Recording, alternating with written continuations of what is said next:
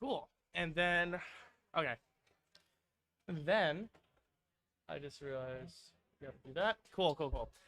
Hey everyone, welcome to the Go for Gold main stream.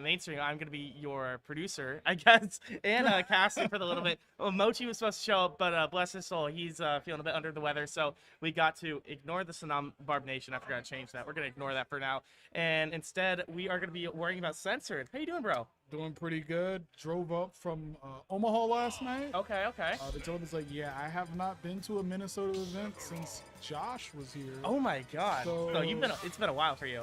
Yeah, I think maybe the last time I was here was probably like Be Mine. Okay, sure. Something like that. So people are like, what the heck is out of it? You're right, exactly. We're like, what are you talking about, bro? But yeah, we're gonna be starting with Squad Strike. This is the winners round 2, I guess. Pool 2. So it's gonna be Agnes versus Spritemare. Now, Spritemare is a very notable player in Minnesota, been wrecking havoc for many a year. And then Agnes, do you know anything about this player? Because I actually don't. I do not, but you know, when I see somebody going Ganondorf, I'm actually very afraid. Because, right. Because it's confidence. It's confidence, right? Definitely confidence, but whoo, not looking very confident right now. 84% on this Ganondorf has yet to lay a hit up. Right, okay. There we go. Now we got a little bit something. Oops, get the grab, down throw. Yeah, but because of the boxing robot, they gave him a little bit of everything. And, I mean, Ganondorf's been getting some nice parries. There's that one down air, but nothing too much. Go for a taunt, why don't you?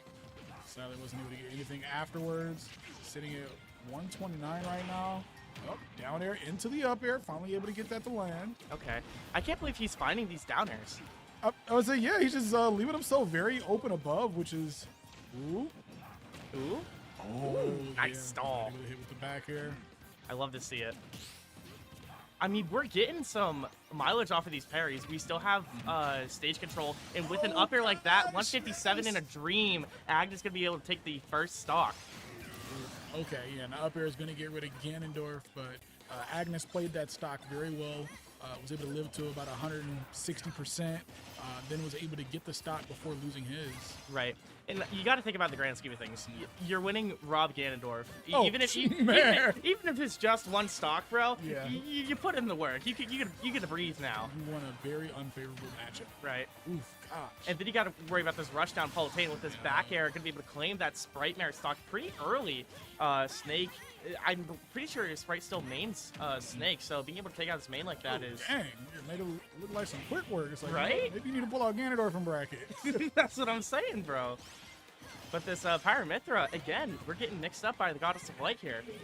Yeah, Palutena, once again, just a forever force in this game, man. Yeah, she never really went away.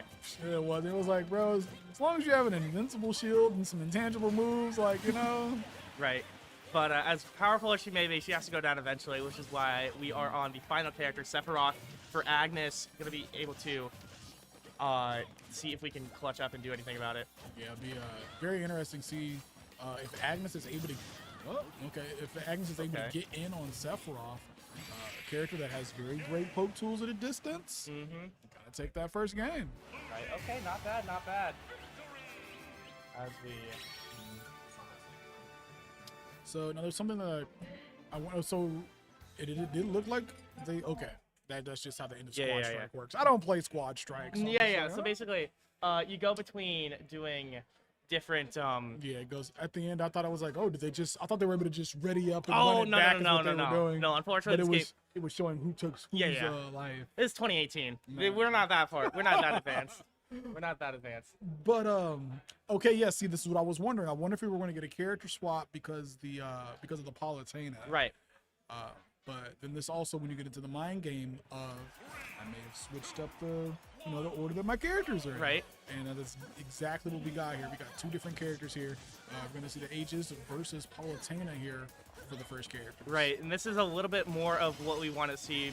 Both fast, scrappy characters that really just want to get in that percent and then take that stage control right away. And you're seeing that weird ass win box. Okay. Yes, that was also a very ballsy move there to go for that up special, knowing that it was gonna put you in free fall, but then also having the mind to make sure to fall on the inside of the stage, because that win box would have killed you on the outside. Right.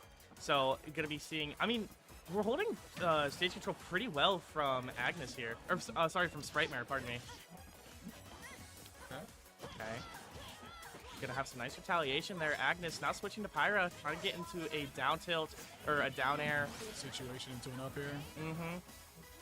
Gotta be trying to find it. Ooh! Okay, we're gonna see the character swap. Not able to make it back to the stage though in time, sadly. But we do have Palutena sitting at 94 damage. The only thing that kinda hot damn. Okay, the footstool into the what is that? Warlock kick? Yeah, the Demon King is out and ready to play. I mean, look at that up there. Yeah, you know, Agnes, I might need to see this Ganon in singles, bro. I might need to inspect you. I need 3 stocks of this, bro. Okay. Maybe we'll get treated on later in singles. Oh no! You hate to see it. Oh, yeah. You hate to see it, bro. Yeah, I was like, you know what, Gandalf, we're not gonna see a repeat of that game number 1 where you were able to kill me. We're gonna get rid of you quickly here. Right. No shenanigans. Sprite's like, okay, wrap it up. Okay. Nair. Grab. Okay. Juggles on Rob. Okay. 9 damage. We're gonna be able to get some nice bullying in here.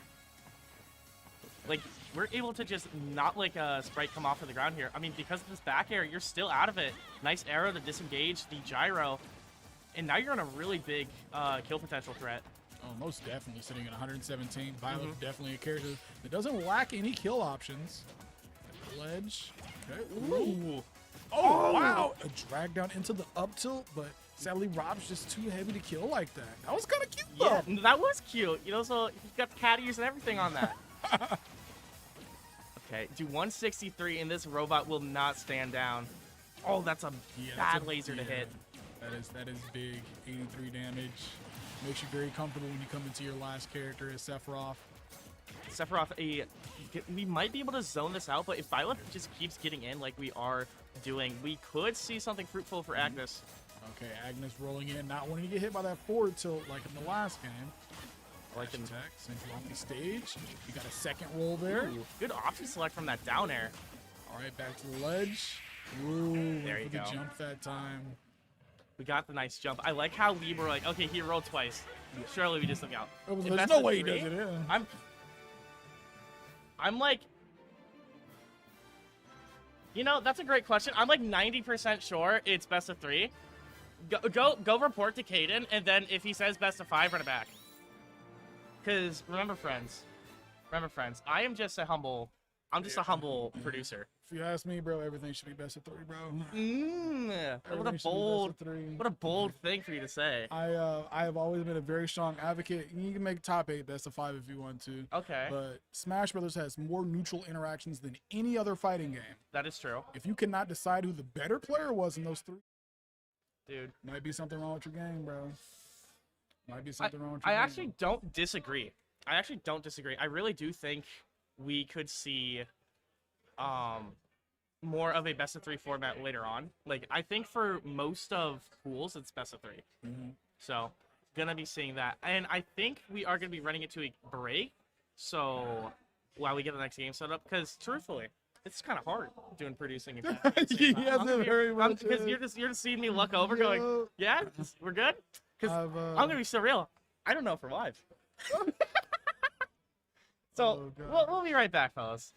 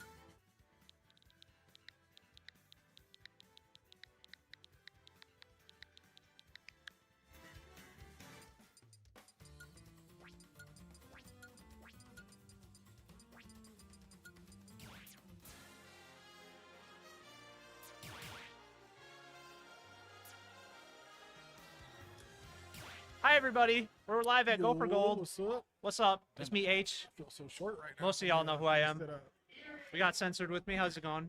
doing pretty well. I'm with a famous guy here. I He guess. knows everybody. I'm a in the famous venue. O-Tour. That's me. Oh, you're the famous O-Tour? I'm the famous O-Tour, yeah. But yeah, we're here. We got squads. We got Candle and Debo. I don't know where Debo's from, but I know Candle. We know Candle. Everyone knows Candle. Yes. Yes. I believe I might have heard. of Yeah, I Candle might have heard. before, Wow, Candle's not going home. No, Lamar. Not for squad. Not for track? squads, I guess, yeah. Okay, so I have seen Candle's Rob before, because I think Candle played Rob against, was it Shuton one time? Because Shuton went Aegis, and Yeah. Aegis Olimar is a terrible matchup, so let's see. What are we trying to see here? What's your analysis here? Okay, so I see a bunch of oh man, yeah, there's a lot of silly. I see a Brokemon trainer. I see. Oh, we got some Rob. Yeah, we just got. You know what? I'm just trying to take stocks, like Yeah. play as little mutual interactions as Oh, possible, yeah. versus characters that sometimes might need to take a little bit. That was good DI by Candle. Okay. Not trying to get laddered here by Nope. Mario. I think I have seen Candle play Pokemon Trainer before, but it was like a round 1, round 2 at a big tournament kind of thing. I know Debo does play Mario. That's a name Don't for know. Debo. Don't know about Falco or Wario, but oh, South Dakota, that's where they're from. Okay. Okay. Oh my goodness, and a crit Oh, right off the yeah. bat. Crit forward smash. Get stuck out of there, which is kind of sad because Debo was playing very well. Before. Yeah, Debo was playing that pretty good. Oh, nice, good dash attack. Let's see if I can get this ledge Zoom, trap. there here. you He's gonna go. Set up bite. Oh, he was just a little off there, yeah. Did not care. Candle's really buffed up. Wow, that did a lot of damage. Yeah, how's Debo gonna try to get in here?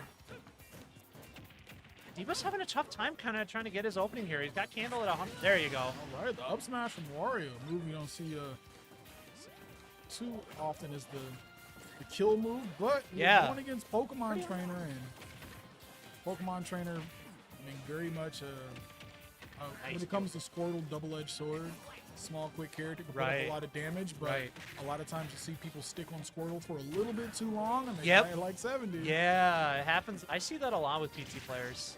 Oh, yeah, okay. I thought we were going to see Vine Whipper up air, but yeah. There you go. Finds the up smash.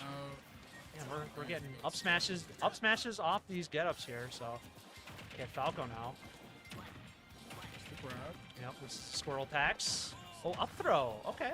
Exactly what you see if you're a Squirtle player. Nice. Little dash dance there. Falco sitting it's. Oh my gosh. goodness, this advantage is not ending. Oh, yeah, he wanted it. Oh, and sadly not able to get a. Okay, never mind. Okay. He does get a punish. Okay, nice. Continues it with the up tilt.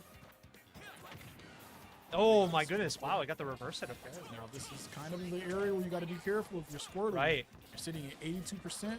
One up tilt could end your life. Right, yeah. Hey, I was good hoping to protect get a roll roll out. Okay, switches to Ivysaur. Ivysaur. Oh, yeah, I wanted the Gonna have trips some in better there. zoning here. Okay, this is exactly what you want. Ivysaur in Ooh. the air. Horrible airspeed. Oh, caught the drop shield.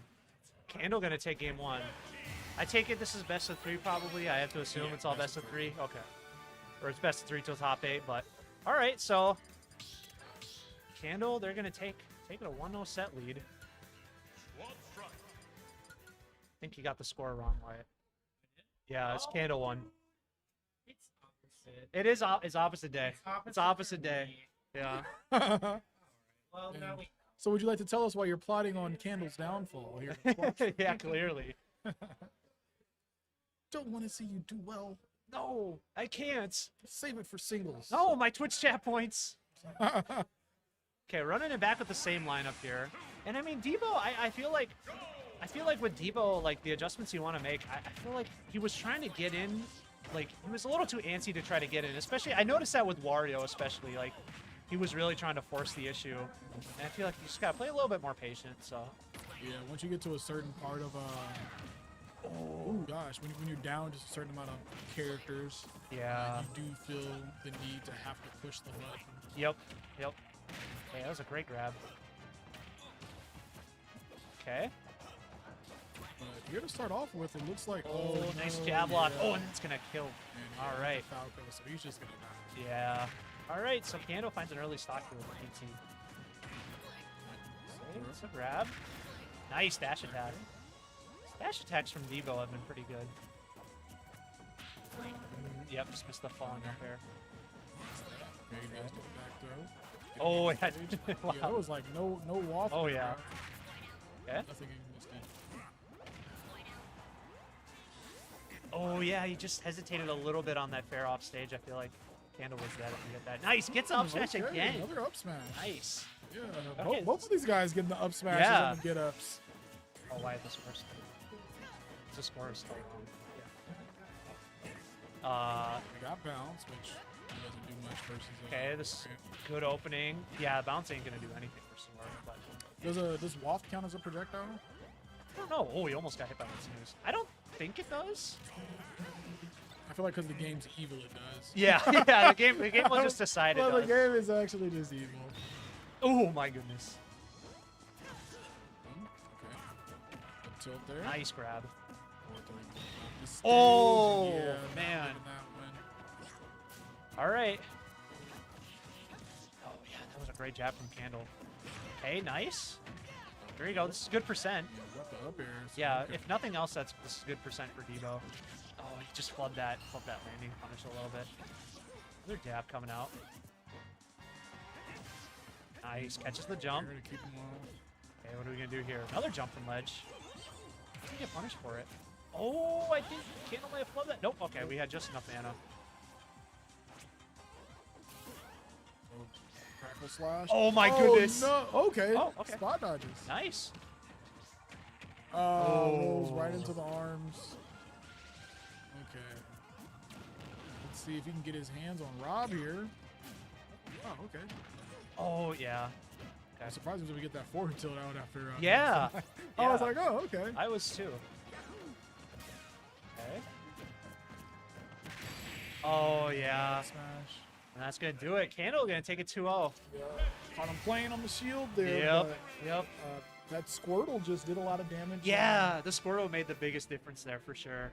Squirtle really allowed Candle to run away with that. So Candle gonna advance here. But you know, Debo did his thing. Didn't get Yeah. completely pushed over. No, he It's put nice up to a see. fight. Put up a fight for sure. Oh, we're going to a break? Okay. All right. I guess we're going to go to a break now. So we'll be back with more Squad Strike here at Go for Gold. Stay tuned.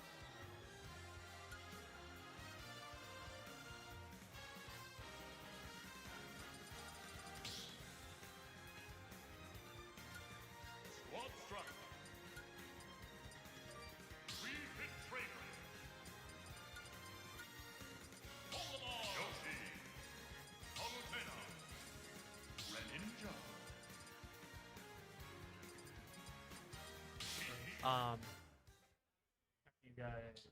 Hello, we're back. We're back with some more squad strike here. We got Ulong hailing in from Virginia up against local Yoshi player Stitch. So Stitch. Okay, Yoshi. I knew Stitch had a Palu. I didn't know what his third character was going to be. Oh, Maryland. Okay, sure. All right. So this is 3-14. So this is top 16 qualifier. Oh, dude, yeah, like the characters we're getting are very interesting here. Yeah. So we got Ulong on the Wii Fit, Sheik, and Olimar, and then we got Stitch on, of course, the Yoshi, the Palu, which is a solid secondary for Stitch, and then the Greninja, which I have not seen. So, Okay. all right, getting started here with some Sheik combos. Oh, that was a great nair. I think the Sheik Yoshi matchup is actually gonna be the most interesting to me. Yeah, I wonder I agree. if does Sheik have the kill power to kill this heavy I know, dinosaur? yeah, especially on PS2 as well. Yeah, like that's gonna be I'm curious to see how Oolong's gonna navigate this. Yep, nice. Because like in a thing like Squad Strike, clock's not normally a thing that Right. you know you take into play. You know, sometimes you get, you know, like the lame Sheik that's just gonna toss needles at you, but it's like, you know what? In Squad Strike, probably not gonna happen. Yeah. Yep, Stitch likes that down B a lot, so Oolong was ready for it though.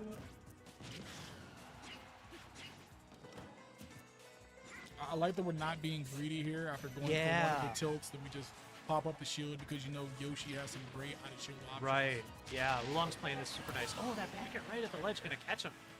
All right, this is the character you gotta watch out for with Ulong. And there it is. Nice. All right, that's what killed the dinosaurs, bro. Oh yeah. Yeah. Yoga. I was like, yeah, bro. They just weren't ready. They didn't stretch beforehand.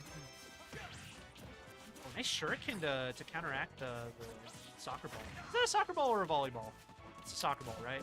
Man, it's got to be soccer ball because it's got like the little patch. Yeah, The little octagons on I've it. heard people say it's a volleyball before, so I don't know. You know, But it's like a ball is a ball, as your That's parents true. would have said when you were growing up. all right, so just playing a little bit neutral here. Stitch pretty comfortable to just kind of throw these water shurikens here at Ulong. Okay, down tilt, nothing worse after. And the Greninja was the character that you were like the least familiar with him playing. Yeah, I have not seen his Greninja, so all Okay. It's a grab, tosses off stage. right. Oh, nice. Mm. Yeah, Oh, dude, okay. this Greninja's holding up pretty Yeah. well. Gotta say. Yeah, low. All right, getting away from the ball there. Ooh, Oh, nice God. parry. Wow, yeah. Jesus. Sometimes when you see like the parry, like you're surprised on like what move like the person's able to get after. Right. Like, I didn't think you would get anything there. Yeah, exactly. Okay, nice. Nice back tilt. All right, Palu, I have seen this before. This Palu's pretty solid, so. Okay. And it'd probably be a bit easier. Oh, to I deal with love the that ball crouch as into well. the up tilt. That was so smart. Just like what nair, bro? Yeah. Oh my goodness, yeah. crouch under the Yeah, back air. crouches the back air. That is Oh. crazy. So, and Stitch already adjusted to it, as you saw. He tried to down air. Nice, okay. Gets the down tilt fair. Okay, next guy's a ledge. Nice Throws roll. a down smash. Gonna roll to get back on the stage. Wow, that's. Yeah, the that's ball's like doing a lot of 14%. damage. Oh, tried to nair out of shield Yep. there. Oh, and that. Yeah. Oh my god. This crouch is So insane. I like the idea there. You see the crouch. You think maybe if I run up, he'll get out of crouch and stand Right, back up yeah. and then get the grab. Exactly. But, Oolong's showing a lot of restraint here. Oh. it's like, I refuse to stand up. All right, so down to the Olimar now. Olimar, bro. Okay. So Palu's got a lot of options to deal with the Pikmin, it seems. So Like, nared. there, back air, probably fair down air too. Oh, up air as well. Okay, so Yeah, really super dependent on like where the Pikmin actually latch onto the body. true. But I yes. feel like the nair is just so big. that yeah, the narrow. Hopefully, you know, just wherever it is. Yeah. Okay, gets a couple fairs. Yeah, I tried to go for the tomahawk there, just a little mistiming. Yeah, Ulong seems pretty comfortable here to just kind of throw Pikmin at you, just let the opening come to him. So So you don't want to do anything. And up throw's gonna do Oh it. yeah, pivot grab up throw. Was that blue up throw then? Looked Yeah, like it? the way that he blasted off had to. Yeah, gotta be. So Ulong gonna take game 1 here. Because I think the only other one that would kill anytime would ever be purple. Yeah, But purple. Wasn't enough damage for. Yeah, for yeah. that That, like you said, that up throw just he went. Man. No chance of DI that. But Ulong taking the first game. Stitch not doing too bad there. No, Stitch is definitely holding his own. So As we've seen here in these past few games, the matches being close. These are the things Right. that you like to see. Because a lot of Yeah. times, you know, you get to these really cool matches. You know, you see people get stomped in. And yeah, it's just like, ooh. All right, getting into game 2. Staying on PS2. Yes, we are. Okay, so the Ulong are getting swapped out for the Luigi here from Ulong. So, and we're starting with the Luigi actually. Oh my goodness. Oh, that was a little scary. And a character we got switched out here. Oh my goodness, that Oh, fair was dang. huge. I think that Yoshi fair was gonna spike, so that Luigi fair was great. But well, what makes you think the swap off of Olimar onto Luigi? Do you think it's just like, oh, I kind of feel like playing Luigi now? I don't know. I feel like there was a point where Ulong was like up like 100%, and then Stitch was able to bring it back to like 60 or so before he found the kill. So maybe it's just, you know, I don't want to have to deal with. Someone who's got a little bit easier of use for kills. Yeah, exactly. So try to get the roll in there. Hey, nice parry. Man, Ulong's parries have been phenomenal. One, two, Oh, yeah. Oh, yeah. Yep. What are you doing, sir? I will say Stitch has a lot of Luigi practice with Sriracha. Okay. So, and I know we've had a couple Luigis in state. I don't know if they're here, but and Angelo as well. Angelo from Chicago. Yeah, Stitch probably knows that matchup pretty well. So we got Sheik coming out from Ulong now. Yeah, okay, that was a great jump away from Ulong there. Was able to stop any Yoshi's Shenanigans. Yeah. Okay. Ooh, and there, it's a little too short for that bouncing fish. Yeah. We're gonna get the toss off stage just for the positioning there. Oh, The soft spot on the oh my nair. goodness. Oh, he did try to footstool him there? That was crazy. Eggs coming through.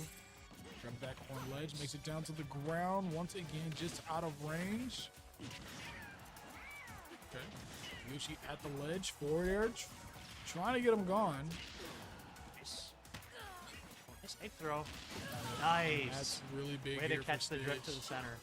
Stitch able to get these first 2 stocks before dying. Is actually going to live the dash attack. Uh-oh. Oh, okay. Up tilt. This is good percent here. Oh yeah. Nice very much grab. needed. No matter what, Yoshi has done his job. Yeah, yeah. Yoshi, you could die happily. Yeah, bro. yeah. Yoshi definitely Purple heart.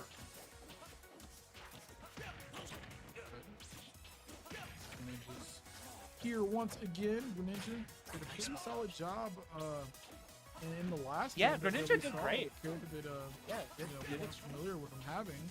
But I also like the Greninja in this matchup because I feel like Greninja's a character that does a pretty good job playing at the ledge, keeping Right. push off stage and picking at him. Right. And that's actually what Wii Fit Trainer wants to do. Oh, nice back here. Ends up parry. Oh, falls out of the up smash. Yeah, he was a little too far to the right. Up it back onto the stage. He gets out of there. I was like, There you go. like, That'll no, do it. No parry punish for you, sir. Stitch kind of dominating that first game. The Yoshi really ran away with it, like you said. Yoshi really ran away with it, and I think the character that you just might have to get rid of. I think it's just got to be the Sheik. The Sheik's just Yeah. not able to kill Yoshi. The kill power on, yeah. You just gotta, or just hope that he doesn't get matched up versus the Yoshi. Right, yeah, that's the other thing too. Because I feel like the Sheik did okay against the other characters, but yeah, the Yoshi. I saw Bayonetta, so yep. Oh, and Game & Watch too. Okay. Yeah, I really like We these got a bunch of character new. Okay. picks. Bayo and Game & Watch. All right. 3, 2, 1, go! Okay. So we got the mains here. Yep. Right. Yep. Okay. We fit the Yoshi going out of here. If it takes his first stock, it's gonna have even more of it Right. this year. Yeah, the first stock is super important in this game. Ooh, Ulong. wow, the up air should have beat that nair.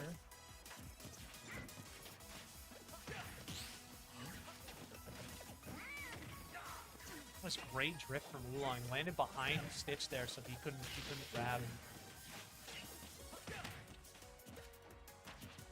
Eggs coming out. Soccer balls coming out. Oh my goodness. That you were just speaking of.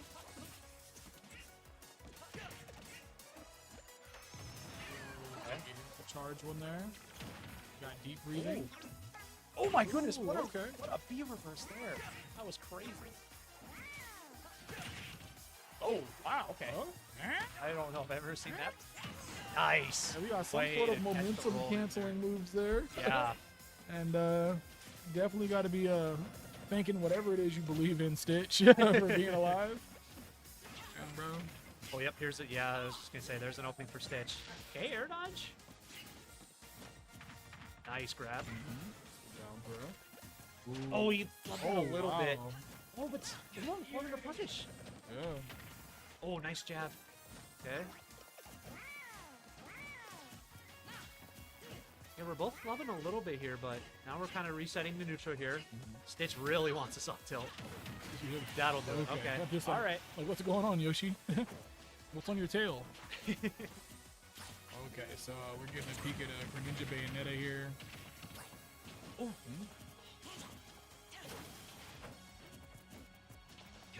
Both these characters are looking for their dash attacks, so. Or wait, no, I'm thinking of down B, is it, that Bayo has? That's like her combo starter? Oh, yeah. Yeah. It looks like a dash. Side B, yeah. It looks like a dash attack. I was about to say, you mean any of Bayo's moves? Yeah, true. I was like, Low-key. well, yeah, any move with a B is probably going to start something here, bro.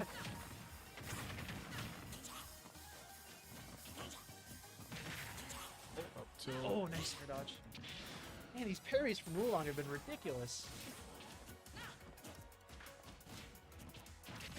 Oh my goodness, yeah. Order. Ulong flubs the dash attack there, and Stitch punishes with the fair. So Ulong, winner's side stock here for Ulong.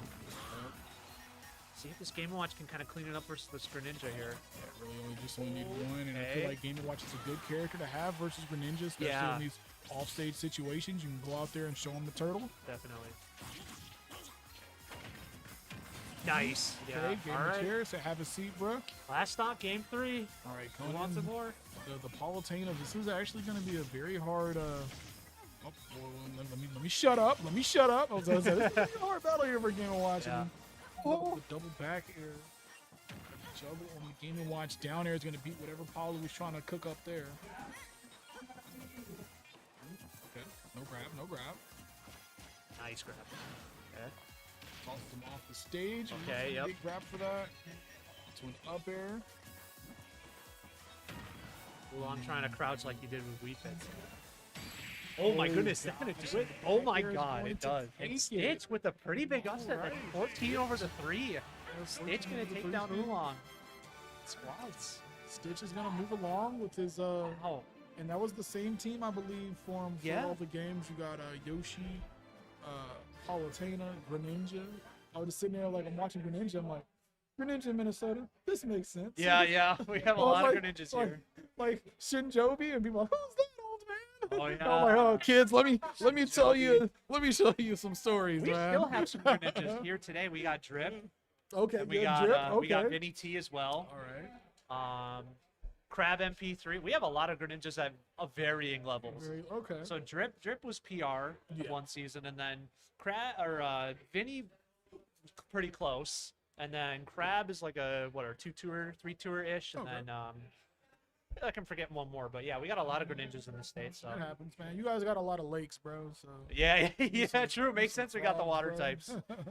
So let's see, who is this? This is. I don't recognize these people. Yeah, I don't recognize either of these players. So. Stranger danger. Yeah, You stranger call the danger. police, bro. I got it. I left my sword in the car, so I can't protect this. Okay, so yeah, that was man, Stitch kind of took care of Ulong there. That was Man, I can't believe y'all got pizza. Oh my god.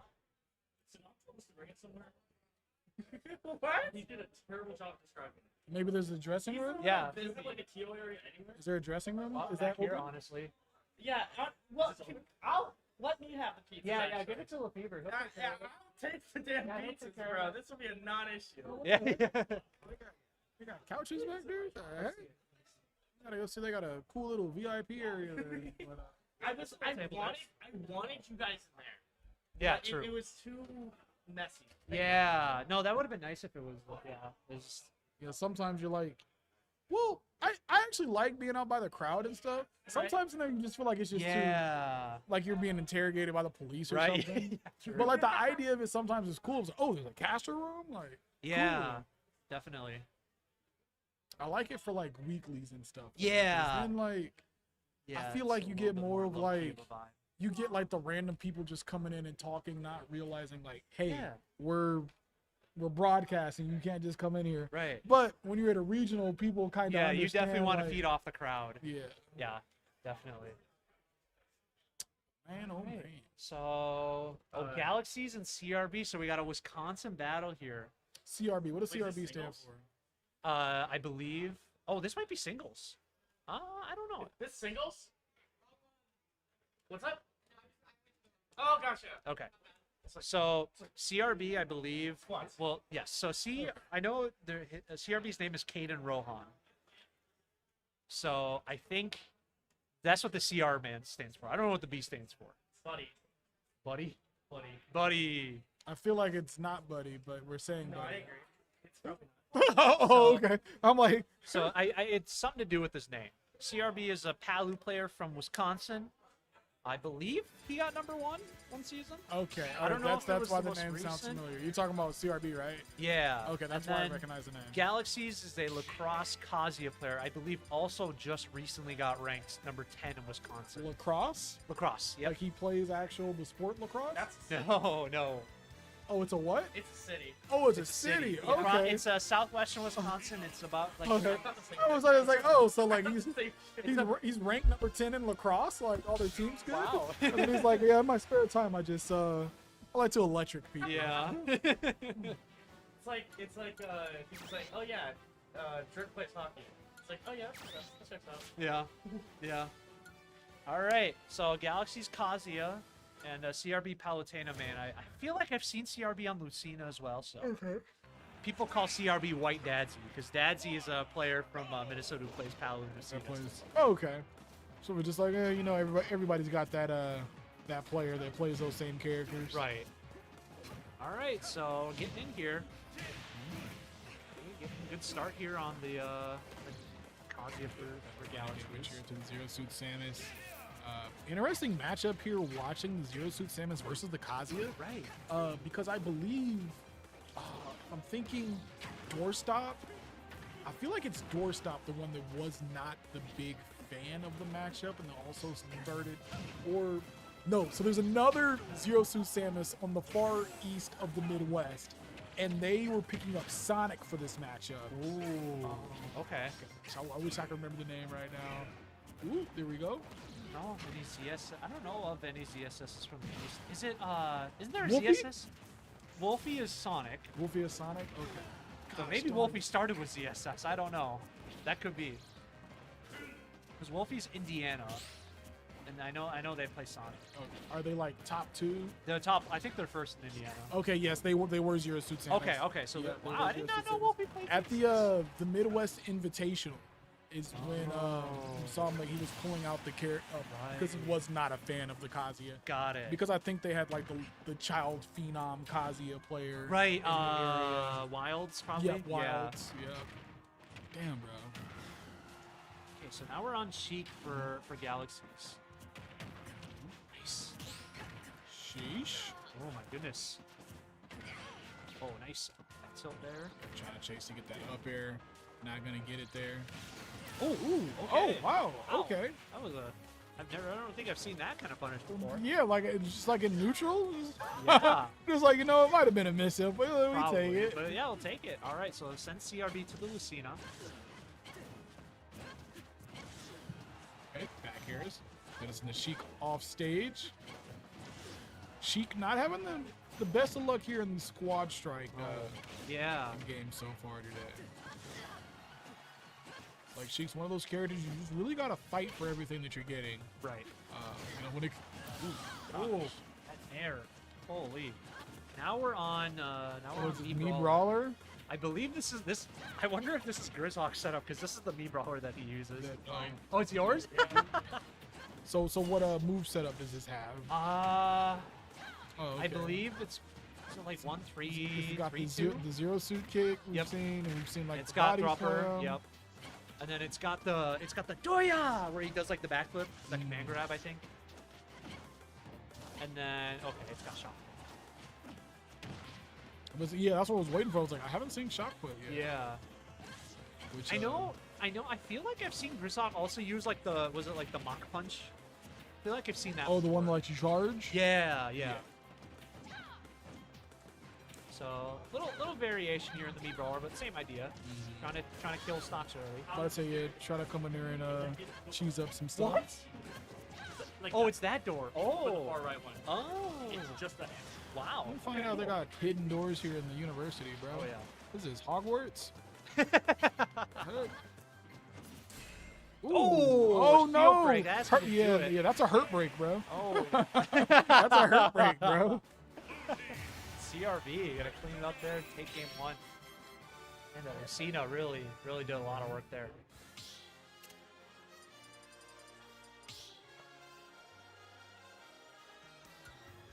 I have no idea what to expect there. They found where the pizza actually goes. That hidden door right there on the right.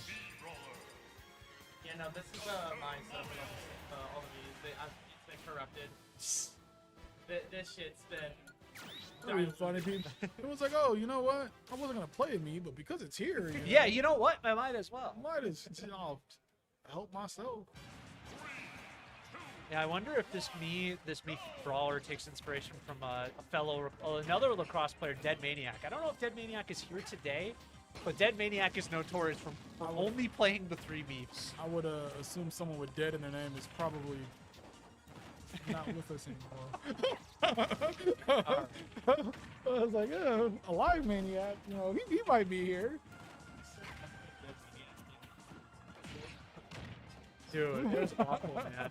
He did. I remember I was Dead. like 16 and he I- hit me with the gunner on Wi-Fi. I'm like, all right. I remember I played Dead Maniac one time at an advantage state, and he hit me with heli kick, and it just killed me at 60 because I was on cloud. And he just knifed my jump, and I was like, okay, man. But anyways, it's looking a lot better for Galaxies here in this game too. I noticed the Galaxies swapped out the Sheik for the Doc, so. It was like, you know what? We got to stop tiddling around and get some life going, Right. bro. Oh yeah, wow, had the yeah. right idea. I think Must have been. just mistimed it a little. And CRB is going to take advantage of that. Nice. So Dr. Mario here. It's very interesting to see what he chooses to get rid of the stock here. Character has a lot of kill power. Oh yeah. Oh, there's a tornado. It's going to get tossed off stage. Exactly what you want to do to Dr. Mario. Nice. All right.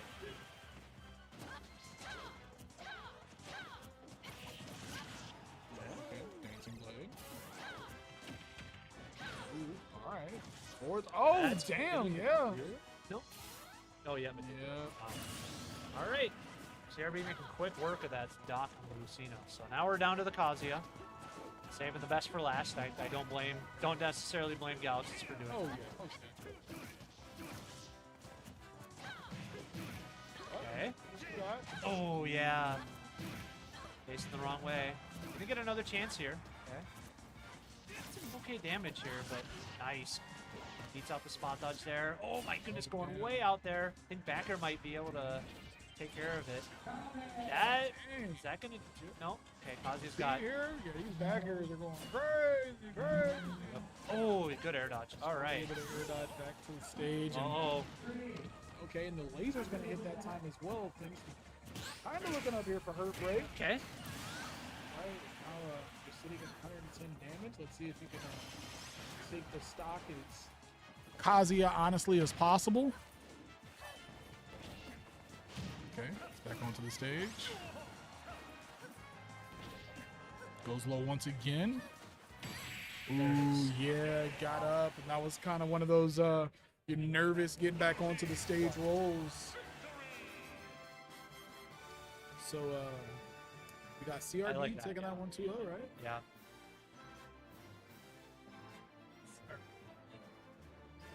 You like that? We like the player cam. Well, like, oh, yeah, I like the player cam there. Oh, yeah, It's nice. Yeah.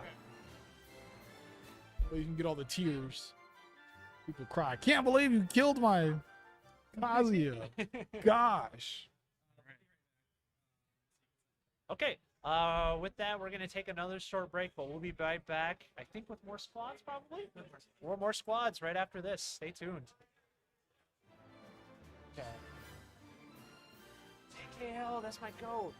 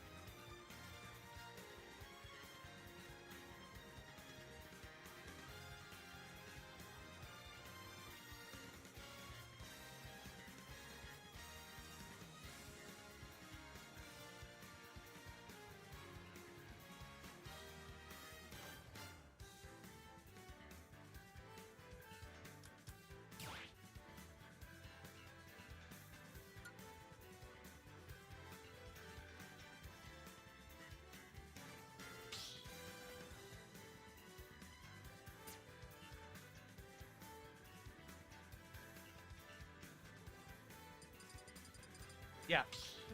Like when we do our event Power Play, we hired one of our friends' friends who was a childhood friend. Yeah. So it's like I feel like you have to know them for a Yeah. long time. Well, I mean, I guess in your case you know them, but like Yeah, yeah, and just like all my it's the so only hard, yeah. so the person that's the best at getting my graphics done is the person that does the graphic design for a living. Right, yeah. And I tried to pay him. I'm like, man, let me. No, you don't have to pay me. I was like, Yeah. no, because if I pay you, hopefully you'll do it fast. Exactly, yeah, exactly. Not Like, the money motivates hopefully you. you'll do it faster. All right, so we're getting into another top 16 set for squads. We got Comet hailing in from Wisconsin and Lazy Zack coming out from Minnesota. Lazy Zack, famous Sonic Racing Crossworlds player. I believe is top 20 in the world. Yeah. Sonic Lazy- what? Sonic Racing Crossworlds, the new Sonic Racing game that came out last year. It's really fun. It's low-key better than Mario Kart World. But no, Lazy Zack is like top 20 in the world in Sonic Racing Crossworlds. So yeah, so we got the Kirby, the Mario, and the Sonic here coming out from Lazy. Oh my God! I did not know that was a thing. Holy shit! Holy shit, Lazy Zack. All right, Lazy Zack came to play. There was absolutely nothing lazy about that. Oh, no. Dude, that my man's was active. Oh yeah. So Lazy Zack Sonic main, and then Comet obviously Fox main. So the Fox was made light work of that Fox on the Kirby. Not knows Lazy Zack had a Kirby like this. Hold on. Damn, bro. I'm like, once again, I like feel old. I'm like watching a Kirby fight against Spaceys, and it makes me think about Slow Joe. How much he hates Kirby. And like, but you watch a first stock like that, and you completely understand Yeah. why, as a Spacey, you would hate Kirby. Yeah. Staring, bro. Yeah. Look at him. Come back to the stage, bro. Get back here. Forward throw. So I have to imagine, I have not seen Comet play any other character except Fox. So I don't know how good this Wolf and this hero is, but we'll have to see. This Sonic is giving many people nightmares in Minnesota. If you were around for when we both had Lazy Zack and All Day as active Sonic players, All Day. people hated fighting against them. I will say, Lazy Zack was not quite as campy as All Day was, or at least I guess anymore. But yeah, I remember it was like, oh boy, these people hated fighting. But Lazy Zack putting on the aggression here. So Luckily, we only had one Sonic in Nebraska. who was that? Tony Z-Tank. Oh yeah. But Okay, yeah, but it was like God damn it, Tony. yeah, literally. And now Tony does other things that make more money Yeah. than Smash, and he'll just randomly pop up the tournament. It's like, oh, this is going on. There's people. I can say hi to friends. I'll Yeah. show up. I'll pop out. I'll pop up and ruin you guys' day. Yeah, I'll pop out and time you guys out. Dude, I remember there was one story where I remember what was it? Somebody I know was at a tournament and he played against All Day and he won, but he spiked his controller after he won because he was so mad that I he shouldn't have had to deal with all this. literally. And I've seen there was another player that I know that lost to All Day and he tossed his controller. You could see it on the stream too. He chucked his controller and slammed it against dude. Sonic giving people nightmares, but man, this hero kind of put in work here for Comet. So we're not gonna chuck controllers. We're just gonna chuck Sonic off. The Right, side, you know? right. Get him going. Don't know what this Mario's. Oh, yep. Okay. Say yeah, but he only really needs to get one good hit in. Yeah. But I mean, we're also looking at a hero, so you could also just get one good hit in, and Percent. he's probably confused that he's not just like menu spamming. Yeah. It's Yeah. like, this hero is playing me honestly. It's not gonna do it. Next one could. Oh my goodness. Oh. Didn't get it. Yeah. No, All right. RNG was not in his favor today, bro. He's not gonna take game one. Okay, so I think coming into this game number 2, the big question is going to be, does he have a character that's going to be able to take care of Kirby? Yep. Exactly. Yeah. I'm gonna How are tell we you, gonna deal with this Kirby? I do not like this spot. I'm just like, damn, bro, like, let me combo you, please? Oh, we're just gonna run it back. You know, I mean, I don't necessarily blame Comet for kind of sticking it out. Just, you know, you didn't know, but now you know. You know, you can make the adjustments between games. I have to imagine we're not going to see a repeat of that. Yeah, and we got the character swapped around here. It's like Kirby's gonna be tail end character. Yeah. I think honestly for Comet, this is probably the best character that he could have. Yes. To go Definitely. to go against his Fox. Definitely. Yeah, Comet already showing that he's much more comfortable in this Fox Mario matchup than against, like you said, Kirby or Sonic. Oh, here. So, that hit kind of high. Okay. Good percent. Oh, yep. Yeah, probably wasn't expecting Zack to land on the stage there, but finds the up smash anyways. All right, Battle of the Mains here. I don't think we saw this in Game 1, so... Yeah, we did not see this in Game 1, so... See how this goes. But racking up the percent here.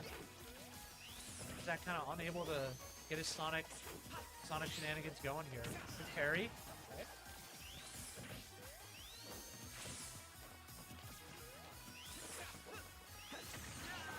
You sit there and you watch Sonic go back and forth. Yeah. Got the lasers coming out. Yep. Any of that little tiny damage you can get is going to matter so much Right. with this character. Gotta take what he's going to give you. Forward smash at the ledge, not going to hit.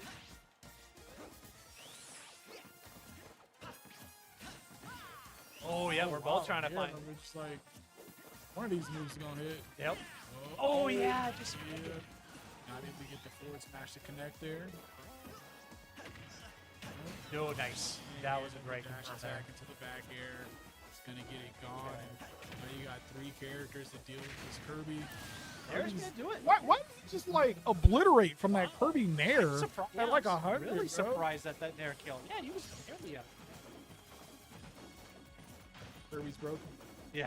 Yeah. Nerf Kirby. Yep. All right, see how this Kirby does against Wolf here. Yeah, I think previously I think it was a pretty good matchup going back and forth with the Yeah. 2 characters. Wolf looking pretty okay for Comet right now. So, nice. How many jumps does Zack have? None. Damn. That's gonna do it. Oh, that's crazy. And Comet kind of reverses course here from Game 1.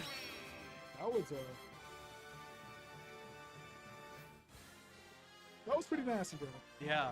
Yeah, the Fox. I think you were right with the Fox starting with the Mario kind of Yeah. allowed Comet to kind of settle in a little bit. And then I think if you're Comet, you're probably thinking about that right now. So, Right. You know what? The Mario might not be first this time, so maybe putting the... Yeah, don't put the Fox in first. I'm thinking he might put the Wolf in first. That's kind of what I'm thinking. Yep. All right. Yeah, because Wolf seemed to be doing the best against the Kirby. And Here, he's so. sitting there and he was just like, you know what? I want this annoying Kirby to go back out there and try to fight against one of these spaceys to start off. And because, you know, my back kind of feels like it's against the wall. We'll put the Sonic out there last because it's my character. Nice back here. Oops, okay. Nice grab. Let's grab. Seems like one of those situations that, like, you know, once Kirby gets things going, it's kind of hard to slow it down. Right. Yeah. Oh, the lingering dead. Yeah. Very nice hitbox there. Nice to catch him. Dash Wow, attack. the dash attack kill. Man, this Kirby's getting this kill. I would say, yeah, like that Kirby dash attack is. I don't know if we got two, but I think it's just one of those ones that like kind of deceptively kills a little bit earlier than I think it would. Okay. One slice. Okay. Oh gosh, Nice. Don't go to the forward there. Oh, put himself. Oh no, he. complete. Yeah, focus, Yeah. focus. That was easy to get a lot of percent Yeah, there. it's a free combo there. Oh, he's getting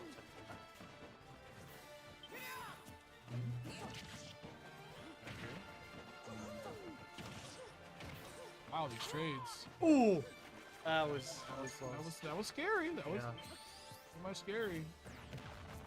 Boom. A lot of damage on that shield. Nice, yeah, way to fall through. I'm like, there's no way. Oh no! Oh, okay, you made it back to the. Oh, damn, spaghetti. All right, right now for Comet, you kind of want to slow down because you don't have very many resources to make it back to the stage or get those buffs that you want. But Lazy Zack really not letting his foot off the gas soon. All right, makes it back down onto the ground. Now let's see if Comet is kind of able to slow this pace down a bit.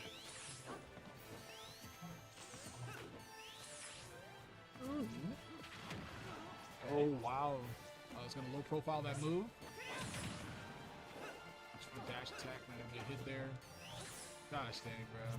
Being able to move after your up special is just so broke. That is It's I know, so crazy. ridiculous. Like, if you're not able to do that, you don't have the best recovery in the game. Yeah. Just toss out the fireball.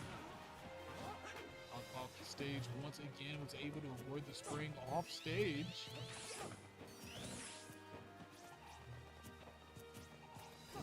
But that was kind of a dangerous roll. Black going across the stage. Dash attacks and off stage once again. Oh my goodness. Yeah, tries to run in and get the grab. Well, that is gonna. Oh my goodness! Got the zoom Wow, he that was needed. close. Yeah, and he didn't get that zoom in the first game, remember? Yeah, yeah, right. Stage throw. Nice attack off the stage. Right forward here, back onto Okay, the stage. catches Gets the another roll. Grab. Comet getting so many Wow. chances here. Yeah, sitting at 206%. No way! Damn, And that's bro. gonna The do it! dash attack. Are you Kills the kidding lazy me? Zack off the side of the stage. Comet's gonna take it. Yeah, definitely not something that you expect to happen there. So it's understandable why you would get hit by that as lazy Yeah, Zack, 'cause, definitely. we're sitting at 85%. You don't think, oh, hero dash attack kills here. But Right. it was at 200%. So the Max range range? is just, yeah. I don't think he had any buffs though either. Yeah. That was just powerful. He was attack. wrong. Okay. All right. So with that, we are going to head to another break. We'll be back with some more squad strike action.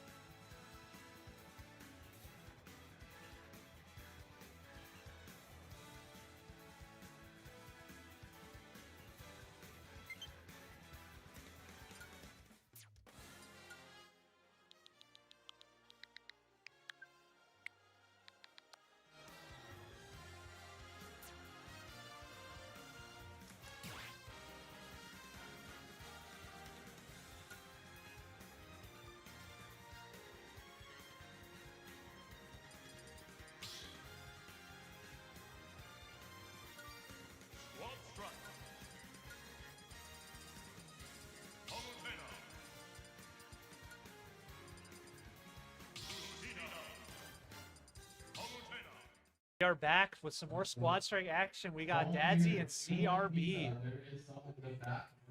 We did get to see CRB a few matches ago. Right. What do you know about Dadsy? Dadsy is our local Palu player, Palu Lucina. He won our first Arcadian back in 2022, Okay. and then got PR like right after that. And I think he got PR in our most recent season. He played a lot of Smash, and then he kind of stopped going to locals, stopped playing. He played a little bit of Rivals, And then he realized that he still had it in Smash. He realized, so Unk still got it, so to speak. That's what he said. That also was like, That's like what how everyone was old saying. is Dadsy? He's not that old, but Okay. I don't know how old he exactly is, but he's definitely not that old at all. But it was more so like Unk in terms of not playing the game anymore. Yeah. But yeah, so now he's back. Been going to a lot of locals, mainly on Palu, but he started with Lucina, picked up the Palu, you know, somewhat early on or midway on into his playing career, and then had a Min for a little bit. Oh, really? Yep, I It know, was like- gross. It was one of those, like, you know what? Like, we hate this, but we need it. Yeah. 'Cause we're going to go out of state. And then Right. we're going to have to fight against some person that's dressed up as a Min. Right. And then we're not going to know what to do. Exactly. But I have not seen Corrin from Dadsy, but I obviously seen the other two. CRB, like you said, we just saw him, so. Ooh, oh my goodness, a great back air. Man, this Corrin kind of put in some work for Yeah. Dadsy.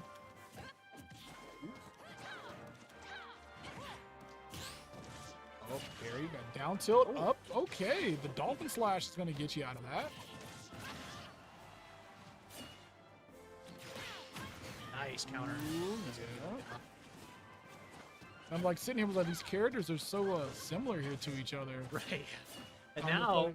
we are the exact Yeah. same. Lucina and Palu. Now we have a mirror match here. I don't know if I've ever seen like an exact mirror match in squads before, where each player picks the same three characters. Because you sit there and you're just like, that would be only in casuals you'd see that. Yeah, yeah. Your secondary suck, man. Looking pretty even so far. Looks like Dadsy's got a very slight % lead, but that was a good little down smash confirmed from CRB. Got a little bit of a charge on it as well. Like that. Getting the chase off stage, but yep, same with a fast fall, yep. It's one of those, a lot of the times, like when you do see that Dolphin Slash, it's just such a quick move. Right. It's hard to, ooh, okay, got the forward smash punish. It's hard to punish that unless you're actually ready for them to go for the Dolphin Slash there. Yeah. Finds a back air right away off that neutral get up, so. Now we're in the Palu Ditto. Oh gosh. Oh, the air's clanking with each other, it seems. Okay, so CRB is the Dark Palu. CRB's the green one. The green one? Yeah. I'm like looking at the hair, The the dark- little piece on top. Dadsy's green. Dadsy's not green. No, Dadsy's ZZZ. Oh, yeah. Yeah. Oh, okay, the things are swapped around. on the top. Yeah. Oh, okay, Yeah. okay. Yeah. There we go. Thank you. I will It's never all good. question you again, bro. Well, I just knew. I was like, I've never You know seen the Dadsy tag? play the green one, Okay. and I know it's Dadsy. That's okay. I remember Caden's tag from earlier. And it's hard when they're playing two of the three same characters. Exactly. Yeah, I was like, They're how playing, dare they're you both guys? playing the same. Like, we're thing. playing Squad Strike and this game has like 60 freaking characters and you Yeah, literally it was a 50-50. don't go play Russian roulette later, bro. The luck's not on your side. Not go to the today. casino. Right. Right. Yeah, looking pretty even. I mean, air dodge. Oh, yeah. CRB wasn't able to recover there. Found Okay. the blood zone. Dadsy gonna take game one. CRB definitely with the head scratch there. Dadsy's gonna take it. I always just really wonder the story behind the tags. It's like, how did he become Dadsy's name is Dadsy? Dadsy. Oh, that's his real That's name? his real name. Oh, okay. So that's just his name. I was And wondering if he's got kids. I was like, So- it's like so- easy. The kids can play with each other. True. So I guess both of these players, their tags are just their names, Right? No. pretty much. So these players are very, very similar in terms of Smash at I was like, least. yeah, we like fundamentally sound characters. Yeah. With disc jump. Yeah, literally. All right, so Caden gonna start with the CRB starting with the ZSS. Dadsy opting to start with the Lucina this time. So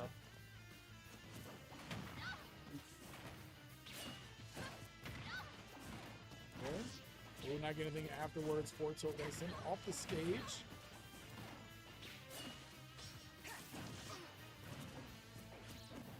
CRB looking really good to start this match. Definitely something that you wanted to see, especially after that flub at the end of game one. yeah, that was definitely Strong. Yeah, that was absolutely, like you said, you're right. There's definitely a flub from CRB to end that game one, so. CRB kind of getting off to a hot start, but Dadsy evening it up now. Ooh, nice grab off the tech roll in. Oh, that's gonna get punished. Oh no! Dadsy had a very similar punish last game, and he's not gonna be able to make it back to lunch. Oh no! And Caden, CRB I keep seeing his Twitter, and I keep thinking that's his tag. CRB gonna take gonna take the first stock here. It's like, oh, it's really just, you know, the government gave it. Well, hey, he's got it on his Twitter, man. I was like, that's crazy. Dadsy gonna give the recovery there with the Nair. So Dadsy evening up the stock. So now we got Palu Lucina. Oh, yeah, CRB gonna air dodge right through that up air. Dadsy double dash attack. Double dash attack, yeah, like the weight, like, oh, I can have another? Yeah, Like- literally. Yeah, that's exactly what I think in that moment when I have two dash. I'm like, oh yeah, I just get another one. Cool. It's like nice. It's like one of those like, oh, when you go to the food line and you get something, I was like, oh, I could get more. Yeah, literally. like I was gonna be polite and wait, you know, see if someone else wanted second. Yeah, exactly. Don't mind if I do. Yeah, why not? All right, again, looking pretty even here. Dadsy with a slight percent lead again. Finds the back air. Some off stage. Oh, goes for the ledge drop. Oh, nice nair. Another good nair off the ledge there. Just gonna attack. Dadsy able to make it back to the ledge there. Both players kind of looking for their open. Oh, Dadsy trying to scout something out with the spot dodge. Ooh, wow. These up airs from CRB. Some happen in Rivals. What a duck Something must have happened in Rivals. Heard some polite Rivals players pop off there. The humans are popping. Oh yeah. Nice back to the ledge, jumps back on. Nice aggression. Ooh. Oh, the spot nice. dodge with the grab and the chase down. Yeah. All right, Dadsy on the core now. This looks pretty good game one. Let's see if it can take care of clean things up here in game two. Oh, wow. Okay. The jumping dancing blade. Okay. Not able to make it back Oh, he tried to pin him there. Oh yeah, facing the wrong way. Oh, turn around grab, not getting it. All right. Up throw gonna kill ya. Orange, get rid of the stock there. Most of the Fire Emblem characters have one. I think around like 180. Yeah.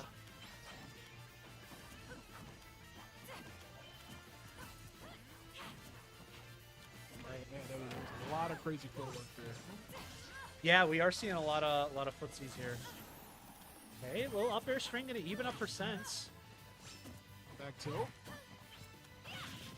Nice dash attack. I love that. Into the back air. Gosh, yes. Whoa. And then caught the bad DI as Yeah. well. Probably trying to That's run gonna away. do it. Yeah. Wow, and Back air Dadsy. kinda ends it. What? Wow, this coring. Yeah. Man. Dadsy was looking clean. You know what's crazy? So we talked about similarities between these guys, and then you also look at like their names. You know, you'd say that both their tags are their names. Yeah. But then there's a B behind CR. But Dadsy also has a B on the end of his Yeah, word. yeah, because Dadsy's that's his last name. These players are so similar. I see why they call him White Dadsy. That's what they call him. They call him White Dadsy. Dadsy. That's what they call him. But man, Dadsy looked great towards that end of that game. Gotta say, That was a lot of clean work there. super clean. Yeah, both those players play very clean, very fun. Like you said, fundamentally sound. Yeah. I don't expect to see that. I don't expect that'll be. Oh, we got Drip on stream. I am going to be honest. I'm very biased. Drip is one of my homies. True, bro. Yeah, Drip Like, is one of yo, my homies. That was the most groupie thing I ever seen. He almost took his bra off and threw it at him. I'm like, I've been waiting at the bus. Like all right, chill. Drip, this is one of my homies. I don't know who this is that he's playing against. I don't recognize them. Let's see. Survey says Deli Boy. Oh, this is a Toon Link. Deli Boy, the Toon Link from like the DMV-ish area. Or like Yeah, the but I MVD. believe he did move. Oh, I believe he maybe did for move. school? I don't know. I thought Deli Boy was from Illinois. I'm not sure. I'm not sure. I definitely remember going to them like, who's this Toon Link? Why are they here? We got a couple Toon Links here. We got Deli Boy. We got Lightning. this Love Tub is not entered in Ultimate, but Love Tub was a Toon Link. He was a Toon Link that we had in Minnesota. If you guys remember Shrumble, for any Minnesota players watching, Shrumble was our resident Toon Link for a while. Also, before I forget, I want to shout out Infernal Flare. I saw you in chat. I'm sorry, I forgot to reply to your message. I saw it when we were on a break, but Infernal Flare, I love you. Was Trajan ever in this area? Trajan was not. Okay. Trajan's Iowa. Because well, he went somewhere for school. Maybe it was Kansas he went for school. Yeah, I think it was. Yep. He was somewhere for a Yep. while. But got to see him at a Sweet Spot a couple weeks ago. Yeah, So that was yeah. nice. All right, so Drip and Deli Boy. So Drip, Greninja, used to play Mario, but then had a Greninja pretty much the whole time he was playing Mario, to my knowledge, but then slowly but surely kind of worked in just solo Greninja pretty much, but does still play Mario here and there. Third character, I have to imagine, I was just going to say Falcon, yep. Deli Boy not pulling out the Toon Link. Winner's Quarters, okay. Thank you. So yeah, not pulling out the Toon Link, unless I'm misremembering, but I feel like Deli Boy played Toon Link, right? Yeah, like yeah, it. from what I remember. So we got Isabel, Inkling, Luigi. But yeah, Drip. Drip has said that this is his squad strike lineup: Mario, Greninja, Falcon. So Seems like tell me somebody plays Greninja, then he said they also play Mario and Falcon. I wouldn't question it. yeah, exactly. Yeah, pretty similar. Deli Boy, this Isabel. Isabel putting his work. Yeah. Oh, nice fireball into the nair, but unable to get anything off it. A little too high of a percent. Oh, I love the cape there. Yeah, that was smart. Oh, yep. Just hit by the fishing rod. Still gonna hit. Okay, good dash stack.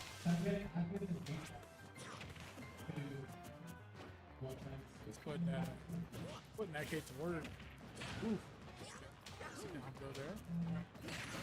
Nice up Afterwards, smash. and then air dodging into the ground. He's gonna So get Drip punished. must have beat. I wonder who Drip beat to get here, because this is seed 5 versus seed 29 in squad. So Drip must have beat somebody good. Hey, Drip was 29 seed? Yep, Drip is 29. Or is that because they didn't have confidence in his other characters? I don't know, man. So I'm curious to see who can beat. Oh, it's PEZ DQ. DQ from squad. So yep, okay. So then Drip had. Yeah.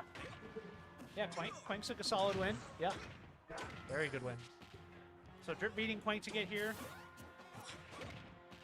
Falcon kind of putting in work right now. I will say this Falcon, if you remember Failbot, Failbot played both Mario and Falcon prior to picking up the Steve. So Drip, I'm certain, takes a lot of his, a lot of quirks on these characters from Failbot. Or are we going to see the 0 to death? Oh no! Loves the up air.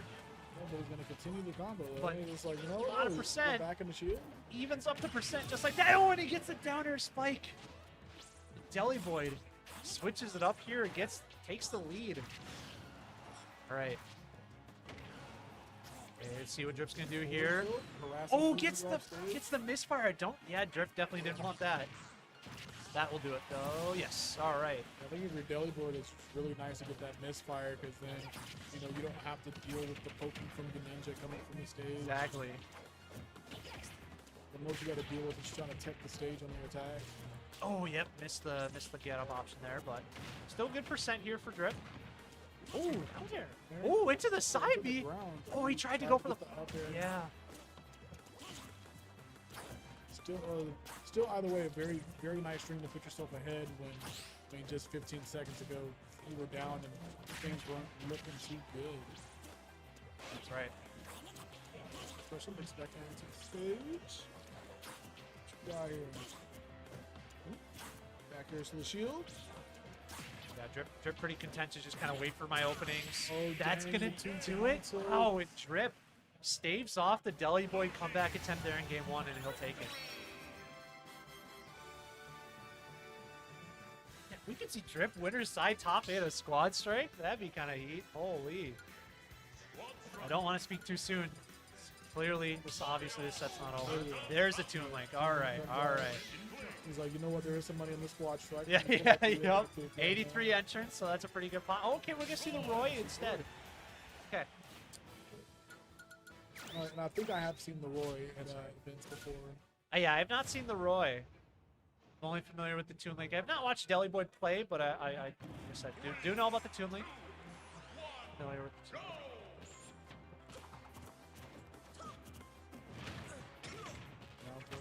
So Drip's gonna be. Oh, that, Damn, okay. okay. I didn't realize that could like pancake or jab lock. I'm gonna say, yeah, that like kind of nasty knockdown. It does. Yeah.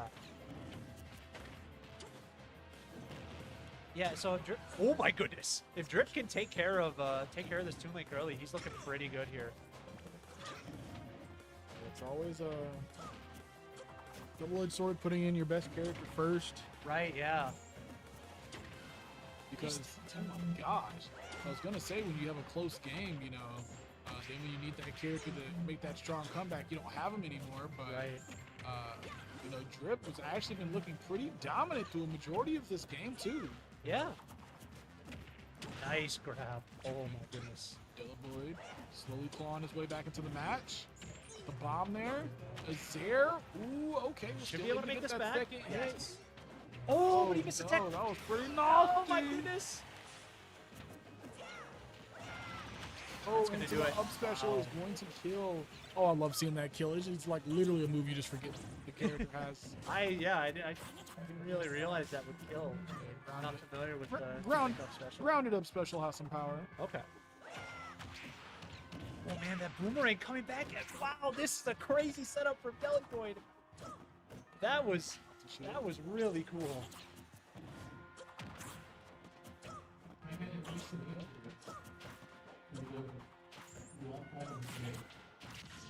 It's gonna do it. Okay, Drip takes care of the Toon Link. So this is gonna be an inflection point for this game for Drip. How can he deal with this non-Toon Link characters that he dealt with so cleanly in game one? Oh, okay. Oh yeah, that fair is gonna beat out that side B. That might be the answer to the side B. Try to do the hydro pump there. Yup. I want to get hit with that roller. Oh, okay, didn't yep. parry. Didn't bury because man, Oh, there's dash attacks at the ledge. I've been putting in work for Drip in the fair. Oh, Called him gosh. out off stage. And the jab back here gonna do it for Deli Boy. Damn. All right, we're each on our last stock here. Bro, how much damage did he? I didn't expect him to die that early. Yeah, me neither. Okay, All right. Well, down we throw got combo one. gonna do a solid 56 here. Nice parry, but ain't gonna get a punish. Finds a down air. Main of Mario's existence, a character with a dish joint. Right. But I mean, it is Roy. Okay, this is doesn't have good. the range. That was great. Good. That was a good choice there from Deli Boy to air dodge to the platform. Okay.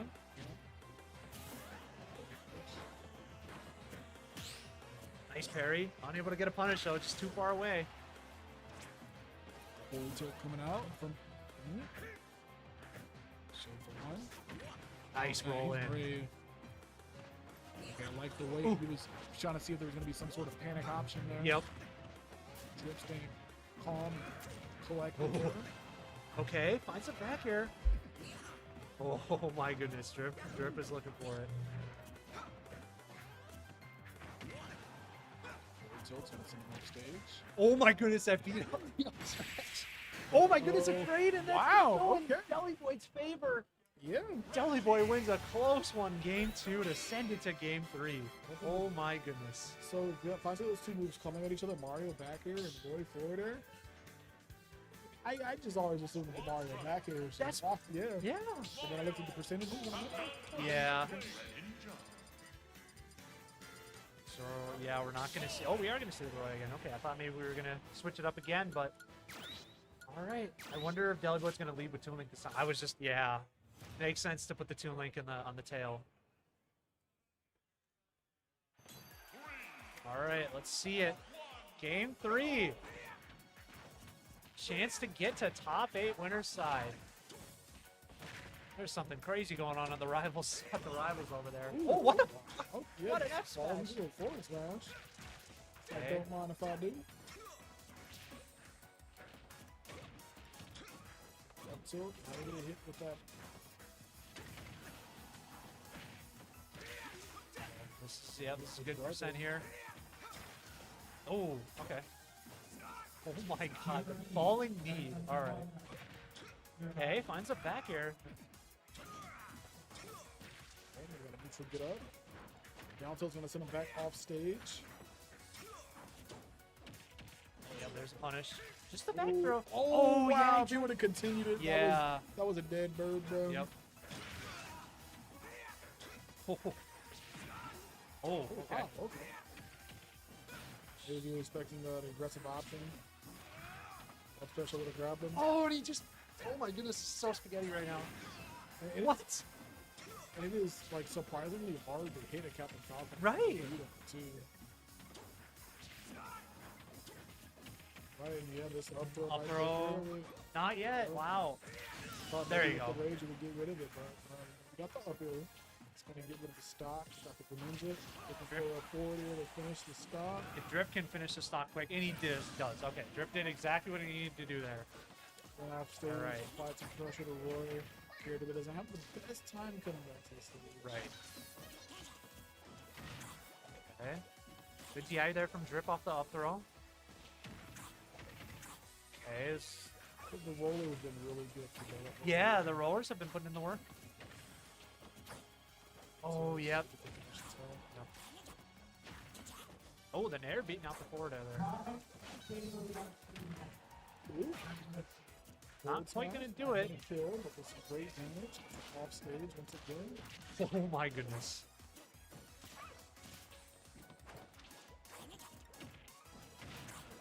Yep. Oh, good air dodge. Needed that. Okay. Oh, yeah. Work, buddy. It's good seeing you, man. It's good See ya. seeing you. Up air, forward air. Ooh, the juggle's looking good. Oh, wow, the forward air is going to send them off stage. Their So Drip we're, needed that. we're sitting at one stock. Last stock. apiece. Who wants it more? Drip knows that reference, I think. Man. You better. All right. Yeah, Mario versus Toon Link. Mario is such a good character to have versus Toon Link. but, Yeah. Really, you're just going to negate a lot of his moves if you want to play at a distance and be a little bit slow. He's not even using the KB. He's just like, I'm just going to just shield these, bro. Oh. That was a lot of damage. Oh my goodness. Get over here. Bottom sleep. Oh, Up tilt into the wow. up air, and that is going Wow. to be the game. Deli Boy taking down Drip, 2-1 game. As we saw there, just one of those characters had to go out of his lineup. I can't remember which character it was, but it's gone. It was, yeah, I don't remember. What character it is, but we put Roy in and came Yeah, in. the Roy did a lot of good work there. Some things done. All right, we're going to take a quick break, but up next we'll have Stitch and Comet up next for squad, so we'll be right back.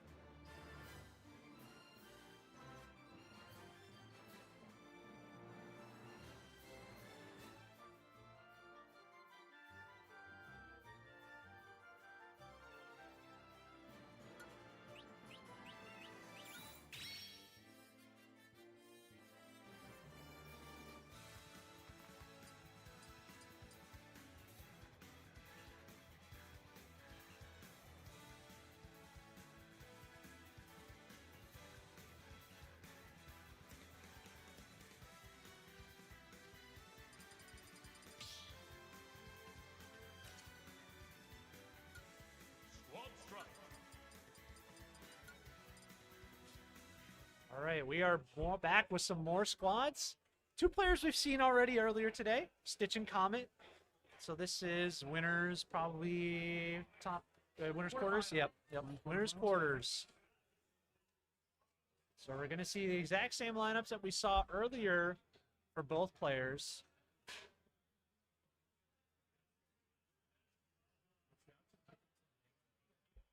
Why? I was about to say, how do you know that? But I'm like, oh, you can see the screen over Oh, there. right. I was like, how you know they're going to switch it up, man?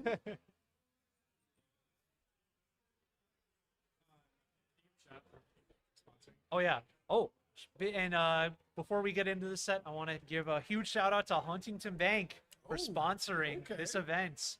Huntington Bank, known partner here of the U of M. Obviously, we have Huntington Bank Stadium where the Gophers play football. Yeah. Can I get one too, please? Thank you. Oh, I did not bring a water bottle. Oops. Please, thank you. But yeah, shout out to Huntington Bank for sponsoring this. So thank you so much. We're gonna get into this set now. Got Comet on the hero. Stitch starting out with the main for Yoshi. Comet looking pretty good. Yeah, comment earlier. We saw some pretty crazy movement and things happening with the hero. Yeah. As we talked about, it was just like, bro, like there were just point in times where it's like, you know what, I'm not even gonna use the menu. I'm just gonna play kind of honest here, bro. Right. But take down Yoshi, man. I think I'm gonna have to bring up that menu, bro. Yeah, we're gonna need to hit the B button a little bit more. Oh, gets the up tilt. Okay. Yeah, catching Stitch, kind of just doing these little short hops. Oh my goodness, the down air into the fair. Stitch can even it up. Fair is going to get rid of him. And now we've got Fox versus, or we Wolf. got Wolf Wolf. versus Greninja Yeah. here. Yeah. Sorry, wrong furry animal. Wrong furry animal from the Star Fox universe. Okay, this Wolf kind of putting in work right now. Back throw. Near. Oh. Tries to get the down smash on the recovery. Not able to get it. Ooh. Ooh.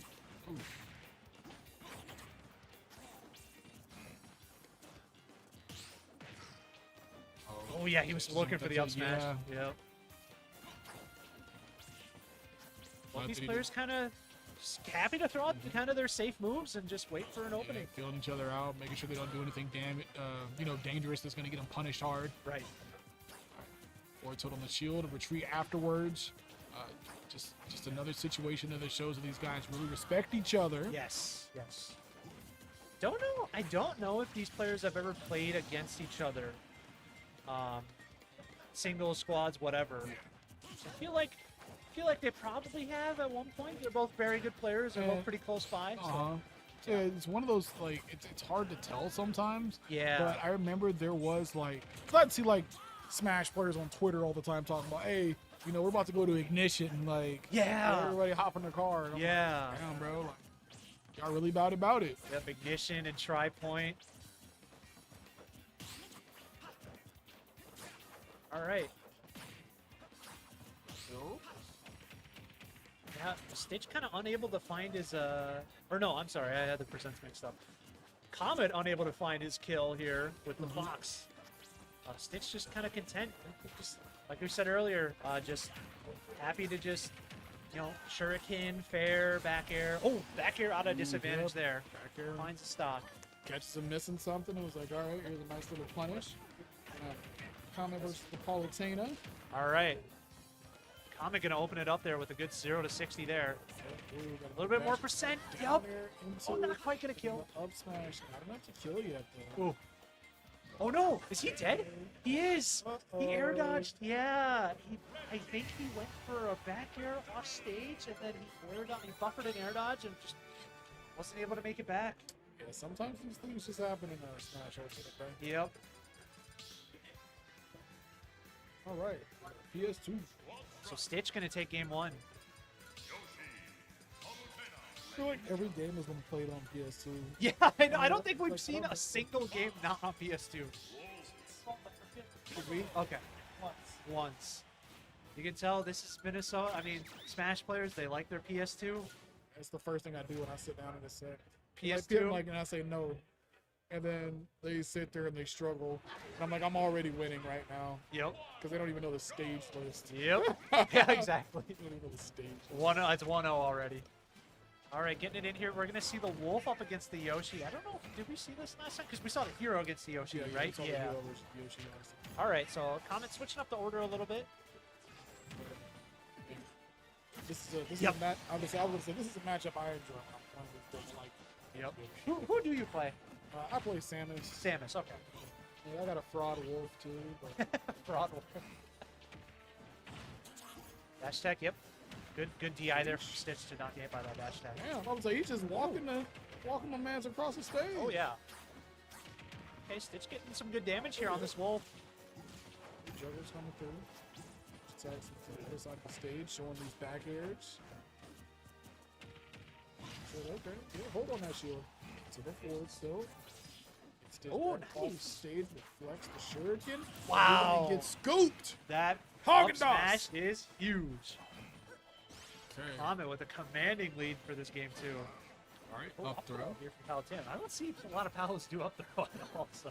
Very interesting option. Yeah. Oh, Oh, nice wow. grab. Huh? That was crazy. You're like, what? The game was Okay, like, good here fair. you go. You deserve a grab today. He gets a weak dash attack, but still dash attack nonetheless. Keeps him off stage for a little bit. Yeah. Nice. Oh, I love that option from Comet. Kept him in the corner there, too. Ooh. That down tilt. Down tilt beating out the Wolf Flash. Yep, this... Oh, okay. Opting to go for the fair instead of the back air. Wolf Flash, one of those moves that does a lot of damage, but, oh, wow. It's for, like, Oh, wow. okay. I don't know what happened there. Ah. All right, Comet gonna take game 2. Both players SD. That was some spaghetti there, bro. What's that? That was some spaghetti there, bro. It was, yeah. You know of any, We've been seeing a little bit of spaghetti in these squads. any man. Italian restaurants nearby? Yeah, nearby I don't know, but we got a lot of Italian restaurants in the St. Paul, Minneapolis area. So clearly we know what these guys had before getting to the bracket. Well, actually no, we got pizza. That's Italian. It's the pizza. It's the Papa John's. It's the Papa John's. That's They're called like, spaghetti. if I kill myself, maybe I could get us. Yeah, exactly. All right. So Stitch opting to go with the Greninja first instead of the Yoshi. And Comet leading with the Wolf again. We saw it was a pretty solid matchup when we saw the Wolf versus the Greninja. Things were pretty even. Comet did end up being the victor in that outcome though, but very understandable for Stitch to not want to have the Yoshi go against the Wolf because he Definitely. That Yoshi was, got put to bed pretty quick. that was a Yoshi only a mother could love. This Greninja looking a lot better though in this game 3.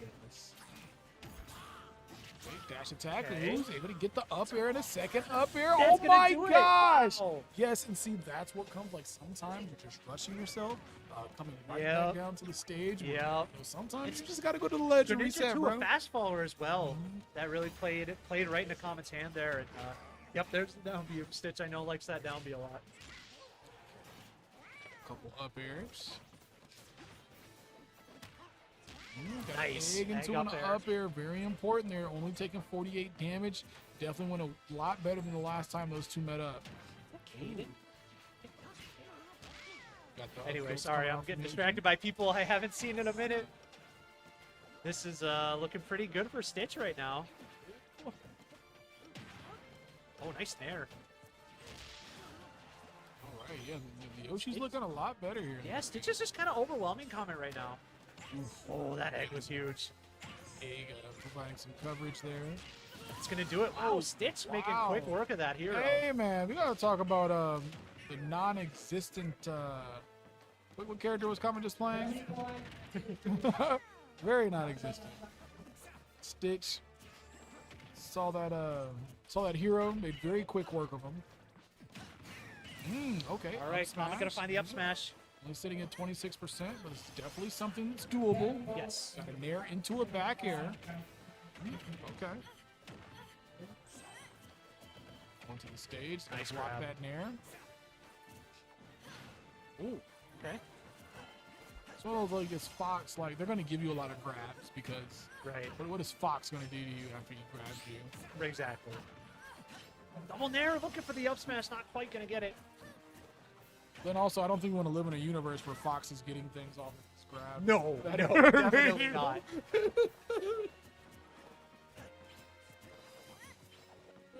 Stitch trying to get away from this Fox. This is scary.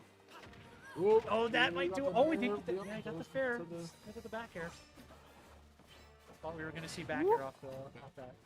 Off the stage. Sheesh.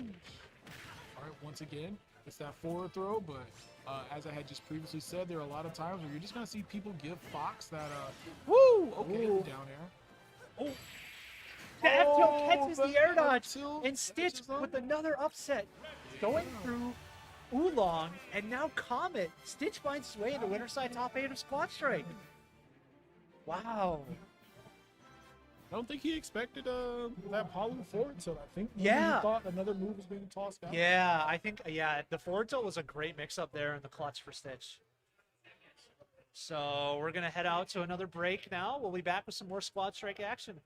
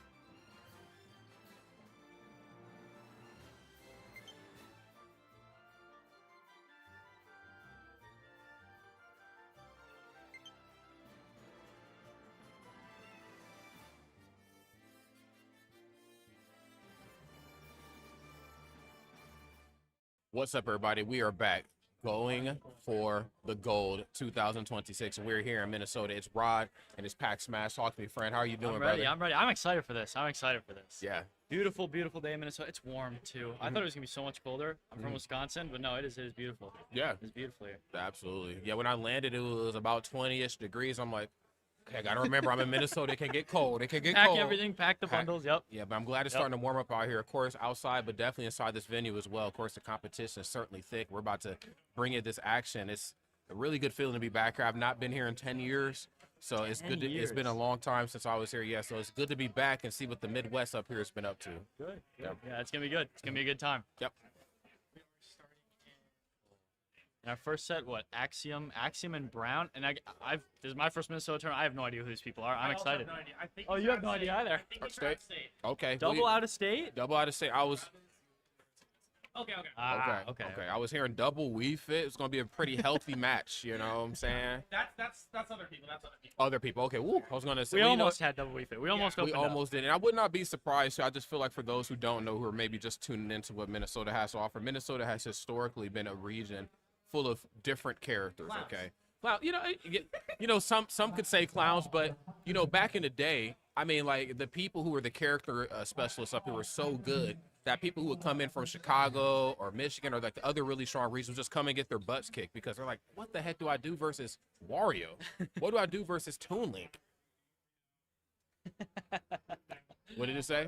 Thank you, Hazy. No, Oh, I just gotcha. You just showed me in the chat. Thank you, Hazy. But yeah, that was back in the day, back when those characters weren't like supposed to be good in Smash 4. Then of course they went through a bit of a renaissance. But Yeah. all that to say, yeah, Minnesota has historically been known for playing unconventional characters and making it look good.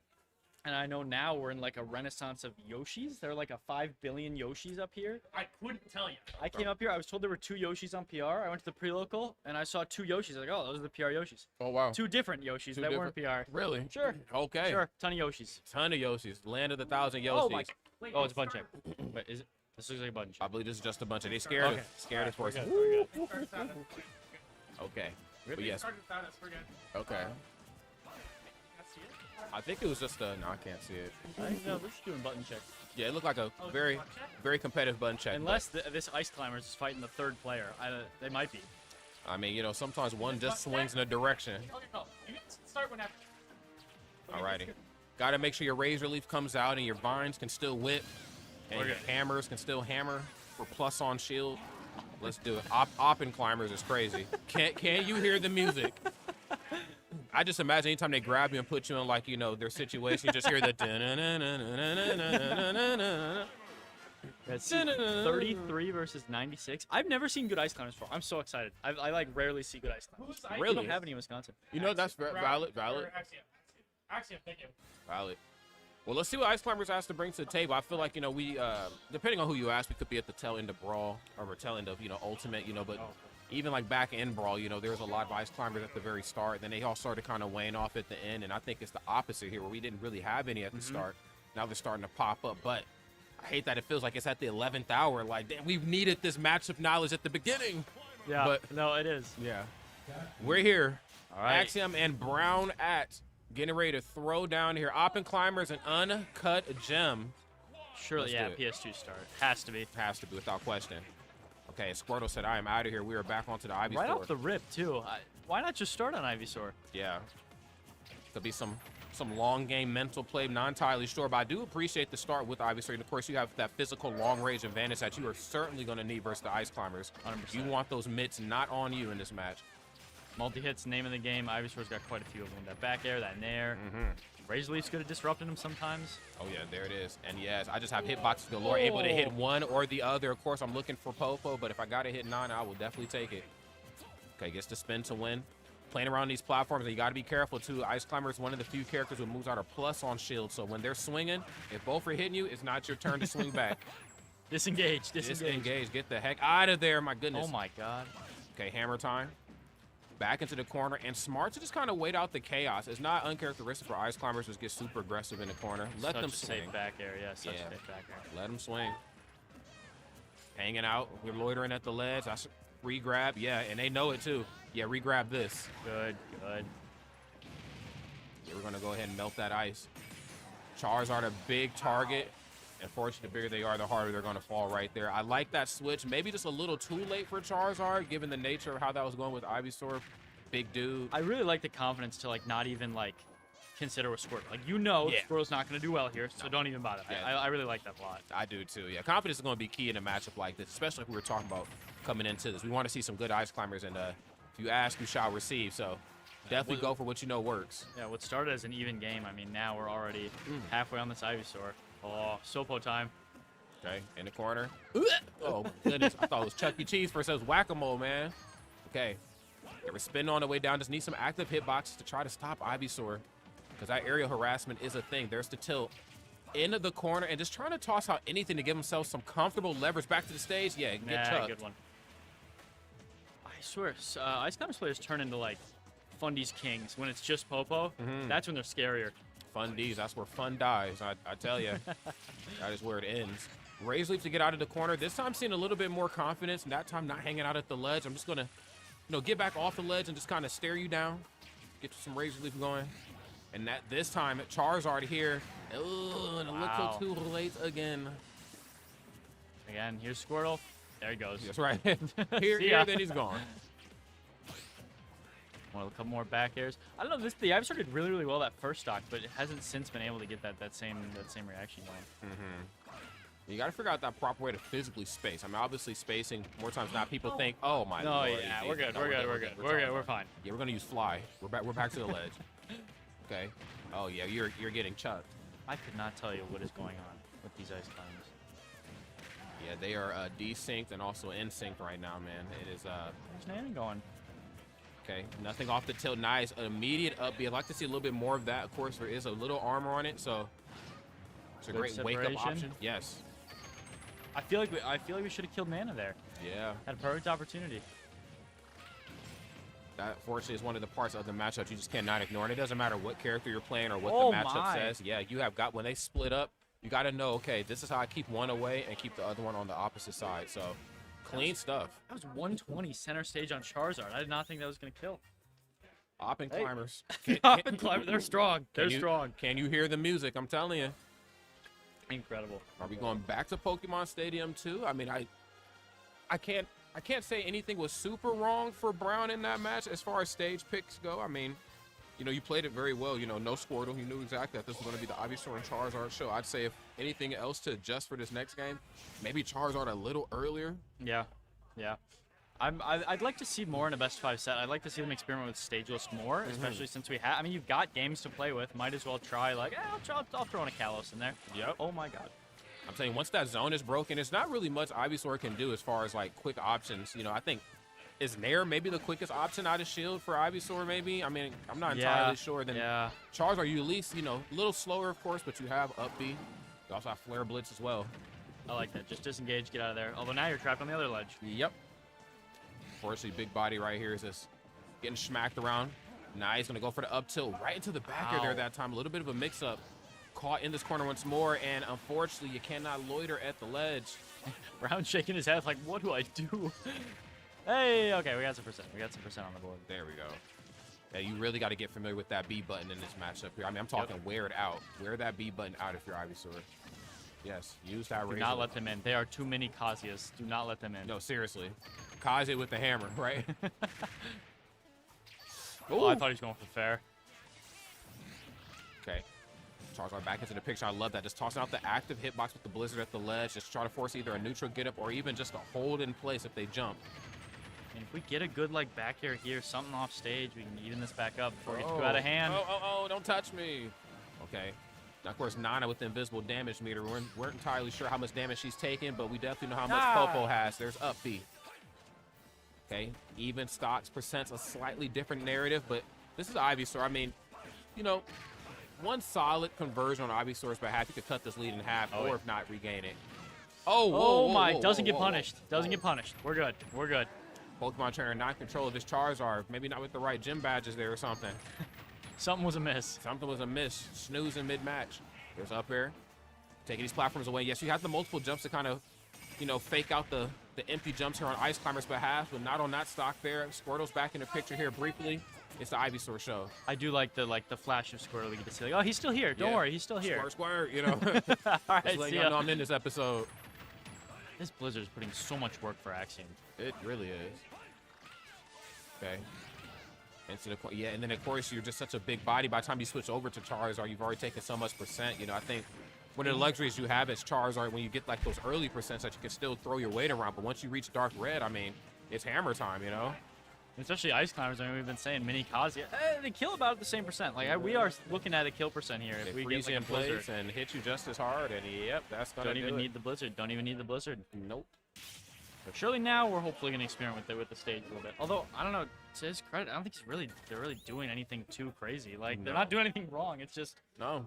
I mean, Brown's playing well. It's just Axiom's playing that much better. I felt like, you know, the switch over to Charizard could have been like, you know, they get so much off of like harassing from up underneath with like up air, like nair on shield, especially if you're on a top platform. But when you have Charizard, you have those multiple jumps. But I mean, you're not even playing them at their own game. You're just letting them jump all over your shield. It's Charizard, I get it. You ain't the quickest character in the world, but damn it, gotta fight back. yeah. We'll see how this one starts off. Potential final game right here on the winner side for Brown. I think we can turn this into something. I have to see. I like we're playing a lot slower here. Well, zone broke. Yeah, slow We stage have is going to definitely win this race. We have spent so much time on the ledge. We definitely have. And I feel like that's where Axiom really, really shines. You know, getting the opponent in disadvantage right there, just even putting him in moments to scramble and to panic. That's when Axiom really comes alive. Yeah. And of course, Ivysaur certainly cut from a similar cloth. We're just unfortunately not seeing that happen here. You know, and when I think of Ivysaur, I think of like early Ultimate, like down there at the ledge. I mean, being harassed with Vine Whip in the air. There it is. Oh. Can I get another one? Nice. There's the separation. Oh, but we're back though. Yep. But I do appreciate that attempt. Oh, no Oh falling my up god, there? that was so nice. That was filthy. And I mean, Brown with the first time he's had a lead this whole set. Mm-hmm. Love to see it. Now let's see how long it lasts. Okay, Charizard is here, and it might not be long depending on how this one goes. Nice, going to jump off stage, reset, forwarder immediately. Oh, and Adrian's they're just holding shield. Oh, he grabbed the wrong one. I wonder if maybe down throw there would have been a little bit better, just to at least get some fire on Popo. Right, and it's all just a longer throw at that, yeah. And he still got the lead. Staying away. Staying away. Oh, but we're here, though. There's up tilt. Got you. Yeah, the immediate Pokemon switch right there. And I think that's one of the biggest aspects of fighting a Pokemon trainer that I think has not fell by the wayside is knowing when the Pokemon switches are coming. You know, opponents that know how to do that versus Pokemon trainer are always going to, if not win, at least do very, very well. Up tilt. Almost. Ooh. Doesn't matter. Hammer time, brother. Went to 27 for that full stock. Okay. There's one. I was able to split them up just for a brief moment. I was going to say, we're splitting them up for a little bit, but we're not really going the whole distance for it. Okay. All the way back. Nice. Nice. Up tilt. My goodness. And yes, I mean, again, we're starting to see a lot of what we prophesized kind of coming into this match. I mean, it's like you can't land on these platforms for free. You know, you can't really fight them heads up. You know, you really have to play the mini game here. Charizard saving Nana there. Uh-oh. Ah! Damn. Finally gets it back here. I mean, what looked like it was Brown's game is slowly, honestly, not even slowly. It's just spiraled out of control. Like, Yeah. there we go. Finally taking care of Nana. And again, this is the Charizard play you'd like to see. You know, it's weird to say, but you want to see some finesse Charizard. You can't hit me. I get to hit you. I'm playing very safe up close, if there even is such a thing. But the hammer finds the nail and puts a nail in the coffin. That was that last game. Great stuff right there on Axiom's side. Brown, if you know, I'm going to say this. Axiom played really well in a best of 7. Maybe Brown could have got it. I think so. I think so. so. They were cooking. I mean, you saw that at the end, like the like last hit, not even last hit, but like the nerves came in. It's a little rough. A little rough. That's Yeah, all right. it happens. And again, I mean, this many years into Ultimate, I still feel like no matter what the level of player, Ice Climbers is still a head scratcher. You know, so I mean, so few of them. And So it's few of like, maybe you have one in your region, maybe you don't. maybe you You have know one, the maybe you matchup. don't. It comes down to that. Yep.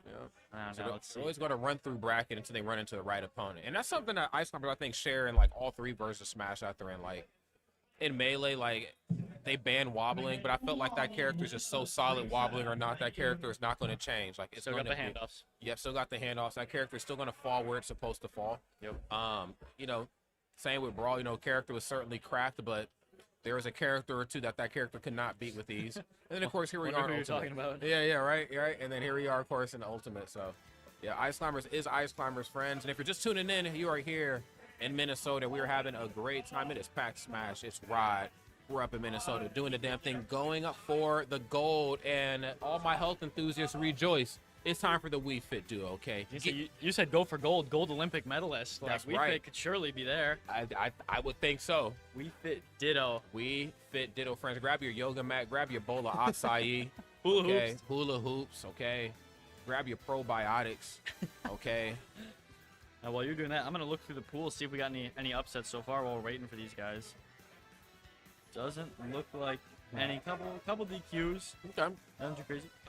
Yazors over Fuyo. okay. 3-1. Jeez. Fuyo, I know is a Pichu player from Wisconsin. So that's Wisconsin. hate to see it. Hate to see it.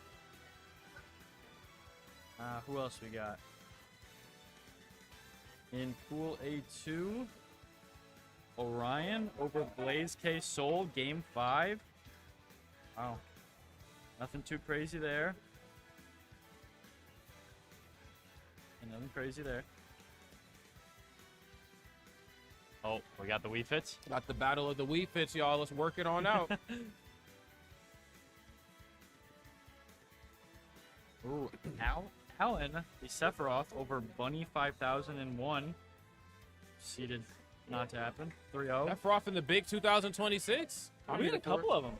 I'm here for it. I wish the character was as good as they look cool. Like, Yes. but then there's Yeah. a part of me that also feels like, God, this character is like 1 or 2 changes away from being your worst nightmare, man. Like, Yes. I'm glad. Yes. London! Absolute London! Is Ulong still in spots? Okay. Oh, please, Comet. Please. Comet Jayhawk? Comet Jayhawk? Limbo, I'm dating you. Limbo, I'm dating you. He's still in squads. I'm sorry. Is Comet still in spot? No, I watched Comet lose. Can I get Comet in Big Jayhawk to Extreme? Comet in Big Jayhawk Extreme. Where is Comet?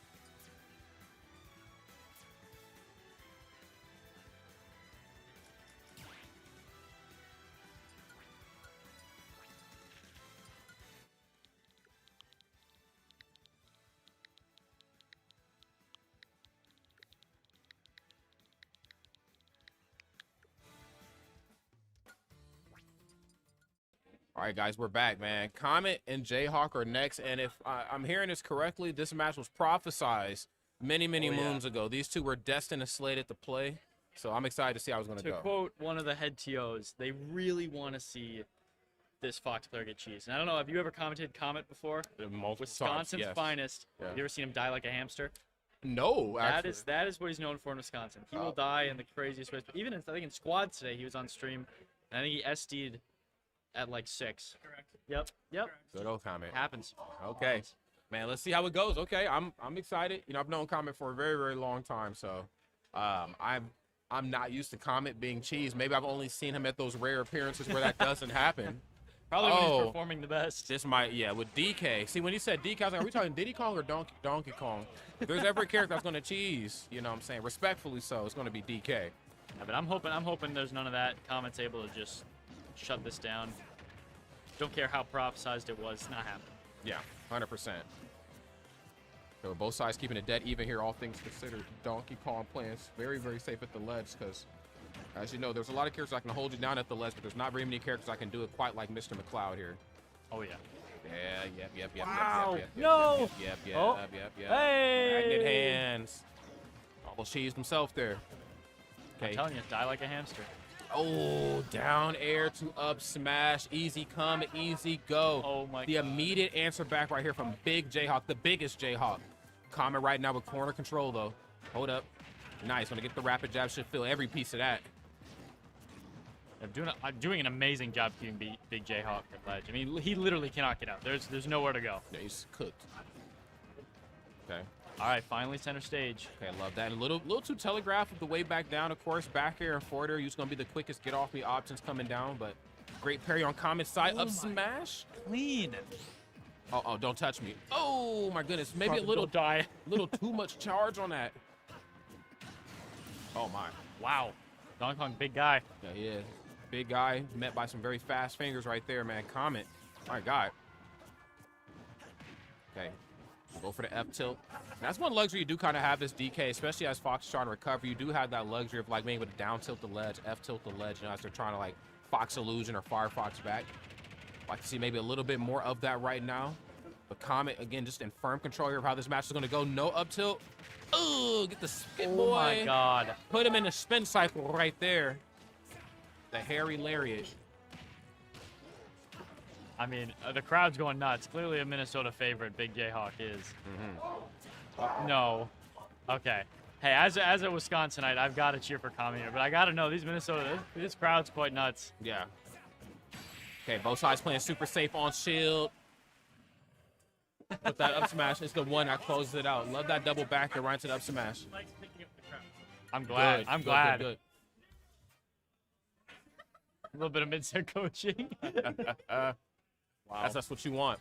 Seed 7 versus Seed 58 at that, friends. I mean, if that even means anything in this day and age, I mean, yeah, you have to see the tournament, but with the way the game is going competitively, I mean, Seed 3000 could beat up somebody at that upper echelon if you ain't careful. Oh yeah. Ultimate, such a crazy scale tipping game. All right, right back into it. Back to PS2. Honestly, I like the pick. Big Jayhawk, a couple of reads away from taking that game 1. And it looks like we got basically the same thing. It's just carving, keeping him in the air as long as possible. Yes. Circus is in town for sure, but hold on a second. One of the animals and got loose. Oh, okay. Okay, saves the jump. Smart right there in the corner. And yes, been trying to set up that reverse up tilt in the corner a couple times. I wonder what Comet's trying to turn that into.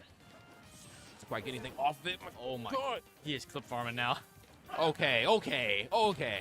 Just running right up and flickering the shield. Maybe let's win first. Let's win first before we start going for the clip. Let's get up 2-0. Yeah, we're bringing a lot of the flash. I want to see some fire here. There's the Nair. There it is. And just runs them right down. Put them into a bit of a panic scramble, and Comet makes them pay for it. But that's only one stop. Ah! Oh my God. I mean, and that's exactly what happened in game 1. Literally the same playbook. Yep. Couple fairs. Uh-oh. Wow. Of course, yes, you have the platforms to extend the damage. Clean stuff. You can't fight back. God dang. Up to 129. One interaction. Okay, nice. Love how long that dash attack is. Honestly, I'm waiting for Big Jayhawk to just rip a giant punch there. I really am too. I mean, you know, you're charged up. You got max rage. You know what I'm saying? Oh, hey. Yeah, we saw it. We saw it. Appreciate the attempt. Not looking too good, but hey, it's Donkey Kong. Anything can happen. Oh, most Anything definitely. can happen. Okay, almost. Okay, I appreciate the attempt. Yes. Oh, the double parry is crazy. Triple? Yeah, come here. You need a quadruple? Oh, okay. Oh, I don't know. Breaks his own with dash attack. Yeah, come here. Uh-oh. Okay, He is okay. okay, all right. This is definitely some Smash. We're up 4. a stock. We're up a stock. This I think is it's fine to go for. This is some monkey business. Yes. Okay, not Almost. quite enough, but mesh is sent though. Let them know I still got these. This DK Nair's putting in work. Oh, there's those tilts I was talking about. I got arms for days. Donkey Kong, aka Stretch Armstrong. Come here. Up throw, up air. Okay, stalls on the shine. Come I mean, here. Now we're just looking at the reverse. Right now, Big Jayhawk keeping Comet in the air. Oh my! Look at your shield. Oh. It's monkey business. Big Jayhawk takes game 2 over Comet. I mean, if the mic's not picking up the crowd, you guys can't understand. It is insane. I said it's monkey business. It's monkey business. Yeah, get a quick touch of the quick crowd cam. Look at him go. That's right. Beat that chest. Oh my God, that's loud. Wow. Talking about ooh ah. This is perfect. This is perfect. Okay, look, they're both having a great time. That's good. That's what we want to see. That's what we want to see. All right, going into game 3. Stay in PS2. I don't know why we'd switch. Right. Might as well. If it ain't broke, don't fix it. Right. All right, friends. Yes, this has been a match for the ages right here. There's only been 2 games into the set. There's a lot of blood and fur everywhere. Come here. You better quit playing. You better quit playing around. Okay, Comet cleaning it up. And I mean, this is how we've been starting every single time. Comet gets Big Jayhawk up to about 100. Oh, doesn't quite take it yet. Okay. I feel like what we're struggling with here a little bit is Jayhawk has shown the ability to kill Comet off stage and in all points of the match, where Comet has only really dealt with Big Jayhawk on stage. You got to figure out how to harass DK off stage and get the job done too. Oh, back air. That'll do it. Get it done. That'll do it. All right, Big Jayhawk. I mean, we've seen him we've seen him grab these stocks and like right after being taken. So I'm hoping that happens this time. Oh, Jesus Christ. Don't come back here. I mean, that is a move. it is a move and a half. It's just cloud back air. But It not is. disjointed. Hopefully not -3 on shield. I hope it's not that safe. Oh, Try to go for the great DK angle. copter. Hold on. Down there. And again, I mean, where are you rolling to? I'm everywhere you don't want me to be. Now, I think this is the first time Carmen's had a 3-stock-to-1 lead, and I think this looks really good for him. I mean, you can tell he's in the head. Yeah, hold on, y'all. I ain't calling it just, but yeah, it does look good. I'll give you that. It definitely looks good, but monkey business is monkey business. Okay, yeah, well, you're juggling. You're in the circus. Oh yeah, I'm hearing the bum bum bum bum bum bum. You just can't, get down. No jab lock, dancing on that shield though. Oh my God. Jeez. Wow. Jesus Christ. I mean, that one wasn't even close. Yeah, that was a spanking. I'm gonna need Big Jayhawk to take a deep breath, right? Lock in for game 4. Get it done. Get her done. Alrighty. Bit of a back and forth up until that last match right there. That match is certainly the Comet that I've known for the better part of a decade. Like, Yep. okay, that's the Comet. When I Just talk the about destruction, I mean, again, I didn't know that there was this arc attached to him where like, hey, yeah, you know, every other episode he gets cheese. I'm like, I don't watch the filler, I guess, but I'm here for this. You know, Comet, of course, an absolute legend, a Midwest legend, living up to the name. But Big Jayhawk though ain't playing. The biggest of Jayhawks. The biggest. And we checked. Don't worry. We looked I checked all over. every Jayhawk. I went to KU. I was like, let me talk to every Jayhawk, and none of them were bigger than this one. Not a one. Up there. And at this point, Donkey Kong just 88 is his 0. He starts there. Yeah. And he's okay with it. He's like, yeah, I'm working with some rage now. Let's party. Ah! Oh, shield's looking low. Okay, yeah. All right, DK Will. You just be playing in this corner, man. Up tilt. Okay. A really great way to get off the edge. It is, too. And also, it's like a quick get off me option up close. One of DK's quicker tilts. Operating very similar to a Little Mac, obviously minus how fast it is. But, yeah, I love to see, like, the down tilt, the up tilt, you know, the forward tilts just up close and personal on characters that you might think out-button him. Like, yeah, you might be faster than me, but I'm longer than you. Let's lean into those tilts. Oh, yeah. Speaking of some tilts, there's that up tilt. I was wondering what it was supposed to be used for. There it is, back air. Jesus. DK Copter, we back.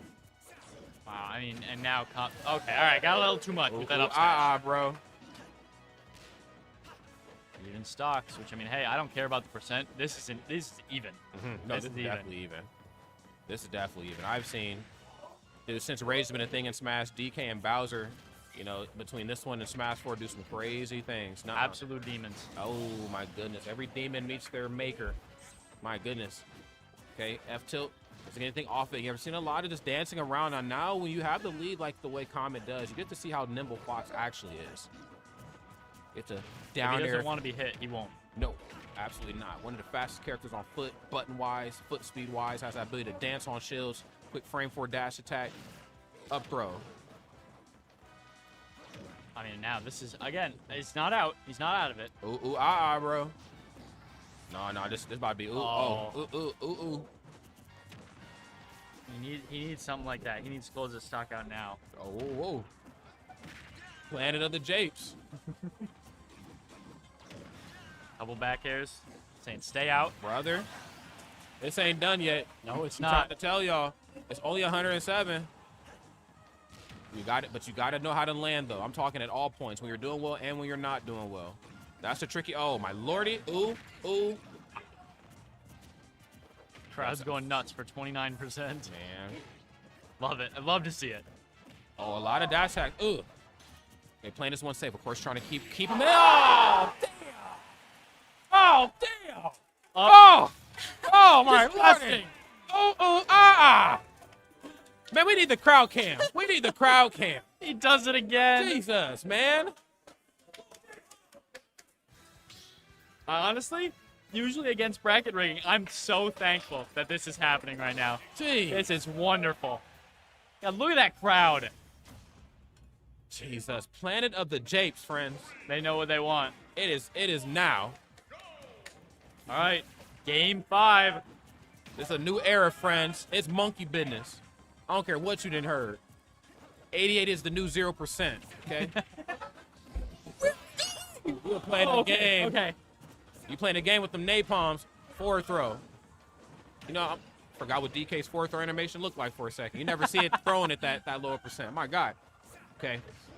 F tilt. Okay, now Comet has shown some resilience in this corner, but it fell through the wayside in games 3 and 4. I got to see some adjustments here. Yep. Okay, nice. Love that little fake jump. Baiting out the spot dodge.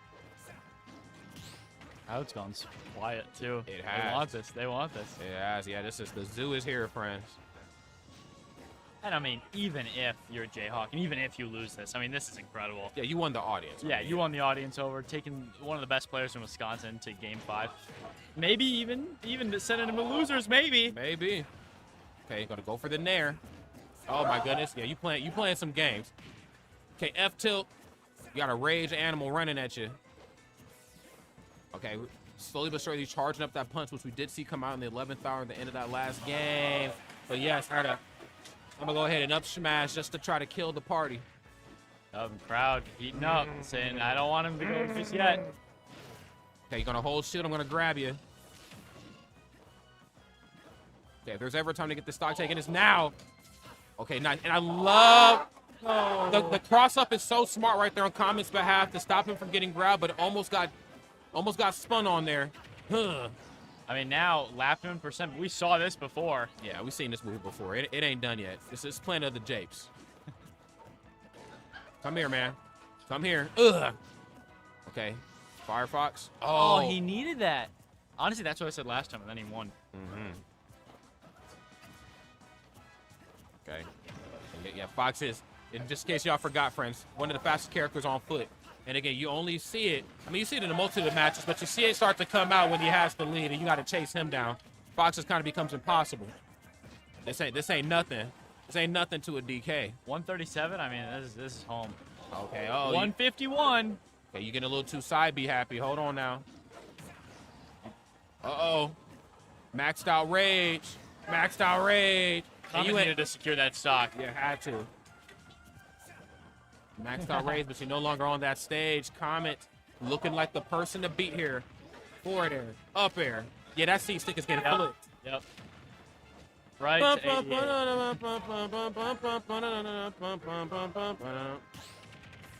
Oh my God.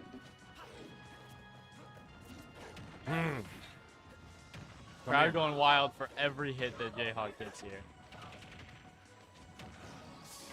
Oh, Yeah, don't touch me. Tarvin looks like he's got this in the bag. We'll need to see though. Dash attack. Okay. Oh, you tried it. You tried it. Yep. And I appreciate the read too, because there have been a lot of panic rolls here on Big Jayhawk's behalf, but not anymore on the winner side of things. There we Phenomenal go. effort from Big Jayhawk, but Comet, one of the best foxes to ever do it, not just in Midwest, but ever. Wrapped it up. Wrap that joint up.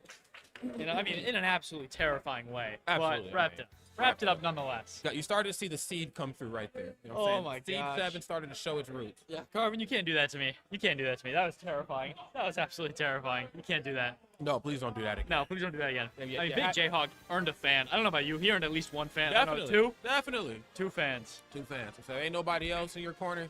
You got Pack Smash and Rock. Incredible. Matt, Ulong? Alrighty, yes, friends, take a good look at that audience shot. Of course, it is. Again, we're going for gold, okay? Playing for all the monies here this weekend. Having some fun right here on this Saturday in Michigan, or Minnesota, excuse me. I keep saying Michigan and Minnesota. Minnesota. Oh my god. Comet has to fight another Donkey Kong. Right out of squads. Or sorry, right out after fighting Grizzhawk, Comet's gonna have to go into just John's, the Donkey Kong. That is incredible. Let's see what else we got at Go for Gold so far.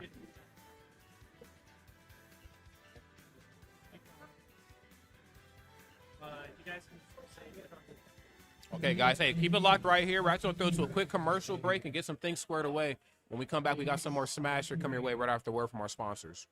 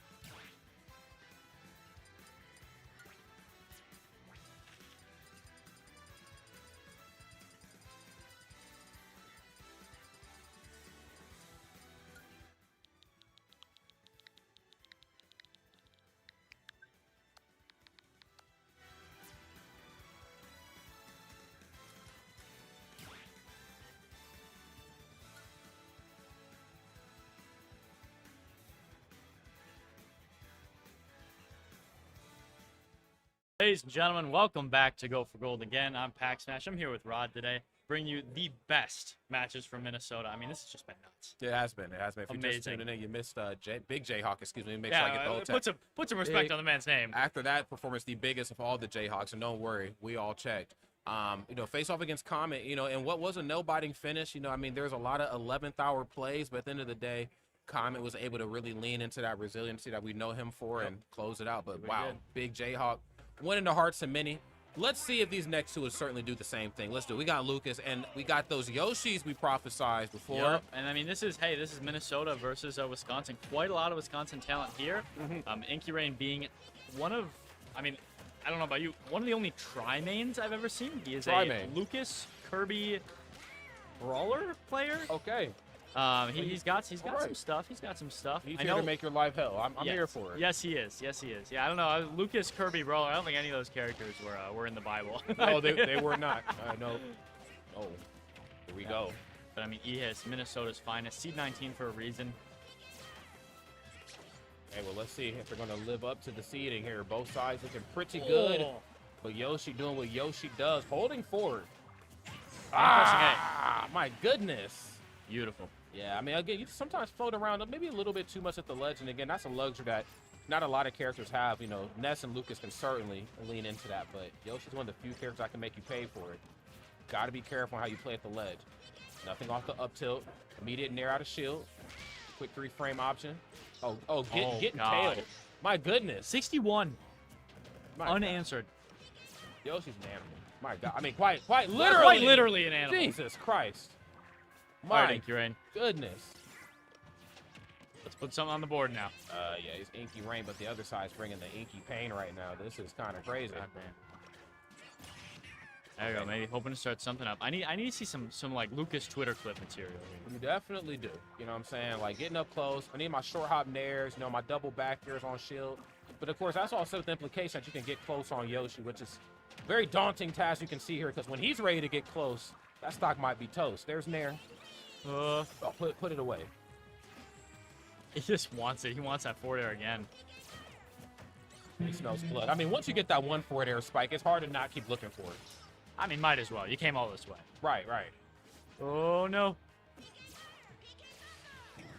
Hold up. Okay, nice. Gonna hang out at the ledge here. I like that. I mean, if you're Inky Rain here, you got to find some confidence, some way to get back into this. Like, even if this game is like, it might be in the bag wrapped up, you got to have something to keep you going in the game too. You definitely do. Some sort of something. Show some sort of footing here in this match. This one's getting a little out of control. I mean, if this ends in a 3 stock, oh my God, it almost did. Nothing off the PK card, but that should be a KO right there. Back throw at the ledge. We'll take it. Okay, double spot. Okay, we got those. All right. That was beautiful though. A little double spot. It's a little cheeky play. Yep. Get your foot back in the game. Said went out in style. I'll Yep. take it. I'll take Yep. it. Here we go. Of course, Yoshi with his back to the audience. Let him know I am the main character. Seed 19 versus Seed 46. And that gap right there was showing just a little bit. But, again, you don't make it this far into pools without knowing a thing or two. I'm curious to see what the switch is going to be from Inky Rain, because you said tri-main, right? So I'd be curious to see. I wouldn't be upset at, like, Brawler. You said, what was the other character? It was Brawler and Kirby. Now, I do know Lucas plays a lot of Kirby, so I'm thinking that maybe we don't go Kirby, just Yeah. because he's got that matchup experience. Sure. But, I mean, we're okay. Oh, He has to pick okay. first no matter what. Okay. We're going back to Lucas, maybe? Okay, I'm going to say something controversial. I just want you to bear with me here. I'm ready. I feel like Inky Rain just wasn't annoying enough. There are some I don't think it's matchups- controversial at all. Yeah, I just feel like you just got to be lame. Yoshi's just not one of the characters you can just throw down with like that. His whole objective is I got one projectile. Everything else is physical pain. You Yup. got to wear that B-button out if Yup. you're going to play Lucas or Ness, especially Lucas. PK fire to your heart's content. Oh, yeah. I mean, like, we're seeing Oh, every my time Lord, Inky Rain dude. approaches, like, he's kind of, Yeah. pardon my language, he's getting the shit beaten out of him, I right? mean, Like, there is a lot of poop everywhere, brother. He's whooping them. yep. Yeah, here's what we want. Yeah, more More of that. I Just wanted to see some more freaking safe F smash. options. F smash at a disadvantage. I don't think I've ever seen that one before. Okay, just immediate jab. Look at Falling him up go. there, He is air out of shield. You're talking about wearing the B button now. I mean, ES is wearing out the A button. Yeah, he is. I wouldn't be surprised if there's nothing left by the time we're done with this. Yeah, I hope there's a controller booth somewhere. Oh my goodness, No, trying to reach for the invincibility. stars. Yeah, was able to eat right through that. Jurassic Park. I mean, we talked about Planet of the Japes in the last match. This is for sure Jurassic Park right now. Oh my. Wow. Jesus Christ. Up air after up air. Hey, yo, I didn't even realize we were on the last stock. Yeah, if Bam was here, he'd be yelling, "Fight back!" Okay. All right. We're playing with our food right now. I still don't feel like Lucas or Inky Rain is one of the player character combinations to do that with. You know, this character can still throw you for a loop. Yes, there's one PK fire. What are those? Come here, up Another throw. one? F throw. Is it an up throw on Lucas? Yeah. He has an up throw, Up right? throw and back throw. Oh, my goodness. Ah. Back aired out of here. No Okay. stock that time. Oh. Okay. Now I'm with you. Now I think we need to switch. We got- We need. I mean, you're a try main for a reason. Let's switch it up. I just feel like Kirby and Lucas can be played so lame, and we're just not doing that. And I mean, I get it. You know, the audience is watching. You're probably like, I don't want to beat this player on stream, but versus Yoshi, I play adult Link, so I know a thing or two, maybe even three about being a. See, okay, you get me about being lame. One thing about me, I'm gonna throw that boomerang, shoot them bow and arrows. Yep. Okay, so you get it. We're gonna wear a B button out. If nothing else, B button's gonna get used. We'll Yeah. see how this one plays out right here for Inky Rain. You still got one more match here to keep yourself out of harm's way. Then you got to do it 2 more times. Yeah, and I mean, I completely agree with you. I think we do just have to camp. I mean, you're seeing. I mean, ES is just boxing every single thing, and you can't. I mean, you can kind of box with Lucas, but not to the extent that ES is doing right now. A little bit of PK freeze gonna take it. We might be seeing Inky Rain maybe take the first stock here. A little bit of a sign of the times, hopefully. We'll see. Yo, shit crash into the stage. Oh, forgot. This is Lucas, not Ness. You know, I get a little bit of that slide when I hit this corner sometimes. Ah! Okay, Oh, forward air. almost. I mean, again, this set has been so lopsided, I almost forgot that Lucas can do things. he can do stuff. Okay. I'm hoping for maybe the first stock taken. We got to play close, though. That's the tough thing to do. There's up air. We and got yeah, one. We got one. And it was first. For the first time in forever, Inky Rain with the lead, and I'm here for it. Now let's avoid this big old fair. Come Big here. old noggin. Okay, a lot of nairs out of shield right here, and this is what you can do when you're in the lead. You know, you can kind of do nair on the response as opposed to having to hold forward. Because again, Yoshi, as terrifying of a character as he is, once he's in the deficit, having to mix it up to get the damage back on their side is a very difficult thing to do. Like, Yoshi's a very cut and dry sort of fellow, right? Yep. Like, you know, okay, it's going to be short hop nair, it's going to be forward air, this is where I shield, this is where I block, but unfortunately, no shield, no block, no nothing besides the stock right there. Inky Rain losing that one. Not a lot of extra credit put on either. I'm racking up now, though. Oh, How much? How much you got, ES? I'm going to scramble that A. 50-66.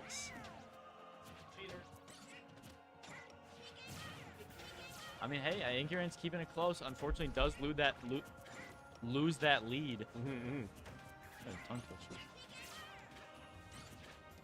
Okay, both sides just trying to fill each other out right now, but unfortunately, when it comes to the battle of projectiles, you know, again, Yoshi just kind of falls short, and not kind to actually definitely fall short, and for good reason, because the last thing this character needs, they get Yoshi a good projectile with them buttons. Oh my lord, It's over. it's He'd be just another zoner with good buttons. man, it'd be messed up. I might actually have to put this game down if Yoshi ever got any better. Man. Okay, cross up back here. Force him to drop shield just a little early, but I'm going to hang out at this ledge here. All things considered. My goodness, forward air finding the mark. Come here. Oh, I do not like that early up. Yeah, I don't like that early uppie. yeah, I didn't like that either. Inky Rain maybe looking to put another one on the board. I mean, we've taken two stocks so far in this set. Looking for a third. I know Inky Rain can do this. He's got it. Yeah, here we go. Here's the annoying you were talking I'm about telling earlier. you, where's my Zares? Where's my PK fires? I didn't come here to be cool. I came here to win. That's the difference. Okay, Good. PK fire. There's one. I feel like there's, and again, I don't play a lot of Lucas or Ness, but I feel like there has to be statistically like if you did not shoot this many PK fires, you weren't trying to win. You know what I'm saying? Like in basketball, like if you weren't shooting this many threes, were you trying to, you know? Looks like Inky Rain here just slowly but surely figuring it out. Gets a good parry, of course. That's a sign that they're playing up close on Yoshi. Yeah, a little bit. And I mean, hey, the lane's working. I mean, we've gone down to about 3 minutes left, and I honestly don't think it's 100% Inky Rain's fault either. I think he is playing a little patient, right? This is the first one that's been super close. Yeah. And just as I say that, 73 racked up. Not so close anymore. Not at all. Fortunately, again, we're playing against Rage Yoshi, and it's being piloted efficiently here. Again, just kind of getting smothered, getting jumped around on. Okay, another one. Do it again. There it is. Oh, hey! Okay, now at only 89, is this the time to bring this thing back? I feel like, again, given the right set of setups here on Lucas' side, you could really put a person in a blender in a way that Ness can't quite do. Ooh. Hey, hold on. Huh? Oh, Huh? I think that was up smash I seen there from Yoshi. Come here. In this corner. Oh my god, yeah, that egg is about to get scrambled. See, there it is. Yeah, uh-huh. Oh, jumps over the down tilt. Oh. Uh-oh. That smash just a little bit too long of an animation. Is going to seal it. I mean, hey, if I'm Inky Rain, I'm happy that I played that game through the way it was supposed to be played. I wish they were all played like that, but sometimes can't win them all. Yeah. He has Minnesota Beast. Yeah, it was one of those instances where, like, knowing when it's time to, like, hold forward versus when it's time to be defensive, I think that was something that Ehis was really, really good at, where Inky was like, I'm being defensive, but, like, now I'm going to be aggressive. I'm like, man, if we just got a little bit more aggression, lame aggression for even is a thing, like, just get familiar, get involved with that B button, okay? Participate in the B button arts. Like, Ehis was just, like, tearing him down, too. Yeah. Like, every time he even tried to get some space, Ehis was there with the nairs, the fairs, the bears. We saw Bear kill, like, 8 times. It's a valiant effort right there on Inky's behalf, but you know, as great as they played on the winner side of bracket, of course, we're going to see a great performance on that loser side a little bit later on this evening. But we got our next two opponents here sitting down onto the big stage. So Peach Snake. Peach Snake. Now, this was another one that we were kind of excited about. 2 characters from the early meta of Smash, still holding it down almost a decade later. I'm a firm believer that of all the characters in the game, you know, base roster or not, you can't cheese your way to victory with these. So you got to know what you're doing, okay? Yeah. Yeah. I don't actually know how this matchup usually goes.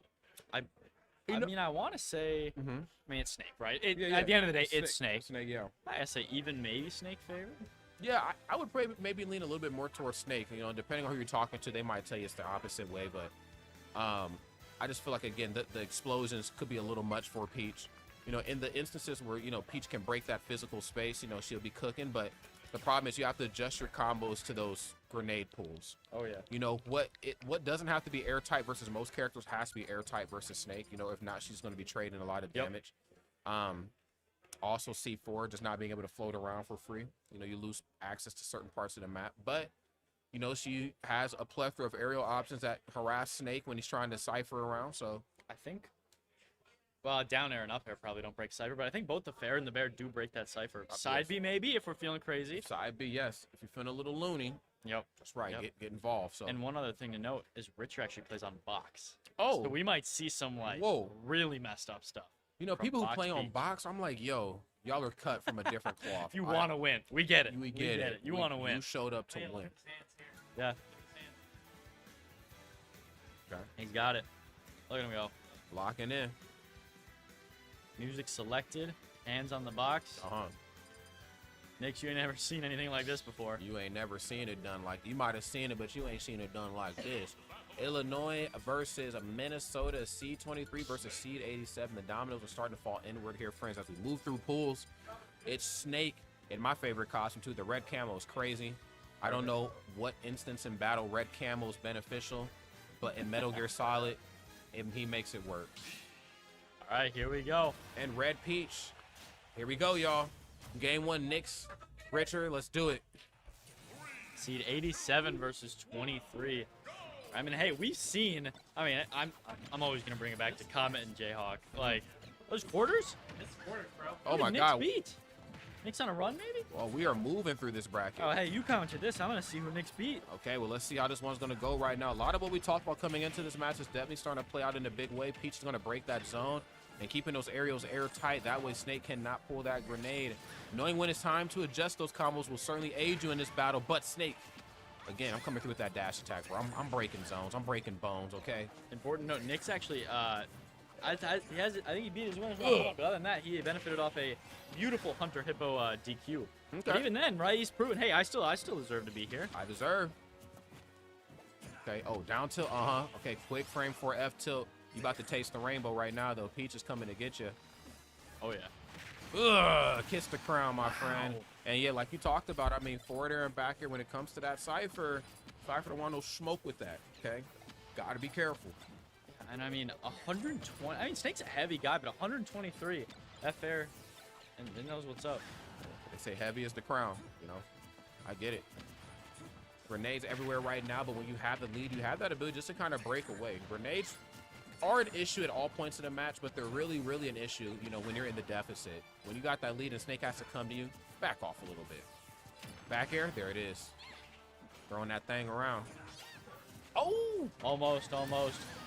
I don't know if I've ever seen, I mean, I knew it was a kill move, usually we go for the up one. Yeah, not very often. Okay. Speaking of sending them up, there's up smash right here. Richard right now looking good. Oh, get off the platform and see me. Okay, yeah, you have got to figure out a way to alleviate this pressure because you keep allowing Peach easy access towards you. Down air, nice. Quick 3-frame option. Hold on. Hold up. Uh-oh, grenades exploding on you now. That ain't right. 166. Hey, I'm going to say the same thing like I did with Donkey Kong. It's an even game. Oh, just kidding. Never mind. You are right, though. Never mind. It was even. Rage Snake ain't nothing nice. Okay, nice. Didn't want to get hit with the grenade. Rolled right into up tilt. You got to watch out. You got to watch out for those Peach down tilts. Richard right now. Still pretty commanding lead. Nyx is moving. Okay, Nyx. Quick 47%. Nikita time. Yeah, I'd like to see a little bit more of that. Of course, you know, trapping at the ledge is never a bad thing. If you have those skills to pay the bills, do it. But I just feel like Snake has that luxury of leaning into Nikita. There she is. Yes, can harass that way. Forced him back into the ledge. I don't know why I'm scared. I'm more scared for Nyx at kill percent than I am for Richard. Yeah. I'm terrified. Same. I'm with you. Ooh. Okay, a couple more of those. You can't do those anymore. Down throw. Oh, I down think throw to up if tilt. the Nair just would have finished, it would have been enough. Yeah, you can't punish that Peach Bomber. You gotta respect that. Oh, she is everywhere. Yeah, put the grenades away. Put it up. And you know, we've seen it. I mean, we've seen the Peach Bomber take a stock. We've seen forward air, you know, get the job done. Again, you know, a lot of what we talked about coming into this is playing out beautifully for us, and I guess beautifully for one side of that match. So yeah. Pokemon Stadium 2 seems to be the set or the stage we're going to again. Oh yeah. Same colors, just run it back. Okay. Run that back. Now, if I'm Snake, I want to see early on me create that distance and just lean heavily into grenade. Yeah, I mean, already. Just chuck it. Just chuck it. I mean, because what are we doing fighting? I mean, and I'm not trying to doubt Snake's CQC. I'm not doing that. It's filthy. But this is Peachy going up against. She can swing quick like the rest of them. Oh, my Lord. Ooh, okay. I was just so entranced. I forgot to even say anything. Which Richard's been, by the way, incredible on those platforms, getting those tomahawks. Yeah, being able to play in those small areas right there really shows like the difference in like, you know, who's confident and who's not. You know, most players try to get the heck off of those, where some players like, no, I thrive up close and personal. As you can see right here. Quick 73, right? Yeah, some slight work. Oh my goodness. And the axe pick cutting in half that lead. My goodness. Oh my god, that almost killed at 70. Golly. What the underdog boost is going on here, man? Oh my god. I know Peach is strong, but dang. Yeah, Snake is getting just tossed, chucked around. Yeah, Getting tossed around, and yes, back air will knock him off that Cypher. Peach is strong. Peach is a little too strong. It's a powerful lady, man. A little bit of a down tilt. Going to 50. Exploded by the own grenade. Okay. Oh, C4. Okay. Gotta be careful with that. Yes, C4 stops her from floating. I mean, so much what makes Peach great are her movement options, where Snake is more stationary. She gets a lot off of being able to move around, but when you got grenades and C4, Oh, that's where Stitch! she can't quite move. Stitch in hand. Whoa. Cool. Okay. Dash attack through. Uh-oh. The turnip exploding the grenade. Wonderful. Oh, I didn't even notice Nyx was on last. He's dead. Oh! Almost. Alive. Almost dead at 70. Is one of the heaviest characters in the game. Oh, my goodness. Getting Mary Poppins. Yep. Jeez, That man. Peach up is so incredible at just taking stocks off the top. That's a mean lady. Amen. That's Amen. a mean lady. I tell you Mean and what, man. powerful, worst kind. I'm telling you, that is one of the few characters I love watching, hate fighting. That is Oh, God, definitely Peach. I'm like, oh, she's in. I guess got to put the controller down. It's her turn to you swing. practice this in training mode. I'll let you get Yep, it all out. I'll Yep. be your sandbag. You got it right. Here we go, man. Potential final game right here on Nyx's side. Hopefully he can stop being the sandbag and we can maybe turn this into a set here. I believe in the process. I still think, I'm seeing a lot of promise from this Snake player here, I mean, the grenade's doing most of the work so far here. which is how it kind of should be for Snake, right? Yeah. Oh, no. Ugh. Down tilt. Up air. Oh, my God. You just got to keep Peach out. That's the tough part. He interrupted you. Oh, my my goodness. God. I mean, catching the legs of Snake. I mean, one of the few instances for Snake where being a big body kind of came back to hurt him. Able to yank him off their legs first, it looked like. Yeah, I mean, this destruction. Holy. Okay. Going for that axe kick again. Oh, my God. In the... Jeez. Okay. Oh. And a little bit of delay there that time. Looks like he caught one of the clank boxes right there on the cypher. Back here. Hold on. Okay, down to the corner. Uh-oh, getting a little too hungry at that ledge. Eyes bigger than the stomach. No. Good tech by Richard.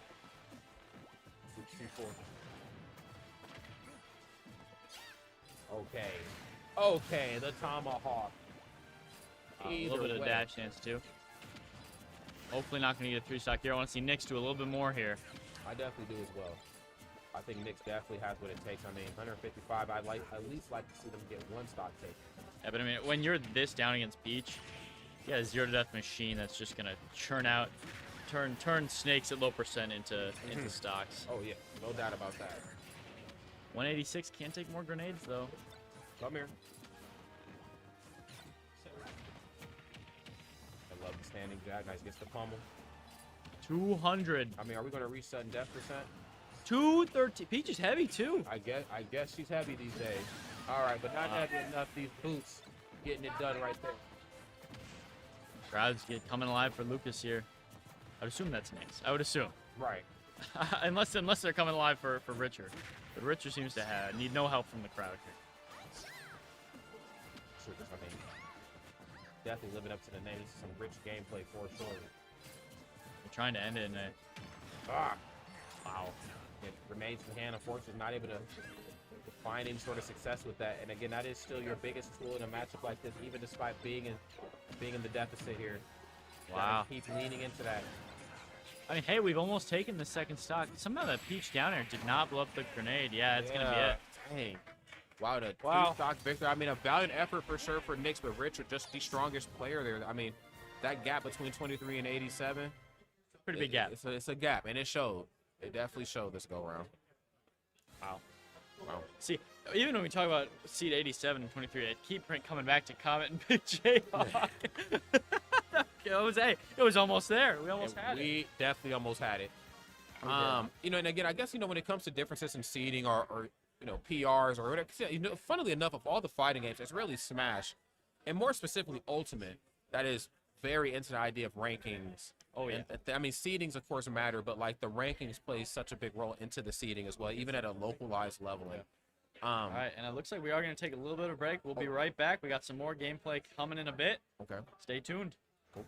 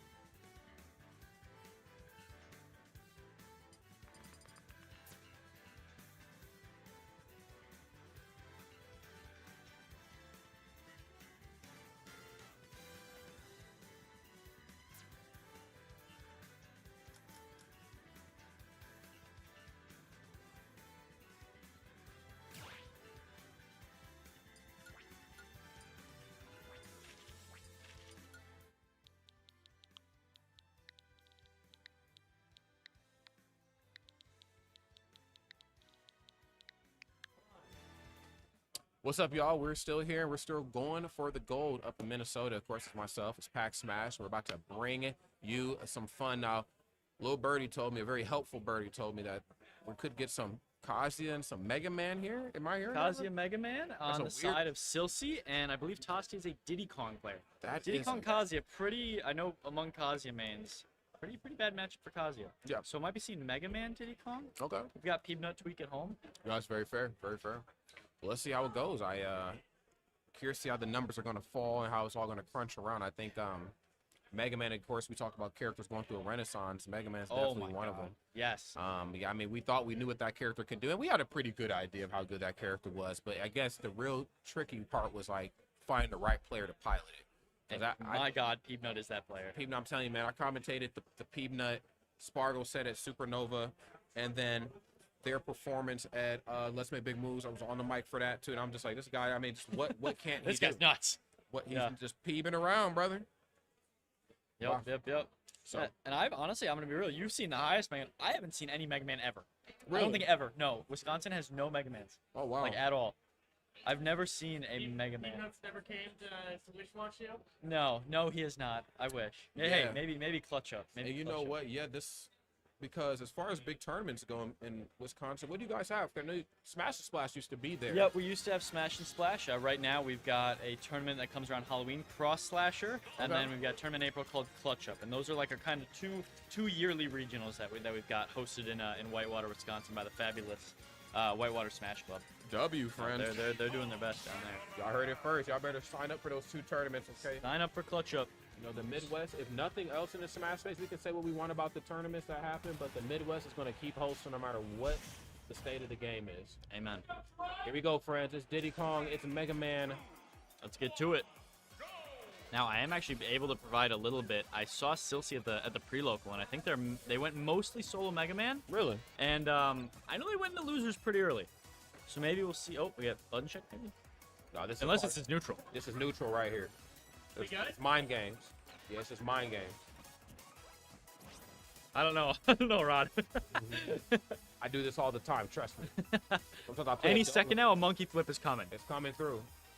Oh, That's how it was in Brawl. Like, you know, you would just get Mega Man, or not Mega Man, you get Ice Climbers and Meta Knight on one side, and they just stand and look at each other. oh, take the stock. No, we good? Anybody that Oh, wants pause is on.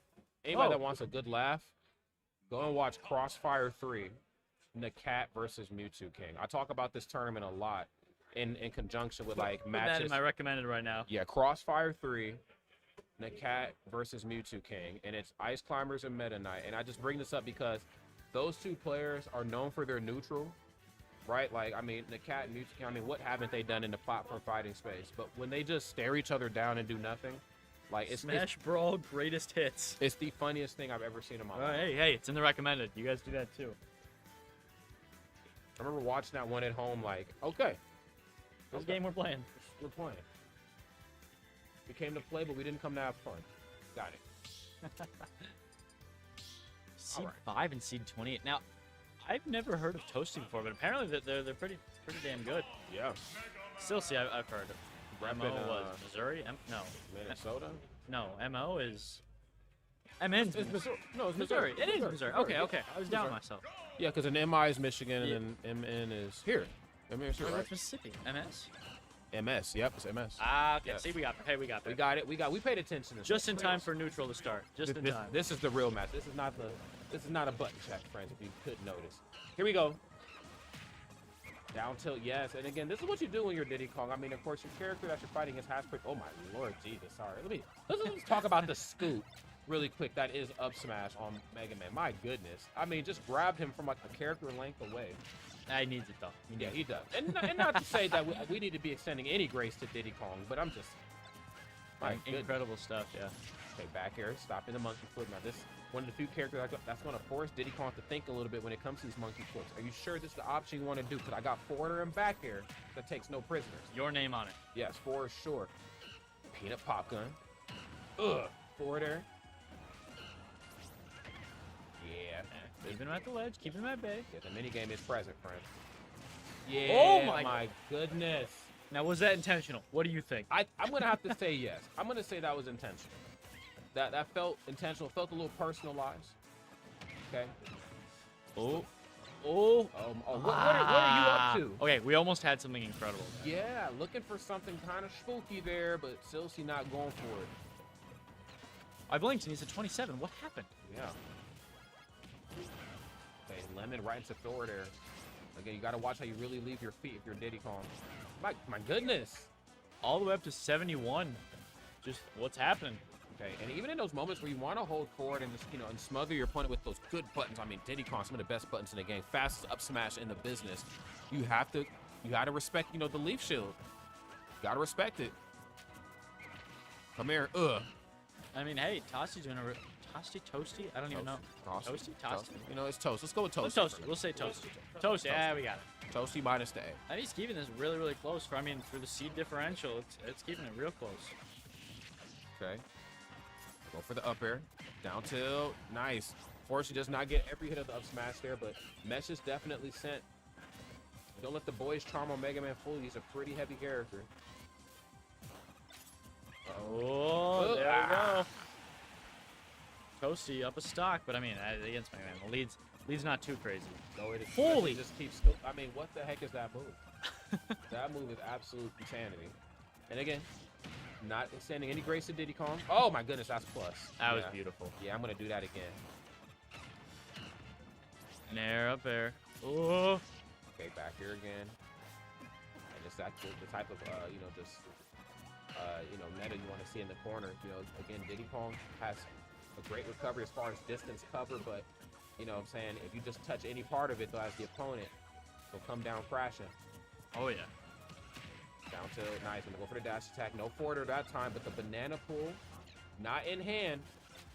Not afraid of that. A little bit of a pop down cancel there. Look at him go. We are coming in on. Oh no way!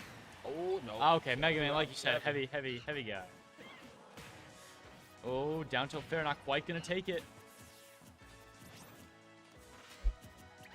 Okay, no. Oh, I don't like it. I don't like it. I like that we ripped it. I understand the idea that okay, he might panic and drop shield and try to do something. You don't want me up close. He doesn't have leaf shield on him. But dude, listen, man, since Peanut has been peeping and nutting around, brother, I gotta let y'all know Mega Men are ready to fight up close. That up They tilt are ready. primed and ready. Yes. Always. Ready. And he had that game too. He died at maybe 100. Mm-hmm. That was a close game too. I assume we're headed back to PS2. Yep. Because God knows we're not going anywhere else. Yes, this is the PS2 show, friends. Strap in tight.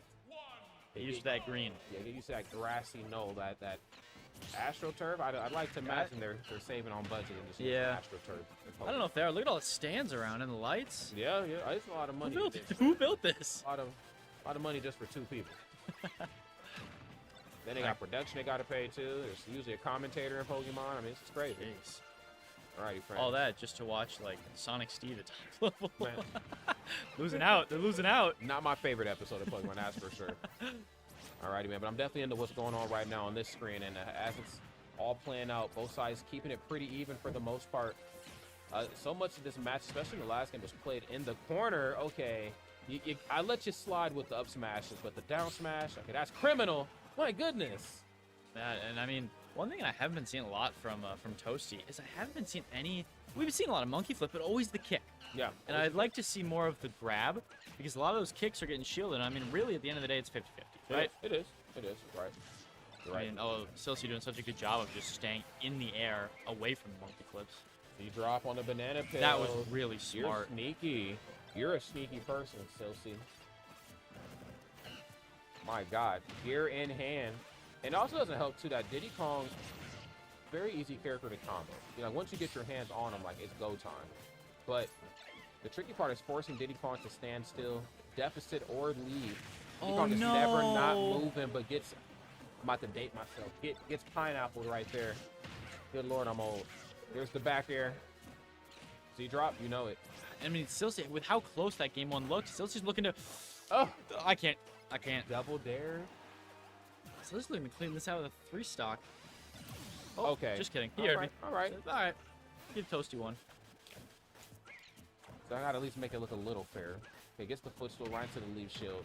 And again, I mean, just in those rare moments where you can find the gaps in what Mega Man's doing, Toasty can really stick it to Silsy. The problem is that Mega Man, you're comboing him up into the 11th hour. Like there is no straight hit with Diddy Kong. Like you have to get the 1 or 2 hit into the initial hit, or into the final hit, excuse me. And, you know, where Mega Man doesn't quite have to worry about that. At those dark represents on Diddy Kong, I just forward air and back here, you know, or even up smash. Yeah. I mean, hey, we're getting to up tilt percent. I'm always watching against a Mega Man. Always watching for that up tilt percent. Ladies and gentlemen, we've reached it. Wow. Okay. Some strong chimpanzee legs there. Beating that with a fair. I'm telling you. Okay, these hands are getting active right here on Diddy Kong's side. Yes, you also got to start taking into consideration. Oh! Who needs technology when I got that hidden jungle tech, okay? Incredible aim on the barrels there. I still, to this day, don't know if they're controlled by a player. They are, yeah. They are? Yeah, they are. Had no idea. Okay, taking banana peel away just to catch it, though. Narrowly escaping the downer in the corner. Y'all are playing a dangerous game right here. And the leaf shield, dude. Not even just the downer. Had to get through the leaf shield again and again. I mean, that's how he lost the first 2 stocks. But he's crawled this all the way back. Like, even if he loses, I'm looking positive for game 3. Yeah, I think fighting against Mega Man at any point of the match is a battle just resiliency, man, and just endurance, because you're not going to get the heads-up fight you're looking for with Diddy Kong. You know, you have to know how to find the gaps, what Mega Man's doing, the flow charts, if there even is such a thing. You know, it's a difficult thing to do, because when you're Diddy Kong, all you want to do is just outbutton your opponent. And how could you not? You're Diddy Kong. I mean, you outbutton most characters. You got to get up in there. Mega Man says, I'm not going for it. No, he's good. He's good. He'll stay back. Here we go. We're going to see who really wants the gold more. Potential final game right here on Toasty's side. Silsy said, I ain't done just yet, friend. I ain't done just yet. My goodness. Wow. Okay. Leave shield in hand right now. Yeah, I'm going to nair through these platforms. They don't belong to you. That's one thing I will give. Pretty much all the matches I've seen here in this wave that we've been doing. Platforms, I mean, they just know. When I'm up here, I have minutes, or soon, not minutes, moments to get off these platforms. Everybody knows how to bring the pressure. Oh, for sure. Wow. I don't think I've seen this aggressive of a Mega Man before. I'm going to be 100% honest with you. I don't think I've seen it. Yeah. Oh, we're killing ourselves. Okay. He just did the monkey kick off stage. Oh, okay, we out. Rest in peace. We out. I mean, I'm going to be honest, though. We've seen Toasty bring these back before. I mean, right? That last game. No. Okay. Said, no, you're not hitting me with them barrels this time. It ain't happening. I know you're the barrel tactician, but it ain't happening. Hold up. In the corner, nothing off that back here. I'm saying, when the minute he gets back here, busy, I mean, it's not going to be good here for Toasty's side. Got to really watch how you jump around. Like I said, coming into this, monkey flip is great until it's not. Yeah. Oh, this is nuts. Okay, nice. Put the down arrow shield. Oh my God. See, and it's scary when an opponent like, you know, Silsy knows how to use your banana peel against you. That's when things get a little terrifying. Oh no, the monkey kick into the up tilt. All right, hey, we were here last game too. We were here last game too. We were. This is not unfamiliar terrain for any of us. But I mean, what a steep mountain to climb, especially against a character as heavy as Mega Man. I mean, you're ice skating uphill here. This is anything but good if you're Toasty. I'd at least like to see Toasty get one stock taken, which I think is not impossible to do. I'm anticipating a down tilt into something. We can figure out a... Hey, just the something. Skip the down tilt. We'll take the something. I bet he's gonna need a miracle. Maybe another one of those flying barrels. Oh, get zapped. And that time, kind of use it to stuff out the monkey flip again. You know, when you're Diddy Kong, you just get so much off of being able to jump around your opponents. Not a lot of characters can deal with that. But Mega Man said, I'm gonna hold true, let you come to me, no way at 80? and I'm gonna bring the pain. And not enough to get the stock taken, but the message was sent next day air delivery. I mean, we don't have much longer here on this Diddy Kong stock. Oh my God! Predicted the roll and didn't quite get the up tilt. Oh, yeah, that time no scoop needed. I knew you were going to monkey flip. I knew you were going to panic jump. You're going to be in that air. I'm going to make you pay for it. Great stuff on Silsy's side. Toasty, a valiant effort, but C5 for a reason. Yep. I mean, he's getting a top 8 one way or another. He's got it. No doubt. Yeah. Clean stuff right there to all the opponents we've seen here Wow. during this wave. I We mean, did see some good matches too. Weird characters too. We saw Ices, we saw Mega Man, Donkey Kong. Donkey Kong. Yep. Well, that character's. I guess the renaissance for Donkey Kong kind of already happened. Yeah. Still impressive though. Got to see, we didn't unfortunately get the double Wii Fit like I was anticipating, but we did to also see, you know what I'm saying, some characters that we are, you know, very familiarized with, like Snake, Peach, you know, some Fox as well. You said we might see a Wii Fit? Okay. I saw Ulong at the pre-local. The stuff he was doing, I didn't even know Wii Fit could do. Oh, Another one of those characters, not very common. I'm here for it. I still think, you know, Wii Fit a head scratcher as well. Very unorthodox hitboxes on where they work on that character's limbs, and also deep breathing. I mean, the character turns into a DLC character. Let's be real. We'll keep it 100. Let's keep it real. This character's kind of spooky. Oh no! Dadsy winning Game 5 over Indeeded. Can you click on that? I gotta know. Was it like a reverse zero? So I gotta know. Oh no! Indeeded is a friend of mine. I carpooled. I brought him here. Oh dang. Unranked Wisconsin. Game 5 with Dadsy. That's so close. a mean mofo. Yes. But still yes, in he bracket is. though, just on loser Still side, in bracket. right? Yeah. Can Okay. I look at? Okay. Okay. I'm into another Wisconsin. Okay. Okay. All right. He's got that. Indeed's making out of pools. I think, yeah.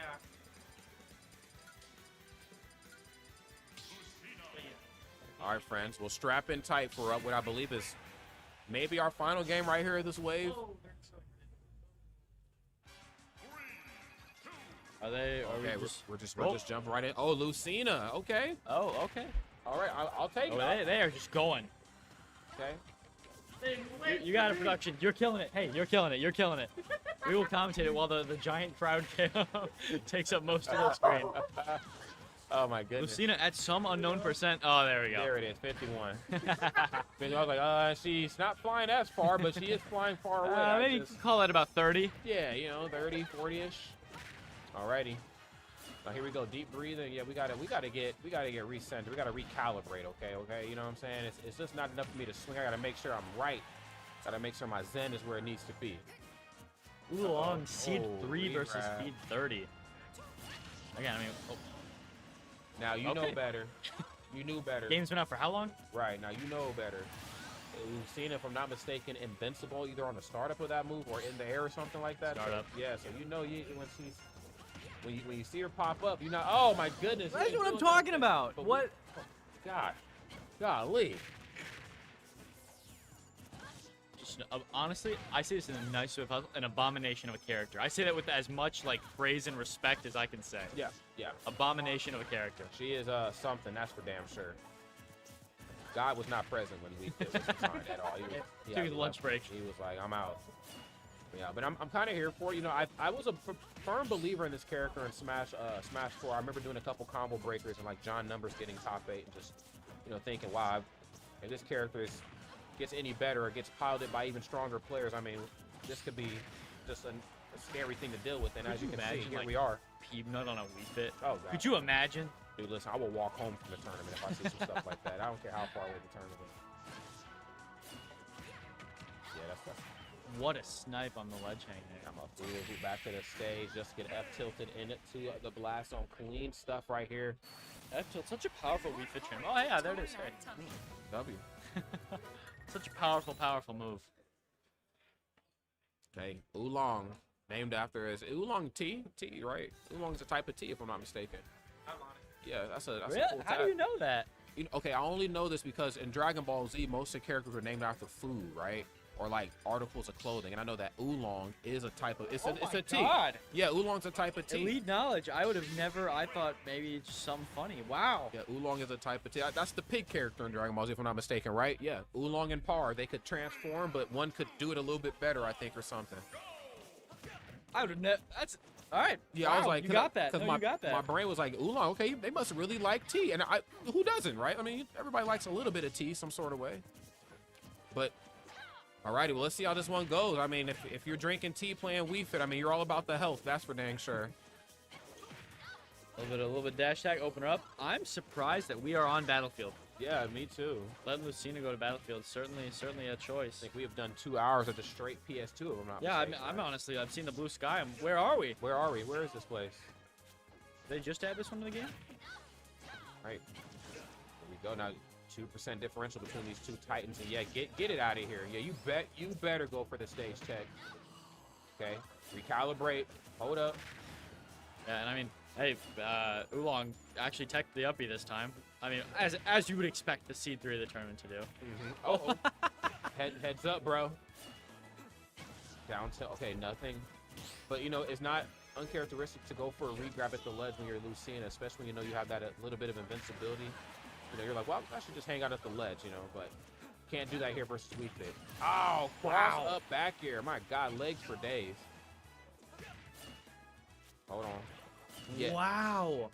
I'm telling you, both of these two, I mean, just dealing with each other off stage in a Oh way that my they're God. just not used to. Like, Wii Fit can be off stage a while. To do something like that versus Wii Fit is crazy. Yeah, and I mean, I'd almost think that, like, Wii Fit has all these, like, oh, no. Oh, we're good. We're good. I'm seeing things that I didn't even know Wii Fit could do. Ooh. Dash Killing tag. it with these dash attacks, too. Yeah, I mean, again, the corner just doesn't belong to you. And we've seen a couple instances where Dadsy would, like, get up off the ledge and try to, you know, see where those limbs start and stop on Wii Fit's side, trying to outpoke with down tilt, but it's just not enough. It ain't enough. Okay, that's when they get it done, though. Coast to coast. Keep Ulong really, like, in the game. He is, wow, he's leaned in. Yeah, there's something in that Ulong T for sure. My man's locked in. Daddy's just chill. Uh-oh. There's a back hitbox right there on forwarder. Whoa. Honestly, great job to Dadsy closing this gap. I feel like there was a huge gap. And granted, it's not over. Oh, never mind. I mean, you know, hey, you're being optimistic. I am. I'm being optimistic Being against optimistic. this creature of a character. Yeah, Oh my that's God! What a call out. This character belongs. Oh my with God. this too. Jesus. Just a jug of Ulong. Jug of Ulong, brother. Wow. Turning it up right here. SMFNJKIM Ulong, friends, okay? Somewhere on there. Chris Ulong on it, the artist formerly known as Twitter.com. C3, by the way, coming Yep. through from Maryland. Okay. Now, Wow. what are these flags? Are these the state flags? Yes, I'd assume they have to be a state flag. Okay, I I've saw the never Wisconsin seen one earlier. I've never seen Maryland or Minnesota's flag. I love the colors on Minnesota. I've never seen that flag before. Oh, Palutena now. Okay, we're switching off. I like this. I like this switch. Palutena, you know, I'm gonna be very transparent with the audience. Palutena can be a B word of a character, man. I mean, and if piloted properly, there's not much she can't do. She knows how to beat you down and then keep you down. Oh yeah. Yeah, I mean, we've got Atraus here as well, and you know, Yep. see some of the same thing. yes. We're gonna get sick of seeing Palu. A lot of talented Palus here. Mm-hmm. Okay. Okay, nice. I'm gonna go ahead and heal a little bit. Love that. Empty jump away from the ledge, forcing the overextension just to find the grab once again. Oh no! Oh, now you know you cannot hang out. You can't loiter. Ow. I'm just gonna say, deep breathing forward throw did 16%. Yeah. That's Wow. That's a move and a half.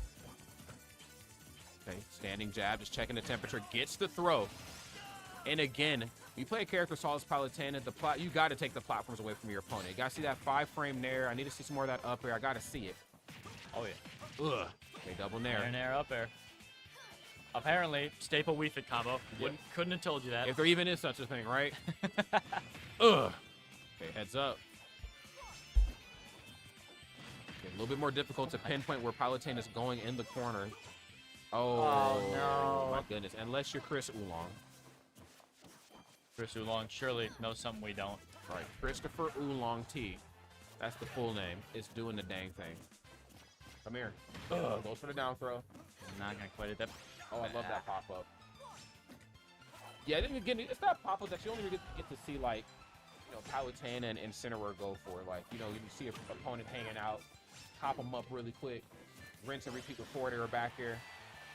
Fortunately, not enough to get the stock taken, but definitely has to be in the back of Chris Ulong's mind. There's back air. Hopefully trying to get something started here. I mean, already down quite a decent margin. And hey, if you get hit with one deep breathing, we're in trouble. Now, I'm gonna be honest, man. If I'm down this bad, I'm leaning heavily into explosive flame, auto reticle when I'm far away, and then I'm back airing and dash attacking. You know, saying your moves might be disjointed, they might be very strong, but they're not invincible. I got 2 invincible moves. I'm about to start throwing them around. Oh my god. Oh, he almost died to the ball. Oh, my bad. What? Didn't die to the ball. We're fine. The ball's They fine. caught right as they were getting ready to teleport away. Is that what that animation was? I think. And a ball falling from different dimensions, man. Oh, here it comes. Here comes the ball. Oh. Uh-oh. Ah. Fourth row. No way. Oh, goodness gracious. Oh no. Oh no. Oh my god. Okay. Just playing with our food at this point, but yes, coast to coast is going to get it done right here. Christopher Ulong T getting it done right there. Repping Maryland. Bored of seeing this Wii Fit. This Wii Fit's awesome. That was, I mean, seed 3. So, I mean. Good. Hey, better used to seeing him. Yeah, I know that's right. Clean stuff right there from Chris Ulong. Other side, of course, played really well, too. Dadsy showed us 2 different characters in that set. We got to see Lucina, got to see Palutena. Unfortunately, neither one was enough to get that job done. Nope. Not happening. Not happening. Not at all. I mean, as Wave A rounds winds down, right? Wave B gonna be starting here pretty soon at 4:30, right? Don't go anywhere. You about to hit X on this browser. Don't do it. Do it. Don't do it. Don't do it. There are punishments. That's right. Keep it up and running. Grab yourself some popcorn. Keep it locked right here, okay? This is Gonna the see a lot Smash, more. Yeah, the Smash tournament here for the weekend up in Minnesota. So keep it locked.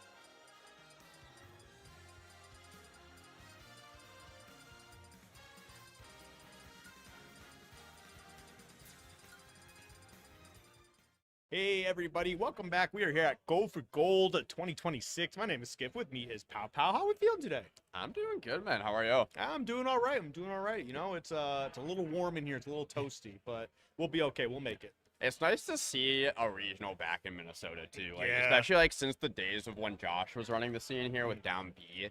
Don't see it as often, but Minnesota has always had such a strong scene for Smash. Yeah. Always been like the hidden boss region of the Midwest. So it's nice to see people come to them and see how well they do. Like, especially with Atraus being the 2 seed here today. Candle, half Wisconsin, half Minnesota. Do you know what Trey's is midnight? Yeah. Sorry, apparently there's been like 2 times before this where I've been like, a Trace is midnight, and like I forgot like 2 separate other times. Yeah. And he brought it up to me, so I'm just like, Trace from SoCal or NorCal originally. I can't remember Yeah. which, but I think it's SoCal. been in the Minnesota scene for a while now. So they kind of did like a transplant one way where Trace came here and Alofa went to Cal, and I mean, it was like at least a couple years difference there. yeah. So a delayed transplant. yeah, But so Loaf and Lucky are both in California. okay, now, I didn't right? realize Lucky went out there too. Yeah, that's what I was told. Cool. Which would explain why they're not here. Yeah. So the I twins- assume, did they go out there to live with Chase? Yeah, with Yeah. Chase. Okay. So Because I know they're all close. long time stalwarts of the Minnesota scene, Loaf and Lucky, even back to the Smash 4 days, back when I would compete here when I lived on the Minnesota-Wisconsin border. Super talented players, but even without those guys here in Minnesota, they got a lot of great players. We're going to be kicking it off here with Squiddy Bucks and Crystal Math on the Ganon and the Ness. Yeah, this is gonna be tough for Crystal. I mean, you know, Ganondorf, he can beat anybody if he just, you know, you're playing like an idiot and he's kind of running all of his hits. Then yeah, Ganondorf can win. But as long as you kind of know what you're doing, you can pretty much stuff out a lot of what he's doing. Like right there, that was just like basically a short hop forward air, and you just kind of put on a lot of damage. As far as matchups that you'd want as Ganon, I feel like you could do worse than Ness. Yeah, oh yeah, where- 100%. Where having those smaller hitboxes on Ness, you do have to contend with Ganon, but given the right spot off stage, that down air is going to do just fine. Yeah, that's just one of those situations you're going to need to keep aware of next time. Like, if Squiddy's in that right spot, you're going to just have to drop and go for an up special, you know, just get back to the ledge that way instead.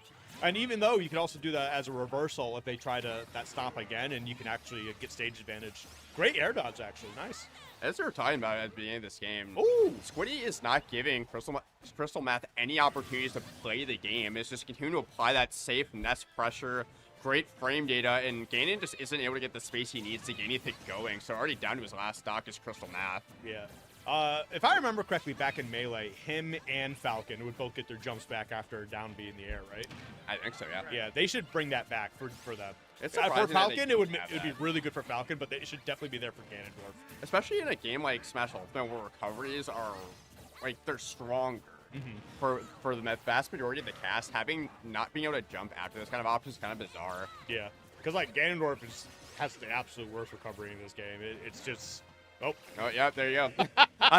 PS2 notorious for taking away those recoveries, especially as you get stuck underneath it. So yep, Crystal Math definitely had a mountain to climb there and was just like, I'm good. yep. Yeah, that's rough. That's real rough. But you know what? It is what it is, man. Good game 1 win. Was that a 3-stock? It was 3-stock. Yeah, there's a couple. I think that was Squiddy taking the game, not Yeah, not Squiddy. Crystal. Oh, yeah. Yeah, Crystal Math is on the Ganon, going to be switching over to the Jigglypuff. Interesting. That is. I like the switch. As far as, like, rather than saying Oh, yeah. Ganon, that was just not working out. You have much better offstage mobility, so you're It's not a gonna gain those edge much guards. better switch, yeah, especially that mobility in general.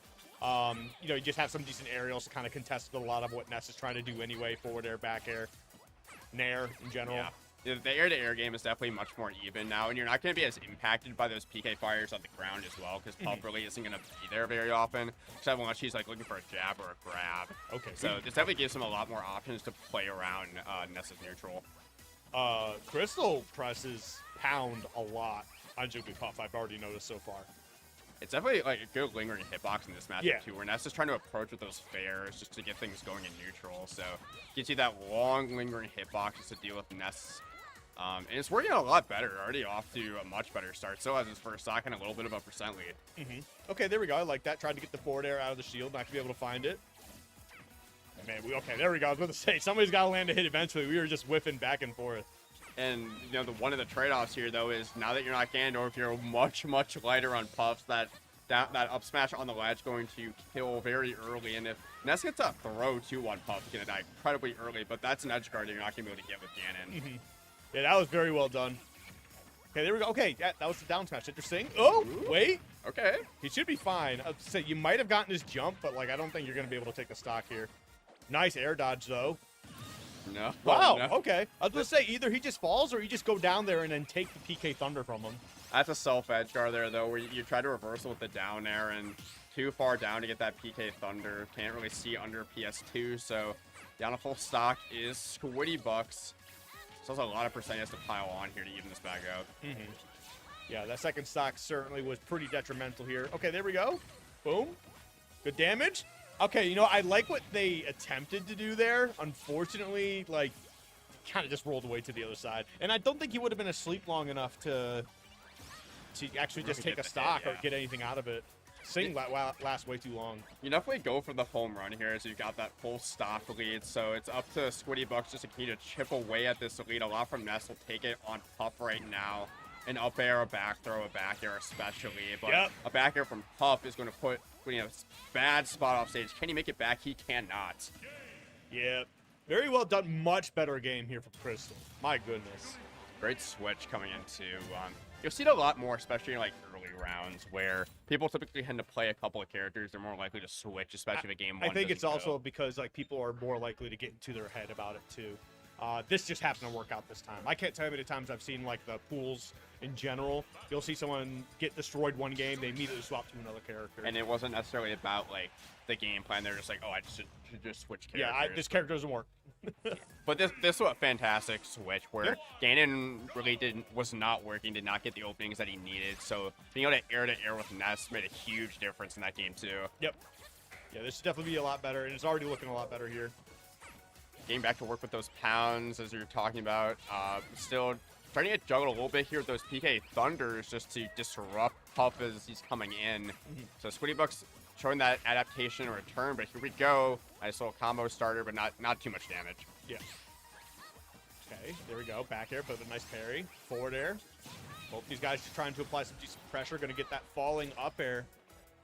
Put him off stage. Nice. There we go. That was a great usage of the nair. You completely just get rid of the yo-yo entirely, and you also create some space for yourself to get back onto stage. A little bit of damage, Oh my too. god. But now back off stage once again. A lot from Ness in the corner. That could be a shield break unless he rolls through. What? Smallest shield of all time. And getting the rollout.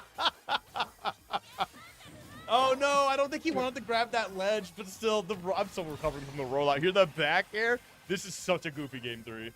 He may not have even been able to tech that if he tried to disrupt that PK Thunder too with that percent that Puff was at, even if he held down. But that sleep not going to connect, and that's going to be a nair just to get us back to dead even stocks. Okay, nice. Probably need to find a way to DI out there, because I don't think you should have taken 47%. That would have been a rest! Oh! I thought you just go for the falling up air and arrest there. I don't know if he necessarily needed the pound, but still some good damage.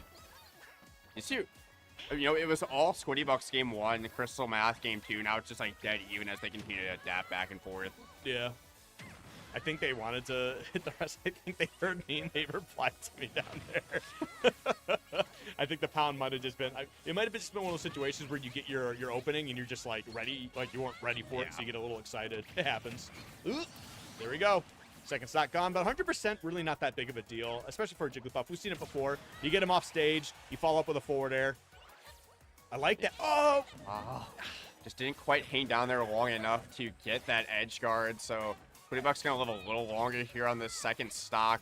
Going to continue to challenge and just isn't in the right spot again. Going low, but Squiddy Bucks just preemptively goes high every single time. Okay, looking for that backer, not going to be able to find it. Building up damage slowly, got to stop the bleeding here. We do get that the last stock, second stock out of the way. 64%, really not that big of a deal, honestly. You get a nice solid opening, I think it's like, what, 40%? And then following up air, you should be able to rest to take the stock. Yeah, there we go. Really even it back out, as you were saying. And, okay, there we go. Nice. But preemptively covering the high recovery with that back air. So that's how whether intentional or not, there is that conditioning where you continue to let them get away with that kind of option. Yep. And then you save it for when you absolutely need it the most at the end of the game to steal out the stock. Yeah, that was a great call out. Well done from Crystal. Definitely makes up for that missing that potential rest. It's definitely one of those things too, where like you miss a combo that you really feel like you should have had, and you just end up pressing the wrong button entirely, and that can really mess with your mental going through the rest of the set. But they were able to kind of clutch it in. He got his game, and now we're gonna go into game 4. Just need one more, and Crystal Math's gonna get like, well, not a nice reverse 3-0, but good enough. Yeah, I mean, it's like a reverse 3-0 where you just switch characters and just like roll through the 3-0. But Spritemare trying to have something to say about it here, getting off to a nice start.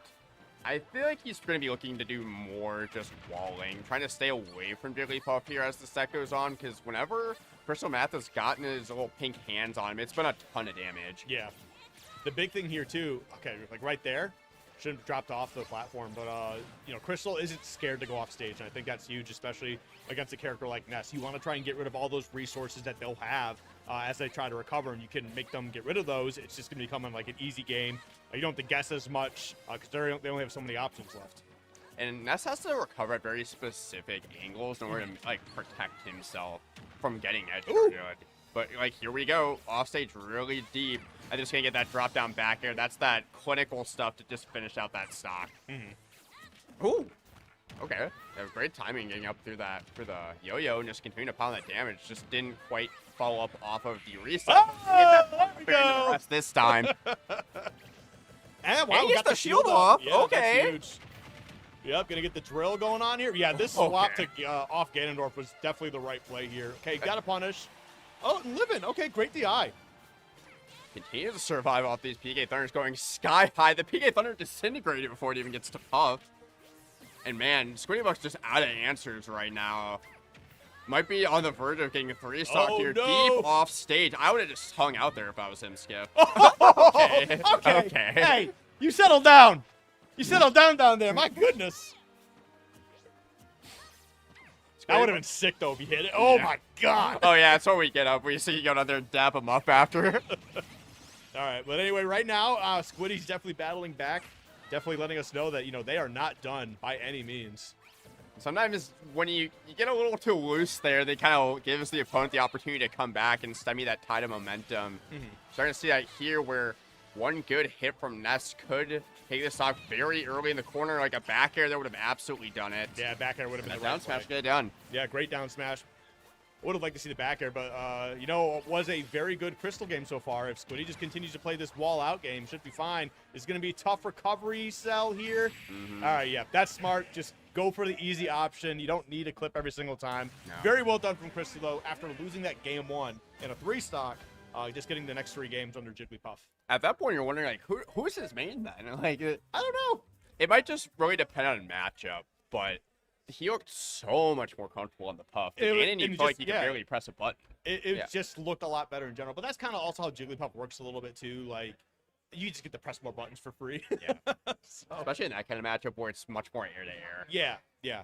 I mean, the swap in general work, because I've always considered Ness a moving hitbox as it is anyway. Doesn't matter where he is, he's going to be pressing a button. And Jigglypuff, like, because I remember for a bit back in Smash 4 when Bayonetta came out, and everyone's like, this character sucks. We hate fighting this character. Jigglypuff could kind of deal with some of it because he had those weird lingering hitboxes, which is just a weird, like, little, like, counter play deal. So. Oh, because, again, like, you're talking about the air-to-air, where, like, you can preemptively, like, stuff out those ABKs, so you can actually, like, somewhat challenge her in the air. I think the funniest one I've ever seen, because I remember somebody, like, I saw it, and somebody was like, oh, yeah, this actually is not a bad matchup. And I was like, what do you mean? Bayonetta, it's Bayonetta. And I watched them throw out a pound. They had witch timed, and then they went to up smash, and the pound went I remember the up that smash, clip, and then hit them afterwards. And I was like, this is so stupid. Hey, and we had to take what we could get as far as that matchup. Yeah, for sure. But, man, it was so ridiculous looking. Here we go. We got commentator extraordinaire, newly minted for Go for Gold, Pack Smash, stepping up to play it. Number 10 on the new Wisconsin PR that just came out on Thursday. Ooh. Going to be going up against Checkers. Is not playing chess. He's just playing checkers. Who was number 1? Number 1 was CRB. Comet has opted out of PR for quite some time. Oh, yeah. And also just has not been competing in Wisconsin lately. Yeah, because I know Comet's out there, but also Candle is Yeah, Minnesota now.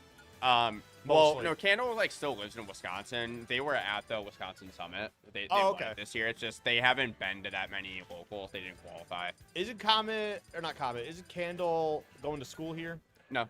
Oh, okay. Just I mean, came out here. Okay. As of now, I know that Candle got accepted to UW Madison. Don't know if they're going there yet. They're still like kind of seeing what their options are. But they live in La Crosse, which is right in that Minnesota, Wisconsin Yeah. border. So It's they go the to a whole lot of border. Minnesota stuff. I did the same thing when I went to UW La Crosse back in the day. As far as like top players in the landscape of Wisconsin right now, it's CRB at number 1. We've got Galleon, aka I'm not gonna say the name on stream. Goonfist. Skyward Hero, really good. I think he said I'm not gonna say the name, and I then just went up saying it yeah. anyway. I said the second half. Just rip it, bro. Yeah, Just let it I go, man. Yeah. The most like the worst that's gonna happen is someone's gonna be like, "Wow, what Yeah. was that tag?" Yeah. I'm not gonna yell at you. You're just reading things off. Yeah, I'm just reading this. We are just here to pass on the information. Yeah. you know? Okay, Kazuya player Edging Wind Good Fist. Yeah. is- See, Yeah, long but time. you messed up the Kazuya. tag. You said Goog. Now I'm making fun of you for it. That is a lot. It is a lot to Yeah. say. It is a lot to say. Yeah. Okay, so Pit Dark Pit player gonna be using Dark Pit for this one. Checkers pulling out the Luigi. Pack Smash is Dark Pit, yes. So other Dark Pit can be able to use those thicker arrows off stage to potentially set out those stocks on Luigi with that more vertical recovery. Luigi also is just is gonna be more likely to be juggled here by these nairs. Just doesn't really have like those hitboxes to deal with it. Oh wait, you got his jump. Oh, you get the hitbox. Whoa. Okay. Okay. I feel like he should have been able to recover. It looks like he probably lost his jump somewhere in that Yeah, process. but I feel like you could have drifted towards the stage. I feel like maybe you could have air dodged and then magnet hands to it, just a position. But I don't know. Awkward situation, but we're probably gonna see a lot more of that as this set goes on, especially like a lot of pit edge guards gonna be coming through. Pack Smash really piling on the damage right now, though, Skip. Yep, tried to find a follow-up up smash. Not gonna be able to get it though. Checkers trying to battle back. 101%. Tried to snipe him. Yeah. and Yep.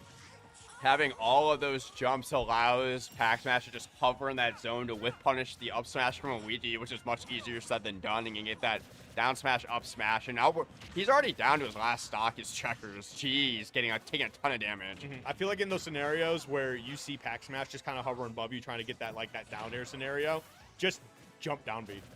Like you'll be fine. they're gonna get punished. You're not. Just continue to just tag on this damage slowly but surely.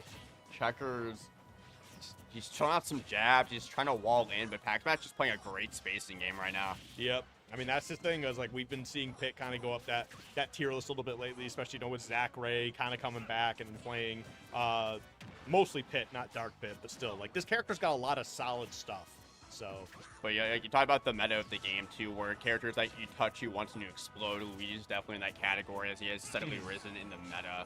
It's just Checkers is not getting his hands on him. He isn't getting grabbed. He's only getting a couple hits here and there. And what's great about Dark Pit and Pit is they just can reset in disadvantage so often, especially with that down B. did he on that down tilt? I think he Z-axised the the arrow. Sure. Because Pack Smash was off stage, I think, shot an arrow, and Checkers had down tilted, and it leaned his head like towards the camera. I think he Z-axised it. There's That's so crazy. many weird interactions There's- like that in this game. Well, that's why Joker feels like he's impossible to hit sometimes. It's just Just such a twig of a hitbox. yeah. I remember especially before a lot of the nerfs too, where there was just his hitboxes just did not match what he was doing. So getting back into it, back to PS2. We've seen only PS2 so far in this block, but finally getting a good grab there. But again, with Pit being so floaty, Dark Pit being so floaty, it makes those Luigi confirms less potent.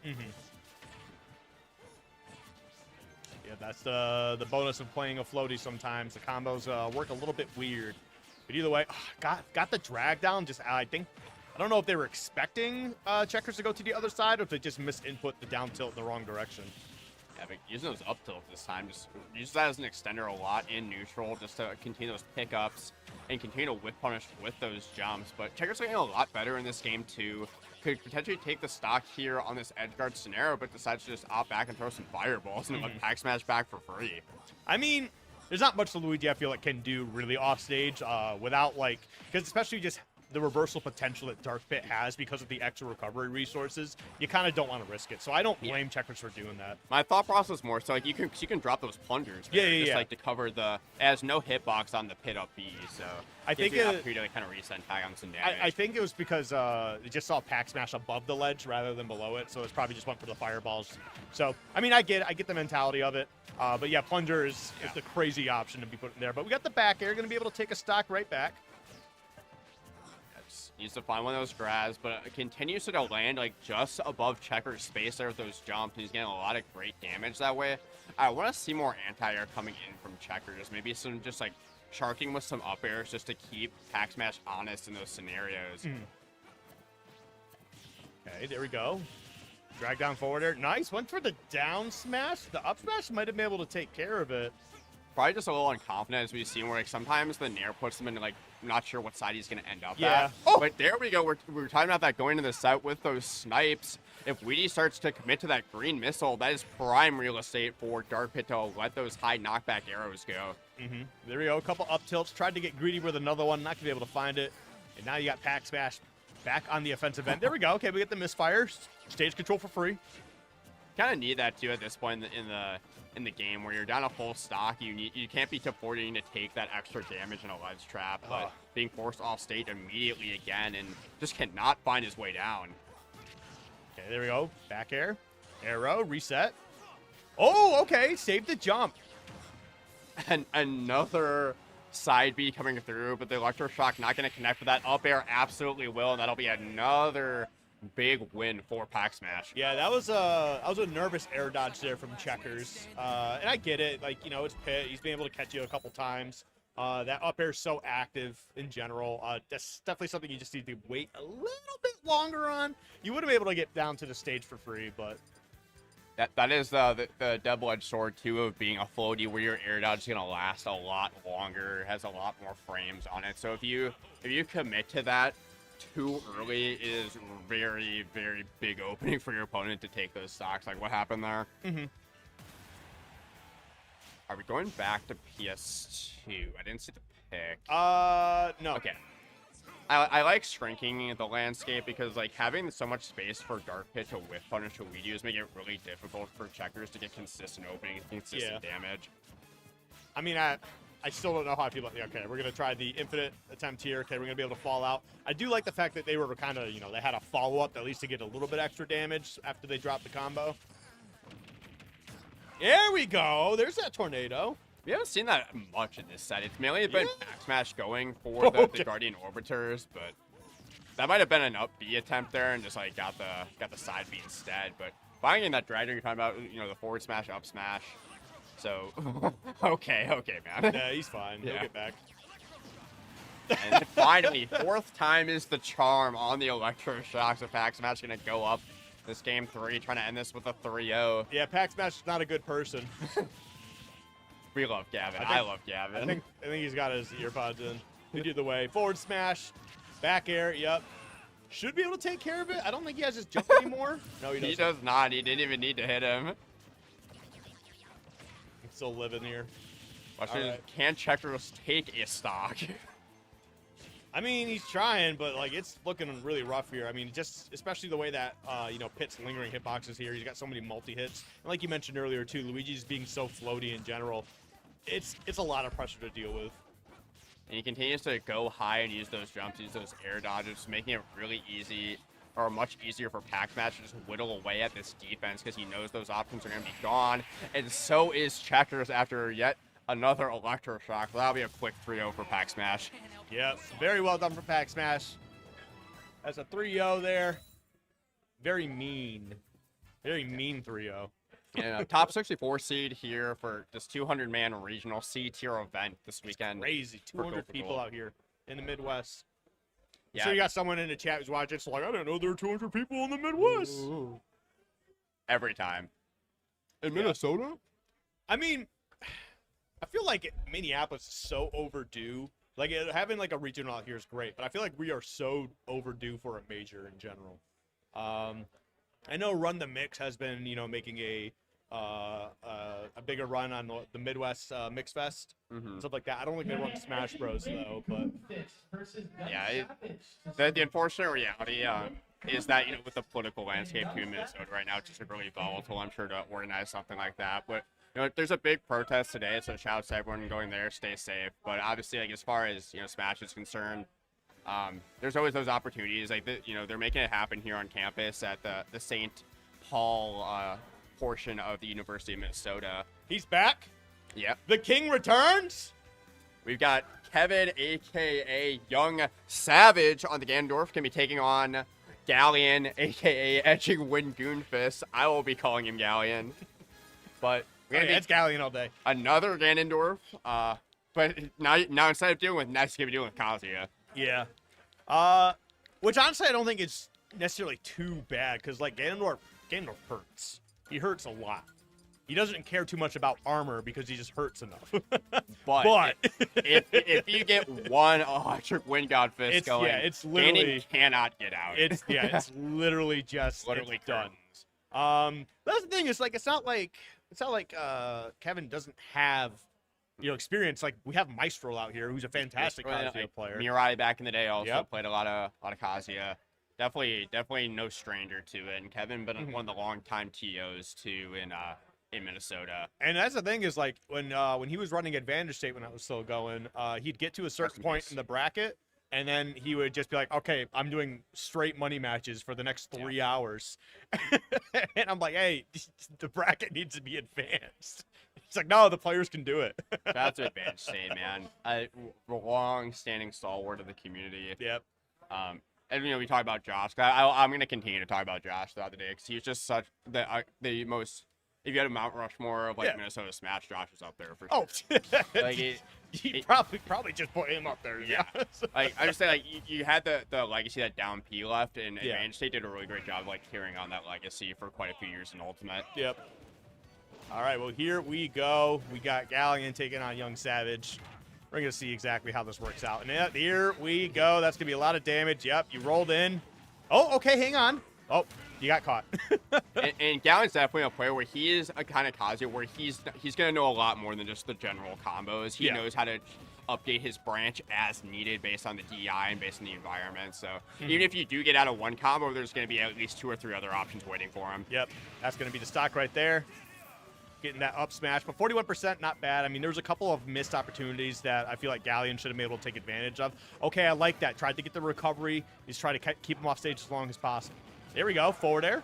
And one of the strengths of Ganondorf is his ledge trapping. If he gets you in this position, he gets one good read on like an yeah. smash the other way. That could be your stock at these percents. And you're seeing Young Savage Yep. hold his own in this corner, and he brought it all the way back, dead even. Yeah, that's the thing that I feel like a lot of people just forget sometimes when they're fighting Ganondorf, is that he does have a nice little bit of tech with that kind of like that reset off the ledge slip out of the wizard's foot. So Yeah, it gives him a little bit of mobility, especially to apply corner pressure, but can't apply corner pressure if you're off stage. That is a nair, and a stock. case in point, Ganondorf has the absolute worst recovery in this game. It's definitely up there. All right, there we go. Didn't get the ledge slip, but he didn't need it. You actually just wanted that hit. Yep. Ooh, all right. Yep. I've been hit by those a lot of times playing Rickles online as an Incineroar. Yeah. So I'd be like, okay, I've got the mix up this time, and I'm like, nope, doesn't matter. You talk about like the top Ganondorfs of the world being, you know, Rickles back in the day doesn't compete as much, but you have Major nowadays. Woo! Hang on. Oh, okay. I think we got a little too silly there. But this could be a stock. I mean, he's just getting these hits. You better find a way to get. Oh my Yeah, he's goodness! looking for it. And this just honestly could be we the game. go. Yeah, this could be the game. Oh wait. Great DI though from Young Yep. Savage, going high, does not get combo extended on that platform. So really only needs one good hit left from Ganondorf to take this stop, but he needs to get his feet back under him. And now it's just about getting back to the stage. Okay, we are able to do that. It's going to be the last time, I think, for either of these guys. At the Rage Drive online, and that that's could be it. Jad Rage Oh, Drive. wait, but Ganon no! being so heavy is going to live. Okay, gets back on to the stage here.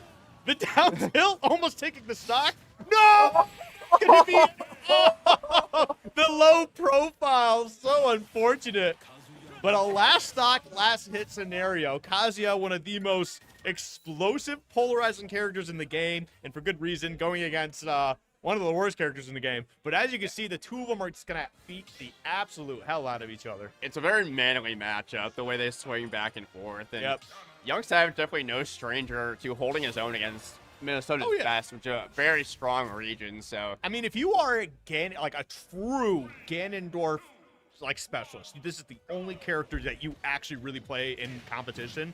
You're gonna learn ways to try and deal with all these absolute BS characters, and Kazuya is certainly one of them. But Now- carrying that momentum from that game one, almost nearly taking this first stock here, just needs one more good hit going off stage. But I'm just gonna get that beefy up B, but this will be the stock on that back air. And a good little DI mix up there as well. That was very well done. But even then, like this is just one of those situations where it does not matter what the percentage is on either of these guys. Like it's even. It's still even. Yeah, it's just really the biggest issue for Gan is that your damage is not as guaranteed as Kazuya, and just going really low, and it looks like he lost a jump somewhere. So Yeah. Galleon looking for a 3 stock here after such a close game 1. Oh Yep, no, yep, the this could whiff. be it. Yep, Yeah, will that sure will absolutely do be. it. JV3. That's definitely a bit of a rough one. And like the thing is that's kind of like what this matchup's going to be, right? Now, while Kazuya does have a lot of additional second chances on a lot of these, Ganondorf doesn't quite have them as well, right? But again, it's just there's so much damage output from both of these characters in general. Like it's just going to be tough. And you could feel where Galleon, as I was kind of alluding to, it's a much more guaranteed and consistent as far as that damage, where Ganon, he gets a big hit and it does a lot of damage, but in order to continue to get those hits, you have to be a lot more precise in your positioning. There is a lot of reads that have to come through on it. Yeah. It's not just like revising your combo tree like Galleon based on DI. Like a lot of it has to come down to making the right guesses. Well, I mean, over and that's just always been what Ganondorf's about anyway. It's how well can you guess what your opponent's doing and punish them for it. Like he's one of the biggest like mental challenge characters in the game. Like, does he hit you with a big strong move? Do you get flustered about it? Well, guess what? You probably just lost the game because of it. That's why he was like early in Ultimate, he was having decent results at majors. Rickles was getting top 64, but as the meta continues to develop and the combo games get more fleshed out, he doesn't have that same capability, so it gets hard. The dash attack, that's crazy. All right. It's just a little kick and has a good amount of knockback, so that's going to be Galleon taking that first stop, but Young Savage only a little bit more damage. And he's going to charge that up smash and take that first stock. And see, that's one of those scenarios where you're kind of like, why did I get hit by that, right? And we're going to see how exactly Galleon responds back, and he responds back with 64%. Going to be looking to try and take the stock just to show that, hey, listen, I'm not flustered at all. Just fine here. Another Electric Wind God Fist going to put Young Savage deep off stage, and he is going to make it back. But, Galleon going to be just fine here. That will be the stock instead with that up B. Yep, last stock scenario here for Young Savage. We're going to see if he can find a way to push this into a game 4. It's going to be a bit tough, right? You got 2 stocks to get through, but again, it's just some reads. And there we go, the back air, all right? Now you have stage control. And you were talking about the ledge trap scenario. There's a lot of really strong options that Ganondorf does have. Last stock here. It does not have the mobility, but if you have no space to whip punish him, he can just continue to apply that safe pressure. So continues to force Galleon off stage, more damage, and that's our slight lead here for Young Savage. Hang on. Gates of Hell, that might be over. It certainly he is. just knew. Oh, no, dude, that's such a rough scenario. I know what that's like. You have a certain amount of damage on you, and you get Gates to Held on a character like that, and it's just game over. In game 2, he ends it with the Electric Wind God Fist into the command grab just to kill him at 30 off stage. That game, he gets the command back throw and kills him at 50. That's just brutal, The man. angle on that is so disgusting. It's bad. Like, you have to have one of the best recoveries in the game, or you just got like some crazy angle to really make it back from those. That was wild. Yeah, and Young Savage played a good set all day. He did. Just a miserable matchup. It's rough because like when you have a character that has options, it looks like you can kind of just press sometimes, and it doesn't matter what you're doing, they're gonna get through. Ganondorf can't really afford that sometimes. So, but he had some great reads, and when he was hitting his reads, he was putting out some big damage. Yeah, he put out a lot of damage, taking some stocks. Unfortunately, it's still Kazuya at the end of the day, and as you mentioned, Galleon, Really? first time on PR. No, he's been PR in Wisconsin for Okay. quite some time. He's been number 1 a season or two. He's been in top 10 Okay. for many I a am really season. not familiar with Wisconsin for the most part. Yeah, I thought I was. very good player. He got third at Wisconsin's Best Summit this year behind Okay. CRB and Candle. Okay.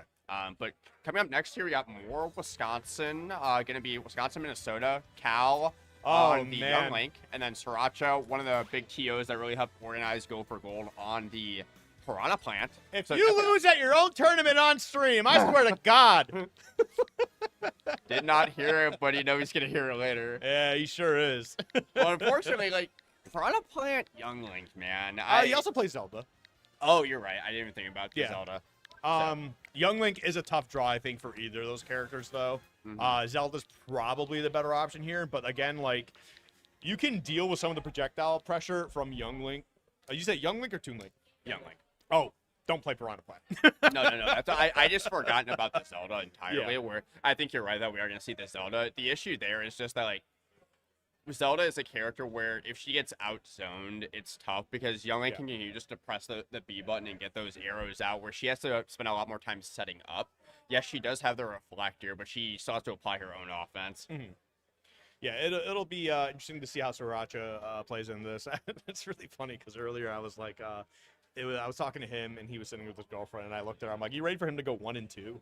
Oh, no, Sriracha's pretty dang good. No, he is solid. He is solid because like he's a 2-tour. He's a 5 seed. Yeah, I think he's what? He's a roughly. Oh, they gave him a 36 seed out He's here. 36 seed out of 200 people. So that's not- Interesting. You might have a player that might be high key underseeded though is Yeah, Cal. that's the perks you get when you run the tournament. You get to seed yourself however you want. You wanna It's talk about my some- tournament. I'll seed myself however I want. You want to talk about a player that might be a little underseeded though is Cal. Definitely a sleeper hidden boss as far as like Milwaukee is concerned for Wisconsin Smash. Really good Young Link player. Definitely a player to watch as far as like potentially making top 64 today. Yeah, it'll certainly be interesting to see how he kind of plays through this. Both players. Oh, he is on plant though. Yeah, he is on plant. Yeah. Yeah, that, I'm a little surprised about, but like this character does have a lot of very goofy stuff. And honestly, being in this region too, when you're trying to play plant, you're trying to learn plant things, you have the #1 plant player in your region to learn from. So he'll be just fine. But that is going to be a stock there. Yep. Once you get that down tilt into the forward air, it's at that percentage. Doesn't matter who you are, you're gone. Plant also, as far as compared to Zelda, will have better tools up close to deal with Young Link as far as his boxing tools, but he has to get there first, which Plant doesn't have the greatest mobility, and Young Link definitely going to be able to zone really well on Pokemon Stadium 2, but Sriracha really starting to chase down Cal more often here. Yep. There we go. Oh, okay. A little too greedy on that down air attempt. Like, I totally get why, right? You're trying to find a way to even this up. Take your time. You've got crazy burst options, especially out of shield with your up smash. Try to see if Cal will make a mistake here. Yeah, but Yep, there you go. That'll clean that up. yeah, that only down 60% here, but Cal been doing a really good job of consistently zoning out this Piranha Plant, not really giving him an opportunity to interact with those Poison Cloud or those Patuis, and already up to 115 here. Yeah, but I mean, he does have some really good soil in that pot, so like he is pretty heavy. So he does That have evergreen, that yeah, evergrowth. yeah. I mean, he is quite heavy actually. I think he's like One what? of the he's considered a heavyweight. Yeah. I think he's like 1 or 2 lighter than Kazuya, if I'm not mistaken. Crazy. What do you got in that plant, man? What do you got in that pot? It's some good soil. Probably some rocks. Some good minerals. He's Yeah. gonna need all the help he can get right now. A lot of He just what watered would've it been- too. Adds a little bit more. Yeah. All right, there we go. Yep, goes for the back throw. And we are in a really good position considering the fact that, like, at 157%, you had the ledge trap. You end up dropping it, which is unfortunate because that is one of Piranha Plant's strongest strengths. It's just getting a ledge trap game going. And just hasn't really gotten Cal off stage very much. It's mainly been Cal just zoning from mid-stage, forcing Piranha Plant off stage, but as a corner pressure situation, you're trying to get those Patuis out, but they have just been a non-factor so far. I mean, he got one stock with him, and he's gotten like a couple stray hits, but for the amount he's thrown out, and it's kind of like the same thing with Gordo. You're kind of just throwing them out every once in a while, and if you get a hit, that's great. Trying to check their temperature, Yeah. and it's not always going to be super helpful, but you have to continue to force that into the mental stack, continue to apply that pressure, because if you just give up on it altogether, that's a big part of your character loss. Yeah, he jumped right into that boomerang there. Okay, up throw, that'll certainly get it done. Great up throw. Just, it's super strong. One of the strongest in the game. Yeah, and it's fast too, so it'll definitely, like, if you're, it's one of those moves you can throw out, and like sometimes your opponent's just not going to react to DIing it properly. That up smash won't be enough. One more will be though.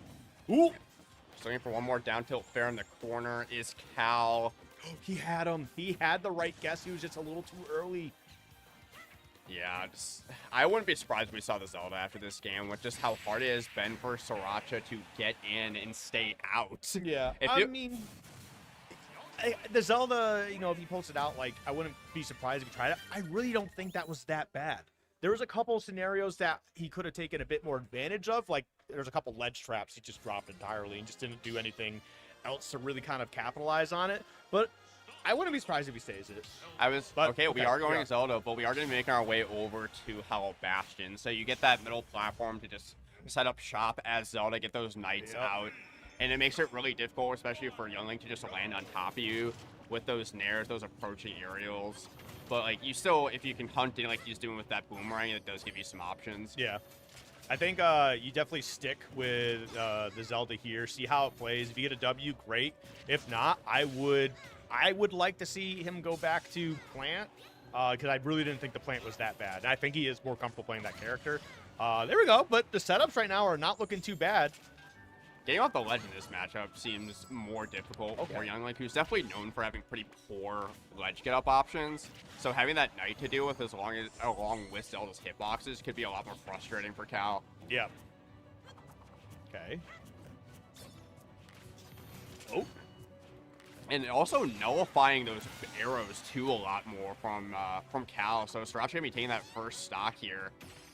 Much better start. Yeah, much better start. And 119, you shouldn't be losing the stock anytime soon. And that is that Nehru's love coming through as well. That's going to play a factor at least a few times. If not reflecting the projectiles, just a button to just press when he's on your shield, and it's just free damage. The one trade-off here is going to be that change in character weight, where Zelda's quite a bit lighter than Plant. Those down tilt up airs going to kill a lot earlier. He's been coming with a lot of up smashes mid-stage as well, like those drag down back air one up smashes. Ooh, so caught him. Yeah, gonna have to be a lot more careful as far as watching out for those confirms mid-stage. That was actually a really good setup there too. There was a couple of projectiles that should have hit Zelda, but that because they were kind of clipping into the soldier there, you were actually able to just get protected by those projectiles. That was actually really good. Having that knight in place makes a big difference as far as neutral, but once that first arrow lands, it's really hard for Zelda to reset, which we're seeing how much damage Cal can get as soon as he gets that one opening. Yep. Just a matter of just kind of getting down and trying to, find your footing here. We're only going to get the dash attack. I felt like maybe you could have got a little bit more, but you know what? That's really not that bad.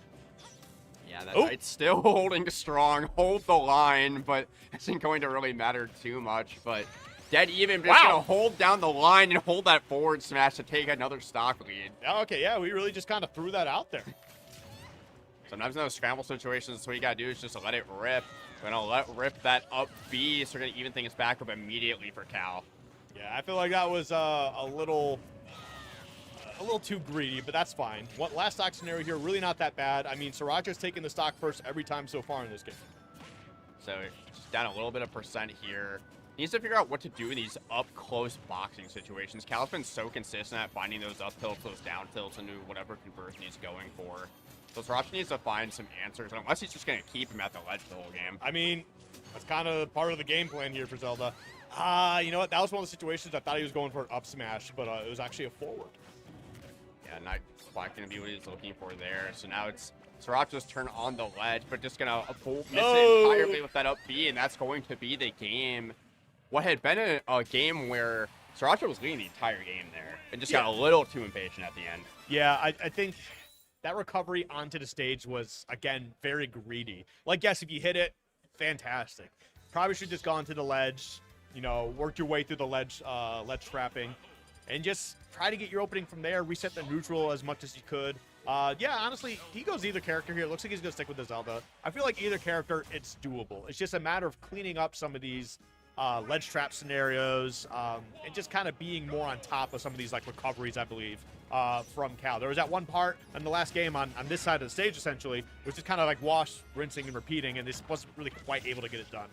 And Cal, on the other hand, anytime he's gotten that advantage state going, has been very consistent in racking up that damage and getting those stocks off the conversions. So it's up to Sriracha, as you said, to clean up some of those miscues in order to try to stay alive in this set.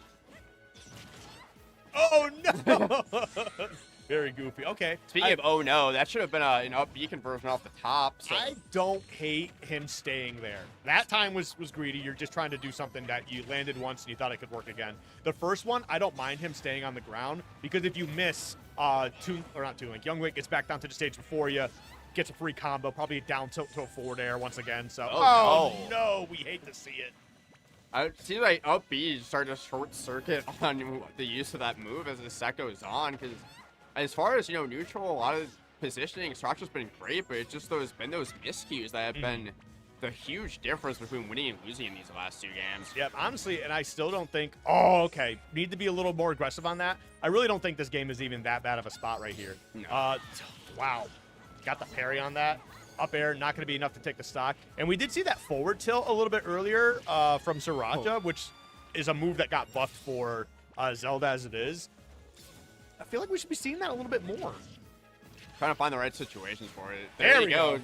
Just with the doctor order, just to try to stay in, and is taunting his whole crown off, I guess, just to try to get himself, hyped and stay alive in this game. But he is 1 stock away from making his way down to the losers bracket. Yeah, it's definitely looking a little bit tough. Again, it's not done until it says game because Zelda again can grind this out. Can be really annoying. We all know. Okay, that, again, we're being greedy, and I think that's the biggest issue for a lot of what Sriracha's struggling with here. Cal's playing a very safe, consistent game plan and is just waiting for Sriracha to make those big swings, which is how that lead's gotten bigger and bigger and bigger. So one more big swing like that, if it misses, it's sending Sriracha down the loser's bracket, but a big swing like that is going to chip away at this lead once more, and we're down to the last stock on both sides. He wanted to drop through that platform, just wasn't able to and got punished for it. Okay, but we got the bomb.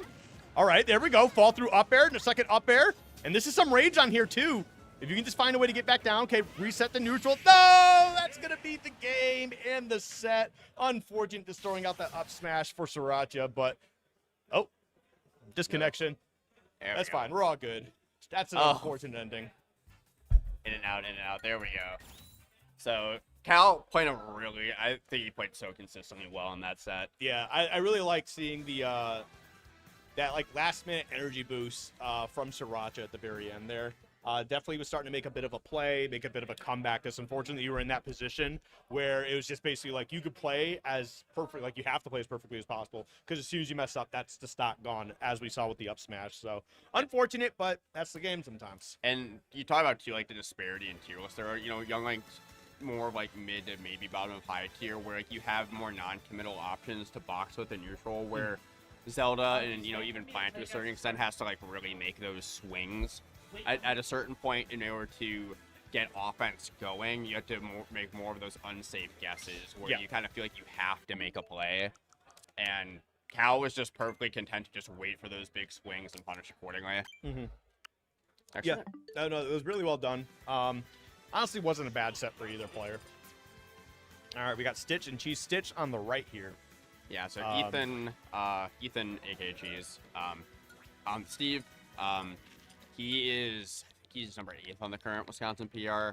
He got second at the Arcadian right before the PR came out. And Stitch, Minnesota Yoshi player, really, really good. So this will be a good one. Yeah, it'll be interesting to see how this works out. Yoshi, honestly, does not have that bad of a matchup when it comes to Steve. If you actually talk to Pharaoh out in Tri-State, he wants to fight Steve's, because he's constantly, trying to figure out a whole bunch of game plans, stuff like that. He's got a good mentality when it comes to, playing against this character, which a lot of people, as soon as they taste Steve, just because of how the community mental is at the moment. Well, how's my loser bracket? Yeah, how's my loser bracket going? Who am I fighting here? And it's just dude, at least play the game. If you think you're gonna have a terrible time, play a more fun character, and then just try to do the absolute most goofiest stuff possible. Because maybe you throw your opponent off. I don't know. You talk about Yoshi in this matchup too. What makes it so good for Yoshi is how consistently he is able to rack up a lot of damage with the right setups. And Steve having such poor aerial mobility on stage means that Yoshi can juggle him for eternity if he gets him in the right position. Yeah, so we're going to see exactly how this plays out here. I mean, honestly, just looking at it, Ethan is going to have his hands full a little bit, being the lower seed here. Stitch, like we were talking about before, great player. That's a good opening right there. That's actually going to be a very big part of just his game plan in general. Like, Yoshi's got some pretty solid options to open things up. Like, even just tossing the egg, you can combo into that, right? Just to kind of depends on where you end up flying to. So you got to be a little bit careful. You got to be a little bit aware. But once Yoshi gets in, he's going to take you for a ride for a little bit. Speaking of taking you for a ride, too, Ethan is the kind of player where he can play both game plans, where he can play that mind game the matchup calls for it, but he's also a player that will get in there down and dirty. If he gets those openings, he isn't afraid to hold forward and get some big damage. That was actually really smart to just drop the shield and take that, because I'm pretty sure that would have been a shield break, which would have definitely set up for the stock. So it's kind of either like, look, maybe I lose the stock here, maybe I live, compared to I will just lose the stock. I will just die. And Steve relatively heavy too, as far as what you would think. Yeah, so. I think he's 2 lighter than Mario. Yeah, right? so he's a midweight-ish. Yeah. Which is really funny, because the other side of it too is that with Aegis, Mithra is Steve weight, I think, and Pyra is actually Mario weight. I thought Pyra's a little heavier than that. Okay. No, not really. Interesting. I just looked it up to see that. Yeah. No, you're right. I've looked at a lot of this because Mithra's also the fifth fastest character in the game, and Pyra's the 5th slowest character in the game. I like that mirror. Yeah, it's really interesting how they play. Neither of those characters are here, but it's just a bunch of little things I remember, and how it makes a difference that stuff. weight. Yeah. As we've been talking, Stitch really piling on that lead. Got that backer to take that first Agnes. Continued it with that momentum, but getting the double parry on the down B from Yoshi is great and all, but it's just still a lot of damage to make up here for Ethan. Oh, there we go. Yep, that's going to be stock, and that's kind of what I'm talking about in one of those scenarios where the egg will just kind of put you right in that spot for Yoshi's incredible aerial movement to just clean it up. So that was very well done. There we go. A lot of damage. Yep, down air. Yeah, that consistent damage is such a big deal for Yoshi in this matchup, where if a lot of characters, they only get piecemeal damage, and then Steve hits you with one up tilt, and you're taking 60. So being able to keep up with him in the damage department is such a boon in the matchup. Yeah. And this is the other thing to kind of keep in mind here, too. Like, wow, Ethan's a great player. Stitch has played against a lot of really solid Steves here. So it's like he's definitely got a game plan. He kind of knows what he wants to do, what he's looking for. Great spot dodge, by the way. Yeah, just to play around that body part, that can be a big difference as far as getting that frame advantage to punish Steve if you get that spot dodge through in time. And as Stitch has continued to apply this pressure, Ethan has so few resources in the tank. Yeah, like he's really got that would have been a moment where I'm just trying to get some additional resources here because you got 1 iron, right? You missed this cart, now you've got no iron, right? It's not a good spot to be in. And talking about being in a bad spot, down a lot of percent this last stock, gets another diamond though. He's gonna have to make the absolute most of this if he wants to stay alive in this game. Just the lingeringest of lingering back airs on the toolbox. Yeah, that's a scenario where egg is gonna mess you up, and this is a big opening. This is definitely not gonna be Oh my god, it's almost dead even already. Oh, that's diamond, baby. Yeah, this is a scenario where you gotta be careful about throwing out egg because of how long that pickaxe will last, and that is a huge turnaround. Oh, man. Great adaptation from Cheese in that second half of that game. Really just, the diamond was huge, right? And then there's a few times where Stitch was throwing out that egg, and you kind of got yourself caught up in that. You extended that hitbox a lot longer than it needed to be. And he did a great job of following Stitch's disadvantage DI2 on that last stock, where he took him 0 to 70, 80% almost immediately because he was following the escape route that Stitch was taking, and then just really did not let him reset in that scramble and just let the forward smash rip to take that game. Yep. Yeah. Very well done. Great stuff from both players so far. Getting into game 2 now, though. We're going to see how this works out for Stitch. Honestly, I thought he played great. He made a couple decent mistakes, unfortunate mistakes, and Cheese took advantage of it. By taking advantage of that, hey, I'm throwing out this hitbox and you're going to extend it for me. The unfortunate reality, too, is that Yoshi's double up jump armor really can't come through in those Steve combos because they're so frame tight. You really can't mash out with that armor. So still going to be taking a lot of damage when Steve does get in. You see Ethan, who's so consistent with his combos. Pretty much anytime he gets that up tilt, you're probably taking 60 to 70%. Oh, he landed on the block and actually completely reset his momentum. I don't think he was wanting that at all. That's unfortunate. Should be the stock here. Yep. Just get that trade. You're going to get back to the stage without, too much hassle here. I really like that edge guard too, where Steve can definitely be tough to cover that Elytra recovery. So just floating out there, just using that arrow drift from Yoshi and just letting that Nair trade come through with that lingering hitbox means that they're just gonna be taking this first stock. But now it's a matter of like, how do you get back on stage and get some damage going? Well, he's working on it. Okay, well, even it up, 2 stocks apiece, 0%.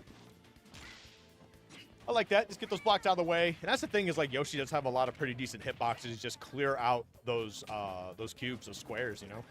Well, these characters also just really like to find up tilt at low percent to get a ton of damage early on. And Ethan had that gold in hand to just quickly pile on that opening gambit on the second stock. But Stitch responding here, getting that nice juggle in return. So they just kind of continue to swat back and forth and damage here and there. He was able to get out of that. Elytra has like almost no lag on it. It's kind of crazy. You just kind of hug the stage as you land too, and just like bait the opponent to come in. Because he landed and like Stitch was going in to get a punish on it, and he immediately just turned around and jabbed him once, and then like that was kind of it. So that diamond coming through for Ethan, who's definitely gonna be holding on to that until the last stocks. He still has that diamond axe online just to get those up tilts going. Would be great if he could get a little bit more percent here, but that up tilt up air going to even things back up for Stitch. Yep, there we go. Get that out of the way. But he is going to have diamond here. So we saw what happened last time in game 1. Got that diamond, immediately got those combos going. You took a lot of damage, and it was just an unfortunate time. 27! The damage output on diamond is just insane, Skip. Like, being able to just hit like 4 moves and they're at 67%. You have to play so carefully for the rest of the stock. Okay, great parry, though, into the Nair. Jab, 1-2. Tried to force the forward air, not going to be able to find it. Oh, that's a scenario you could have had it. The up air 1, not going to be able to take out the stock, but you certainly are getting close. 117, the forward air, not going to be able to take a stock, but giving him some space to get some materials. Once again, now he's off stage here. Gonna go high as Yoshi does over that ledge, but gonna not be alive for a little longer. Stitch probably gonna be starting to hunt for some safe back airs in the corner, but Ethan just perfectly content to just play this mining game right now. Whoa! And the minecart is gonna do it.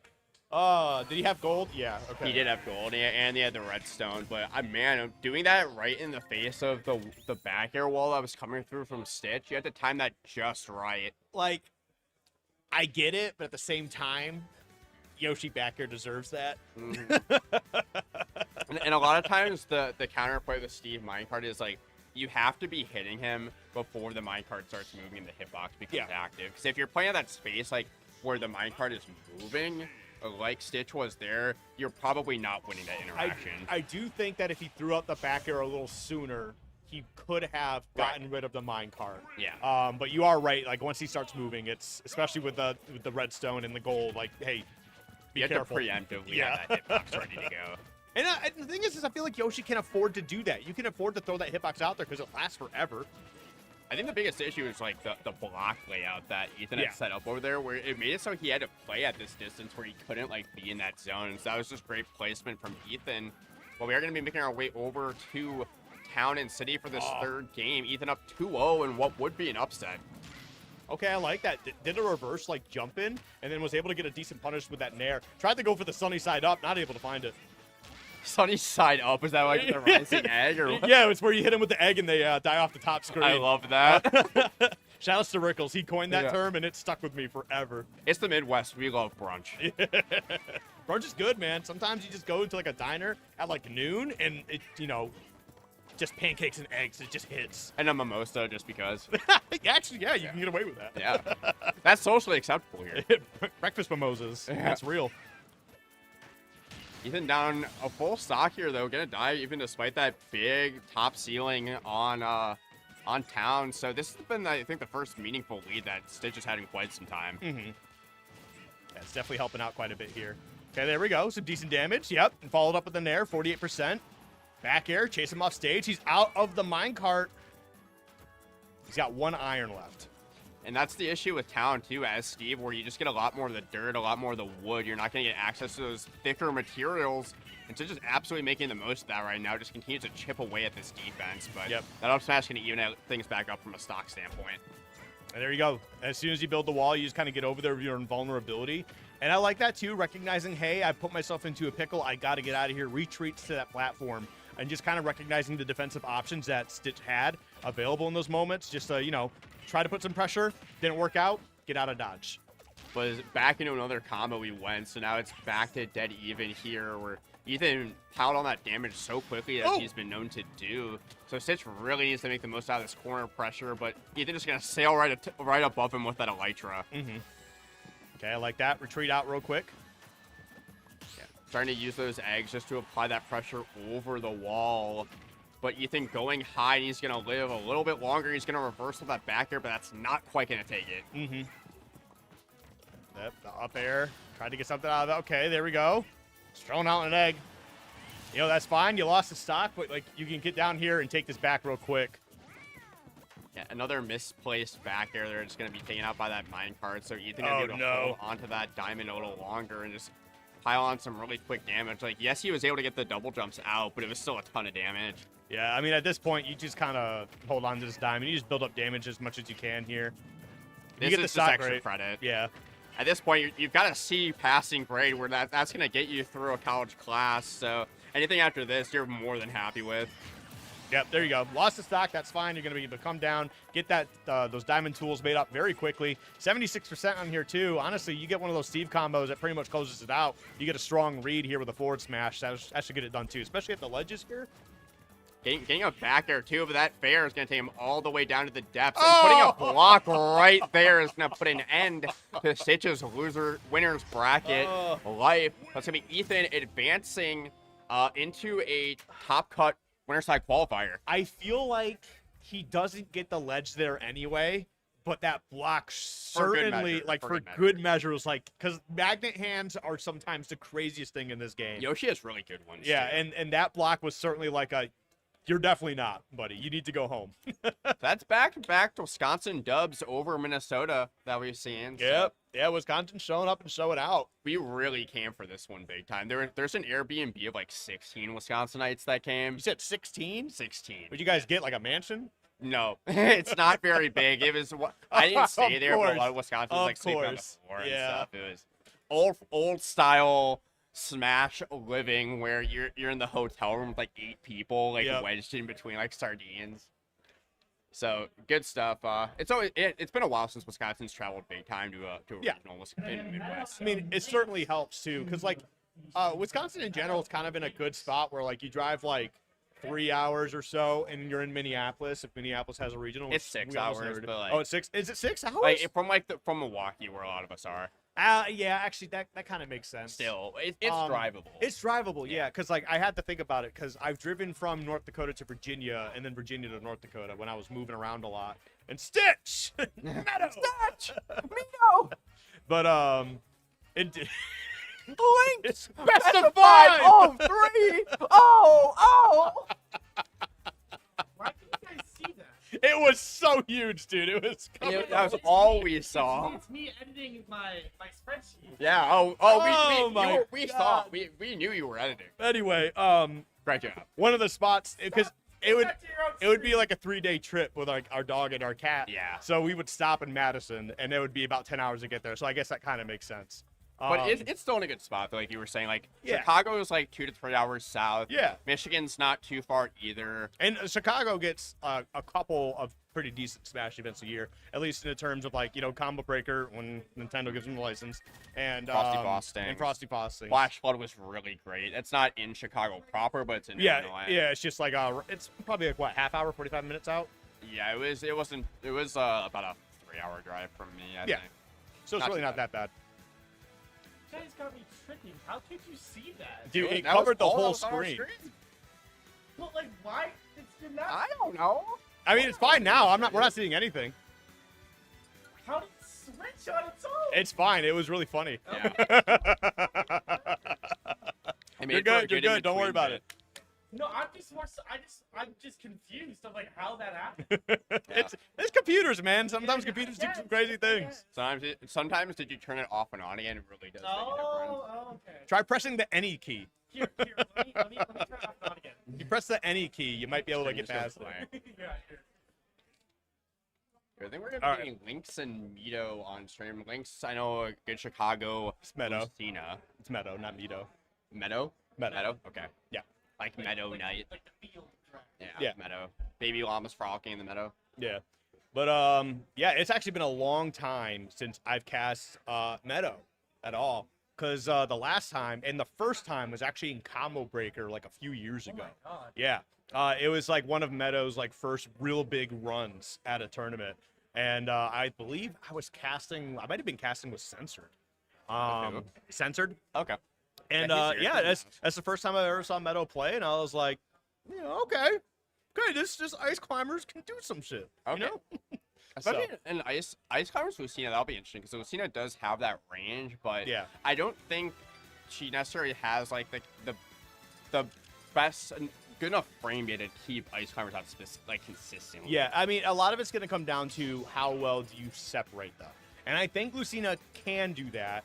You just have to be very careful because there's just so much like silly stuff that the ice climbers can do. Like you have to make sure you're throwing out the right moves to separate them because if you try doing like a grab, Nana's gonna punch you in the head. You know? Okay, so Meadow, she's on the Ice Climbers. When I saw in the bracket, was the 4 seed in this pool, but DQ did not make it. So this is the winner's quarter. So winner of this will be in a Top Cut winner side qualifier. Yeah. And it's actually really funny too because Minnesota just had like 2 or 3 really good ice climbers for a little bit as well. Treyara was out here, Meadow. I feel like there's someone I'm forgetting, but Axiom is Axiom from Minnesota, or where is Axiom from? no, I think I forget. But Axiom I don't think was from here.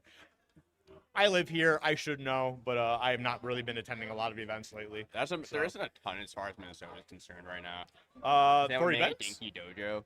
Yeah, no, there's almost a local like every day. Okay, then Yeah. I'm completely. Yeah, no, like it Yep. like obviously, you know, campground's the one that a lot of the people, like a lot of the better talent will go to, but like they're all spread out all throughout the Got city, it. so it's really I solid need to out brush here. up on my Minnesota locals then. Yeah.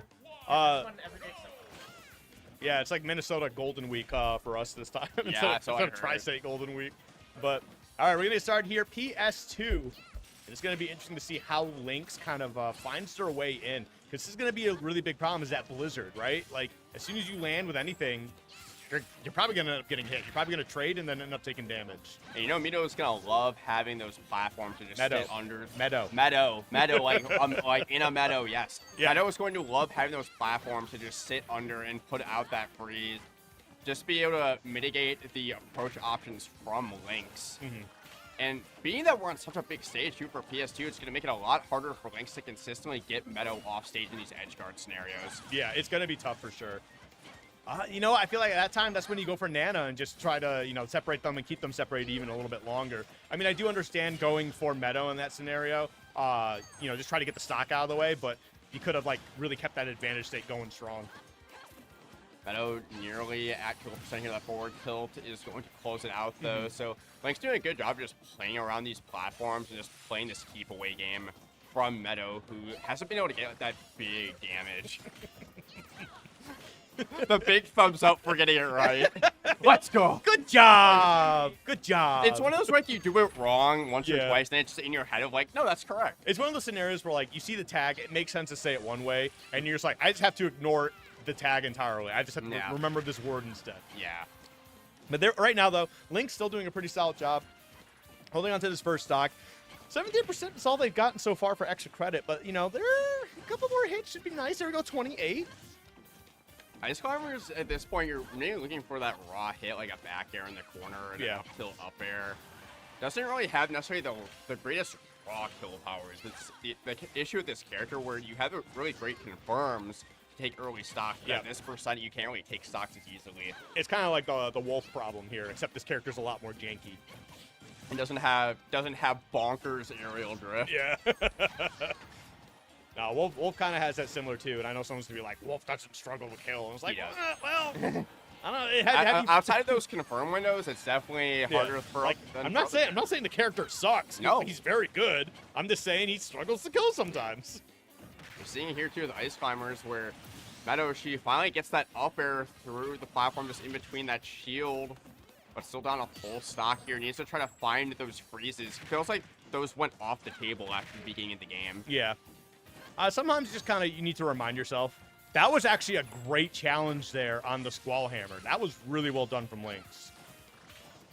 Lynx looking like he's very comfortable in this matchup. The way It he's seems like playing it. around Ices is definitely not something you just pick up on the fly. Being able to weave in and out and just keep Ice Climbers at bay, just swat him with that big sword from Lucina. But as we've been talking, Meadow is slowly but surely clawing this back. Yeah, it's just a matter of just kind of keeping up that offensive pressure. There we go. Get an Ice Cube out there.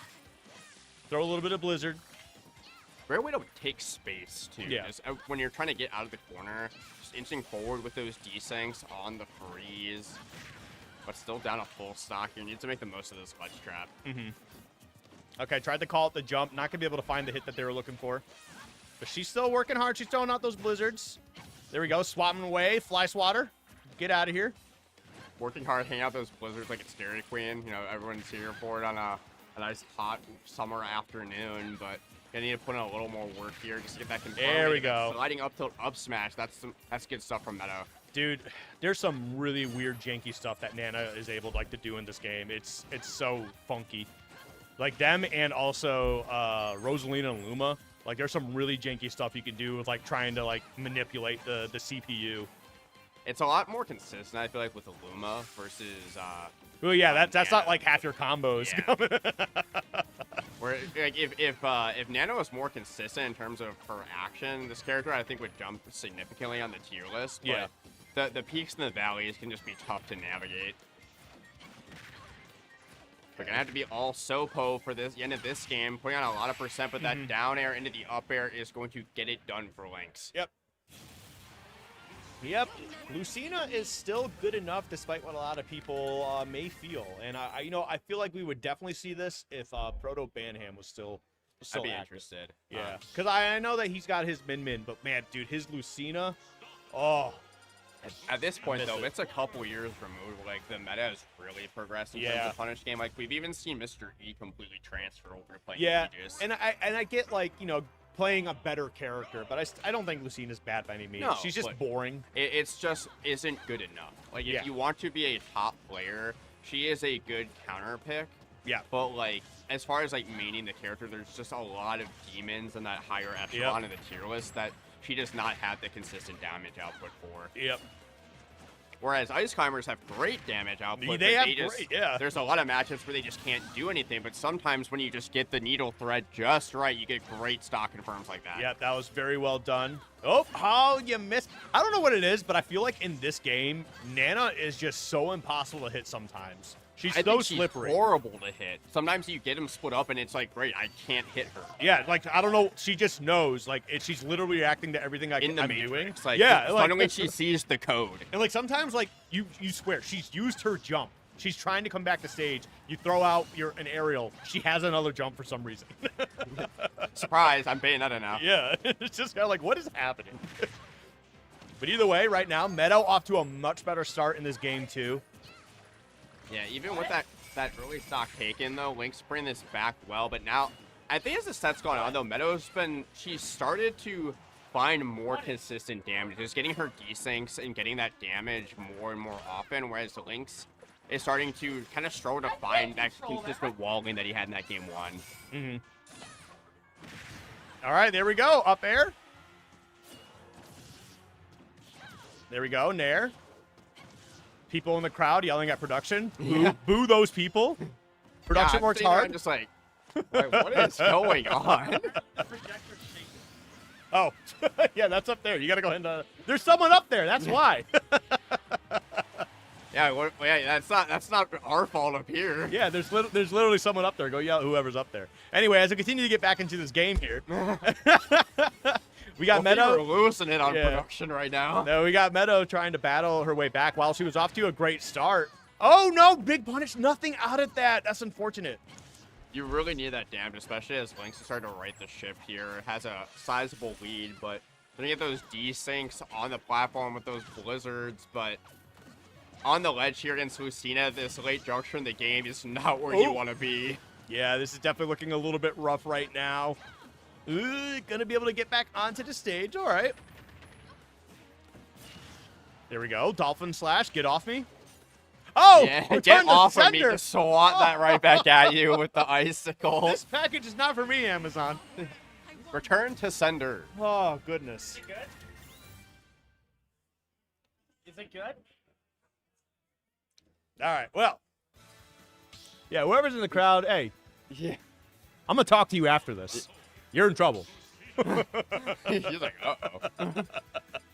Meadow's like, is there something wrong? I was like, no, this is not about you. Yeah, I saw her looking. I was like, oh, no. Yeah. No, Meadow, you're good.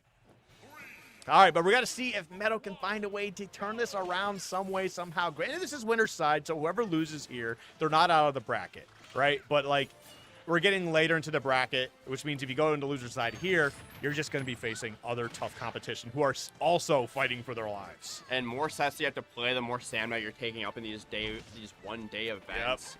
You want to be able to conserve your stamina for later in the bracket. Especially someone like Lynx, who is a 34 seed, so you want to try to get into that winner side if you can, but still has to get through one more game here against Meadow, where things are just completely dead even to start off the game. Okay, there we go. Big damage. Oh, missed the forward air. Unfortunate, but still, we'll take that 100%. Starting to shark under Lynx more with those sliding up tilts, but Lynx, you can't shark if you're off stage. Wow, great DI to stay alive there. And Ice Comet's just really not known for edge guarding either. No. Lucina, somewhat vulnerable off stage-ish. Where Yeah, but this just isn't the character to take advantage of that. exactly. Now, Lucina, she holds onto the ledge. You're recovering. Drop off, drop zone back air. Especially on this character. Like, yeah. that back air is going to cover everything Ice Climbers want to do. Yep. So, but yeah, no, Meadow, it definitely is a little bit tough, especially with how often we're seeing Lynx go off stage here and just not really being able to do anything. He's got to go for a ledge trap, and good luck setting that up.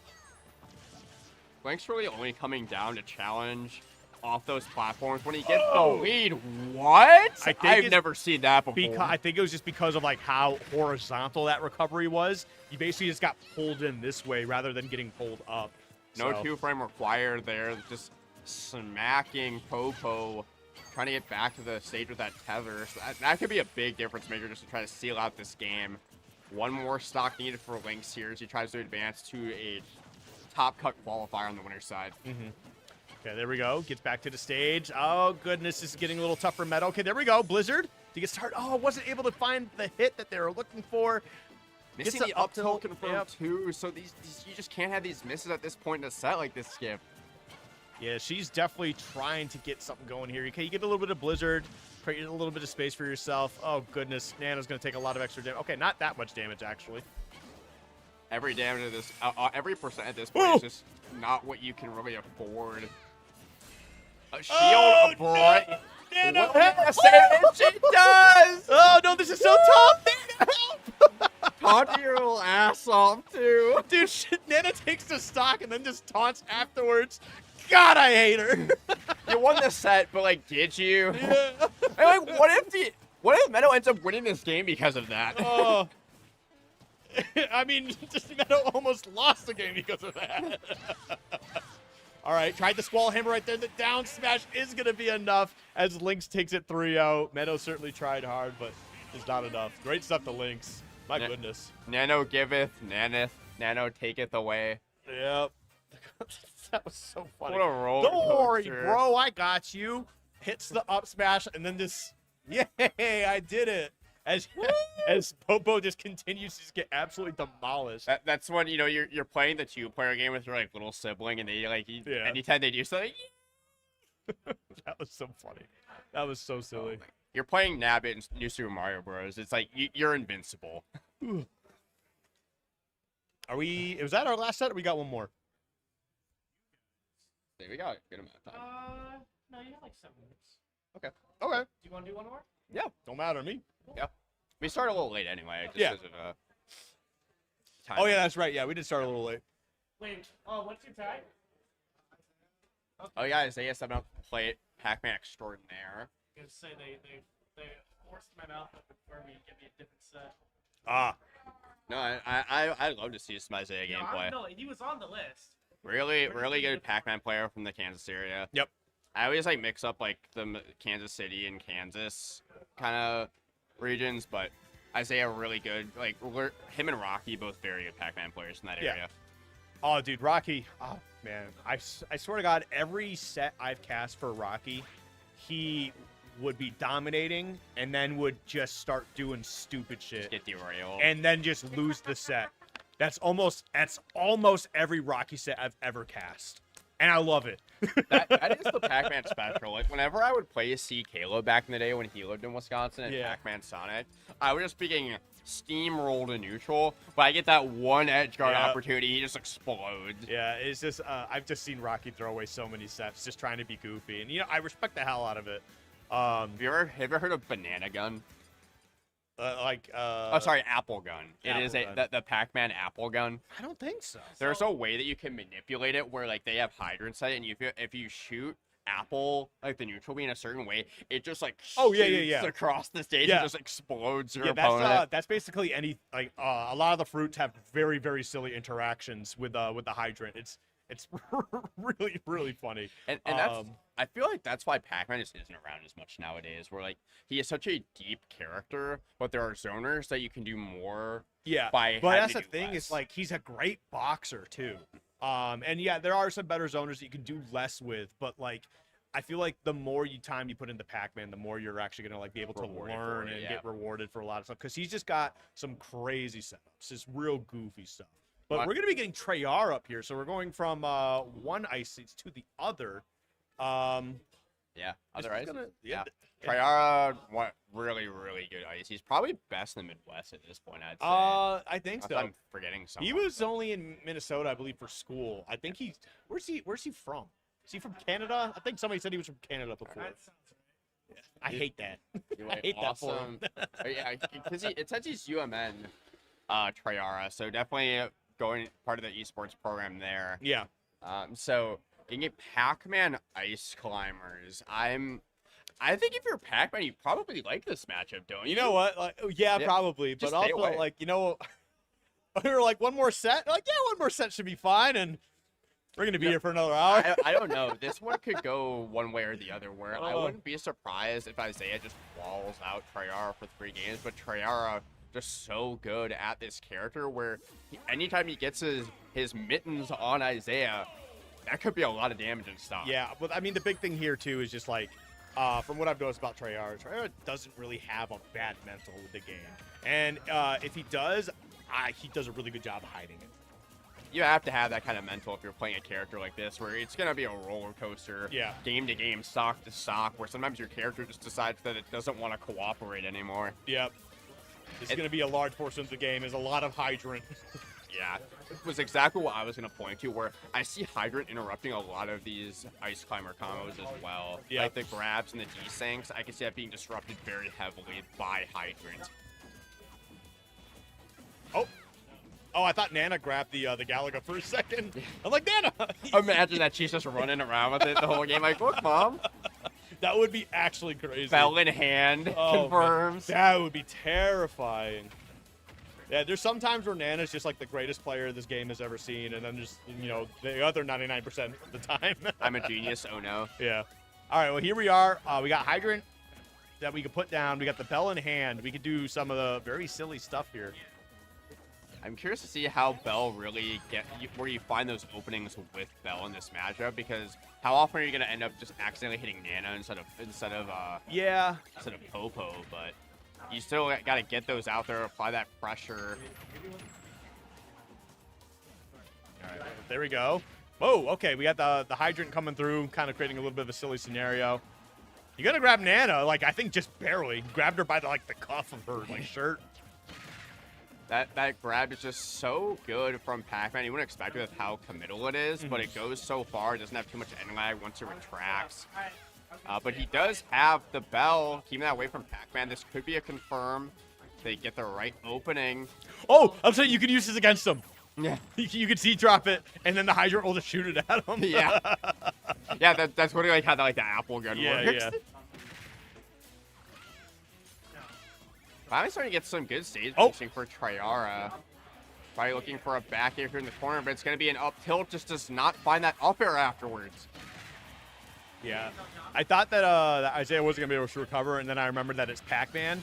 and he can recover from literally anywhere on any stage. You can interrupt that side B with the pellet if you get in the right position, and you can jump onto the trampoline, but it's such a lengthy recovery. You can recover from so deep. He's got a lot of resources though with the stalling out there with the hydrant and whatnot. I imagine that's going to be where a lot of these stocks are taken by the way of Triara, where you just got to find those back airs in the corner, because a lot of your confirms are going to get stuffed out, but getting stuffed out right now off stage is Anna. Oh, wait. What a save by Triara. That was great, too, and no punish out of it, too. Missed the punish, and you're going to lose a stock for it. Oh, my goodness, Triara. This is what I'm telling you. You wouldn't know that he's nervous or in a bad spot. He doesn't make any emotions. He's locked in. It went from being, you're going to lose this stock right now, to you're losing your stock right now. That was crazy. Yeah, hit him with the Uno reverse. Ugh. I thought Nana was gone for sure, but man, what a great save into an amazing combo. So instead of being down a stock, you have that full stock lead here. So Isaiah on Pac-Man, the last place you want to be is playing from behind, and that lead is getting bigger and bigger as Triara continues to tack on this damage, but that forward smash is exactly what you need to stay alive. Mm-hmm. So I had a really stupid moment there for a second. I saw Nana disappear with that little blink, and I was like, what happened? She got snapped. Yeah, she did. She got Stano snapped. I was a little worried for a second. Oh, wait, that's huge. Okay, Ice Cube.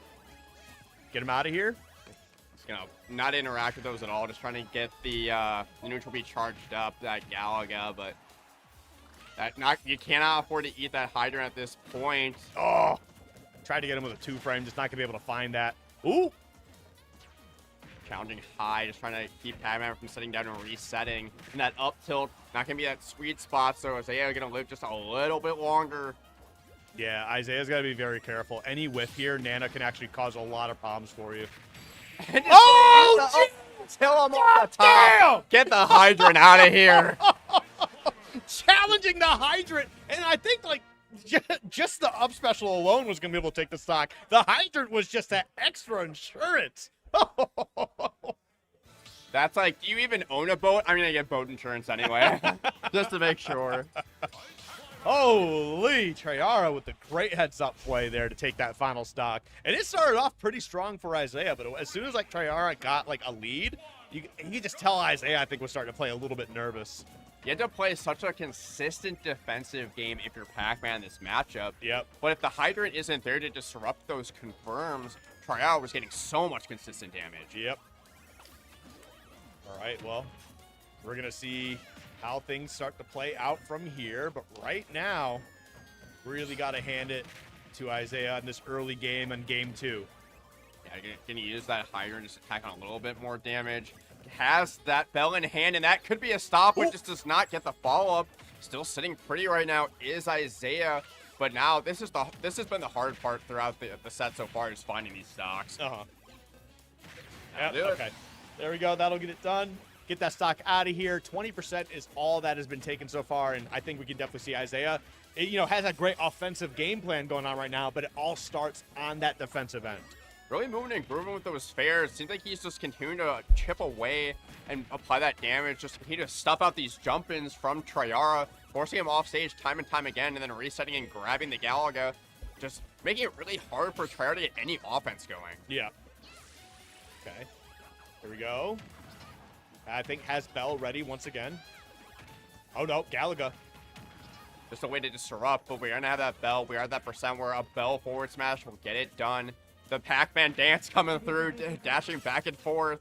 Take your time, and you will be rewarded with another forward smash. This is a completely different game all of a sudden. Isaiah just taking his time, but as soon as he's got his opening, he's going full damage, full send, get it done, get that stock out of here. Only 86% of the first stock here. Triara just had no answer. He's playing Pac-Man aggressively. Very aggressively. It's not letting Triara position with his D-Stings like he wants to, so just continues to apply that pressure. Makes it really difficult for Triara to get the offense started that he did throughout the second half of that first game. Missed on that up smash attempt from Nana. Unfortunate. Just wasn't able to slide over enough. Oh, okay. All right. I don't know what you were trying to go for there. It didn't work, but that's fine. It's only your first stock here. You got 42% in the last stock for Triara here. But this could be a crazy turnaround. Almost. Not going to be the spike, but it's going to be 55%. So going to be really hoping that he can hold on to this ledge trap scenario for a little longer. A lot of those blizzards coming through. Another up tilt into blizzard. Okay. Yeah, I don't know what the game plan was there exactly. Maybe it was just because, like, there was Treyarch just knows that there's like, some decent DI options out of there to survive. But, dude, this is not looking good for Isaiah all of a sudden. All of a sudden on the back foot, we were just talking about how aggressive Isaiah was being. The Treyarch train is starting to gain some steam here. So I imagine Isaiah's going to try to shut this down, but another up B off the top is going to get it done. I feel like I often forget how strong that move is until it comes a matchup where it really matters. Yeah, I mean, that's because we never see that move on the offensive end. And like, we almost never see Ice Climbers That's anyway. what I was So, gonna say. outside of it. But we love seeing Oh, play with no. that forward smash. Is going to be the last we see at Treyarch in that game too. So Isaiah going to even things back up with just some more offense to really turn things around. I think the big story there was how strong of a start Isaiah had, but how strong of a finish Treyarch had in that second half of that game. If I'm Isaiah, I'm a little nervous because it started off hot and you're like, okay, I'm doing my thing, I'm playing my game, but Treyarch just started coming out with some crazy stuff. We saw two up special kills from Ice Climbers in this set so far. Angelo will see a lot more just the nature of Pac-Man wanting to use that hydrant to land safely. So if he's just otherwise he's just a sitting duck up there. Yeah, it can be a little bit rough. Whoa, okay. Bit of a silly scenario. Okay, I saw that air dots come out and I was like, this is not looking too good. All right, run away.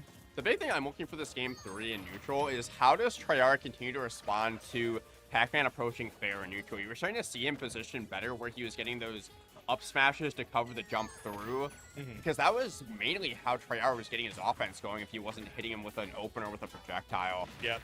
Okay, I like that. You still got the grab, but you're going to take that up tilt in the process here. Another grab. Oh, no follow-up. Wasn't able to get it. Great tech onto the platform from Isaiah. Offstage once again. Ice Climbers on the ledge trap, definitely very strong, but Isaiah going to jump in and back into the clutches of that Squall Hammer and back onto the ledge once again, but Vaughn makes his way back to center. Okay. Get that Hydrant out of here. Very even game so far. Treyarch does have a lead, though. Oh!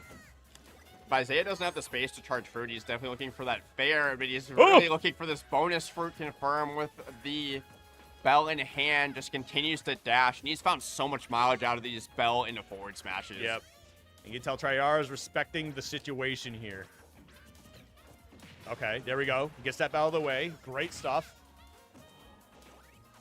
But just no ledge trap once again. Isaiah goes high once again just to avoid the ledge trap entirely. So I want to see if Treyarch's going to start covering that as this set goes on. But doesn't even need to go for the bell. He's just got that forward smash in hand. Dude, the way that he's actually, like, forcing the Ice Climbers apart, Treyarch is doing that, like, just covering so many different options, is actually kind of putting Isaiah in a bit of a weird pickle here, right? Like, yeah, you could go ahead and just go for the Nana, but, like, if you did that, you just give up center stage completely, and Treyarch can come in with a strong punish, right? And in that scenario, you had your Hydrant set up there, too, so I was just trading another obstacle to deal with, and it actually slid him right into that up smash, I believe. It makes the bell less potent, too, where Nana could potentially come through and interrupt, or Popo, vice versa.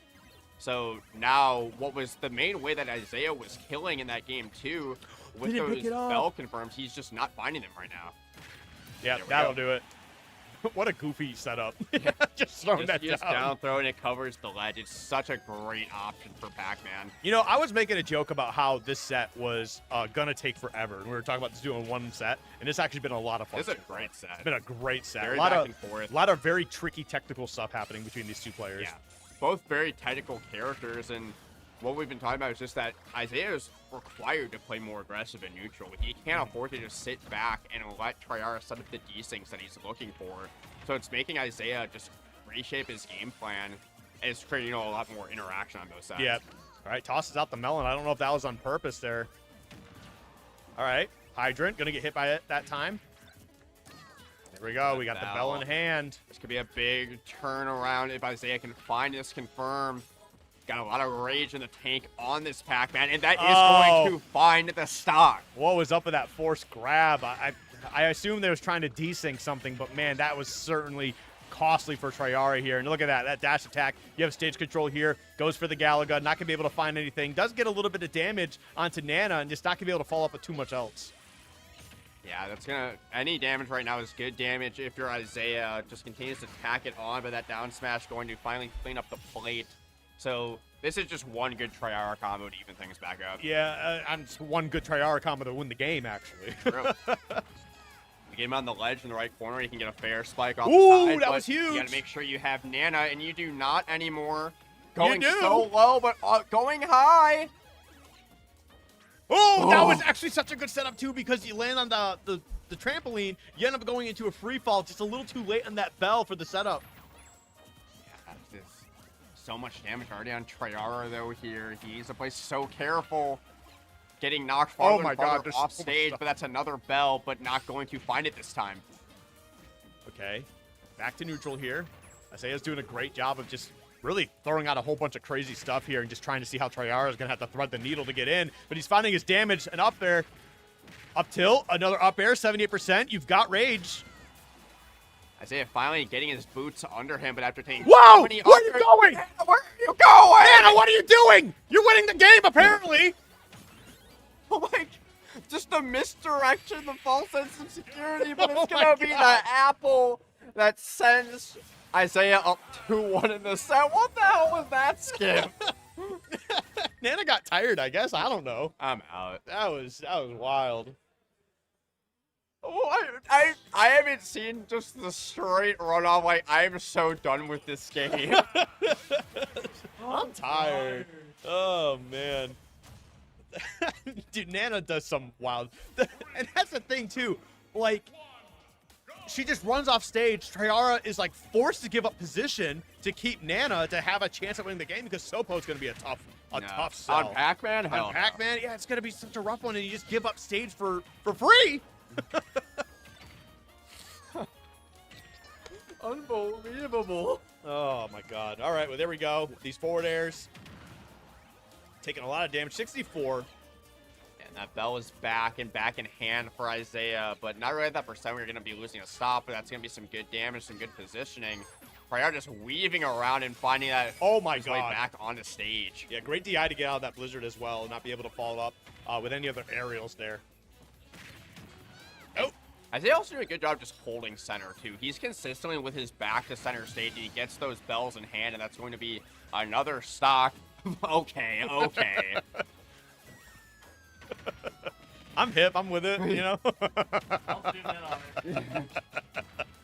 Oh. Anyone watching has no idea what we're Hey, about we don't here have to worry about it. We don't have to worry about it. Yeah. And now it's the other way. That's 7-6. You shoot it down. He's dribbling a basketball. All right. Well, as we continue to get back into this game, Pac-Man because will I'm always be balling. yeah, dude, I'm brain rotted here. But the like Being on the amount- other side, though. yeah, the bullet hell that Isaiah has been making for Triara to deal with here has just been absolute hell. The wall has gotten tougher and tougher for Triara to find his way through as the set goes on. It's really Yeah. just been holding center, charting those bonus fruit, or you have the hydrant, and Triara just does not have a way to get through the wall. Yep, and it looks like we might be potentially getting to the end here. Looking a little rough. I mean, Isaiah's kind of just getting whatever he wants. We do get the stock gone. All right, there's a little bit of life left. Let's see if Triara can find a way to make something out of this. We've seen Triara bring these games back, but he has just been not able to find any openings for his confirms that he's needed to and able to keep up from a damage output perspective. Okay, there we go. A couple forward airs. That forward air's so good, man. Yeah, it's been the MVP in neutral for Isaiah in this matchup for sure, besides Bill, of course. Yeah. Here we go. Those are going to be some good up airs coming in from Triara. And a ledge trap to boot. Good damage coming through. Isaiah just going to go high once again and just reset. Yep, back to neutral here. Throws out the blizzard. Big punish. Not going to be able to take the stock. You might have been able to charge that a little bit more, too. Okay, Nana, creating a little bit of space for you. Jabbing it out. Just jamming on this platform. His Pac-Man with that bell in hand. He's looking for it. He smells the blood in the water, and he's going to find it once again. And there we go, man. Isaiah clutching it out. A very rough game 4, but a very fun set overall. Absolutely. as you're talking about, you wouldn't expect, you know, as an aggressive set for Pac-Man Ice Climbers, but I think they're really showing that he can make those adjustments in his game plan as needed. Yep. You guys can close things out. Okay, well, do we have ads or anything like that? Huntington Bank. Oh, okay. Shout outs to, do we have a slide for it? Just give them a shout out. Hey, Huntington Bank. I don't know. Yeah, right down here. Yeah.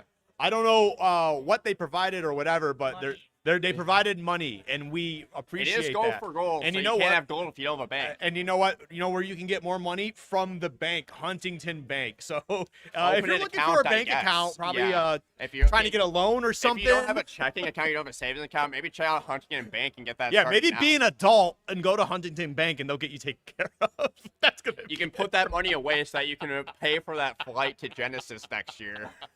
All right.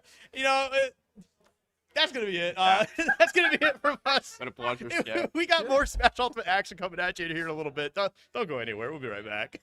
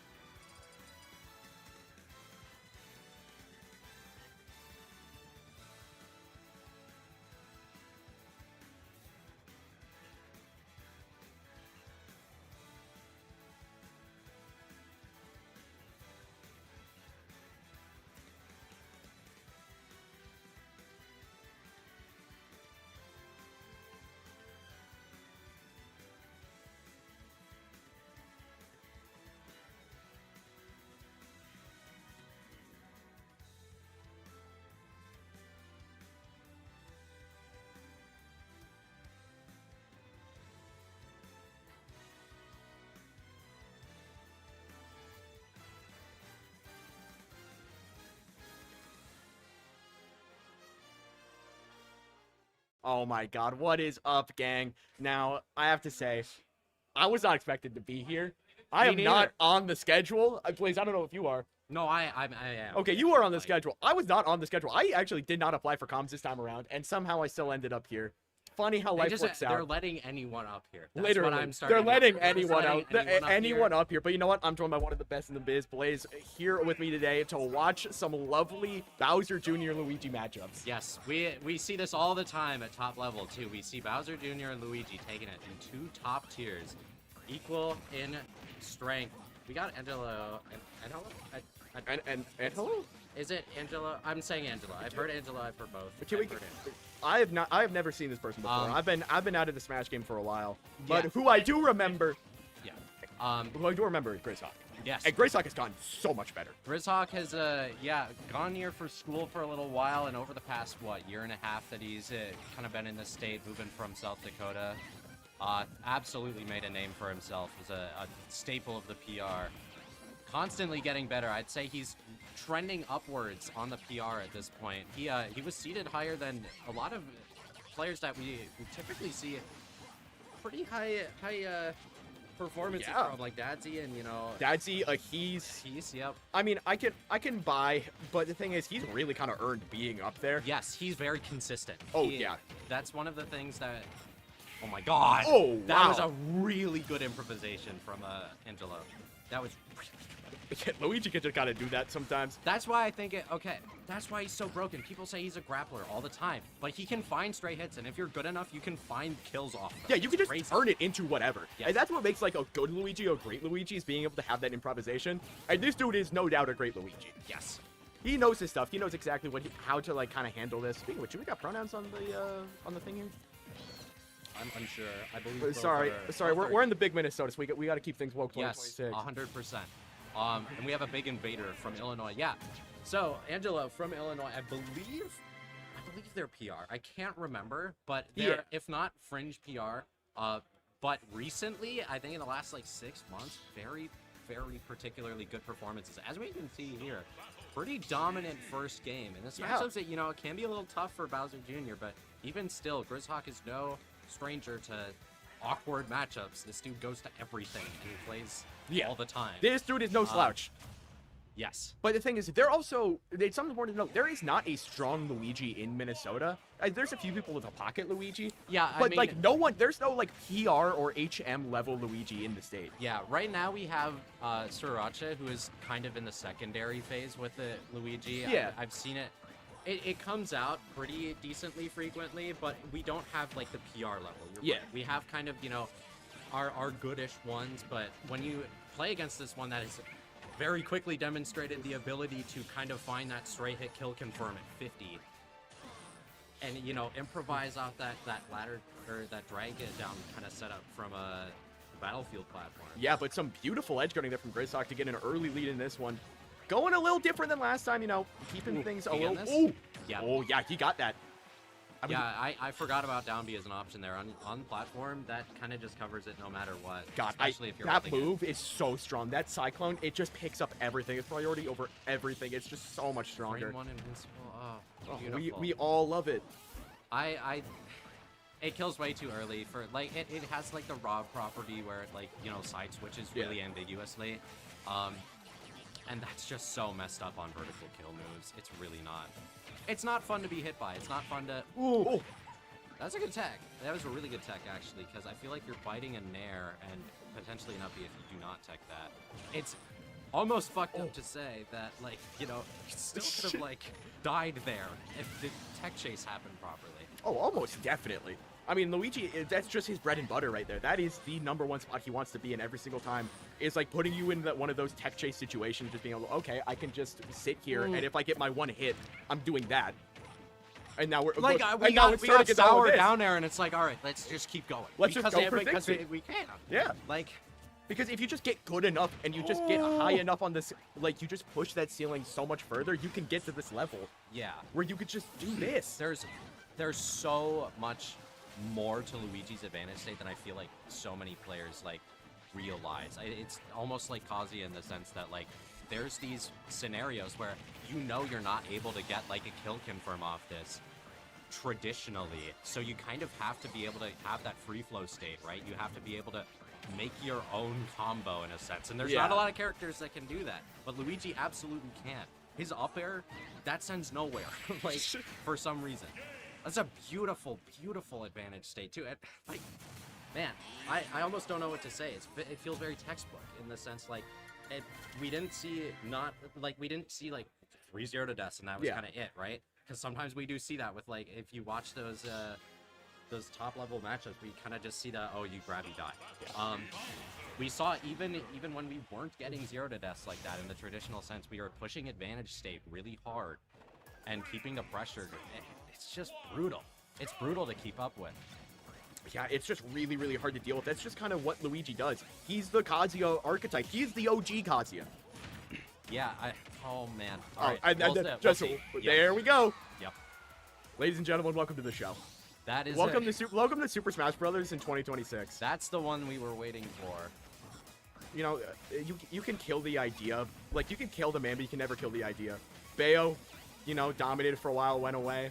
Yeah. And now we just got 20 more Bayos. And it's honestly, it's almost more brutal how consistent it is for this to, like, kill, too. Like, yeah. There was some hope.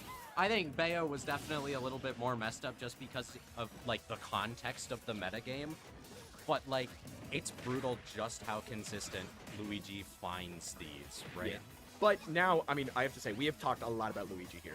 But now we got even Socks. We gotta kind of focus up a little bit on the guy the other end of the phone, Mr. Greysock. Yeah. Because it's Bowser Jr. Loki, underrated character-wise. Yes. A lot of very strong and powerful options, especially for spacing, can just do a lot in general. It's just kind of against a lot of those top tiers. Yeah, I think it's... we haven't really seen the distinct strengths of Bowser Jr. yet this set because we just haven't had those big openings. But now we're starting to see Jr. really, really is good at juggling and edge guarding, and these are two concepts that Luigi is really not particularly great at dealing with. No.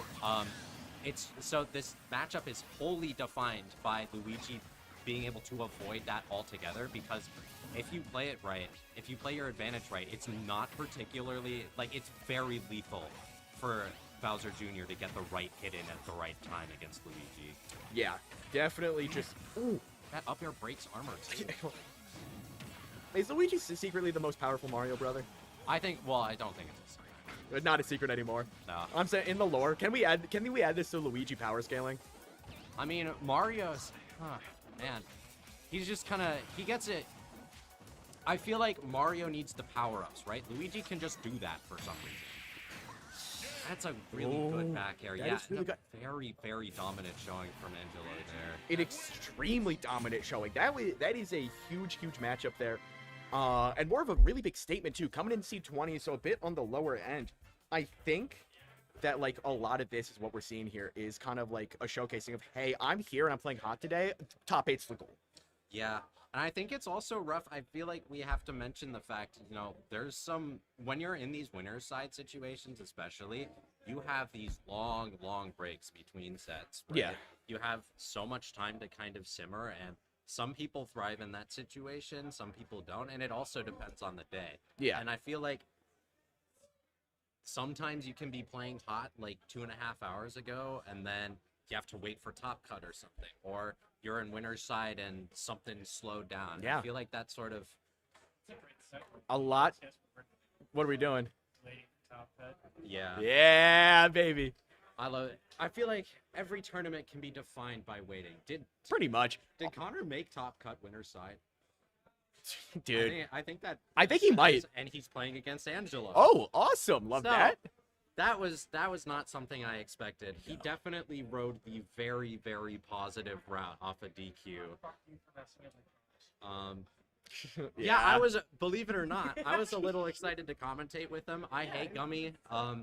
No. Gummy, I've commentated with you more than anyone else. Really? Yeah, and I mean, especially, like, we did it at big tournaments. You're the only person I've Pretty commentated. much. We just keep getting thrown together, and I'm happy to do it. Yeah, I mean, it's funny because... No, it also never goes the way that it's supposed to either. Because we ended up doing doubles. Yeah. And then we ended up doing doubles again. And then now we're doing it when you're not even supposed to be. I didn't even apply. I sent out I sent out a feeler like ask like, hey, would you want me to commentate? And I got like maybe. So I was like, okay, because I'm not commentating. Yeah. Well, props to Fawcett, obviously. Yeah, good run. But actually, speaking of your point, I actually think that might be one of the biggest things. Oh, I see him power walking to the stage right now.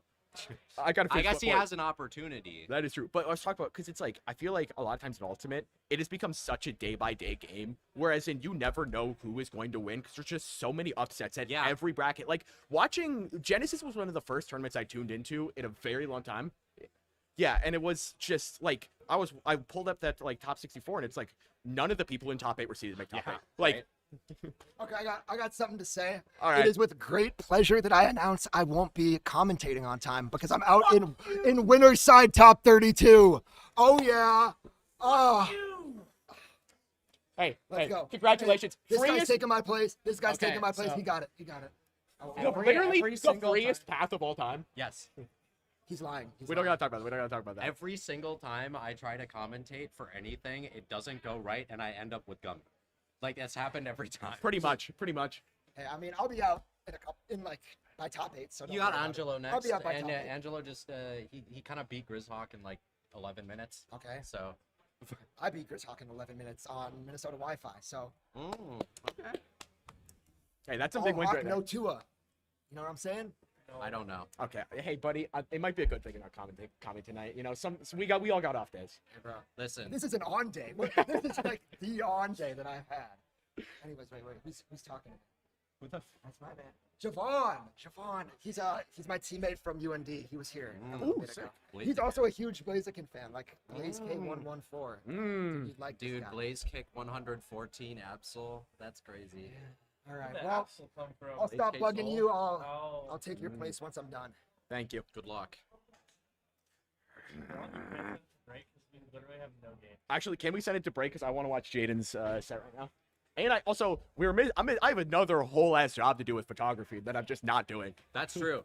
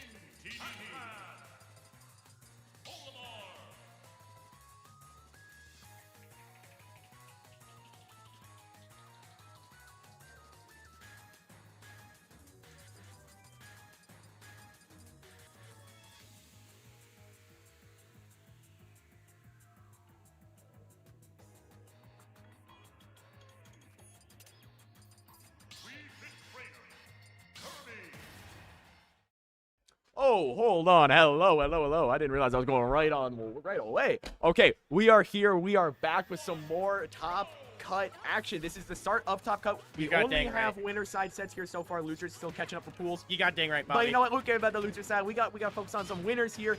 High quality matchups coming up here right now. First of which, Agnes versus Ulong. Ulong, one of the out-of-state kind of invaders we got here for Go for Gold. A very, very, very good player. He's been third seed at this event. Dang good run, man. Oh. He beat Colin in the Wii Fit Ditto. Okay. He has trampled the likes of many powerful Minnesota players, and now he's gonna be trying to take down the Kirby.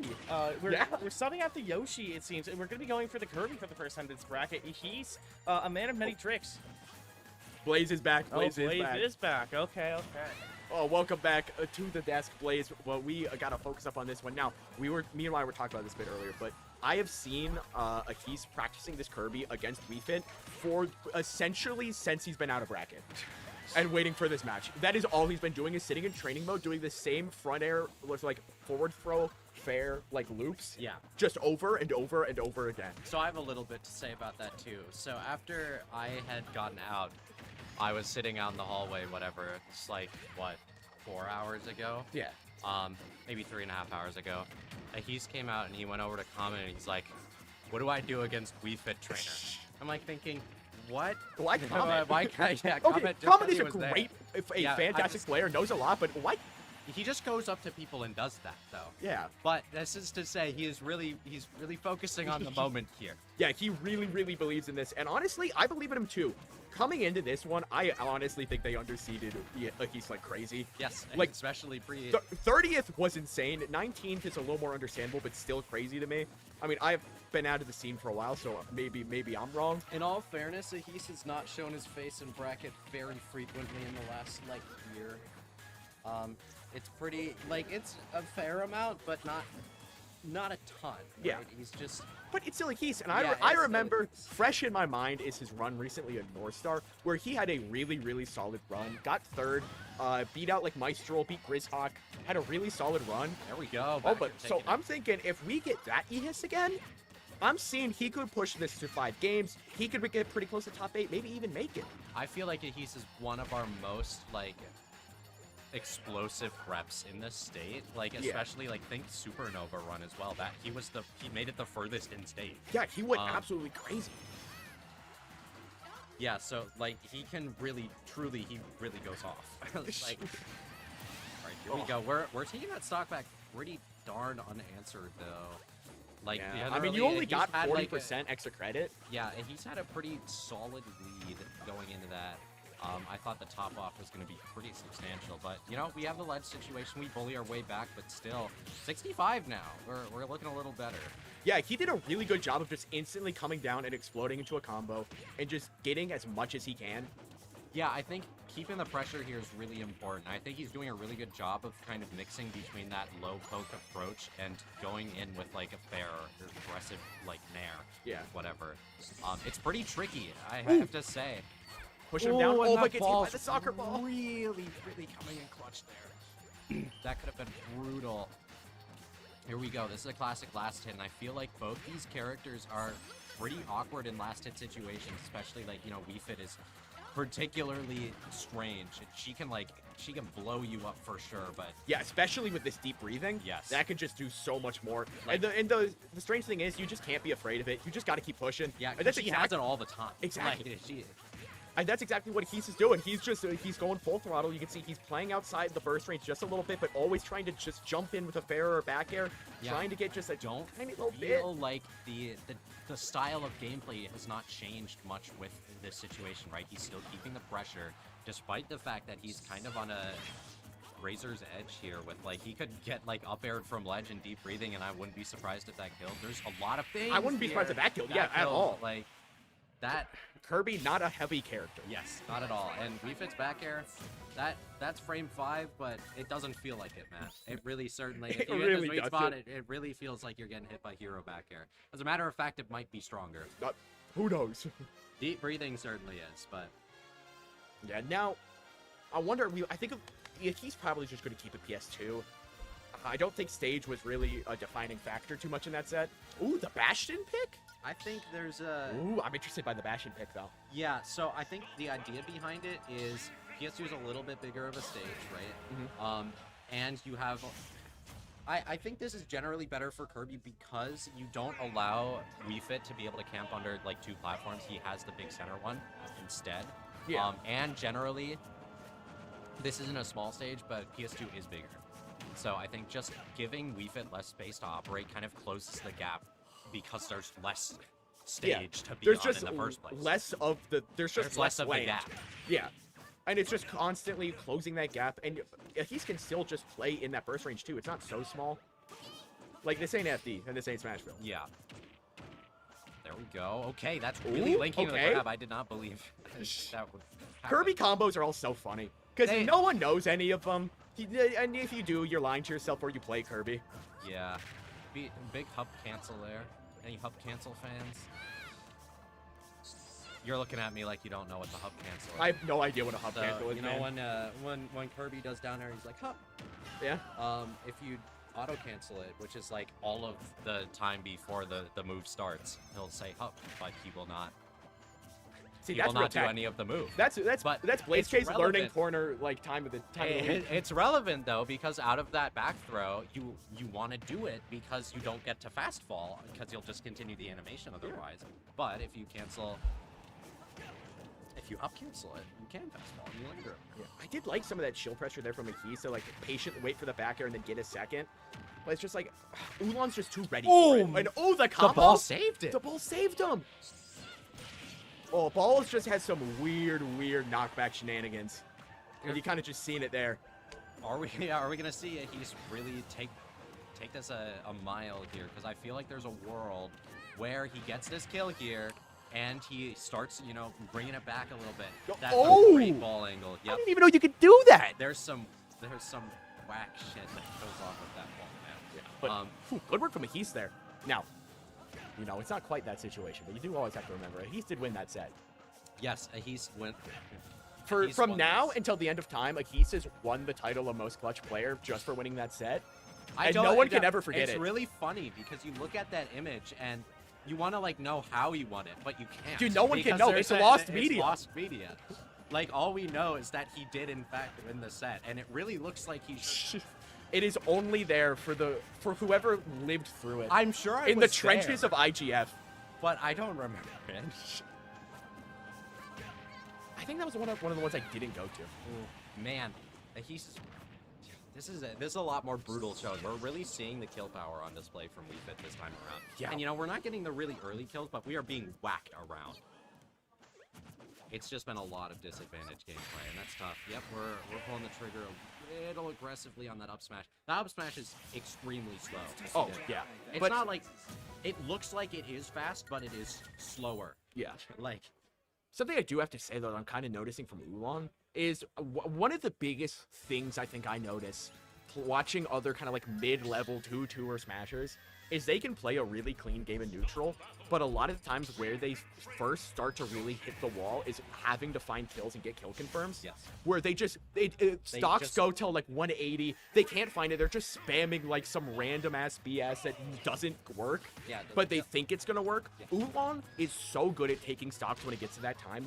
It's felt like every time it gets to about 110, 120, it's like, oh, the next hit's gonna kill, and then it does. To die. Yeah, and it's like, if there hasn't been something breaking the norm yet, which I think is working a lot for a guy like Ehis, who thrives on last hit situations and staying alive way longer than he needs to.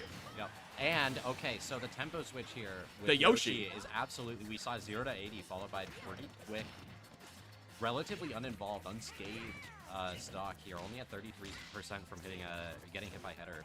Yeah, he's cooking here really early, too. Getting so much damage. They're really brutal right now. And I feel like this is where we have to say that he's won the set.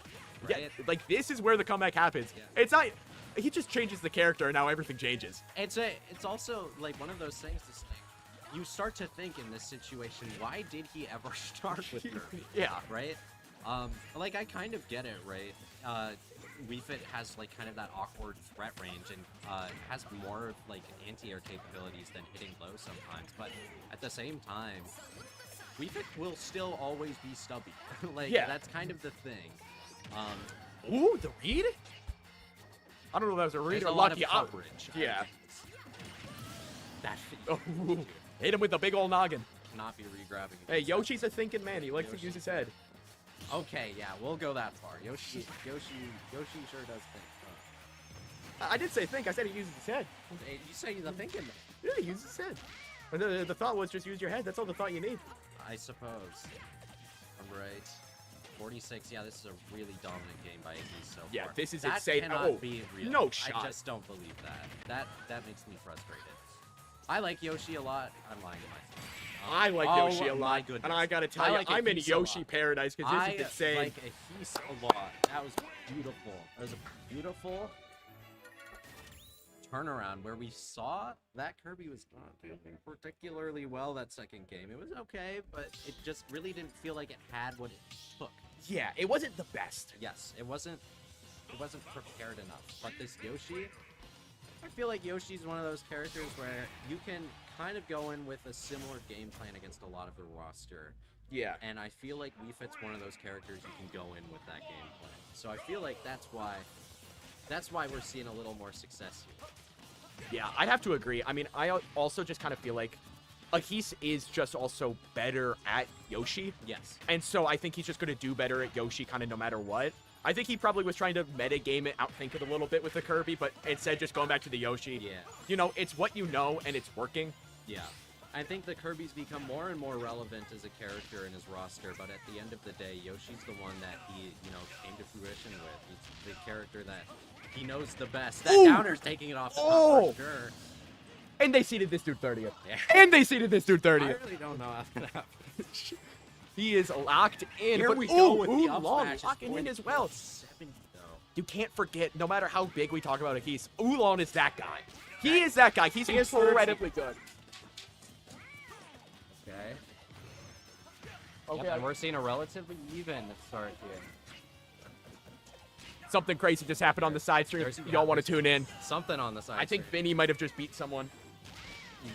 Oh my gosh. Ooh. Suddenly dragged down back air comes in. Henry looks away for one moment. I look at bracket for 1 second and the world changes. Yeah. And here we are back with the lead, even more substantial. We can't up smash our way back to even stocks yet here. We're gonna need to find something first. He's snowballing here. Ooh. Here we go, man. Oh, he's just keeping the pressure. He does not care about that ball. He'll just armor it. Who cares? Yeah, the pressure's really, really online here. He's keeping it. Who cares? Oh, the double jump armor?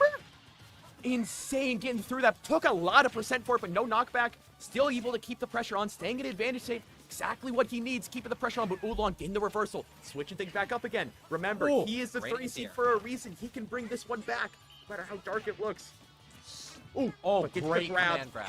That was beautiful. Gets the raid into the up smash, and Agnes, like a lightning bolt, has taken this game back to game 5. Remember what we said. He can win it. He has won from deficits far worse, and he has... You can never count him out. He's bringing it back against the best in the business. Against Wii the Fit 3 seed. I feel like there's a level of, there's just not enough Wii Fits to get experience against, right? Yeah. You can never truly prepare for this character unless the reps are in your scene. And to see it come back here, right? Against a Wii Fit that's really good. How do you... That's very impressive. This right? is insanely impressive. It speaks volumes to his preparation, just how much effort he puts into the game, how good he is as a player, being around for so long. But, we've talking big on Inky. Yeah. We are Minnesota, we are biased, so we do got to pay, a little more attention to the other guy on the other end of the screen, who is also incredible. With a fantastic start, bringing this one back. I mean, he has probably been in this situation more times than not, knows how to handle it, knows how to have, the mental state you need to bring this one back. You cannot count this dude out, even if he goes to losers and loses to Agnes here. You cannot count him out of bracket or as a top 8 threat at all. Yeah. Absolutely. Both these players, even if they're down after this set, they will not be out. We're not seeing the triple fair, but both these players are playing a lot more to their games. Oh my gosh! Okay, Agnes stealing that one in the middle of the night. I was not expecting that. It's like a whisper, just taking that stock away. Ooh, okay, now things start getting dangerous for Ulong here. We've seen both these players really run away with leads here when they get them, so we'll see if we can take this back if we're Ulong. We are in a really, really, really tough situation if we don't take this stock back quickly. Great advantage state being played so far. Just a lot of scrambles, though. We're not finding it. Oh, our off stage, deep breathing. We have... Oh my gosh, that was interesting. It's just trying his best, pretty much. But still, remember how I talked about how good Ulong was at taking those stocks earlier and not letting a high stock kind of just sit there? Yeah. That's what's changed. Yeah. Like, he's just been able to hold on to this stock as Yoshi. Maybe he just has better tools, being a little heavier, being able to stay alive longer, and it's allowing him to kind of get a bit of a lead. But Ulong locking back in, evening this one up as soon as I speak. All right, this is the set. Both these players are doing such a great job of holding stage, really, like, quite a lot. Like, they're holding their stage positioning, and they're extending, but not overextending. Their advantage states are pretty much exactly what you expect you can get, and that's it, right? Yeah. Here we go. 2 stocks apiece here on game 5. Winner's side. That's a crazy big. down tilt to be hitting. Ooh, no jump. Okay. Opting to keep stage there. Yeah. This edgeguard's just a little... Ooh! That whole edgeguard sequence was beautiful from Ulong. That was what flow state looks like in terms of an edgeguard. It was absolutely beautiful, but he's biting back right away. This dinosaur's got fangs, too. Oh, trying his best. Trying to find something, keeping Ulong kind of off the pressure. He finds the opening. That's 60%! Yeah, that's one of those really big things here. Even if they're at kill percent, Wii Fit can rack up damage really, really quickly if you get antsy on your kills, right? Oh my god! What a combo there from that ball's Ulong. gonna send that way is ridiculous. Hello, Twitter. Hello, Yeet Smash. What a move there from Ulong. The king, the crown shook a little, but keeping it on top his head. Just as we thought, Agnes might be able to bring it back. Even game, suddenly the ball from nowhere, sending it to the right for God knows why. Up smash takes it at like 65. Jeez, that's just insane. I mean, I'm sitting here just thinking about the moment. That was an insane set, keeping it close, keeping it even, and it does make me beg the question: what would happen if it was Yoshi from the jump?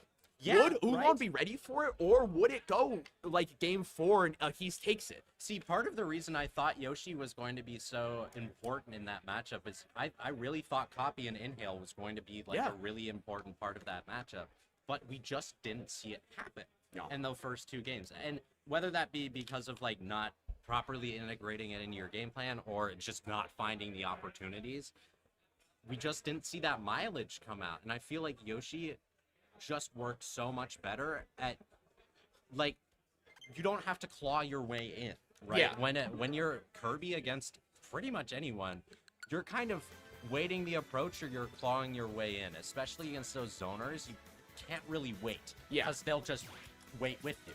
Yeah, like remember like when he was playing Kirby, what I would see a lot of times is like he would be like fair, like whip the fair, kind of get a little space, jump in, jump back over, like do all this, get a spot dodge, all this crazy work, Down just tilt, to down back tilt. air on shield and run away again. Yeah. He would do these down tilts, he'd dash forward, and it's good. He's really piecing his way in.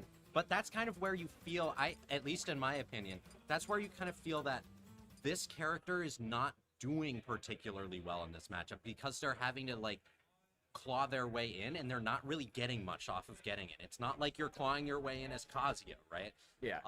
Where it's like, you know, he can struggle to approach against these zoners sometimes, but he'll just kill you if he does. Yeah. Kirby's not doing that. He's clawing his way in, he's getting an advantage state where he might be able to kill you, but death is far from guaranteed in Kirby's instance here. But Yoshi was just doing so much better at dictating and counteracting the tempo. Because, like, Yoshi had ways to deal with ball. Yeah. Like, that's kind of the thing. You have eggs. You have, like, hitboxes that are, I wouldn't say more consistent, but you know, you can travel further. Yeah. Like, faster. You could just do a lot The threat more. range is so much bigger. It's just Yoshi's a better character, Yes. period. Yeah, that's true. Yeah, but also, chat is pulled up. What's up, chat? Good to see ya. Good to see everyone. It's actually been really nice to see everyone here today. You.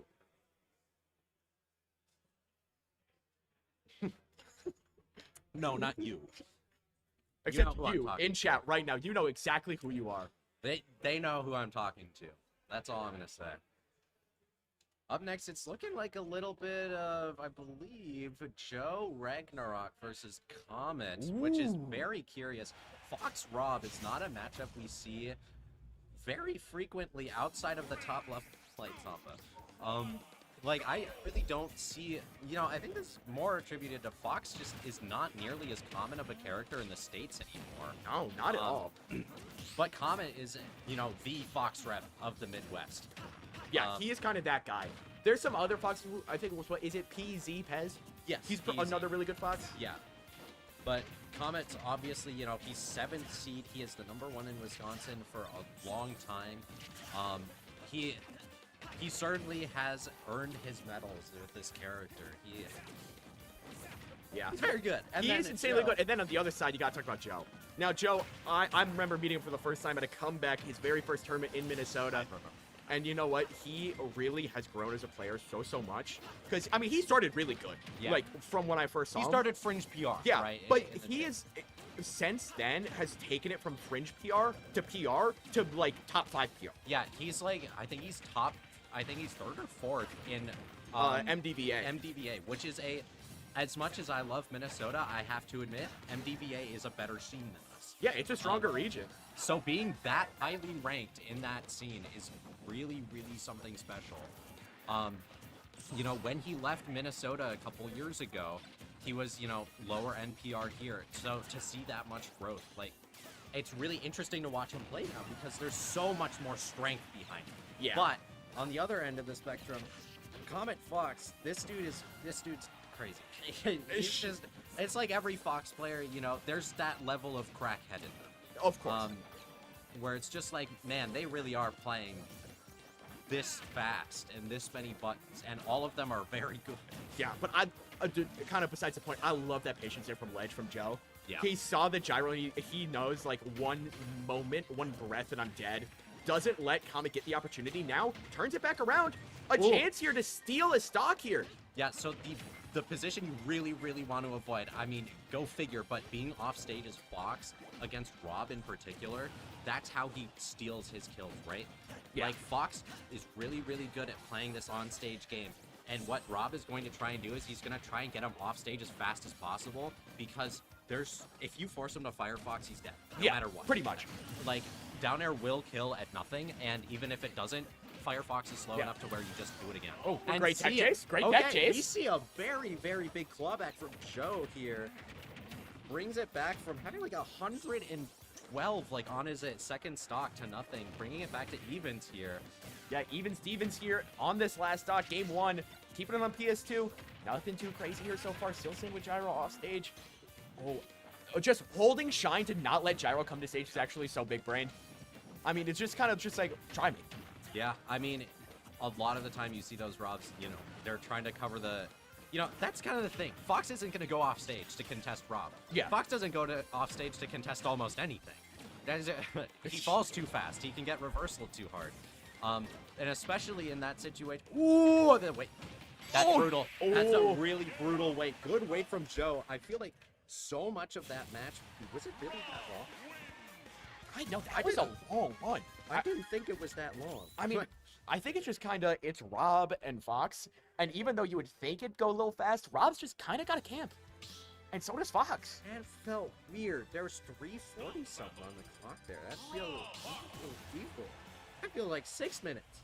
Yeah, that felt like, it should be like a, you know, That should be like a 2.5 minute game. That was okay. But I thought maybe there was some rule set problem there, but no, we are at 7 minutes. It just was that long. Here we go, a little 45 opening there. Usually, we see, especially against Rob, we see some like 60, 75 on the open. That is the only character that dash attack's not crossing up. Yeah. That's the only one. Like, I can't imagine any other character doesn't. Ooh, yep, see, here Great we go. edge guard. That's There you go. That's exactly the situation I you have to avoid. I fully see exactly what you're talking about because in that situation, it is literally though you are at Rob's mercy. Yes, Rob you're getting side decides. beat, you're getting down aired, you're getting back aired. If like there's so many different ways Rob is just going to kill you or reset into a situation that will kill you. If the Rob is good enough, you're never making that back. Yeah. So this is such a stage control matchup, and it feels so hard for Rob sometimes just because he doesn't have that strength out of shield against that really good shield pressure characters like Fox is one of those. It's like, man, what does Rob do other than play spacing and play to get them pushed off stage? Because once they're pushed off stage, it's like killing a baby. It's not okay. It's just like. You could have said taking candy. No. The common idiom is right there. But are you saying Rob is just evil? Yes, I'm saying most of the top tiers. I'll say if you wanted to, I don't know. See, Rob is just too evil. That's the thing. That's the conclusion we've all reached together. Is Rob is evil. Oof. But now I do actually have a question for you. So you know me. I'm not as knowledgeable about Smash as you are. I'm more of the personality higher on the best. I talk good, so that's why I'm here. So, but my question for you is, who wins this matchup? Who wins this matchup is a good question. I think it's relatively even. I think it's just because of the matter of fact that Fox is able to just like kill outright like against such a big character, no less. I think that's what makes it so relevant. But the thing about Fox in general, and this happens all the time, is that he just dies sometimes. If you do the wrong thing, if you're put in the wrong position against a lot of characters, you're dying. And Rob is going to be one of those characters that makes you die. Yeah. The difference is that he's really good at doing it in other situations too. Like he's really good at forcing those situations to happen in the first place because he has disjoints. He has a lot of moves that will beat out those really aggressive options from Fox. It's just about not locking yourself in shield. But sometimes Fox can do that because he's on crack. Yes, it's really about like how good are you at confirming that sort of stray hit, right? Yeah. And realizing when you can get those up smashes. That's it. That's one of those like stale nares, right? You're hitting it a little bit too high. It's short hop. It's stale. It's going to be up smashable because that up smash is like frame 2. Yeah, but great work there from Comet, evening this one up. A bit of a statement one too. 2 stocks to none there. Pretty solid. Comet bringing this one back. I imagine this one is going to be one of those all PS2. They go back and forth, game 5. It's one of those where I feel like only the size of the stage is what matters. Yeah. And so they're just kind of gentlemaning to like, okay, we'll just go with this one. It's big. We'll just deal with it. See, this is a fun matchup. It's one that I really appreciate because it's very explosive. There's a lot that can happen right off the bat. Like, I wouldn't have been surprised if Fox died there at the beginning. I really hope the crowd can hear, sorry, the chat can hear what's going on in the crowd right now. It is kind of beautiful. Oh, that's a good nair to swat away the jump out of the corner. Oh, going up. Okay. Oh, good combo. Get the little Jab lock. jab lock. Try to get the extension off it, but no, Joe able to get out of that one.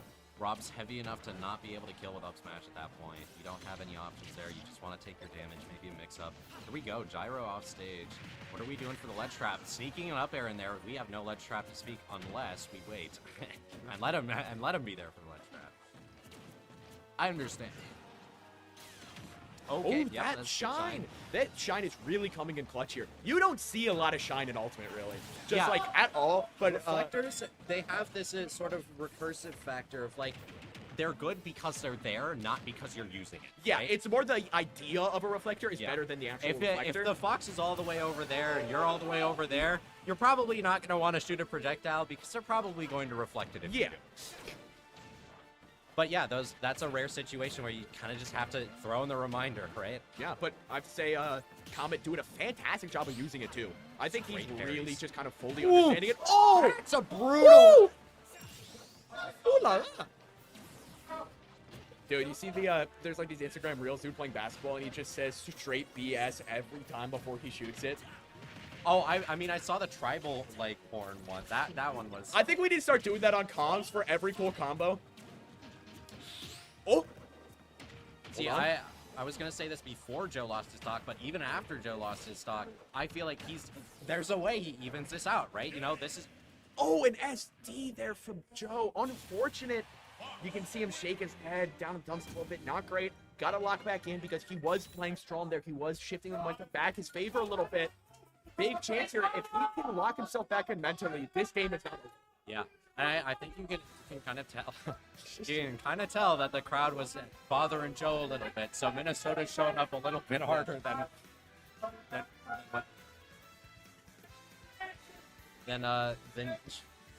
Wisconsin can, just because they don't have as many people. We'll see if it's enough, right? Joe's got the whole state of Virginia and Minnesota behind him. Well, maybe not the whole state. There's like 3 Virginia people here. Yeah, there's some Yeah, like, Virginia. at least some half of MDVA. Virginia. Yeah. So we talked about how this would go to PS2 the whole time. And Yeah, yet and here it's we not are. happening anymore. Yep. We are on small battlefield now. Okay. Honestly, I like it. I respect it. I respect it too. Honestly, I feel like if there ever was a rule change, this might be a little crazy, but we all gentlemen's PS2 anyway, and some people, if you're not, you're going small. Yeah. Let's just make it, you pick small or PS2. That's your pick. Keep it simple. Tradition. I love how normal everyone is today. I don't know how the mic is, but Yeah, I mean, there's a very abnormal crowd presence right now. we're not on headsets, so you can probably pick up a little bit, but it is a nice mic. Yeah. There's some people screaming like, Ooh. like their entire family's being. Oh, okay. Well, just know that the screams are happening and they're not normal. I can undo the suppressor. No, we can keep it. We can keep it. Maybe if it's a game 5. Oh, hit him in the face with the gyro. Off stage, not able to make it back. Had to air dodge. Yeah, just gonna go too low. Look at those. Oh my god, those Z catches. Style on him. All right, a chance here for Joe to just start building this lead up. Gets the grab. Ooh, Yep. off stage is so dangerous. We talked about it earlier. We've seen it so many times. If, Okay, are we Oh. gonna? Okay, I thought we were maybe dash grab back throw. We saw the back throw initially. That's one- goes for Nair. What a call out. That jinx. The great option coverage with that back air. With Fox in particular, you're not even committing that hard when you're going for like an IDJ back air there, because he falls like he has fucking tungsten boots on. Like he falls in like 18 frames back to the ground as soon as that back air comes out. Here's big damage. Okay. Maybe not as big as it could have been. Joe's getting away a little bit better off than expected. Off stage, dangerous for Rob as well, I have to say, when Comet's edge guarding. Mainly because Comet's really good, and so he can turn a lot into these opportunities, but also Fox back air is just such a strong kill tool just in general. Yeah, I mean, there's just so much threat to, like, I feel like a lot of Fox's ledge trapping is relevant to the point where it's like, you're scaring them into, like, with back airs and stuff that wouldn't kill, so they go for the option of, like, where you can find an up smash that would. Yeah. Right? You're hitting those positions that you're, like, trying to get them to roll, and then suddenly you're there with the option that will kill, and killing with the roll. And the up smash. The Nair? Right. That up air's definitely tapping it. Hey, Joe! Joe takes the lead back in his favor. We could be seeing a game 5. We could see it. You know, it's scary too. The thing is here, at 0%, Fox gets a bread and butter against Rob to like 70, and it's really, you kind of have to avoid that hit. If you need to avoid being popped up and getting hit by that up air. Here's the up tilt. I'm not getting hit. Ooh, there's the up air. There's the 78. Oh, and I also have to say, if Comet can pull this one out here, if Comet can survive, he moves on, doesn't have to fight Atraus. Atraus got upset. This is huge for the winner of this set. God! Oh, We're not- Oh! Oh! Just when I thought we were seeing another drill up smash off that platform that really didn't look like it deserved to hit, and I'm like, okay, if that hits, I'm gonna be bad. But no, he hits the Nair and then he gets the real one. He gets the real up smash. Shit, I don't know if we can swear on this broadcast, but holy I've shit. said a couple. That was insane. Just insane work there from Comet. What a combo. What a play. I was trying to set the scene and said, nah, fuck that. I'm just winning this shit right now. And that's exactly what he did. Holy. That's Moving on ridiculous. in bracket. Now, going to face against Atraus. Edging Wind Goonfist, a.k.a. Galleon. Different matchup. Not Atraus. Atraus is the number 2 seed in this bracket. You know, number 1 in Minnesota. Insanely dominant. Getting upset really early here. Maybe a good path for Comet. All the Comet fans in chat. I don't, you know, a Wisconsin matchup. Are we thinking that Fox Kazuya is really a good Like, No, obviously no. you're avoiding, you're I'm- avoiding a trace. I'm right? just saying you're avoiding a trace. But- The matchup is not the point. It's the player matchup. I get that. And It's Galleon just is like- also an incredibly good player too. Yeah. That Kazuya can cook. I've seen it with my own eyes. That's gonna be a really fun matchup. I've also seen it with my own eyes. Yeah. Fawcett, still alive, still fighting. Look at those funny guys. Look at that Look little group over there. They're so cute over there. Gus and Fawcett. Oh, I've got so many good Gus photos. You gotta take a picture of the stream of this. Yeah, that's going straight in there. That's so cute. Aw. I'm trying to think. I've got some good bangers. I think this one's kind of good. The Geese one. I like that he's looking up. Dude. I have no idea. Which one is it?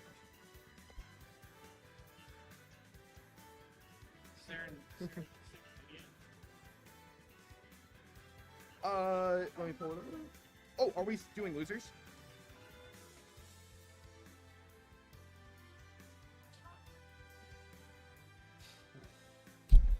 Sorry. I needed to do the goofy face. Wait, Gus. I figured out one of this.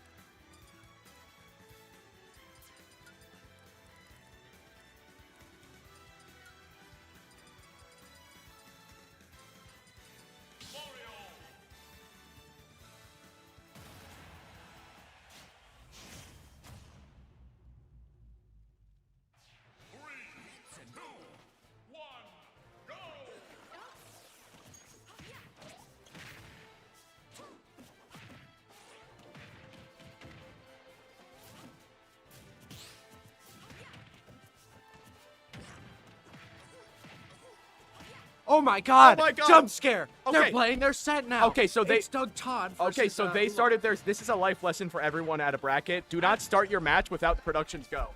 Because this is exactly what happened. If you start without me, I'll cut off your pants. So That's the we did worst part of the body to lose, by the we way. did miss the start.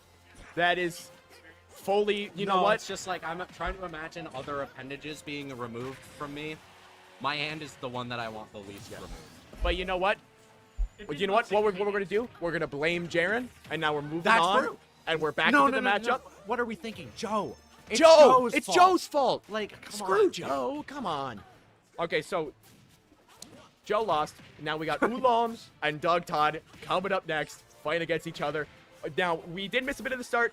Jaren already down a stock. Doug Todd seed 6 against Ulong seed 3. This is for winner's side top 8. Yes. So very, very important matchup here, but also a very, very fun matchup. Jaren has kind of become, I remember back in his days when his tag was neat, and he did not know the second meaning of that and had to change it. Yes. But I remember from there kind of being fringe PR growing up, and now he is number two. number two, He's yeah. number 2. He's number 2 or he's number 1. We have Atraus. It depends It's on Atraus, if and then Atraus it's is here, Jaren. and it depends if Mistral is doing particularly well that season. Yeah.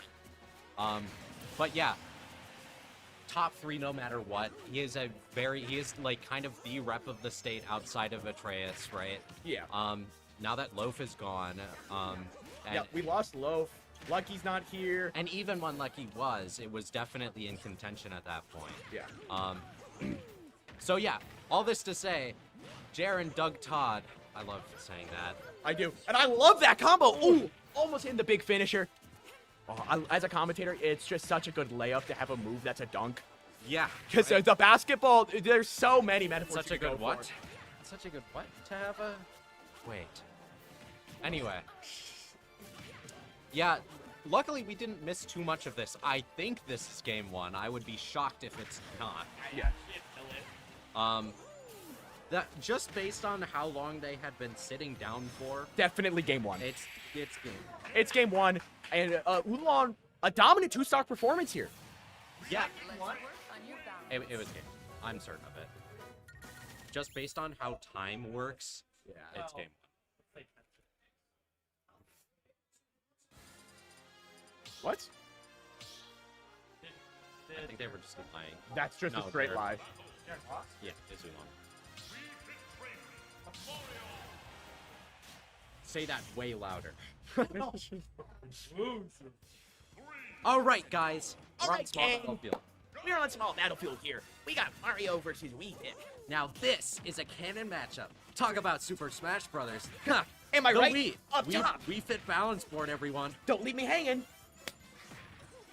The power of friendship. We should never commentate again. Dude, I love commentating when it, like, there's this flow state, right? You know, I love talking about the game, but I feel like every good commentator should also, like, try and, you know, be a little funny, little funny yes, action otherwise in you're there. boring. Yes, oh my god, you're so real, you're so real, you're so Like, real. I Speak hate truth, watching speak people truth. be like, oh my god, oh, that's a great back air.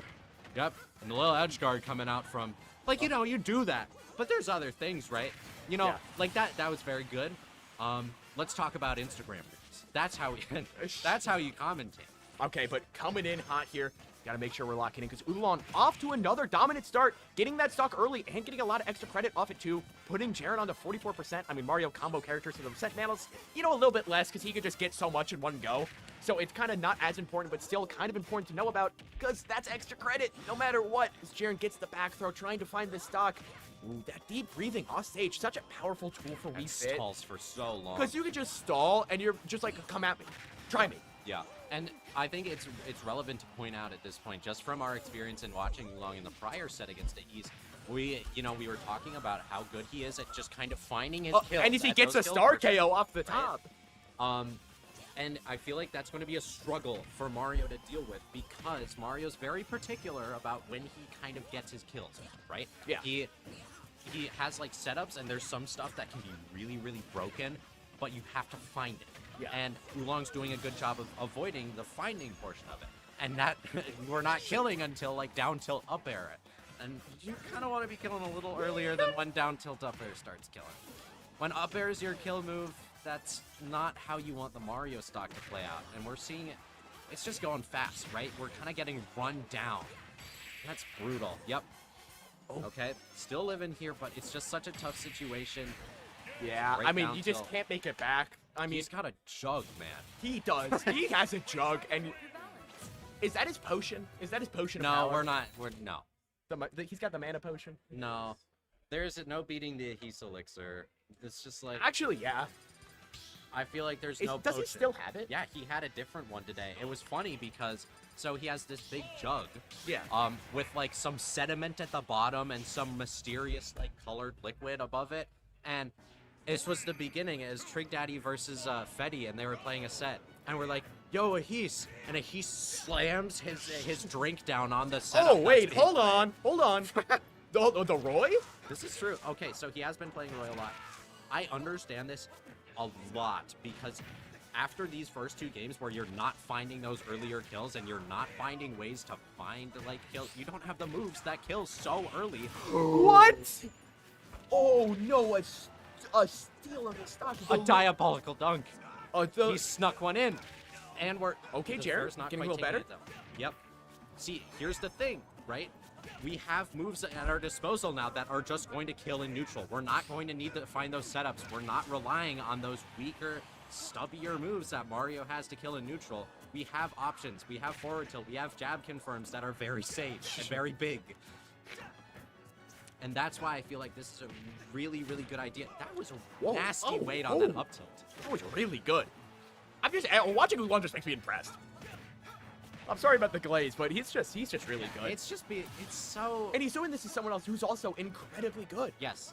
It's just one of those things with Wii Fit is sometimes you're just, you get ran over by the character, and sometimes you're just not able to really put out and show exactly why you're such a strong player, and that's the brutal part of playing against these really, really strong, like, kill you very fast characters, is when you're playing a character that interacts so much, like Roy, like Mario.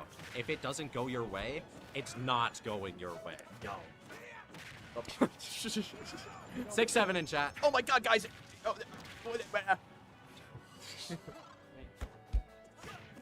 Dude, sometimes 6-7. That's all I'm saying. Likes in chat. Retweet. And repost. Good down tilt from Jaren there. That's good back air. Nice back Good back air. air, nice back air. Oh, Speaking of which, that. really nice back air. Putting the pressure on Ulong.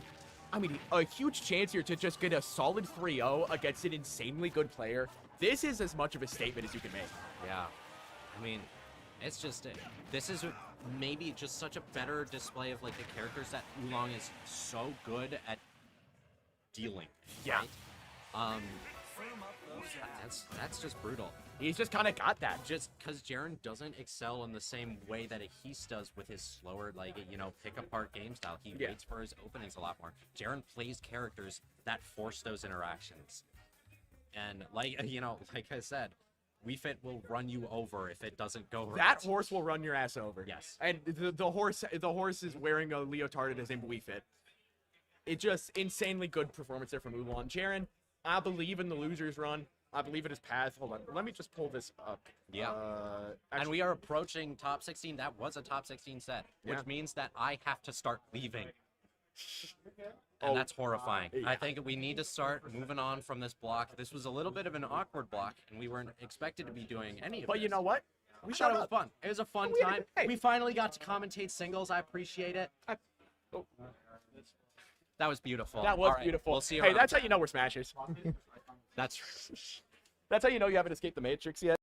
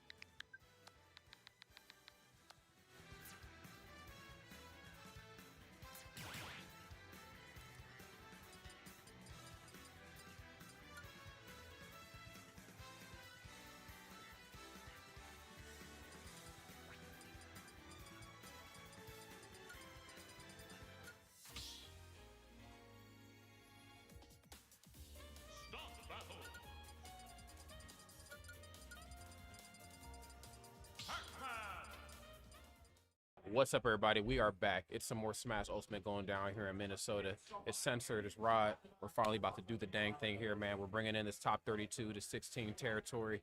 This is where things are about to get crazy. Oh yeah, people fighting to get into that top 8 portioning of bracket. Get your name and your picture on that graphic. Yeah. Maybe get yourself a medal too. Bada bing, bada boom, bro. You already know. So this is where things are gonna get a little bit crazy, but that's what it's all about. I mean, we already know it's about to go down in top 8. You know the characters you're gonna see. You know the style of play. But this is where things get a little fun. So we got Candle ready to face off against Isaiah. The battle of the, I'm going to say this, the characters are zone sort of characters, but these characters, the way they play them aren't played like that at all. Candle will bring it to your doorstep. You sit there, was like, you know what, these boxing options are a little too good. No, for sure. Man. They're getting smacked up in the corner right now. Candle, of course, holding it down in a major way, in a way that only Candle really can. But let's see if Isaiah can douse these flames. Hold up. Yeah, Isaiah already sitting at 91%. He needs to find a way to deal with these Pikmin. Come here, oh, 2 frame, bro. 2 frame on the whistle. Don't touch me, brother. Let me go. Yep, there we go. Okay, was able to get a little bit of damage there. Yeah, slowly but surely chiseling their way back. And this is what you want to see. You know, again, Pac-Man known, you know, for a lot of crazy things. But I think one thing that gets slept on in their toolkit is how safe some of the aerials are. The fact, my goodness, that Isaiah can pilot this character as well as he can says a lot. It was really nice to see that from Isaiah, seeing all the damage piling up, keeping calm, able to get the Galaga, puts on enough damage, and then gets the confirm and get the kill. Candle not waiting too long before getting the response kill. Okay. Got a silence audience Throw really into quick. the fair. It's a quick 36 damage. Okay, nothing off the down smash. Of course, the purple one staying just a little closer to, you know, Olimar or Alf's body, I guess, in this case here. You know, again, some Alf and Olimar enthusiasts will check you on that. On Alf's body, it's not quite getting anything off it. Yes, getting the long-range grab. Keeping you locked down in a corner. Again, positioning is everything with these two characters, especially Pac-Man. Considering out of the shield there. Very close game. Where you going, bro? You have the 2 purples. It's going to be hard to deal with. Problem, man. See, Candle bringing it to you. Candle bringing it to you. Not letting him breathe. Can't make it back to the stage. That red Pikmin just having its way with Pac-Man back air is going to get rid of Isaiah's stock. My goodness. I mean, again, this is not very often you see a character like Pac-Man piloted by somebody as talented as Isaiah. Had this amount of pressure brought to him, but who else to do it than another donor? You know what I'm saying? Again, the long-range options are definitely there on Candle's behalf, but where Candle, I think, just really thrives is that up-close and personal gameplay. That double purple plus the blue, double purple plus the yellow. Looks like a better lineup than the Lakers this season, man. Man, there's a lot of pressure on the shield, man, hitting that press D. In fact, come here. Okay. Forward throw. Gets Pac-Man off the stage, down there afterwards. Oh, he's trying to get rid of that trampoline. Okay, gets out of the way of the bell. Okay. Got a game of chicken right now. That's not the game you want to play up close with either of these two opponents, especially while you got purple Pikmins on the horizon. Again, that can just free F smash on shields. Ooh, oh, wow. Hold on, bro. Hold up a minute now. Yeah. I don't think it's done just yet. Now, Pac-Man has this wonderful ability to spend a lot of time off stage in a way that a couple characters and I mean, only a couple can. You know what I'm saying? Yes, a lot cannot. So you can disengage. They'll figure out a way to get in and get out, get your safe damage. Oh, yeah, that's not airtight. Yeah. I'm going to whistle through that, bro. I'm going to whistle while I work, bro. Whistle's just been doing a lot of work. Ooh. Okay, comes in, gets the grab, catches him hitting the hydrant, gets the bell. I like how they throw the bell away, too. Yeah. Like, don't throw it towards Candle. You don't want to run the risk of them knowing exactly how to work with that. Okay, double roll. What is this, Panera? Man. What's up with all these rolls? He said, we just waiting for that. Oh, and it hit one of the Pikmin, it seems. Yeah, you hit one of my henchmen. You know, very close game. Ike fights for his friends. Ice Climbers fights with their friends. But for all of them, our friends fight for them, brother. Man, So Olimar can't be actually trusted at all. Cannot. Getting jumped. It's a little different over here in these parts. Olimar's that homie when you go out to eat. He's like, you got me, right? Every time. Like, he left his wallet at home. Reloading it, Pikmin. Some free loaders. Alrighty, man, let's get a load of this next match. Weird Gaming's very own Candle ready to face off against SMFN Isaiah for game number 2 ski. Let's see what he's going to do ski right here. Candle again, just applying a lot of pressure early on. And honestly, this is the sort of lead you want. Obviously, just going for what you know is going to work at low percent. Now you get to control the narrative of the match. You still have to come to me. Okay. And again, these aerials are very, very good in Pac-Man's behalf, but when you spend more time hitting the Pikmin than Olimar. It says something, you know. Most definitely does. And I think for here, Isaiah is probably trying to find a way to maybe not be on the ground as much. Oh, gosh. Dang. Really just not getting the opportunity to get anything started there because Candle's doing such a great job of applying pressure from a distance with the Pikmin and then running in with the purples. That's my friend Candle right there. Okay, the immediate nair out of shield, playing this one very, very safe. And I mean, of course, that's kind of in both of these two characters' DNA, but I'm talking even safer than what you know them to. But sometimes it's even harder, like when you're Isaiah going for your nair, if you hit those Pikmin, you're just extending that and then giving... Extending it, and then you give, Candle just all the more opportunity to get up underneath you and F smash. Oh, I said you thought you wanted the bell? You thought? You thought, brother. Yeah, we're ringing the bell, that's for darn sure. The match ain't done just yet, but it's getting a little out of control. Piecing him up. Yeah, this is the Candle. Bow. Yeah. Oh, yeah, he's hungry. Yeah, Candle will do it to you. That deep dive, and this is one of those times when, people talk about Olimar, they think of him as a stay back, lane campy character, but that is not what we are seeing right now. No, not at all. Candle, very, very aggressive here in a way that maybe Isaiah might not quite be as used to here. Don't want to call out just yet. Candle, of course, being the #1 seed, and Isaiah seed number 9. Just doing what he can. Oh, no, wow, okay. Come hither. Isaiah said, I've had enough. Oh, ooh, okay. Apple? Perfect angle for the apple, but gonna live it. And up air is actually gonna be the move that takes the stock. Yeah. Interesting and left. No down special that time there on Candle's side. Usually we see it happen after like a throw extension, knowing that another attack is coming after a throw, but that time just went for a raw up air, throwing Candle off a little bit. But wait a minute, no, I'm back. Wait. Oh my goodness, he said no sequels. We need you out of here. That's crazy, bro. They cut the budget. Cut the budget. It's like Inspector Gadget, then Inspector Gadget 2. It's like it's not the same actor at all.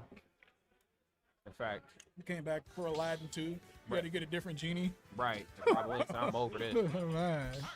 So you guys lied to me. I can't believe it. All right, we're going to need more than a genie to bring ourselves out of this one. Isaiah, of course, playing very well, but Candle, of course, is on another level, rocking the XXX mini profile picture up there in the top right.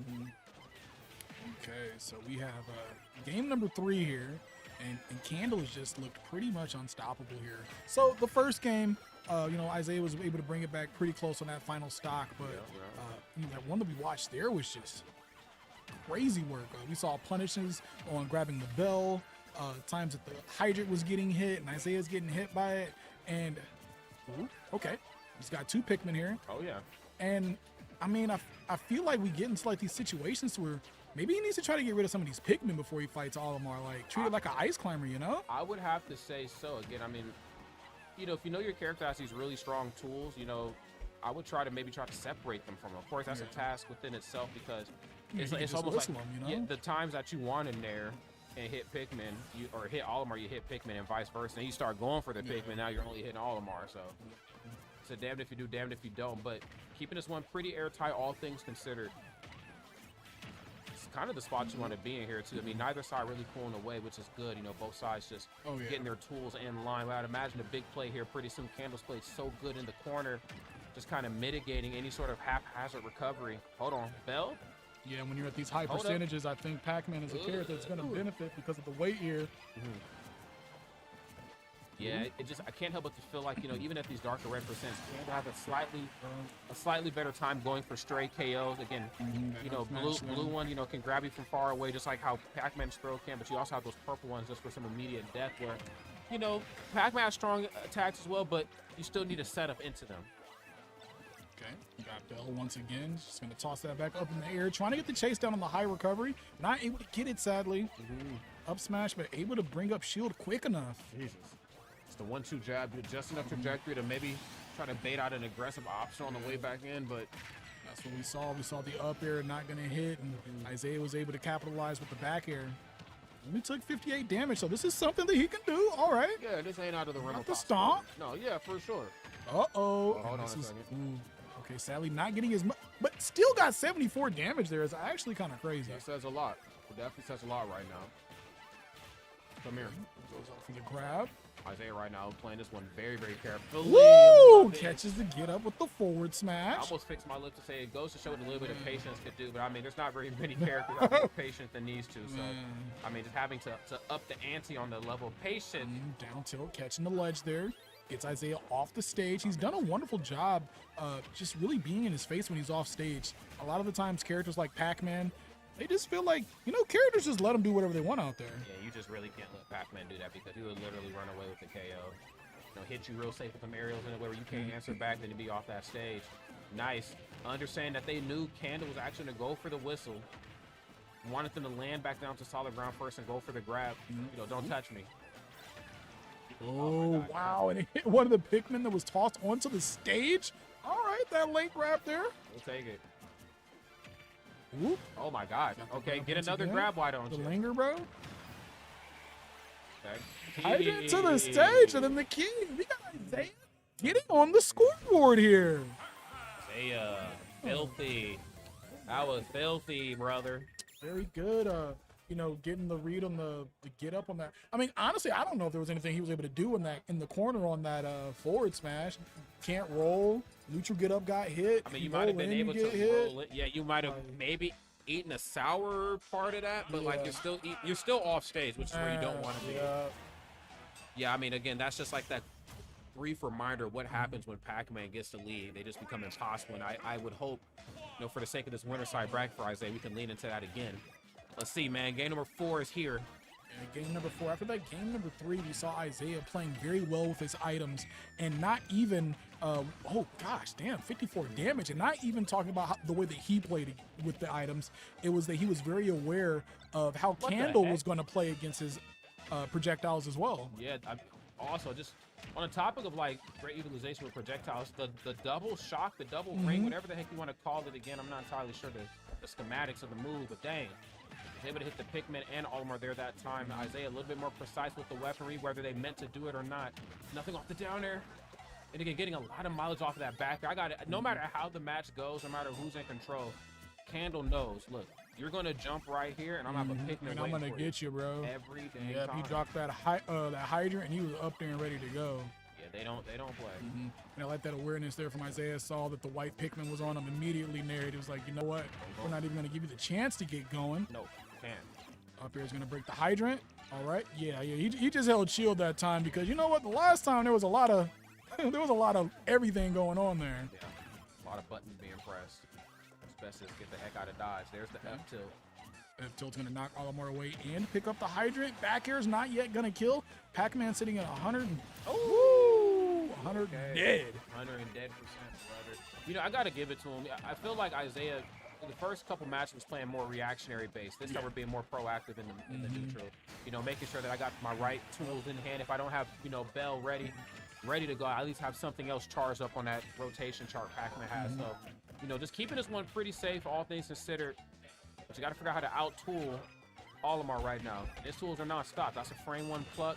2 frame on the whistle. You got to be very, very meticulous on how you're going to attack Candle here. And I feel like he's digging even deeper into the toolbox. Gosh, dang. This is Tim the Toolman Taylor. Man, we need you to dig into the medical bag now, bro. Facts.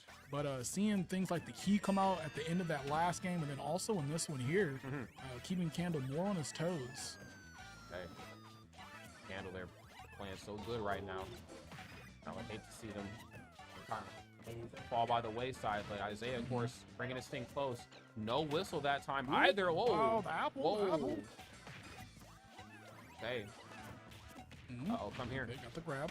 Okay, that time no cross-up on the forward air or in there. Usually we see some crosses with these aerials just to try to keep your opponent guessing. Yeah. Not the best thing to do in the world versus Candle, of course. Multi-hitting attacks on the response, down smash that hits both sides, but I'm still liking this level of resiliency here from Isaiah. We got to figure out a way to get this stock taken. And I'm going to say it, man. Like the lamest you-know-what you've ever played, man. Shoot. Make this man wish he didn't come to the bracket today. Oh, okay. Got a Galaga here. Let's see if we can get a combo here to start things off. A nice 44%. Cutting this lead in half. Yeah, we're going to lean definitely into the Pikmin. I do residual damage for sure. We got another Galaga here. Oof. Okay, now there's ever a time to start leaning into your nairs and aerials and how? Oh yeah, Yep. blue Pikmin. And the blue Yeah, it's blue Pikmin at Pikmin. 134 is going to get rid of Pac-Man stock, and Candle's going to move along 3-1, but Isaiah did play an amazing set. First game close. Second game got kind of, but was able to take game number 3. Was definitely able to take game number 3. I just felt like the ideology of like me getting the lead and then forcing you to me definitely came out just a little too late. And of course, it sounds pretty cliche because like that's any fighting game. Like you want the lead, you want to be able to force that narrative. But yeah, you took the stock. You had 99, they had 44, and then like they're gonna start chucking Pikmin. That same sort of mindset you had in game 1, where you're like, I'm using my safe-ish aerials to eat these Pikmin. Get them. Now you're hitting all of them more, and not like I knew it was going to happen. You're going to start hitting all of them more. You want to get rid of the Pikmin because we're not leaning into the purple ones. I'm leaning into residual damage. So, all that to be said, great stuff right there on both sides. Of course, Candle, #1 seed, playing very much like it. Candle, honestly, being the best player in many rooms I've met Candle in, so big shout out to them. Yes. Isaiah, my first, I'm actually crossing paths with them, played very, very well. Excited to see what they're going to do in the loser side. I would not be surprised to see a Pac-Man in the top 8 portion of this bracket. Yeah. Especially because Isaiah is a 9 seed, so really only takes you beating one person if they didn't have you down on paper to beat. Yeah. Which a lot of time with these, at these regionals, it's just it's a conflict. Maybe you actually should have been like a 5 seed, but we didn't want you playing against somebody else from carpool. And I'm trying to remember which state. It's Wisconsin. Wisconsin. Okay. Yeah. Wisconsin, as T-Pain would say. But that is something that I love to see. Yeah. I feel like the Wisconsin scene, and then also, just like the Wisconsin scene does a very good job of traveling, even for weeklies. Bro, they used to pack up a bunch of people in the car. They'd head to Ignition. They'd head to Tri-Point. I remember. I mean, somebody feel free to correct me if I'm wrong, but that was because like when the Midwest was like the 4 elite 4 regions, in the Midwest, like, Chicago, Minnesota, Detroit, and Wisconsin. Wisconsin wasn't any weaker than the other regions, but they had significantly less stacked tournaments. So, like, they spent a lot more time traveling. Yeah, strong play. Yeah, strong play. Like, they had constructs back in the day and all that stuff, like, great tournaments, but they weren't like, Midwest Mayhem, obviously Big House, anything like that. They had, like, weeklies and then smash the splash. You wanted that respect, and you wanted people outside of the Midwest to know that you existed. You had to go to those scenes that had the big streams. You had to come to Downbeat Productions. You had to go to UR. Yeah. In fact, because you could really come here to Minnesota and I'm telling you, man, get your ass beat. Because you don't know what to do versus Greninja back in the day. Yeah. Of course, it's all about the character variety, and I see nothing's changed here. Of course, you got Silsey, and I don't even know if I should say this because I feel Angelo? like Angelo. Okay, I was going to say because like the furniture might start floating. I ain't know how to pronounce that. And Angelo, gotcha. I like the way that's spelled actually. Yeah. The OH on. Oh, and Angelo, almost like I like that. Okay, well let's see how this one's gonna play out right now. Silsey, we had an opportunity to see them play earlier today, and they played very, very well.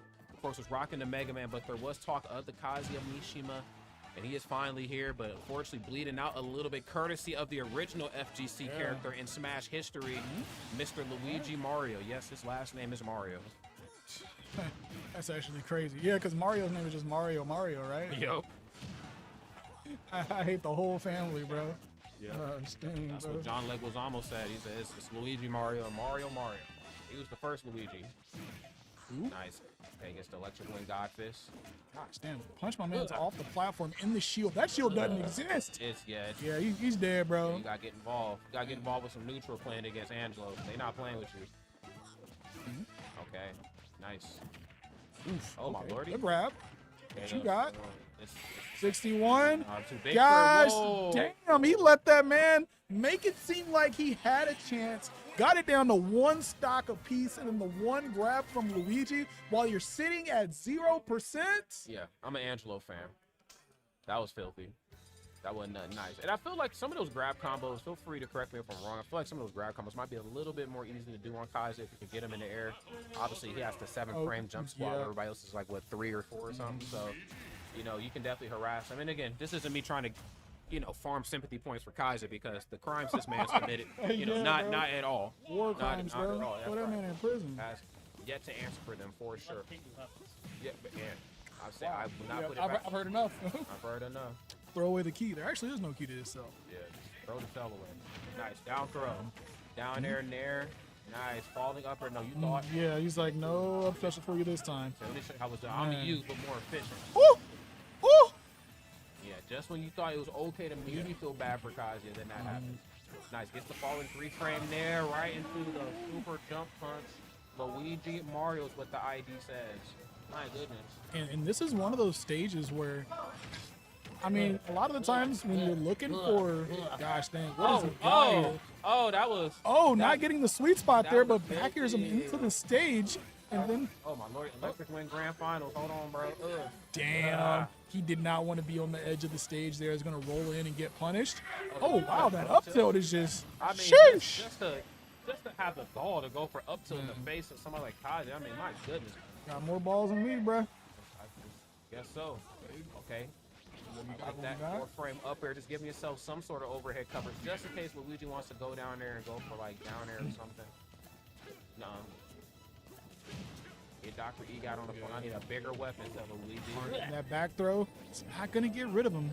Silsey still just barely living, 157%. Okay. All right, Tornado getting rid of the stock. Both of these guys sitting at 1 stock apiece, but I mean, Kazuya still is sitting at 0%. We saw what happened at the end of that last game. Uh-oh. Oh, man. Say it ain't so. Oh, no! Or, oh, yes, depending on which side you're on here. Okay, gets the first hit at twin piston, just the one piston. Doesn't get anything off it. A lot of empty jumping, just trying to find some opening here. Is it okay to run up and shield in anticipation that the grab is going to fail, or should I just Trying to run catch up and him doing attack? something crazy. Oh, into the super jump. Gosh, dang. Yet another game where it looks like Angelo, you know, is on his heels and just finds a way to get the grab. Angelo ain't playing with y'all. Drove all the way from Illinois to make bro. it happen. See, This like, is seed 5 versus seed 20, by the way, and we're still gonna stick. Okay. Just wait a minute. What? You have the Mega Man too. Am I just not crunching the smash numbers well enough in my head? Isn't Mega Man okay here versus Luigi, or am I? I just feel like he's okay. I feel like Mega Man would be a good pick, but I mean, you got the leaf shield to stop Luigi from jumping all over you. You can harass off stage a little bit better than you can with Kazuya.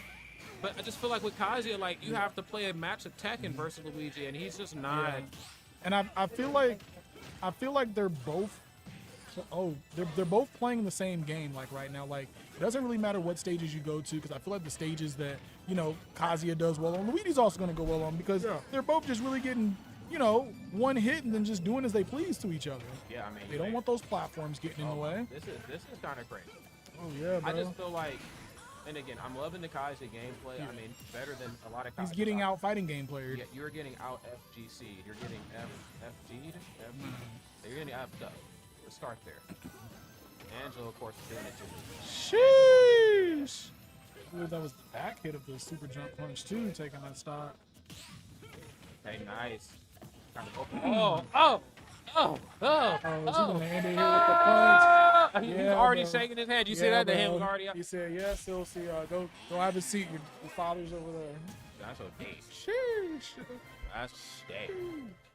I feel like, guys, okay, dang, man. I'm going to say something, and I just feel like, you know, sometimes they're like, commentators shouldn't be talking about, like, woulda, coulda, shouldas. But I just, after the Mega Man I seen earlier, I was like, no Mega Man? I just feel like not even a try. I feel like the Mega Man. I think it's the lack of attempts. Lack of attempts? Yeah. Like edging wind goon fist. I just can't. Wait, what? What did you just say? Edging wind goon fist. Comet streams it. Ain't no way.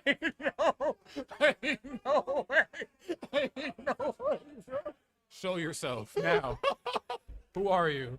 I hate to say that. Edging wind goon fist. I'm saying that. Oh yeah, that's definitely edging wind goon no, fist for sure. Oh yeah, I'm definitely. gonna thank you, bro. My goat. Damn, bro. No, I filled up my thing at the food station. Go, Thank you, you. bro. I appreciate you, bro. Oh, that's actually So we got crazy. a battle of two legends here for two very, very different reasons. Of course, Comet, what more do we need to say about him that we have not said a million billion times about his gameplay? We have had the pleasure of knowing Comet in the Midwest. We talk about people who have withstood the Midwestern test of time. Comet, you know, we'll talk about the commentators and the TLs, but Comet is definitely one of those players that has transcended history. Yeah. You know, playing Brawl all the way till now. I mean, his Fox needs little to no introduction. Just know you need to bring your A game, A+ game. But then Edging Win Goonfist. I mean, it's just the way that Edging Win can just grab that thing, you know what I'm saying, and just edge to the win and goon within their fists in a way that many have never seen, and I hope many continue to not ever see it. Yes, I hope Comet does not fist bump at the end of the set, bro. Sticky match. Let's do it. Edging Win Goonfist versus Comet. Oh, okay. I guess this makes sense on ooh, dang, I'm looking at this character matchup and I actually I'm getting PTSD, brother. It's taking me back to now. This could be very bad for Fox, but this could also be good in some cases too, depending on how it goes. Okay, nice. on that platform.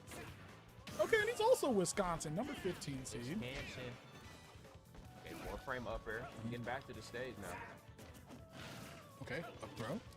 Ooh, yeah, catch you with the down air. There's a lot of fearless options I see from Comet. Like, just being able to run up, not do anything out of shield, wait for your opponent, and then you swing. I mean, that's a very difficult thing to do in this portion of bracket, especially versus Mr. Goonfist here. I'm imagining that's the last name. Man. I think that's the last name. What, Goonfist is the last name? Yeah.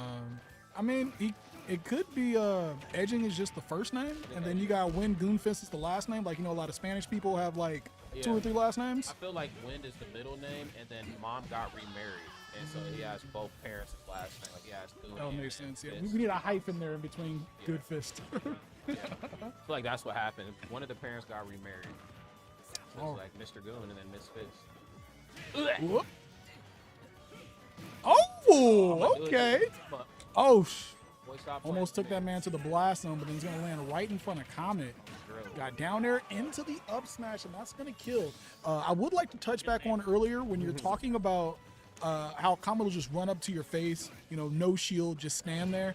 And I think that's a thing that you get, like, out of, like, respect. When you've been playing the game so long, people know, like, how great you are. Did you run up? Sometimes people are just kind of afraid, and they're just like, I don't want to let my shield down or do, like, hit a button because you might have a better button. I agree. You only really see that from some of the more tenured players. You know, just being able to run up and say, even though it is my turn and advantage or whatever, I'm just going to wait and see what you do.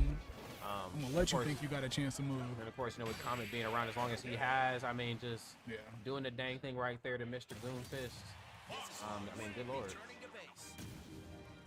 Goonfist, bro. Dude, resting Goon, brother. Comet looking good right now.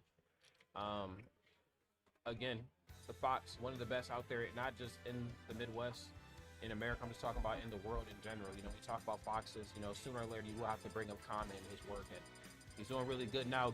Mr. Goonfist, you know, on the opposite side, not a bad Kazuya by any stretch of the imagination, but I do feel like there are some clear advantages Kazuya has versus Fox, but they all start with you not letting him play chicken with your nerves. Don't let him just run up on you and flicker shield. If he wants to play chicken, you throw out something that's invincible. You know what I'm saying?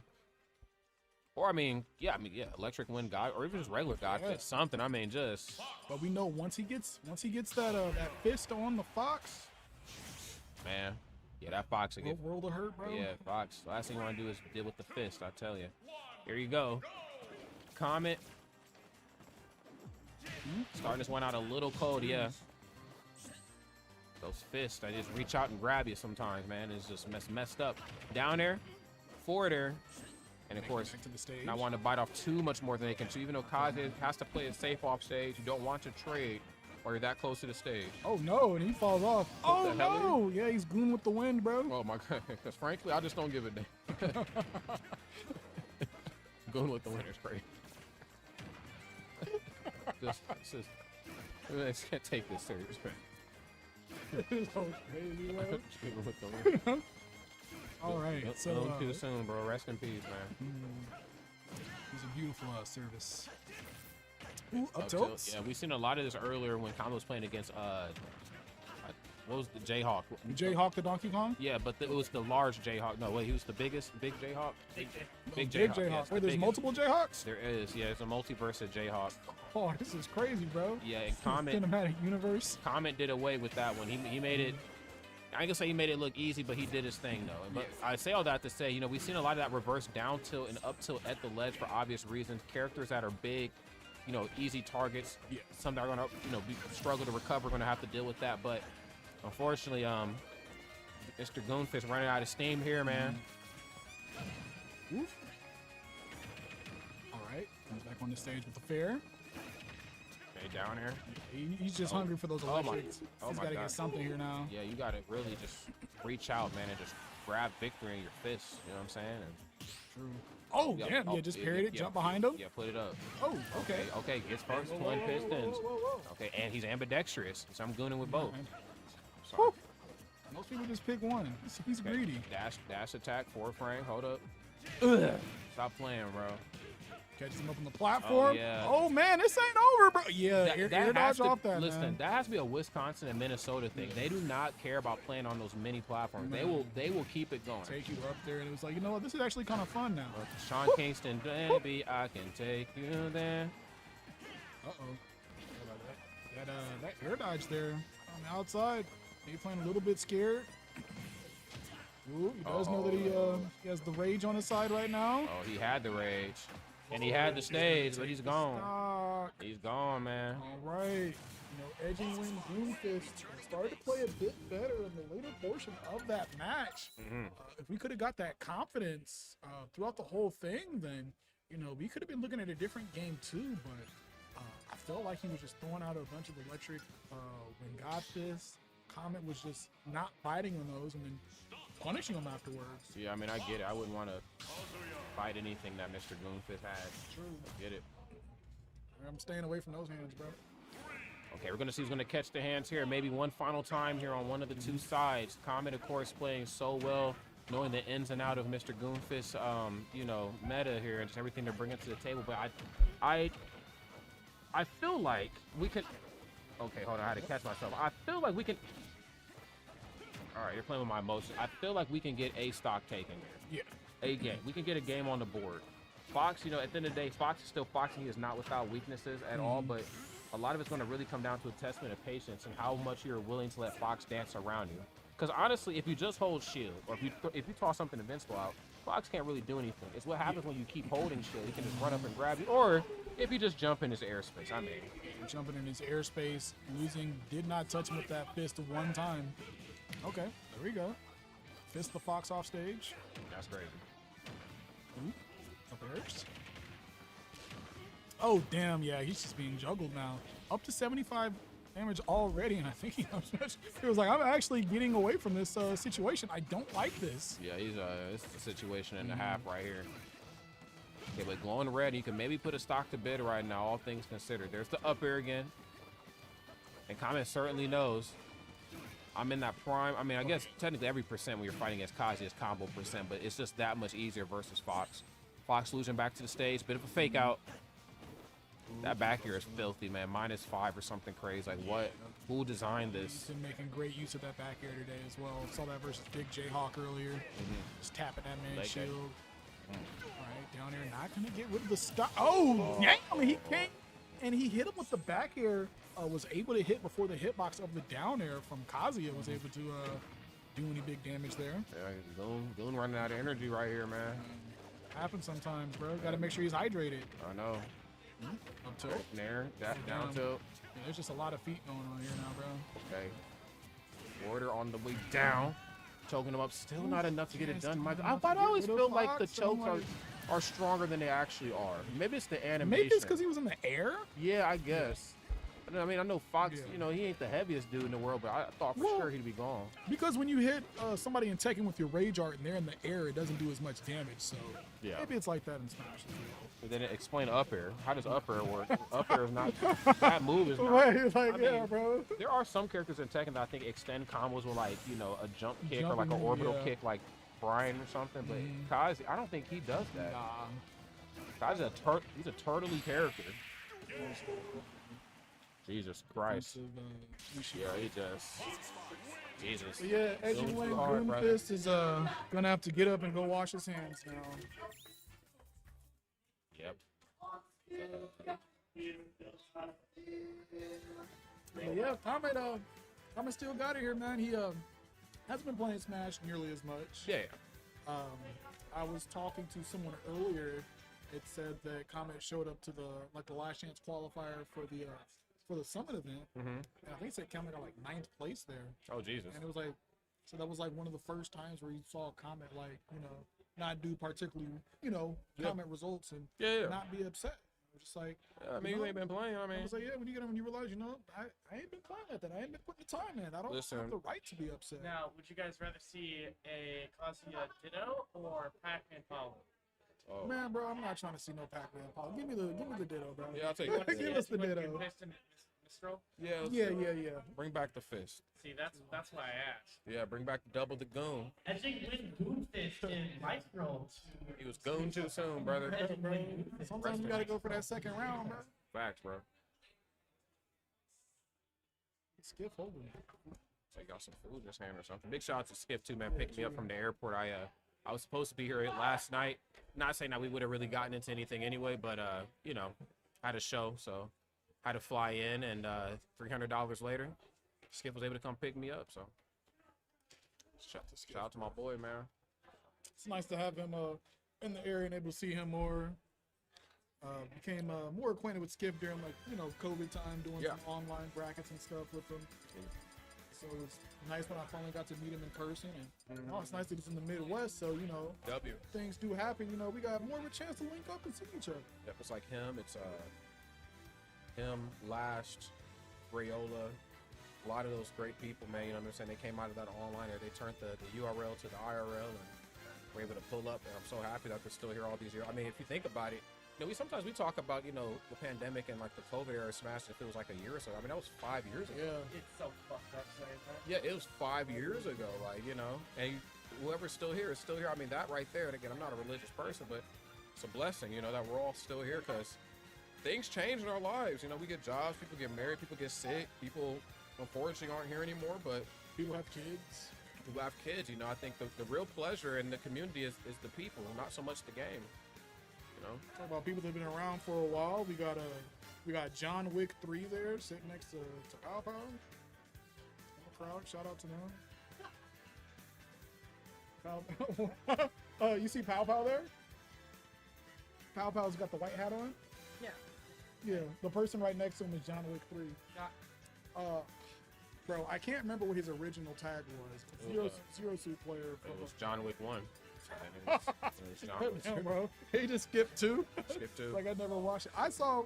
We're at 4 John Wicks, right? I have no there clue. are 4. Yeah, I just saw feel John like- Wick 4 first. Okay, I Piss people off on that. I just feel like I don't know. It's like Star Wars. I've seen enough of each film to categorize one duration of film. But I have not seen all of any of them. I just feel like he's killed everybody. Like there's nobody else left to kill. Who else can? I mean, I'm not saying Keanu Reeves, is a boring person. I love watching. I was like, but you didn't kill everybody. Who's left? I don't know. They all gone, bro. I'm more of an Equalizer guy. Denzel Washington. I was more into that. That was good. I was more into that. I felt like there was more of a heart in that film. Not to say that killing a person's puppy won't make you go crazy, but Man. Love Denzel. Evo Grand. I don't know. Goonin and Grand, brother, at Evo. That's like, You imagine they MC it. Everybody, welcome to the grand finals. Goon off. put your fist together. Skibbity, bro. Actually crazy. I couldn't let Goonfist do that. I don't know what. So he had his hand right in front of his face, bro. Okay, no wait, hang on. Who's who? Goonfist is John fuck. John. Thank you, A. thank you, thank you. You guys are good. Okay, we got Making sure we got the One. stuff right here. one suit Gooner and one shirtless Gooner. Let's do it. OG Mistral. Edging win at Goonfist. This is loser side of bracket here. 8th seed and 15th seed. So there's been quite a bit of Kazuya this weekend. This is the third one. Yeah. Still C Mistral and then EWGF. Ugh. Okay, first hit a twin piston. Woo! And now you're pissed off right Oh, you know, there. that's actually kind of crazy because I wasn't even putting that together, bro. Damn. Yep, EWGF. Yeah, come here. Come hither. Jesus. Brother, you might have gooned your last fist here. Oh, that's actually crazy. It just rolled out of it. Okay. Electric win. Okay, people's elbow. Oh, he should have been. Get up attack. Again, still bringing the damage, even despite being on that top platform. Up B. Not enough to do. Oh my God. Right. What Yeah. is this character? Yeah, bro? Mistral getting rid of Doomfist there. Sitting at 81%. But, you know, as we said, watching these fighting game characters, these percents really don't mean too much, man. No, they most certainly don't. Ooh. Okay. Okay, goes for the high recovery. And that's such a difficult thing to do, I feel like, in the heat of the moment versus Kazu. You know what I'm saying? Just, do I elect to go for the ledge? Do I have to overshoot the ledge in anticipation that my opponent might miss? Or whatever they're going to hit me with is the least damaging option? Like, very hard to do. But regardless, saying it with your chest right there, up B's getting the job done. A spot dodge there. Jesus. Okay. Couple kicks there. Like that. Yeah, you got to fight back. Figure this out. Get involved with this match, please. Okay, clean stuff. Both sides looking good right now. Mistral, a lot of fight left in the tank. Only 50%. Oh, get choked. Swing in the air. Big 71 damage right now. Gosh, man. That shield pressure is just crazy. Ugh. Okay, as I'm sitting at 101, we are in rage mode. We are. Laser. Alright. All right, and so goes on. We are heading to game number 2. Edging win Doomfist. Taking the first hand. Wait, this one the first one? Yeah, shirtless Oh, guy. yeah, I'm making sure. That's crazy. Yeah, bro. Don't you go shirtless when you goon your fist? Sometimes. It's hard to tell. It is double Kazi is kind of crazy. I'm John AF and Evo Grands. Evo Grands is a cool place to be.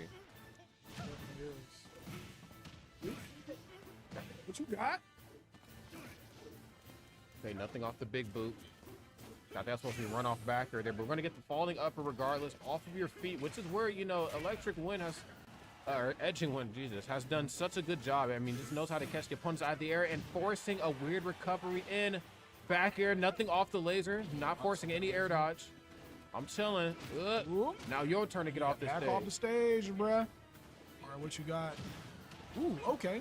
Nice kick there to give himself some space to make it. I'm invincible, brother.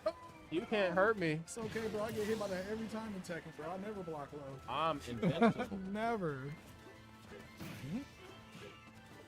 Every time I see Kazuya swing, I just think of like the invincible title card, like mid-conversation. Invincible. You just can't hit this dude.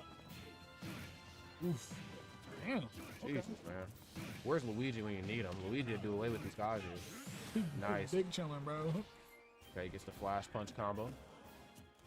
And this lets goes for the Platform, roll. goes for the up special. And I like that too. Probably anticipating like a back air or something. Was probably just looking to meet him in the air, but Especially with a percent where you could just explode into the blast zone. All right, Fist taking that there. It's sitting at 138 though. Not very healthy right now. Okay, yep. Up special is it's gonna get him gone. Look on these platforms. All right. you got here, Mr. jab. Oh, Whoa, was that on purpose? okay. Was that on purpose? I think so, bro.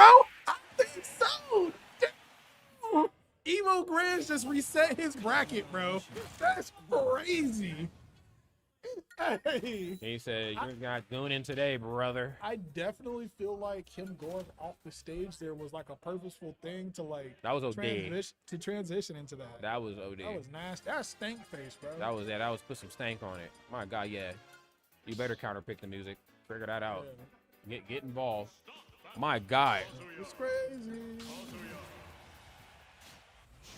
Okay, one game apiece between these two titans here. Double the Kazuya, double the Electric. Let's see how this next game is going to go. This is game number 3. Nice. Going to go ahead and finish the flash punch combo just to get just a little bit further away from the little jabs. Y'all. Oh no, you got why play all day? Yeah. Right, Mitchell feeling really good. Don't touch me. Yeah, Goonfish just gonna fail there, bro. Oh! Oh no! Any other? Well, I ain't gonna say any other character, Yeah, but bro. very. Oh, he said, "If you gonna throw the Okay. people's elbow up, that's how you do it. Bro. That's how you do it." I was kind of worried for Goonfist there, man. He was going kind of soft there, but staying. All right, man. All right, you got it, bro. All right, man. All right. Taking got it. strong. You got it, bro. You got- Oh wait, what? Oh wait, what? What? He did get soft, bro. Come on. You got it. Goon with the win, brother. He's goon too soon. Rest in peace. Jesus, man. All right, man. Next game is upon us. Another opportunity to goon. It is. I'm John AF Evil Grands. Let's do it. Let's see if he can stay up this time, bro. This is insane. Alrighty. Next game is upon the OG Mistral. Not to be confused with the other one. This is the original Mistral. Oof. Okay. Goonfist making it back to the stage. Uh-oh. Nice damage. Not able to hit with the back here though. Okay, crouching jab. Nice. I'm really liking the crouching jab Oh usage my from God. both of these guys here. No, for sure. Just got to keep you locked in this place. Where are you going? We ain't done yet. Okay, laser on the stall. Up B. And then air dodges to the stage. Just third-party things. Your favorite character can't do that. Oh, get split on. All right, the crowd popping off for edging wing Goonfist here.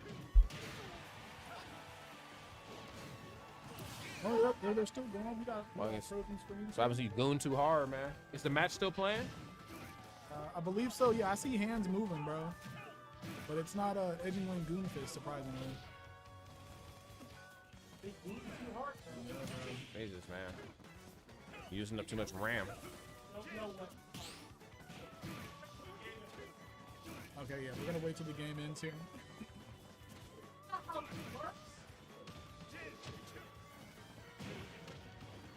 Yep, yeah, Skiff in the crowd is like, yeah, let's not risk it, bro.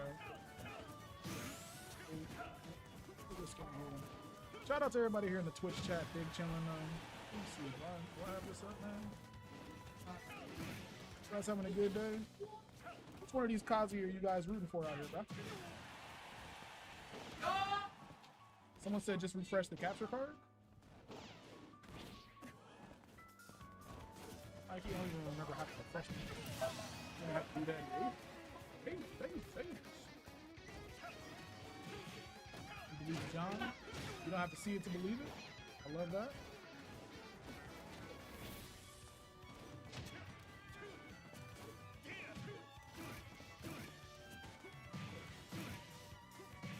Bro, I don't know.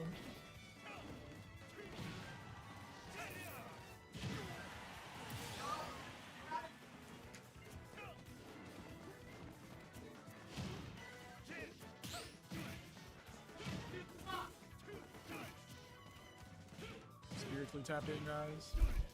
My bad, chat. I don't know. They goon too hard. People are jumping in the crowd. I see hands on heads from Mochi. Carbon's locked in. Skiff looks like somebody's dad. Who else can I see? I see clapping. I see clapping. I see clapping. All right. So I see a controller being wrapped up there. Does that mean the Mistral got it? Is it a Mistral dub? Yep. Okay. So yeah, Mistral got the dub there. Edging Wing Goonfist is gonna have to wrap it up for the night, man. Sheesh. Sometimes And bend me. sometimes it's just not the right time to goon, bro.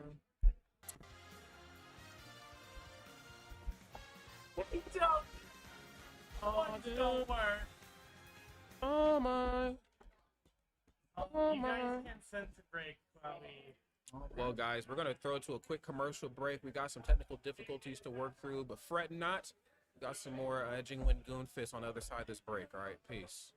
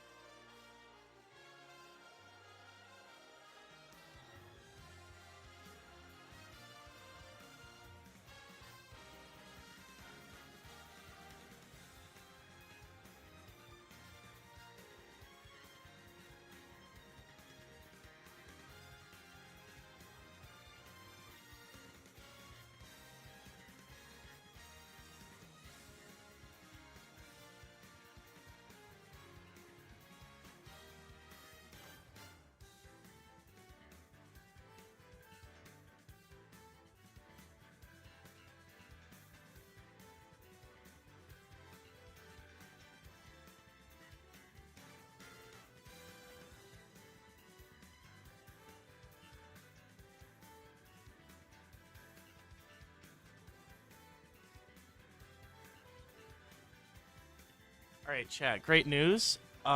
We did fix the cap card. So we're going to get the next game going. Thank you for your patience.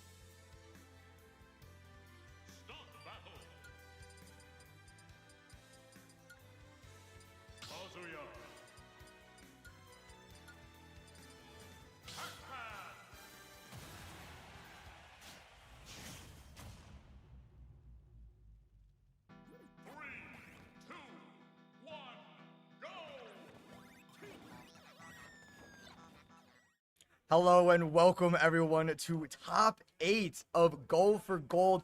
I am Mochi, joined by Pow Pow, and they are going straight into it. Now we're going straight into it.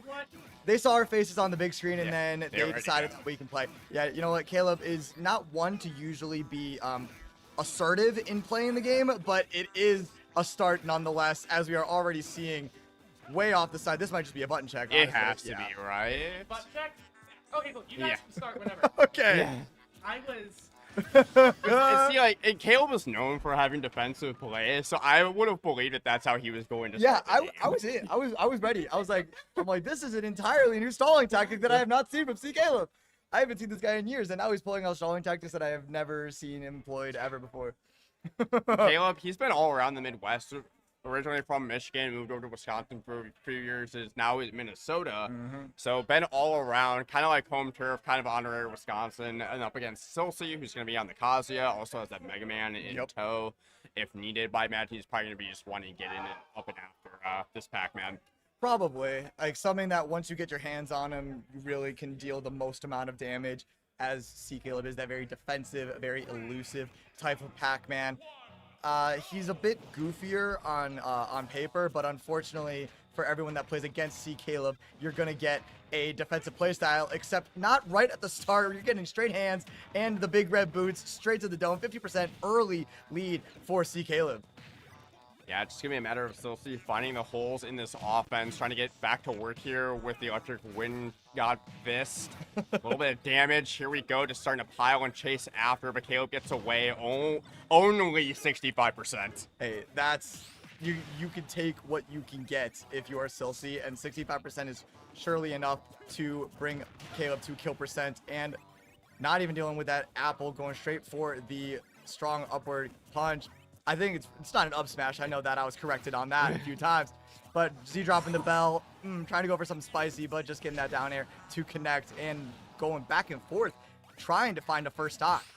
What's so interesting, too, we're going to get that up smash there, but you see a lot of Pac-Man players have that Kazuya secondary in hand. It's similar in terms of their playstyle. If they you use that bell to get the Electric Wind God Fist kill confirm in the hand, so it's interesting to see these two characters like actually go at it. We don't see that very often. Yeah, and okay. Yeah, trying to find honestly, I thought there was going to be some sort of setup there with that hydrant and loading up one of those fruits, but C. Caleb is just going to be content to rack up the percent slowly and surely, getting rid of that rage drive and an orange to the dome, going to clean that first stock up for Silsey.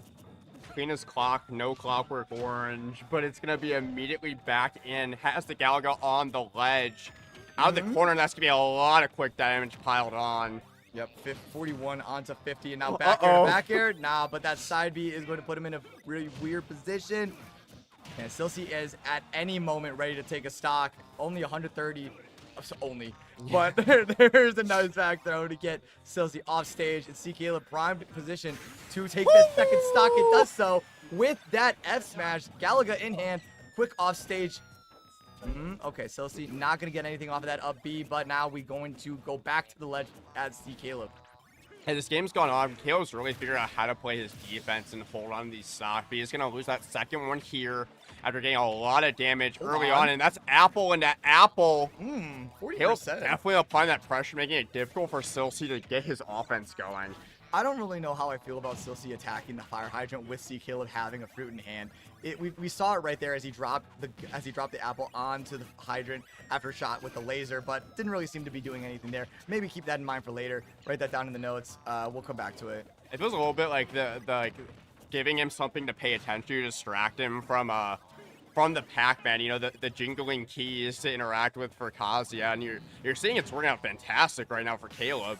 Real at a ton of percent, big lead here, and you might be able to get rid of this rage drive with the right opening on this Galaga, but this time it's a bell. He's dancing all around this Kazuya. It is tough. He wants that back air, finally lands one, gets him off stage, now going for the hydrant, no dice.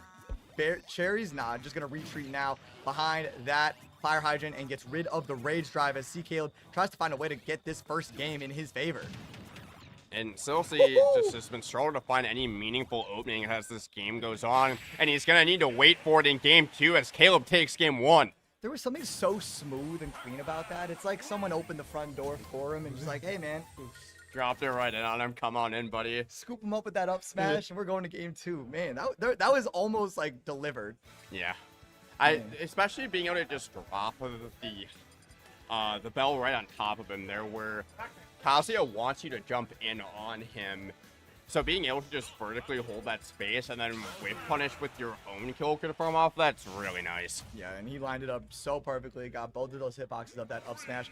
And that vertical, that like area right above Kazuya is not safe. Like that's something that can be taken care of really easily with Kazuya having that up B and those up tilts and all that strong jazz. But to start game 2, onto Kalos, larger blast zones.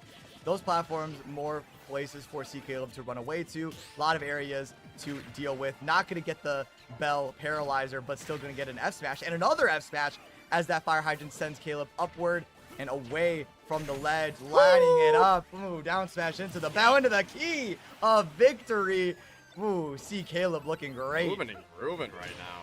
This, Yep, had that there just to save his life, but this is Silsy's counter pick. I imagine this is like the closest he could get to an FD scenario, where if you catches Caleb mid-stage, that's going to be a lot of damage, but that's a big if, because Caleb's defense on stage is so strong. And his ability to just flip a switch and go aggressive is very impressive as well. Like that middle of the stage interaction, as you were saying, that's an area for Kazuya to kind of dominate, but then in an instant, CKaleb takes it, and it takes it all the way up to 73% on Silsy.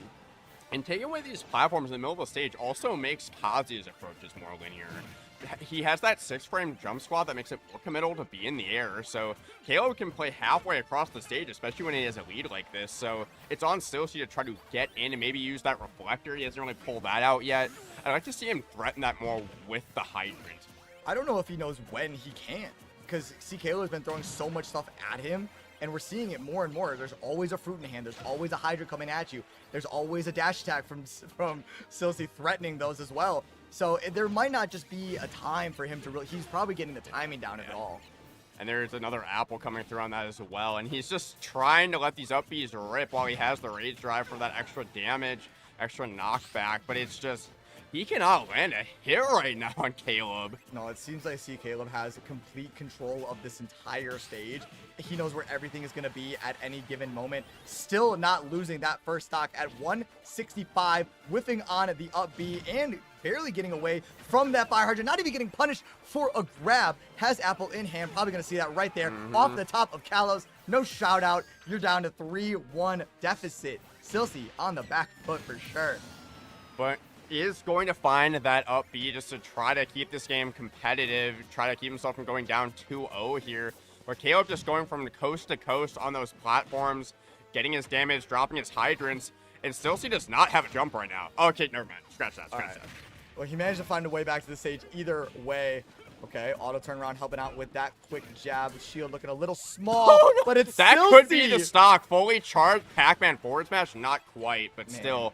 Ton of damage in a bad spot off stage. And yep, little kick, and you're going to be losing your jump. Nice reversal, but the air dodge is not enough to get back to the stage and see Caleb in dominant fashion going up 2-0. I like the idea of trying to use the B reverse on the laser just to give yourself space, but ended up putting him just a little bit too far away to air dodge to the ledge. And as Kazuya, you never know if you just get that one hit on stage, that could be the whole game for you. So it's just unfortunate. It looks like we are hovering Kalos. Okay, we are going to go back. And the opportunities are there. I don't know. I just didn't really feel like maybe it's a matter of getting the lead first to be able to like hold that lead. But it felt like it felt like it was Caleb's counter pick with how well he played. Absolutely. Like the way that he was controlling the stage and how like the instant hold of the stage, and as you were saying, getting an early lead, and right now that Fire Hydrant is getting beat up by the Fire Hydrant on the chart. The only thing keeping him safe was those fruits that were shielding him from the Fire Hydrant hitbox that just would not go away. Had way more hitboxes than I thought it would. Okay, we are seeing now Silsy does have his first meaningful lead in quite some time. Where this is probably what he's envisioning on this counter pick, where he just keeps Caleb off stage, keeps throwing him off, doesn't give him the opportunity to reset and get those fruit out, but he still needs to finish the stock. Yeah, and now that C. Caleb has won an offstage interaction, and never mind, throws himself right back offstage, and there's that forward air, taking a lead for Silsey. Rare, but it happened. Sometimes you have that thought of, okay, I need to make up all this damage right now with my first advantage state, but as Pac-Man, you just want to get your feet under you on your stage and just, you've been playing so well when you've been on stage, you've been dominating neutral, so you can take your time there.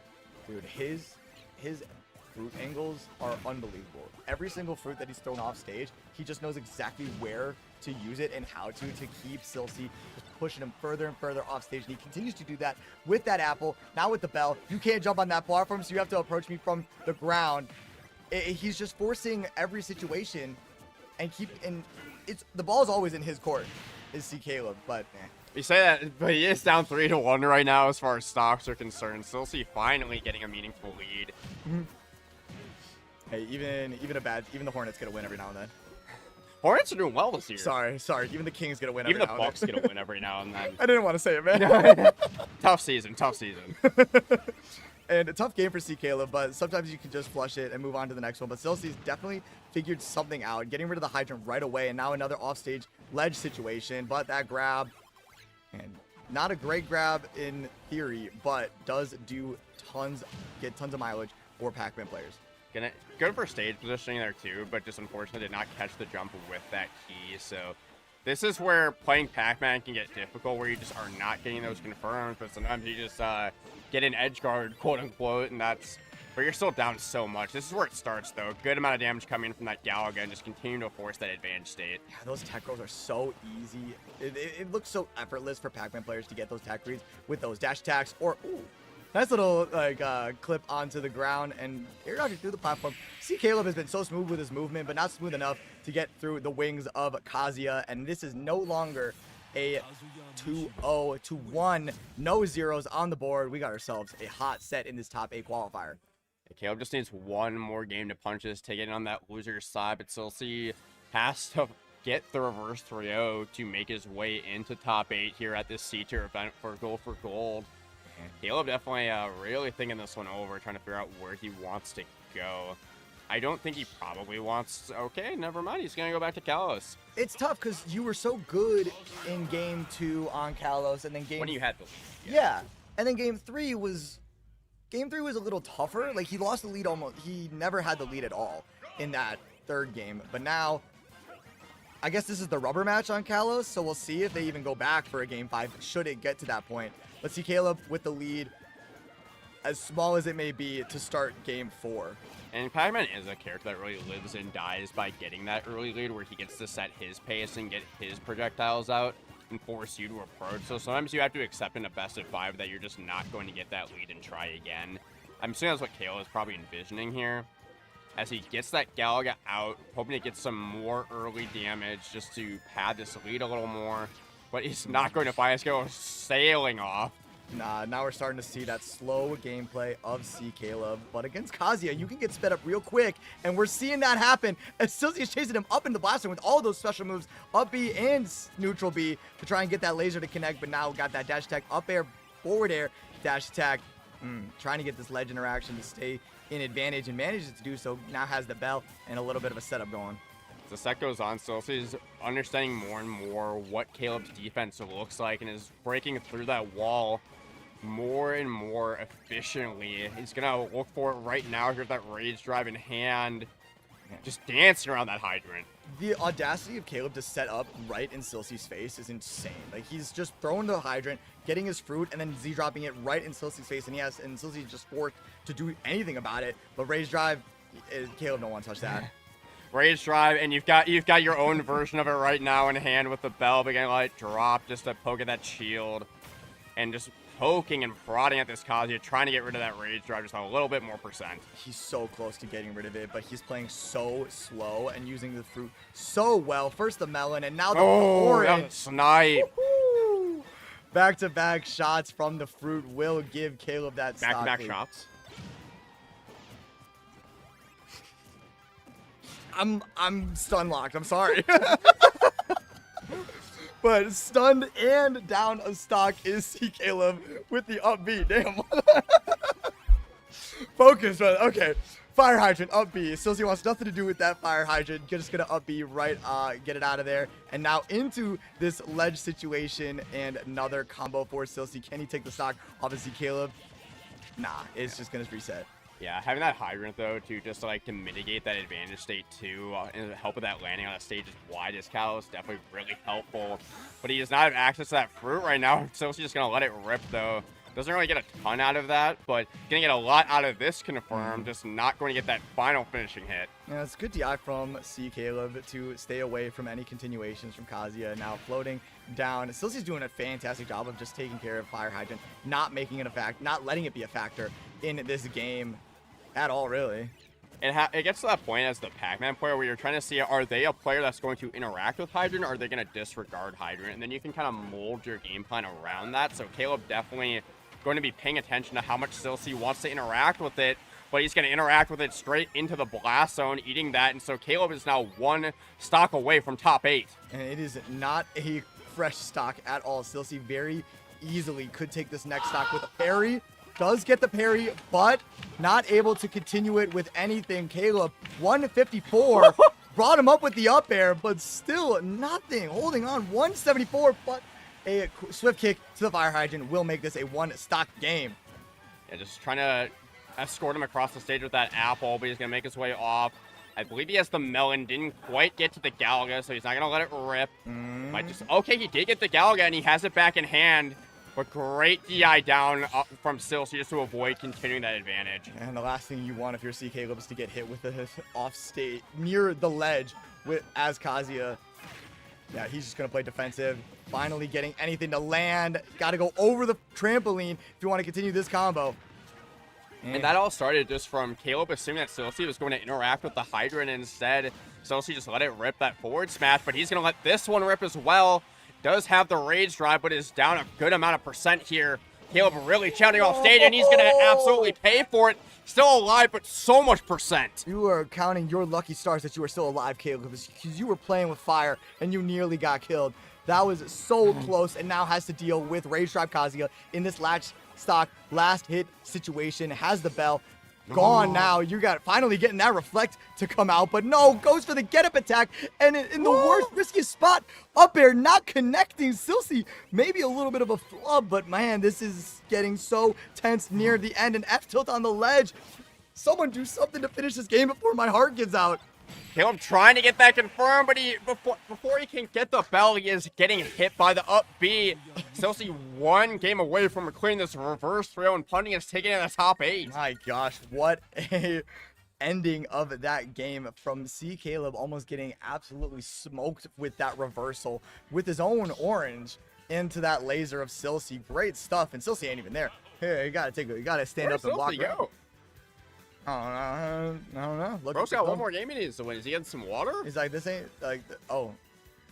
Where'd he go? Oh, Caleb, what you doing? He did go get water. Okay. Going to get some water, and now see Caleb's hovering over B Gunner. I could see it. He has a really good me gunner, and you're getting reverse forgoed, and it feels like your defense is being picked apart too much. Oh, yeah. Like it was a really close game that you ultimately let drop.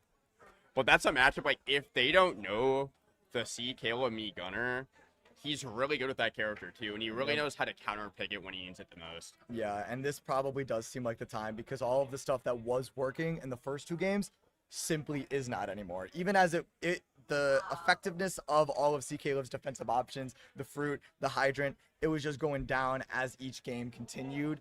And now that we're in a game 5, I would not be surprised if the me gunner comes out and just to shake things up. But a game 5 is not usually when you want to make massive changes like this. Caleb trusts himself in that a lot of times, where he will make that switch late, where you've gotten so accustomed to how he wants to play defense with Pac-Man, where then it's like, this is the last game, so I'm going to save it where you only have one game to adjust. You're playing the same character, but now I'm playing a brand new one. And me gunner is one of those characters where if you don't know that matchup, it is so much harder. Like learning how to interact with the down B, that you can hit the morph ball back at him. That forward air you're seeing right now, how much drift it gives me gunner. Kazuya is not going to be able to chase that. There's a lot of factors here too, so I'm curious to see how well Silsey knows this matchup. Something about this doesn't feel right. He gets to practice. He gets to warm up a little bit. No one made Celsi go and get water. Right. Yeah. And then, Bro was on the verge of reverse 3-0, and he chose to get up and walk away. that's the other side. That's the other side of this argument. I'm like, hey, it doesn't really seem fair that Celsi gets to just get up and go get water. Like, no, Caleb's like, all right, it's time to get the suitcase out and go to work. all right, I got my aerial just down. I know what I'm doing now. I got a better feel for it. Now going into this game 5, it does. Yeah. After seeing a little bit of training mode. Time to make a switch. Yeah. Man, I can't. This is gonna be an exciting game 5 potentially. Oh, are we? I see. No, Or not. Caleb, go Gunner, go Gunner. No. already- No, Caleb. He's gonna go back on I it. really thought the Gunner was gonna come out. I wanted to see it. I get it though, where like the last game was so close, where it really one break here and there could have been the difference. And he would know where maybe it's just Gunner has to play so perfectly in that matchup that it's just not ultimately worth it. Yeah, like maybe his get out of jail options are not nearly as plentiful with me Gunner as it is with Pac-Man, and his recovery options are so much worse. But yeah, it does have a good amount of drift on it, and it's not like Kazuya's really gonna be edge guarding you anyway. Outside like maybe like a fair drop down, but either way, we are here in game 5 of this top 8 qualifier. And Celsi is just getting back to work even after that break. And Caleb, he got stage spiked? Did he just get hit by the lip like right below the ledge? Yeah, that's awesome aggression. Oh my god. And Caleb is really wishing he made that switch to me Gunner right now. Are we sure we started? Are we sure we started game 5? Because like Is this a hand warmer? Is it a hand warmer after he went to go get water? Yeah, I don't know, man, but Celsi's kind of killing it. Like this is oh no, just an absolute dicing. Like they put Caleb in the slap chop. Like I can't find a worse start to a game if I tried. Just a complete unraveling here for Caleb in this game 5. On the verge of getting 3-0, reverse 3-0 here, man. That's heartbreaking. But hey, this is far from over. Last I checked, that timer has 5.5 minutes left, and we got C. Caleb sitting in that chair. This is far from over. There's a lot of matches where you could say that, but like Kazuya Pac-Man down 3 stocks to 1. He's going to be sitting there using that rage drive, tacking on extra damage. Man, it would take 2 miracles to bring this back. And that's all he needs. 2 miracles, 2 stocks. I've seen less winnable games. There's like he could be at 0. Yeah, I've simply never seen a more winnable game. And 5 minutes now, down the clock. We got some time on our hands. We might not.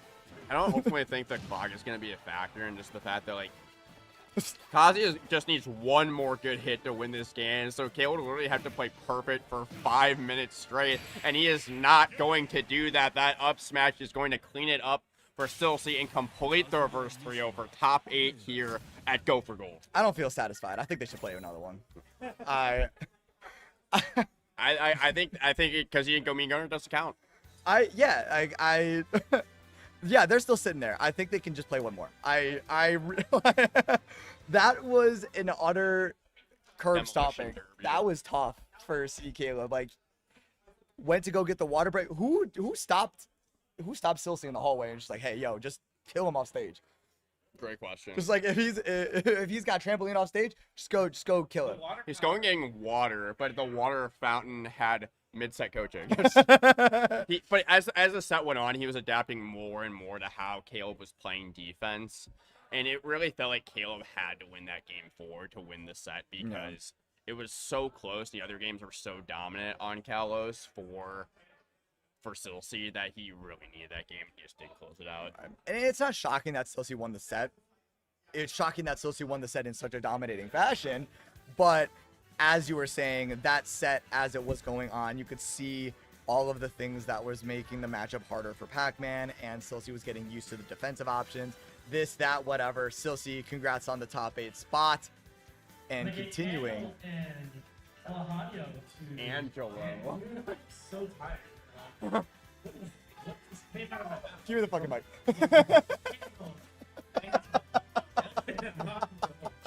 Angelo and jalapeno delangelo. Can I get... Yes. It's been a long day here at Go for Gold. It is 9 o'clock, and we are just getting into top 8 here. On the loser's side, Doug Todd already taking it in Game 5 over Mistral. Mm-hmm. We are going to be making our way over to the winner's side here. Candle, top 50 in the world currently with Olimar fresh. I shouldn't say fresh because it's been about 2 months, but two out with that 9th place finish at Let's Make Big Moves, beating Zamba and Angelo. Now, I'd say a pretty long time resident in top 10 on the Chicago PR. Yeah, with that absolutely Luigi. cracked. This has got to be one of my favorite players to watch as of recently. Like, I'll tell you one thing, being a commentator is the best. I don't have to play this game. I get to watch this. I think everyone should play this game, especially if they're commentators. I mean, I enjoy playing the game, but I don't get mad because I don't got to go across. I don't got to be in bracket and be like, damn, Luigi. Nah, I get to just watch this and have a grand old time. But this is not going to be a grand old time for Angelo because Candle, specifically Olimar, is going to be tough matchup. And you heard it from the crowd. He's dead, and he just might be.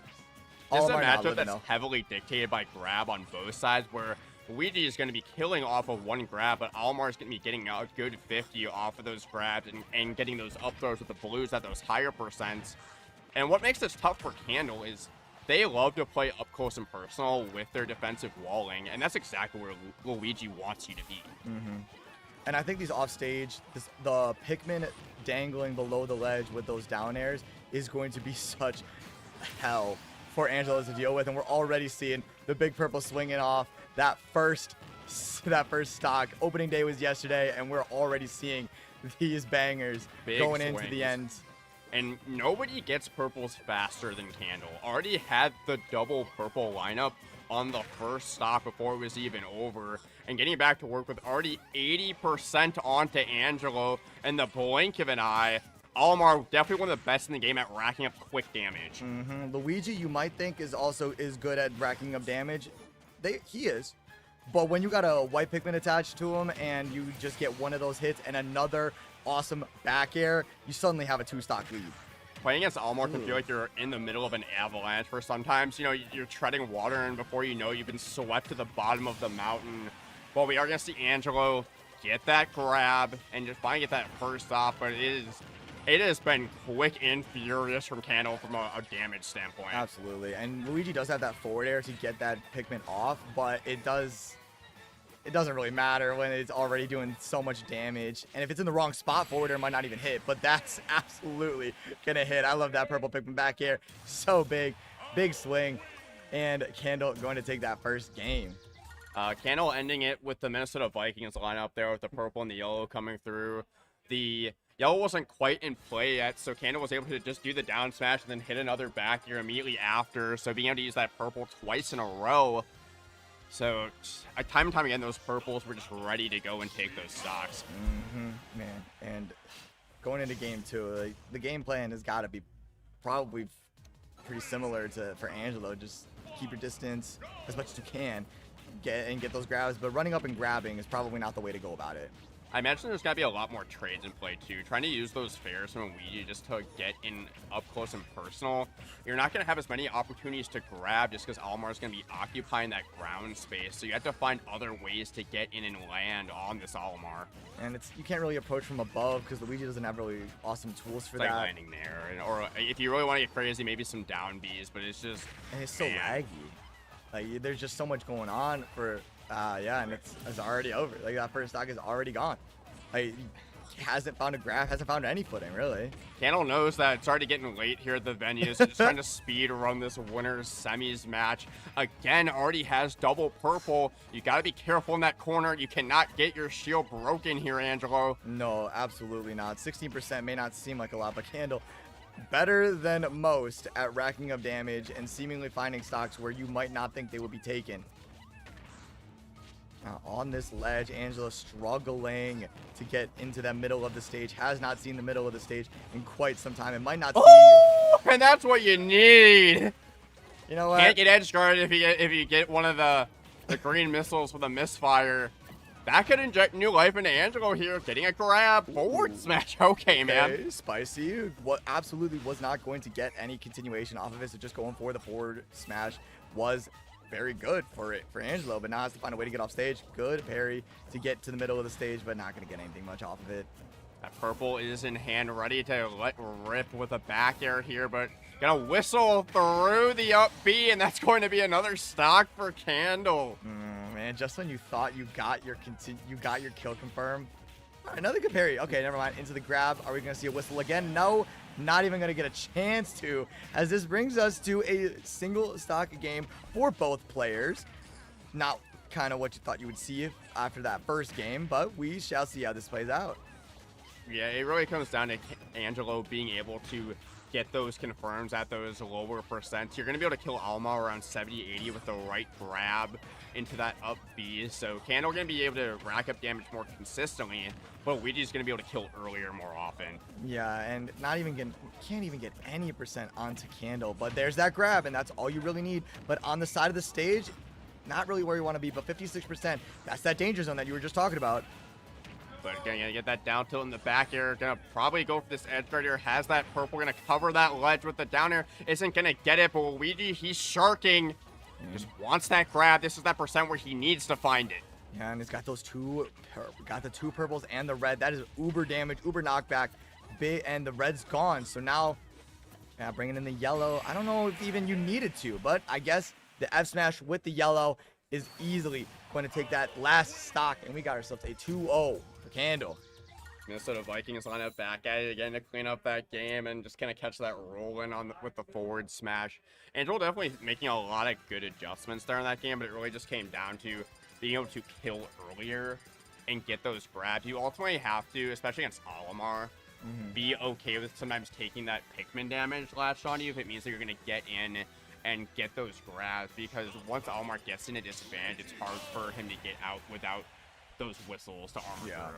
Yeah, and if you get called out with a whistle, then you might as well, you could kiss your stock goodbye if you're playing against Luigi, because Angelo, better than most at those 0 to death combos and those touch of death combos with not even a grab, but up tilt even as well. Even a down tilt, I've seen him find a stock off. Gain in this game 3. The Army are over to PS2. I'm trying to figure out what this does for Angelo as far as maybe just having more space to work around the Pikmin versus being on that smaller stage where those Pikmin throws are going to cover more of the stage. So far so good. It's pretty dead even, but that purple's going to put him deep off stage, but great timing with that green missile. Wow. Man, making it back with the air dodge as well. Stable footing, trying to find any advantage. Back air, good stuff, and now got Candle off stage. Got to try to find a way to get a handle on Candle's recovery, but yeah, it's tough.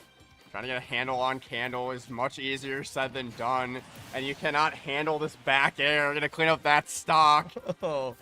I thought that's what you were going for with it. Nah, I was kind of just waiting for Angelo to get like a down air to call out Candle's recovery, but it's so tough because Candle does such a good job of mixing up their recovery path, and that's something that I love watching them do, because we haven't even really seen up B be that much of a factor in terms of recovery. It's been a lot of jumps and air dodges.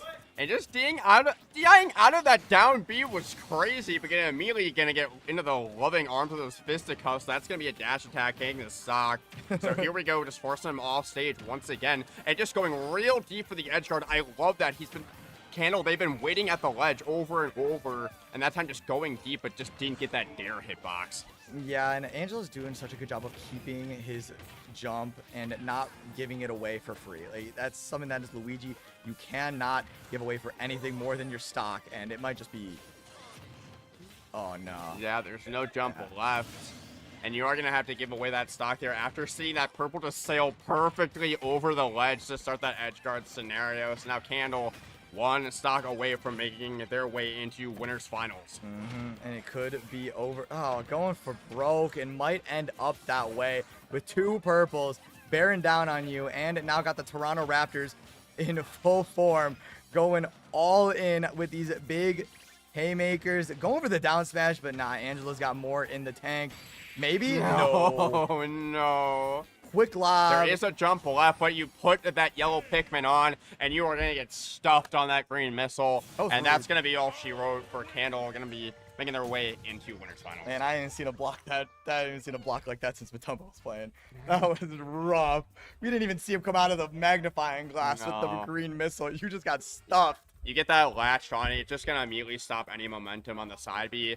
just a miserable offstage experience for Luigi in that matchup. And honestly, I wouldn't describe that as like miserable. It is miserable, but Angelo made it like only look like mildly upsetting. Like it was tough, but it wasn't like the worst thing I had seen out of what that could No, have been. from what we saw though, as the set went on, Candle, instead of just waiting to try to get the 2-frame down air, realized that, oh, I can just throw a Pikmin on top of Luigi's head, so when he does the green missile, he just stops there and he really can't recover. So, okay, I'll just do that instead. And once that happened, complete shift as far as like the recovery coverage. Yeah, like it was a well fought and a good attempt from Angelo. There's not a ton you can do if you're just getting like can't top 50 in the world, man. Like And good player. Would be even higher if they went to more events, but they're more focused on school and just going to things as they want you to experience new places. So they have a great mentality about the game and just about experiencing things in life. Yeah, you can't really hate on that. Like I was gonna try and make a joke. I was gonna make a joke and be like, not a real neater, but nah, that's like, okay. They're I think enjoying life. Needing a good education is more important. I think needing a fulfilling life is more important. Of course. All right, on the other side of winter semis here, we have Comet, who ultimately benefited from that upset bracket that Galleon put together for him, but is playing so well today. The next obstacle is definitely going to be his biggest challenge of the day, though, going up against Ulong. Yeah, this Wii Fit trainer is tough. I have yet to see Ulong play at all today, so this is going to be a lot of fun as my first experience seeing this guy coming all the way out from Maryland and now getting that deep breathing on that ledge. And this is that tough stuff. When you're dealing with Fox, you could die at any percent with deep breathing, but you could die at any percent if you're Wii Fit trainer ripping that up smash and taking a stock lead. Even with that extra weight that gets tacked onto Wii Fit with the deep breathing because it makes you a fast faller, it wasn't able to live that up smash. And Comet, not necessarily having a ton of experience in the Wii Fit matchup, playing really well, just understanding that Wii Fit doesn't have the greatest get off me tools, so as long as you respect her at the ledge, she can't really keep up with Fox in neutral. Yeah, and as I've heard against Wii Fit, you're just like, okay, don't get buried and don't get hit with soccer ball, and you're probably fine.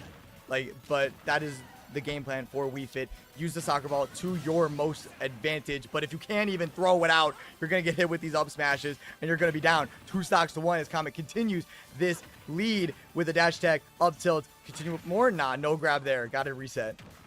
Comet also just really not giving Ulong the opportunity to play that ledge game or with his back to the ledge. Comet's been mostly getting his mileage in the center stage, making the most out of each of these interactions, and really has not had to work too hard for these stocks either, quickly finding up smashes when they get to kill percent.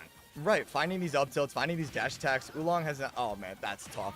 I can already tell that's going to be a problem for Ulong, and not getting the turnaround for the back air, which probably would have sealed this first game for Comet, but ducking in case there was a back air thrown out for Comet. Good stuff from Ulong to be aware of that situation, but that back air probably pretty fresh, but still fake as kill screen. It's always a fake kill screen with Fox back air, but that one absolutely game 1 for Comet. Played that fantastically. Especially, again, I was talking about how there isn't really that much opportunity unless you play like Noodle from Chicago, some of those guys. Not a ton of top-level Wii Fit experience available, and Ulong might be the best in the United States right now, one of the best in MDVA. So coming into this set with a strong game plan in a matchup you're probably not as familiar with just shows like how locked in Comet has been playing all day today. Yeah, I haven't seen Comet play like this in a very long time, and as a longtime Comet fan, it's very exciting, but as an unbiased commentator, I'm excited to see this set be as fun as possible. And now we got the Wii Fit change to the male Wii Fit. I think it was the... Yeah, it was male. He tends to switch back and forth, but we also get to be greeted once again by KK Slider on this beautiful Saturday night. I do like the switch here, just making our way over to town. It gives Ulong more ground space to work around Fox, try to get those soccer balls set up, get that breathing, zoning with those sun salutations. just a lot more room to play around Fox's onslaught. Yeah, and maybe going off stage prematurely, and oh no! And okay, that's all of the evidence you need for Fox being a privileged character. That Firefox sending that soccer ball directly where he needed it. But there you go, the rebuttal from Ulong to take the stock with that up air early in this game too on Taunted City. But that back air gonna put Ulong in a rough spot. And now this is where Ulong gets to play the game that he wants. You get to stay in that corner. You can utilize that crouch, but you're not gonna be able to crouch away from that nair up smash. And what I want to talk about too is just as Wii Fit, you can use that crouch to force a tighter window to land those aerials, which means it's a lot more forgiving to get those parries, but you cannot avoid that dare off stage, 50%. It may not look it, you may not think it, but that is one of the strongest down airs in the game. Wii Fit with deep breathing too, you're cooked. Like you took an offstage situation and just reversaled the hell out of it. Ulong now with a great lead on this counter pick. Immediately racking up more damage, getting that grab, just forcing Comet from one side of the stage to the other. And that down tilt with the deep breathing is going to kill him so early off the side. Oh wow. My God. Dude, I don't know if Glenn Powell's going to want to voice this guy after that shit. Glenn Powell's going back to Top Gun instead. Yeah, he's like, dude. If Glenn Powell, if you're watching this, that is not a proper representation of Fox McCloud. Just watch game one. Game one. Also, hi Glenn Powell. Thanks for watching. Game 3. I don't even know where they went, man. I think I went back to PS2. Okay. Probably yeah, it's just ultimately having the layout of town was so good for Wii Fit, especially having those smaller side blast zones where Wii Fit's gonna love to kill off the side more often, forward tilt, or back air. Yeah, that down tilt was We saw that down tilt just going extremely early. So having this stage layout's perfect for Fox. You have those platforms you can just continue your combos off of, and when you get a lead like this, Wii Fit can't really stay on the ledge like she wants. Yeah. And Wii Fit can stay on the ledge as much as she wants, but if she's taking all this damage and losing your stocks to those down air up smashes, it's not gonna matter. Only 6% on to Comet in this early game 1 where he already has a stock lead, and continuing the onslaught with more back air, forward air, 44% onto Wii Fit. Finally gets a grab to break up the combo.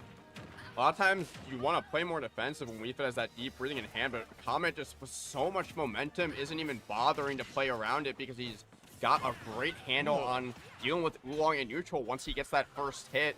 Ulong trying to get back into this with that deep breathing, but it's going to eat another back air. Man, kill sparks, and all of the sparks are flying. An immediate rebuttal with the back air on the soccer ball. Man, they're dash attacking straight into Fox's shield at kill percent. Have an up smash. Again, Comet just letting it ride for more damage, more up smashes.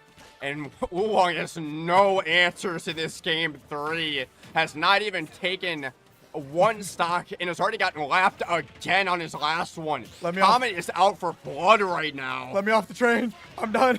I don't want to be on this ride anymore. Ulong finally finding solace in the middle of the stage, getting a grab. No deep breathing, no time for it. Cancels it for the up smash. Gets just a little bit of time to breathe, but Ulong gonna get immediately put back into the blender with that forward air now on the ledge yet again. Deep breathing, probably not gonna last very much longer, and there it goes. As Comet just tries to find this last stock and waits a little too long to rip out the up smash. This where it gets a little scary. You are off stage, but he does make it back to the ledge. Just needs to find one more back air in the corner, one more up smash. That deep breathe is going to make Wii Fit live a little more vertically, but definitely not horizontally. And that is going to be a sunset on that third game over the horizon. Comet 1 game away from a spot in winners finals to meet the Wisconsin Candle. So Glenn Powell, you can watch that game. Yeah. That's when you should watch. Just don't watch game 2. Don't watch game 2. Yeah. From like 6 minutes into the VOD to like 10 minutes into the VOD, skip it. I mean, you might as well VOD review and Smash, right? It's not like he has like a recent Star Fox game to watch. So. Right. Damn. It's funny. I wish it was funny. It's just true and sad. I love Star Fox. KK gonna be making his way over to Smashville for this game 4. It gives Fox less room to play around deep breathing, but that didn't really matter in that game 3. Comet was just staying aggressive, staying in Wii Fit zone, and just piling on damage like he's doing once again here. No time to breathe if you're constantly getting your brakes beaten off. Like, it's... Oh man, finally getting a good parry and a reversal of Comet's ridiculous offense. I will say on Smashville, it's a stage that heavily focuses on ledge trapping, and Ulong's ledge trapping is second to none. So it forces a lot more ledge trapping scenarios, and it's bearing fruit for Ulong so far in this game. And now we got ourselves another ledge situation. Deep breathing gone. Does Comet have anything to do outside of back air? We shall see. Letting him back on stage though. Ulong trying to find some footing, but that up smash not gonna even kill Spark for Comet. And that deep breathing hand means that up smash may not kill even if he finds another one here. Gonna be going for the tech chase, but he does not find it. Nah, not in time to rip the up smash, but still 139 on Ulong. This is still very much kill percent, but getting a grab and now off stage. Not where you want to be as Fox, but Comet finds his way back easily just to be sent right back off. Up tilt back air and into another forward tilt means that Ulong is up 3 stocks to 1. Playing extremely well in his counter pick. Makes you think he probably wish he had been here sooner. Yeah, these counter picks seems to be working out for both characters, both players. And oh man, desperate up smash for Comet. Finds the ledge, but not much more. That up tilt continues to be a menace for Comet.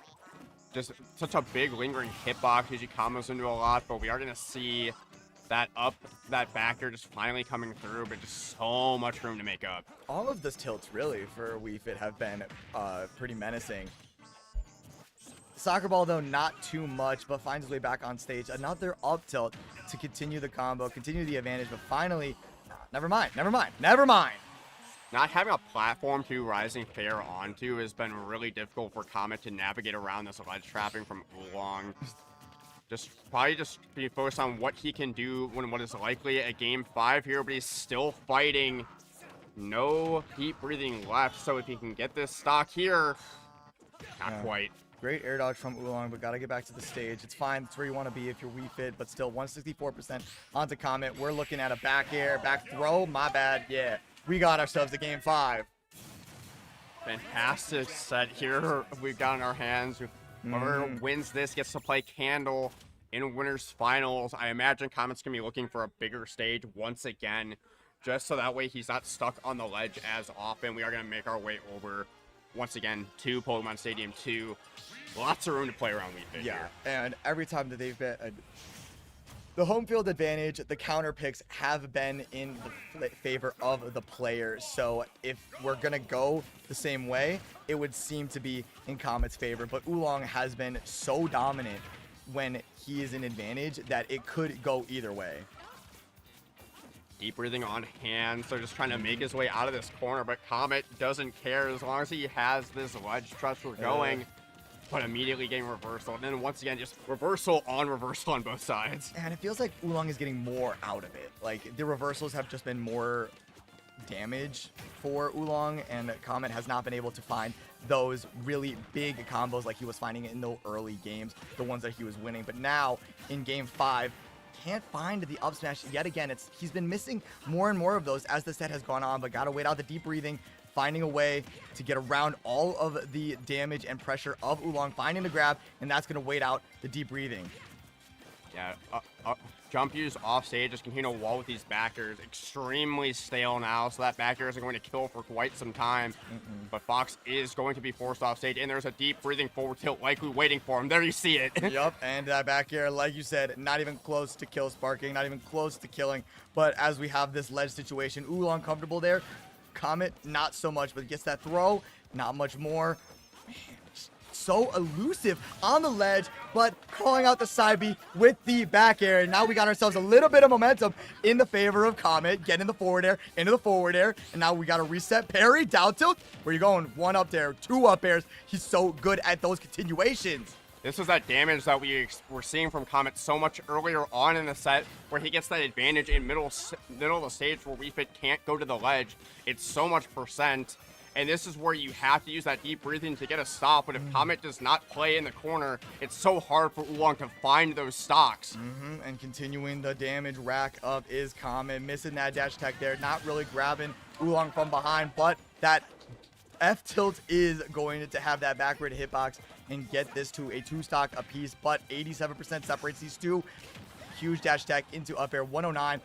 Oh, man, waited out every option, but not able to find a stop. But calling out that roll with the up smash. Comet 1 stock away from winners finals. It could be an all-Wisconsin winners finals here at Go for Gold, but Comet needs to get one more stock cleaned up here.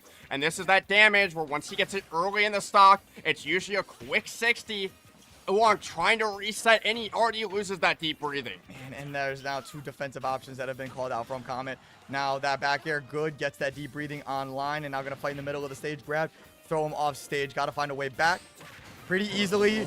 Parried, and F tilt in return. Now we got ourselves a last stock situation, following him down with those lasers. Ulong finding way back stage. A little bit of healing with the deep breathing and the sun salutation. Finds his way back on stage, and now reversal with the forward air. Big damage potential, but only getting out of there with 46% is Comet.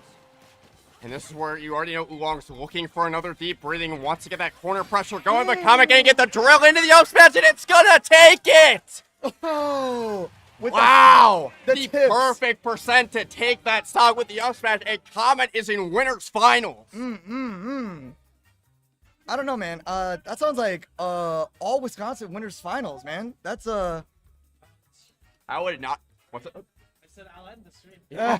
It is an all Wisconsin winners finals. I don't know. It just sounds like a little bitter that you got 2 commentators from Wisconsin and 2 top players. And it's all Wisconsin, baby. Hey! I didn't plan this. You got Wisconsin. Yeah, you can.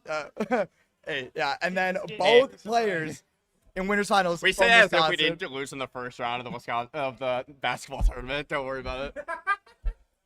What tournament? Don't worry about it. I wasn't watching. What tournament? We're talking about this tournament. Yes, exactly. The only tournament that matters. Go for gold. Look at these medals. They're Show the trophy. Oh yeah, even the trophy. Even the trophy. Yeah. There we go. All gold. You're going for it. Yes, these guys, they are going for this gold. They're going for this gold. They have so much left to play. We have so much good Smash left for everyone. No rest for the wicked for Comet. Can be making his way back up to the stream. If you need a 5, you can take a 5. These two have not played in quite some time, as far as I know. Especially, Comet was not at Summit this year for Wisconsin Smash. Candle taking it over CRB. But Candle and Comet have... Candle's probably been at more Wisconsin stuff than Comet has been over the last, 6 months. You hear that, Comet? Go to tournaments. We miss you. He's been doing real life. He's working towards a promotion at his job. Job? Work? You mean his job isn't Smash Bros? That's probably for the best. But still, they've both been kind of like you were saying. They've been showing up to more and more. Okay. This will be the last step from us, and we couldn't have asked for a better one to close out our block. I'm so excited to see these guys play once again. Comet back in form, Candle at the best that they've ever been. We could not ask for more as Wisconsin fans and just fans of Smash. Yeah, a golden matchup for Go for Gold. These guys truly 2 sets away, honestly, from that gold, and holy hell. Comet with a 0 to death to start off the set with a bang.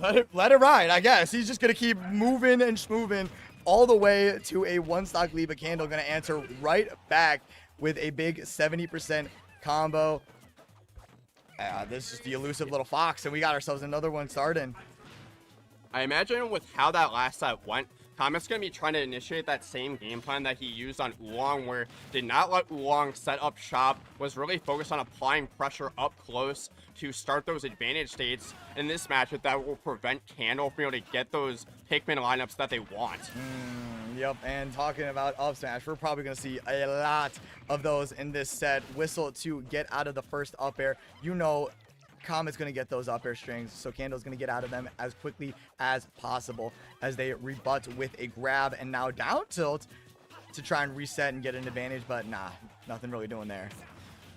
Back air off stage is going to send Almar exploding into the blast zone. As early as that back air is going to get a stock here. Yeah, that clock at 97%. That's as early as you'll see it this set.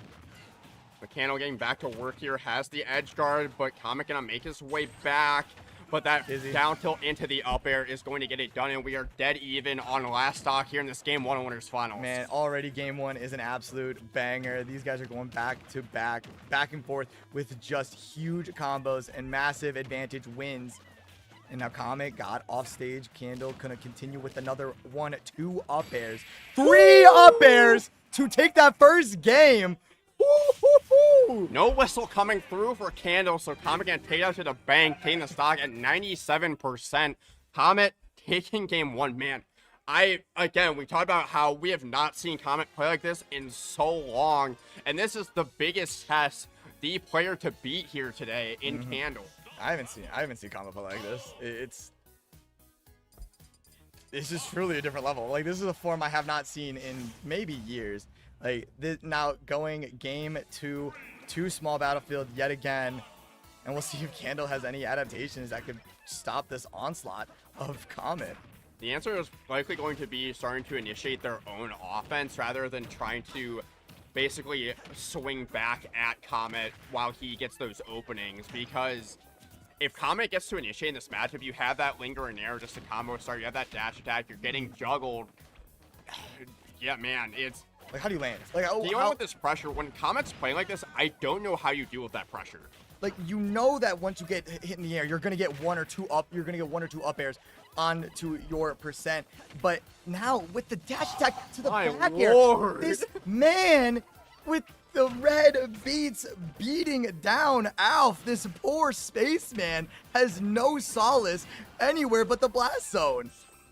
And going deep under the stage, and that downer not going to connect, and swat him off stage here once more, but needs to get this stock. You do not see Candle missing those downers very often. That looked like an unintentional ledge trump. No, it looked weird because Comet sent the yellow Pikmin back with the shine, but man, 2 smash attacks to the shield. Comet has been disregarding respect for the shield the entire tournament, and now getting a jab lock to another one. And oh my gosh, the rebuttal from missing the up smash is an F smash to make this 2 stocks apiece, but 83% separates these 2 players, and that is a lot of percent with the way that Comet has been playing. This is the first time, and it's immediately gone. That was going to be the first time that Candle's had access to double purple in this set. Immediately throws it away, though, so we're back to the white, the red, and the purple. Needs to hold on to this purple to try to initiate some offense, but so far has not been able to do anything in neutral with it. Has been calling out every option, and yet another one for Comet. 1 stock away from making this a 2-0, but Candle plays defensively very well. Could take this, slow it down a little bit, and we're already starting to see a little bit of a slowdown, but lingering in the air with that purple Pikmin, and like just no real footing for Candle, but this it could be the start of something here. Comet waiting for that whistle to come out to continue that advantage state. Has Candle in the corner. Another back air. Will he go challenge him off? Will he challenge them off stage? Does not. Just continues to hold this ledge and boots him off stage again with another back air. And a Nair this time to boot Candle off stage. Tried to reach with that back air, but that one is going to hit the antenna of Olimar. You might be losing your stock here. Absolutely untechable. 119 though onto Candle. This could be it. First up smash, invincible. Second up smash, absolutely. 2-0 for Comet. I feel like I've been put in a time capsule where this is like before Candle was on the up and up, where these guys played in a grand finals at some like Wisconsin weekend event, and Comet was beating Candle so hard that Comet ended the set with Greninja.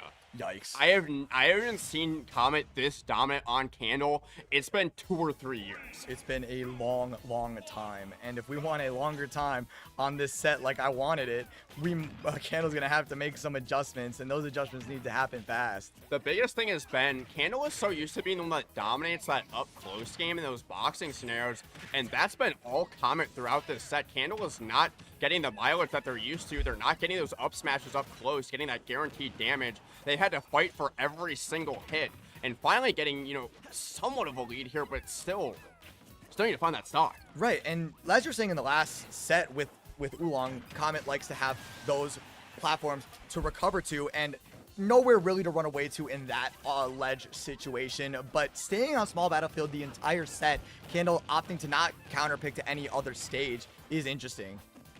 I imagine having a bigger stage means that Comet's going to be able to put a lot more distance between Alomar and Fox, but maybe a smaller stage like Smashville just to ledge trap more often. Ooh, never mind, bro. Never mind. As we've been talking, Candle up 3 stocks to 1 here, finally looking more like themselves, but still have to win 2 more games even if they clean this one up.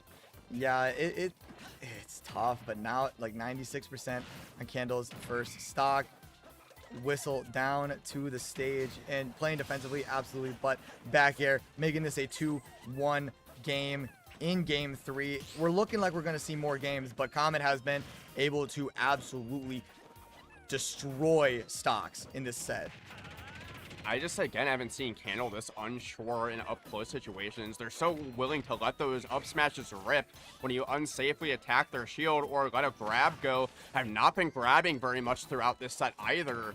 It just feels like Candle's typical game plan has just been completely thrown out of whack by Comet.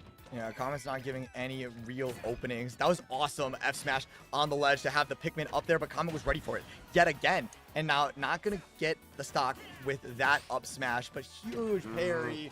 But no, that is not going to be it. But that purple back air, great angle, but great down air as well. That could have been the end of it, but Comet still staying in this. Looks like we're going to see ourselves a game 4, and we absolutely will. And all things considered with that game, too, Candle got the win, but what looked like it was like a dominant 3 stock, Comet was really getting to a point where if you take that stock, could have gone either way. So you still gotta be feeling good about where things are at. But Candle, on the flip side, as you start this reverse 3-0 attempt, a player of their caliber, you're so used to having to make these. You got to make these switches. You got to make those adjustments, and taking Comet stocks incredibly early with any opening that you can find, that is where Candle really exceeded in that last game. And now starting this 4th game with a decent lead, but Comet can make those disappear in no time. But getting grabbed and thrown off stage, not really how you want to start these. And that's where what Candle was missing so much in the onset of the set was not grabbing Comet on landing very much. So Comet was getting to land and combo start for free, but it could be too little too late for Candle as Comet takes the first stock in this game 4. And with an up smash, no less. If it was anything else, I'd be disappointed. And now getting another combo, 2 up airs, but only one of them hidden as the other hits the shield. As Candle cannot find a way down to the stage. Whistle as an attempt to just call for help. And it is not a stress signal, not a way to get him off of him.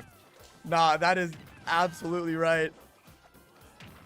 And that SOS and Almar crash lands and Pikmin 1.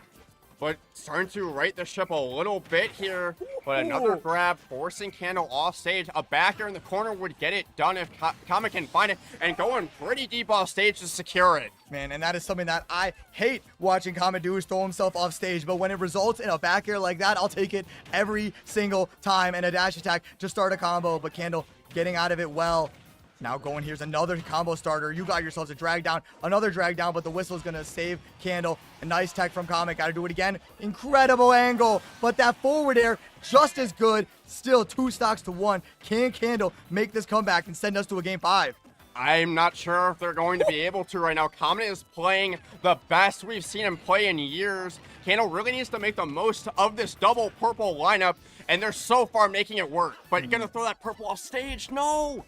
Oh, and you're down your purple Pikmin, the heavy hitter. Now you're down to the classic yellow, red, the primaries as they are. Now Comet with a great parry, only getting an F tilt just to keep things fresh. All of those moves need to stay solid. Oh my gosh, but the long reach of that red Pikmin is going to give Candle an opportunity, and a back air is going to make this a 1-stock game. Comet just needs one more up smash, but Candle finally responding with a big combo starter of their own. Really close to evening this back up and getting the lineup that they want.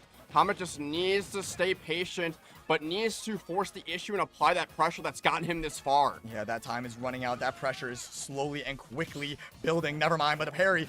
But the up smash, no! Up smash, yes! F smash, yes! Game 5 as Candle finds a way to equalize.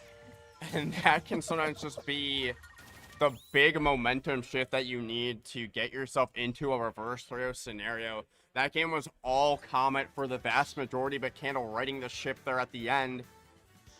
Oh, what a set this has turned out to be. Asked and answered, man. I didn't want a 3-0, and I absolutely wanted a game 5. And here we have a game 5. All 5 have been on small battlefield, and that is where we will see one of these two get sent to grand finals as Candle gets an early up smash to a quick 35 with 55, and the Pikmin are just going to keep counting up for me. Comet needs to get back to doing what he was doing best, where he was getting up close and applying that pressure, not letting Candle get those grabs and those up smashes off. So if you play at that, that slightly farther roll distance, Candle's going to be letting those grabs rip and getting a lot of percent. Yeah, and Comet has him getting as many of those grabs as well as he was early in the set, but still big damage with these back airs. We were at 93 exactly, but big hit from Candle is going to give them the lead. Yeah, one jab and reset. Yeah, you ain't getting much out of that. Comet bobbing and weaving around these up smashes from Candle, looking really comfortable around Olimar's zone, the Myra zone, if you will, but getting out in the wrong spot of that zone. So Candle gonna be taking that first stock with a back air.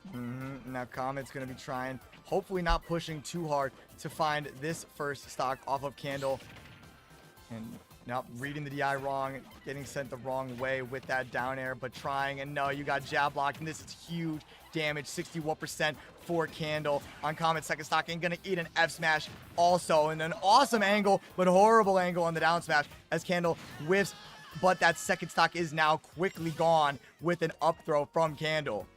This has turned into classic Candle, Mochi, where they're getting the confirms they want. They're forcing you off stage into bad spots with down airs. They have those purples. Even if they lose this stock here, they're in great shape to seal out this reverse 3-0 and continue to just go solo purple for a bit. Yeah, honestly could have been the only thing that they needed, because that could have been a jab block, but that back air from the middle of the stage, taking that first stock, and 2 stocks to 1.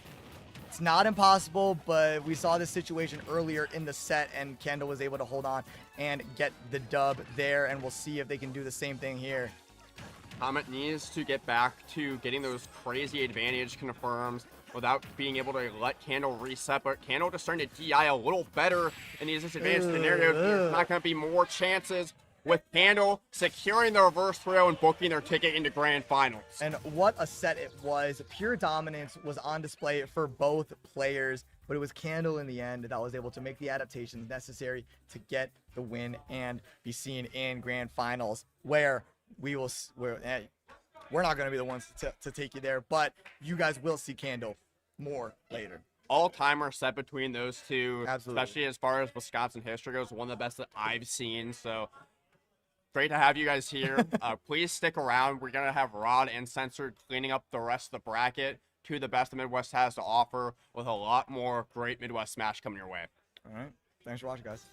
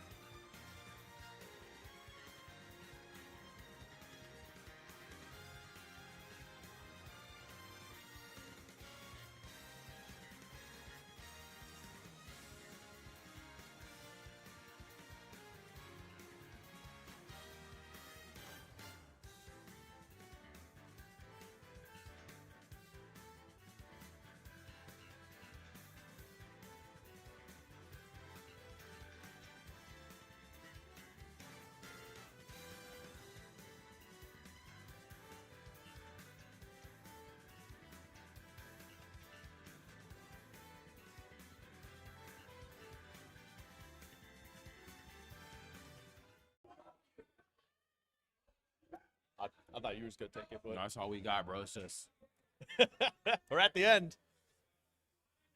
I said, put that in the Christmas card. Merry Christmas. No, what's up, everybody? We're back. It's top 4 here. Finally, we've made it.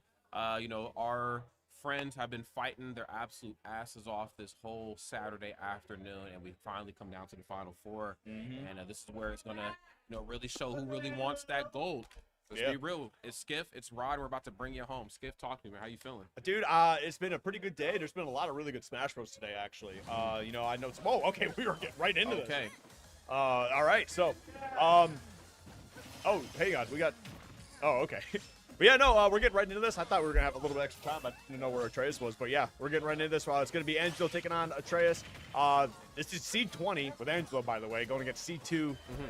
It's been a wacky bracket. It most certainly has. You know, I think, you know, back in the earlier parts of bracket, you know, I could maybe make an argument that, you know, one seeding would be a little bit better than the other seed just based on the sheer statistics. But I mean, I'm going to be real, man. At this point in time in the match, it doesn't even matter anymore. You know what I'm saying? Seed 87, if you find them in top 4, they might be able to whoop on you. And here's the other thing, too. I hope you guys at home are really excited for Season 1 Smash Ultimate, because that's all we got right now. We got a Luigi, we got a Palutena, we got an Olimar, we got a Fox. I'm here for it. We're back for Season 1. There we go.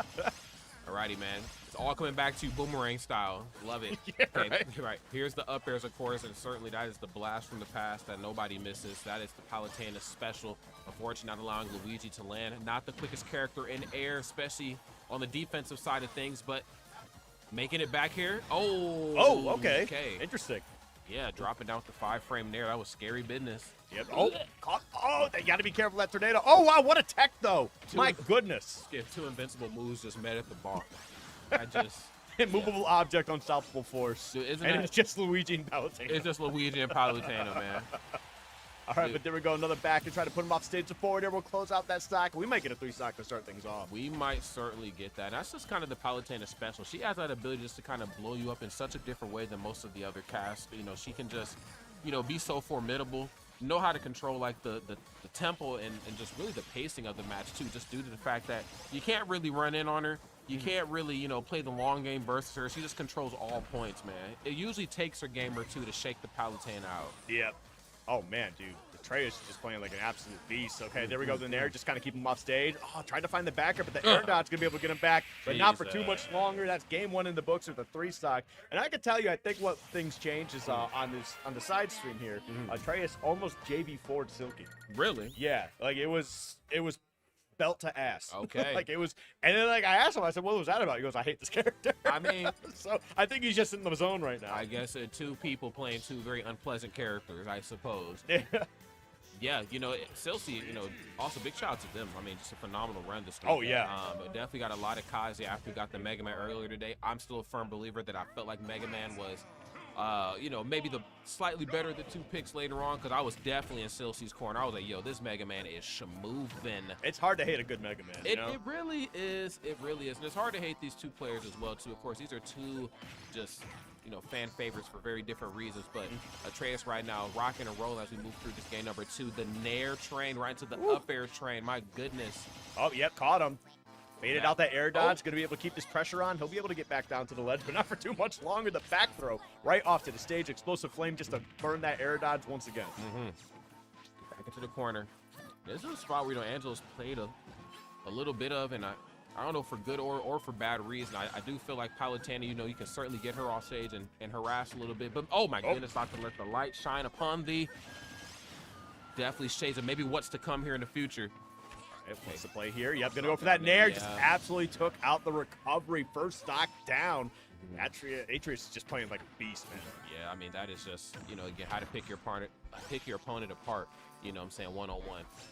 You know, Luigi, I've said it once, I'll say it again, you know, just great recovery system as far as, like, you know, distance cover. But if you take any piece of that away from Luigi, he's a sitting duck out there. I mean, Palutena's got plenty of tools, and she's got the like, what's it, the guiding light, the neutral beads. You got the side B, obviously, to burn the air dodge. Okay, we were just spinning in circles there trying to get an extended grab. We ended up missing it to that spot dodge, and Angelo going to be able to answer back. I think that's the first stock of the set for him. I believe so, and that's, you know, kind of to be expected. You know, Luigi's going to struggle to get in on some of these longer characters, whether they're, oh my goodness, whether you're on stage or not, you're going to struggle to find Palutena at times. But, you know, in those moments where Luigi does break that zone, Palutena is really going to struggle. It's very similar to what we see happen when she fights the rats. Like, she doesn't have very quick options out of shield. Her best instinct is to roll away, jump off stage, rinse, repeat, you know. Versus Luigi, kind of ill-advised. Just like jumping in on Palutena when you're trying to get back to the stage, that Nair's going to eat you up. Explosive Flame. Burns a dodge. Air dodge gone too. Going to be able to get back to the ledge, though. Surviving just a little bit longer. Back air not going to be enough. One more of those to certainly do it. Oh, okay. We were trying to go, like, absolutely ending this. Oh, we're going to throw away the stock. We tried going for some crazy stuff. It's time to just clean this one up. You don't want to go too crazy here. No, you definitely don't. But see, here's the thing, though. Okay, Angelo, of course, has played so well the entirety of this Saturday outing. I was going to say, you know, it's best to not let him get back on the solid ground. Keep him in disadvantage because a lot of characters like Mac, like Donkey Kong, you know, like Luigi, like they have that factor. Like, I got rage. It's one stock apiece. You've allowed me to make it back this far. I'm not throwing this away. It's over for you. Yeah, they just need that like one grab or just one setup in general. But going into a game 3 here, it is potentially Angelo's last game. Atraus is just speed running this top 4 right now. Yeah, 100%. And then just, again, Atraus just fortunately being Atraus right here on Angelo's side. But there's a will, there's most certainly a way. And this is actually what I was getting ready to bring up. We need to lean more into, like, you know, the Zair, you know, the Tether, Zair, whatever the heck you want to call it, the Poltergust. We need to lean way more into that, of course. And then we also need to lean into not being off stage and maybe getting our wonderful plumber boots cemented on ground and using our neutral special to find openings. But this is just a good reminder that Palutena, I don't know if she can still do it all the time, but she's still very good in this game. Yeah, but when she does it well. No, 100%. Okay, it definitely helps everything season 1. Yeah, for sure.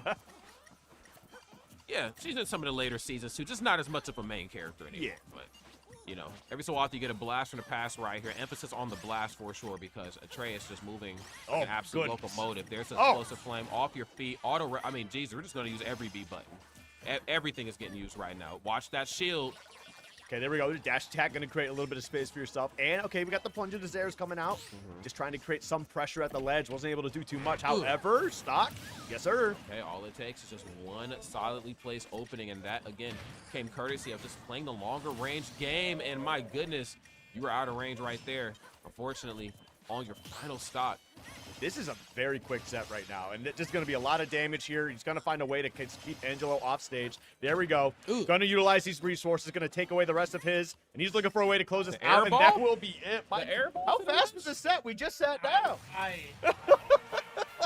We are in the land of where games done quick are hosted, so I get it. This is where it happens. It happens in Minnesota. Yeah, man. I mean, we do got to kind of hurry up a little bit, too, because they got to close out. Do they really? Yeah. Oh, yeah, I know you can't be in here all night, right? I mean, who's going to stop us? That's fair. Everybody's at the No Kings protest. True. Okay, so that protest happens the same weekend everywhere, then. Yeah, it's like one big thing, yeah. Got you. Okay. Got you. Shout out to those folks. But, yeah, we're going to be getting Comet up here in just a moment here. Comet's going to be taking on Atraus. Okay, that's going to certainly be a match for the ages right there. Atraus, of course, is an absolute menace. You know, had a phenomenal run just the weekend before last over at KU University. So another, you know, collegiate style event.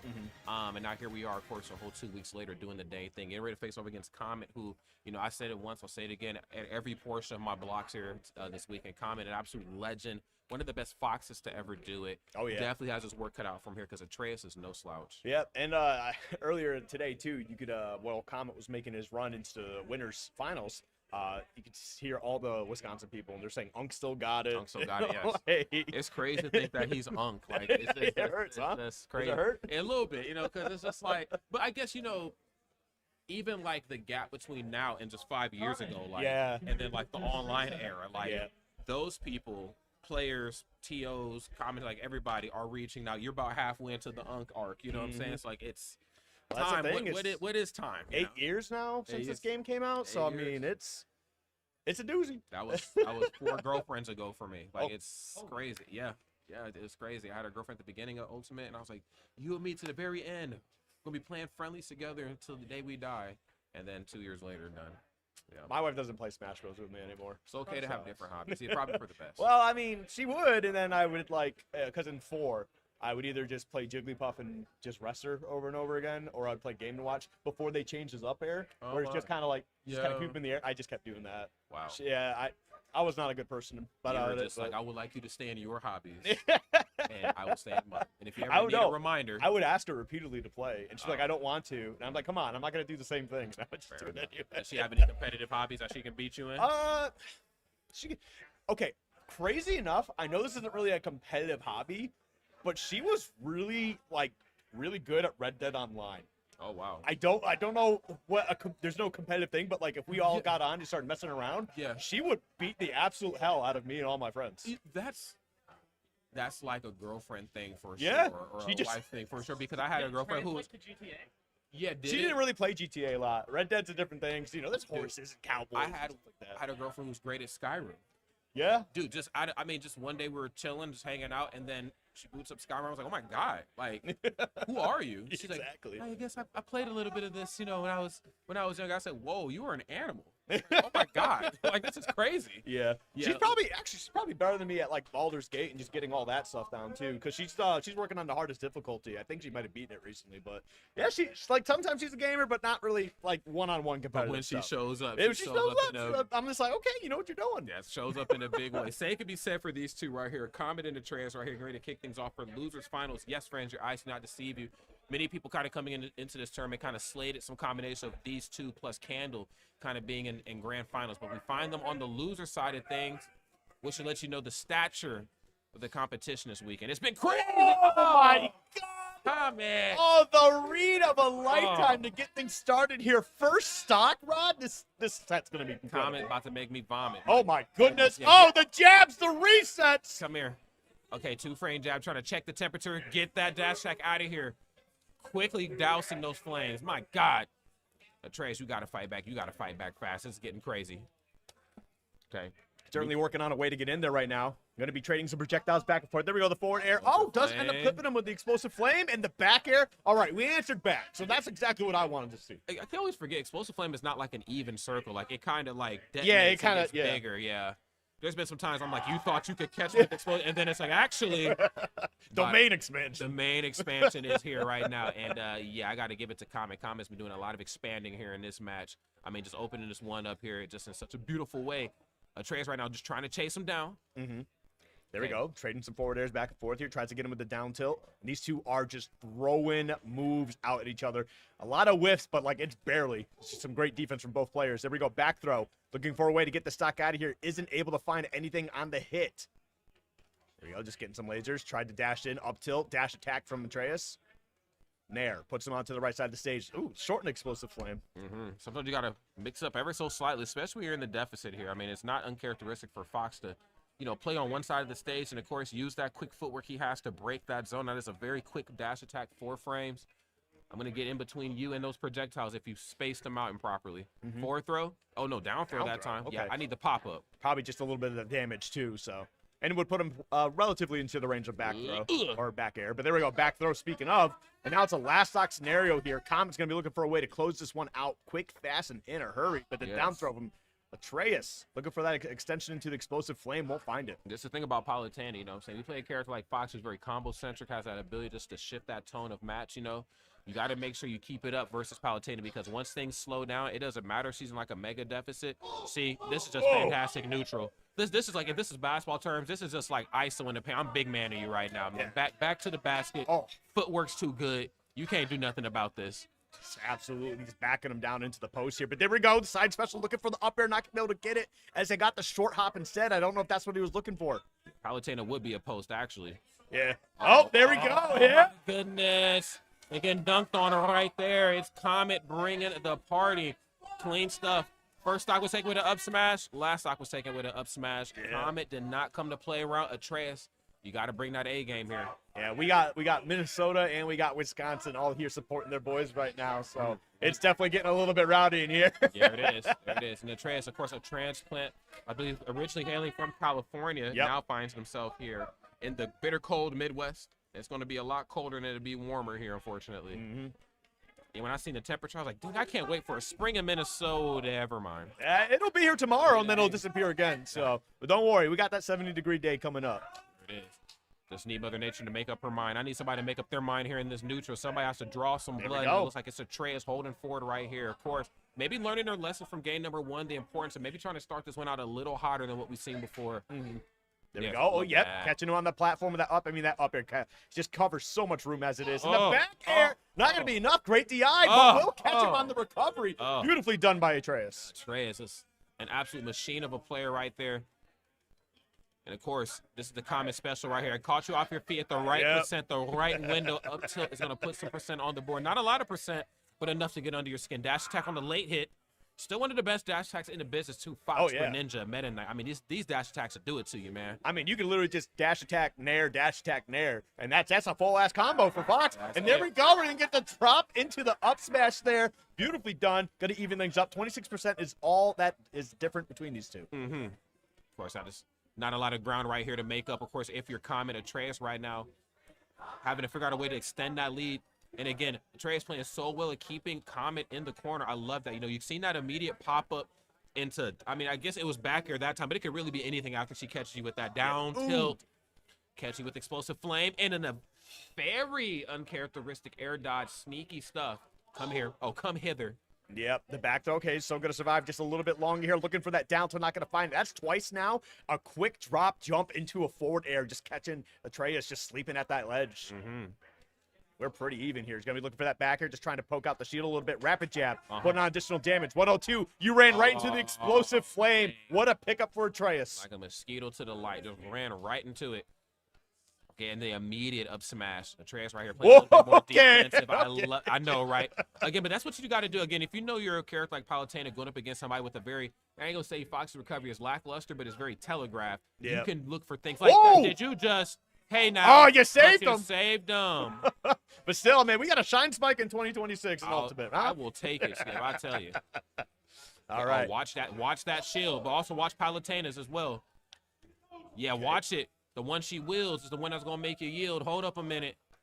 140% now going to be looking for a way to close this out. Back air, up smash, just something. The back air through the platform. One stock apiece, game 2. Okay, it's not done just yet.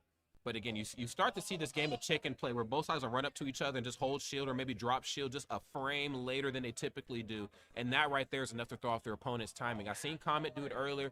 Atraus kind of leaning into that method as well. Obviously not going to be out button Fox, so you want to let him swing first sometimes. Yep. I mean, what's the worst he can do? I mean, if you're holding shield. Oh no.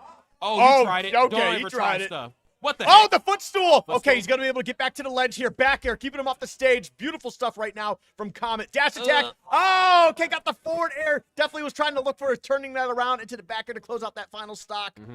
Okay, late hit, but right on time with the up air. And like I was saying before, both sides have this wonderful thing that they do where they just kind of run up and just check the temperature. Usually we see a temperature check with like a quick jab. Fox's case has a 2-frame jab. He can do that. But if you don't have a quick jab, I don't think Palutena is as fast by any stretch of the imagination. You just run up and stare him right in the face. What are you going to do? Yep. Okay, you're not going to be able to out button Fox. Let him swing first. You hold shield. Worst he can do is grab you. Fox doesn't have a kill throw at any sort of human percents. What is it, like 999 it finally kills? Like, yeah, but that is something I've been noticing Comet has been doing. He's actually just been dashing into people holding shields. Just holding shield. Seeing if he can catch him to drop it. If he doesn't, he'll take that grab for free. I'll take it. I mean, it's free damage. It's definitely free damage. It's not like he has any sort of weird grab windows that he needs like a perfect setup for. It's just free damage for him. So let's see how this next one plays out. Atraus.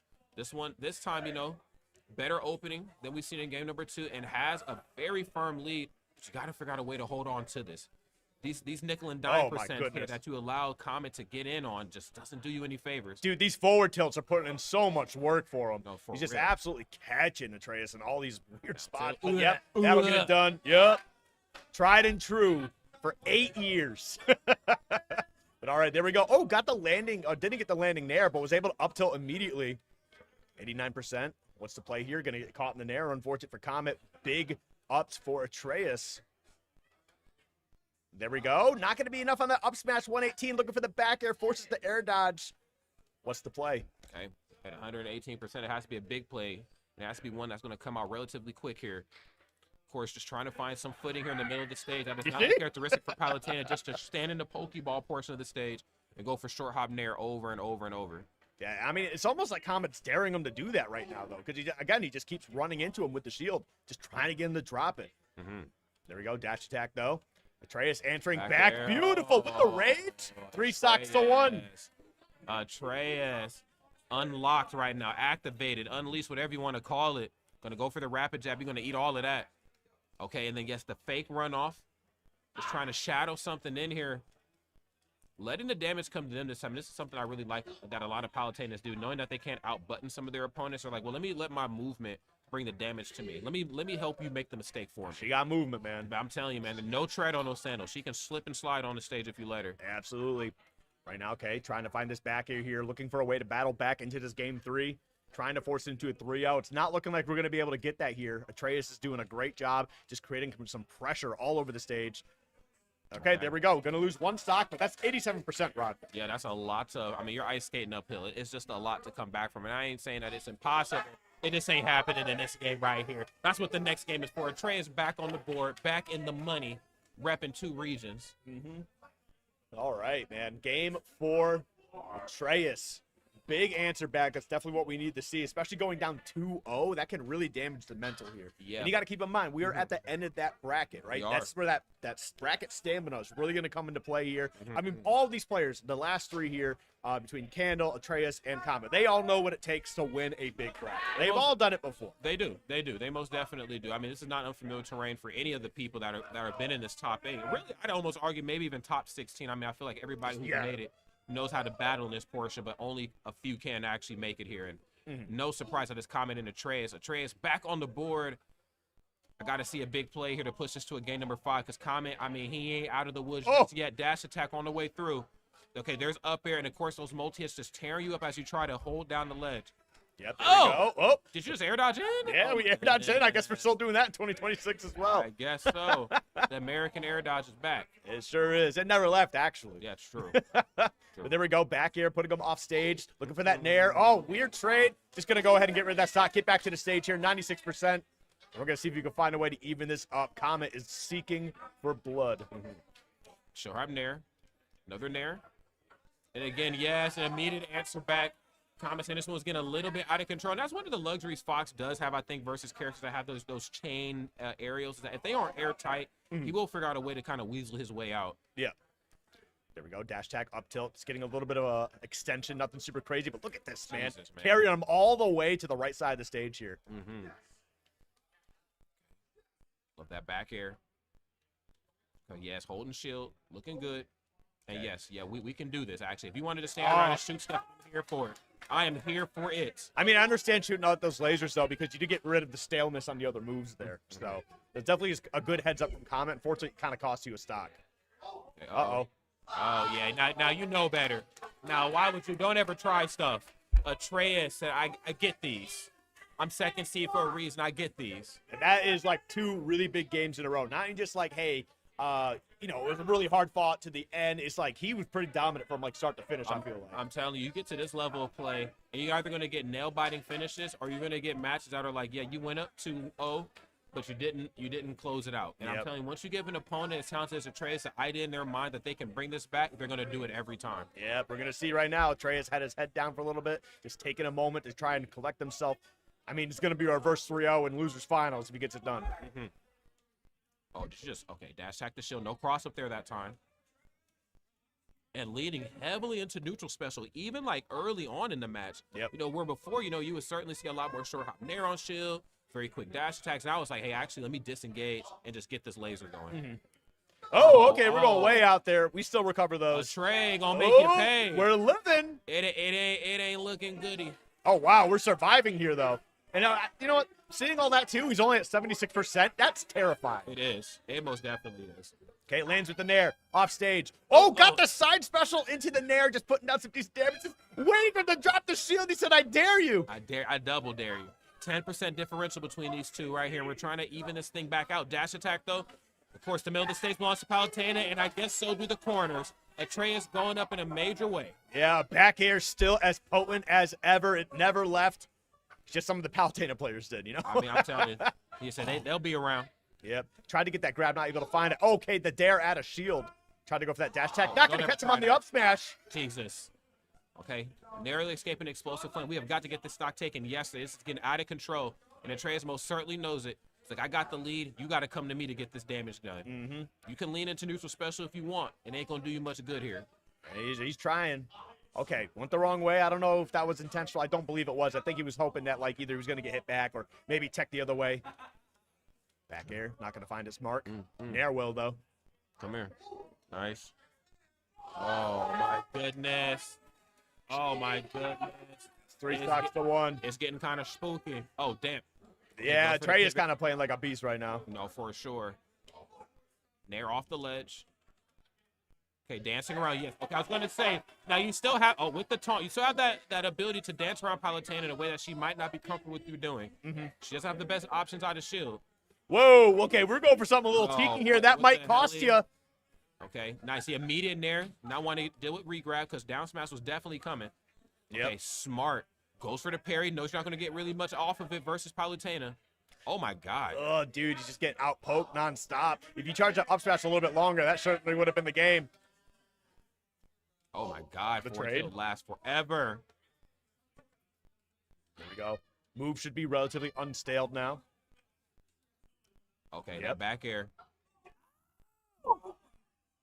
That was OD. Hey, oh, he said, did you see that? He said, don't do that to me. Don't do that to me. Okay. The pause was OD. The pause was OD. It was. Technically, he should have lost the stock for that, but damn, okay. Yo. Okay.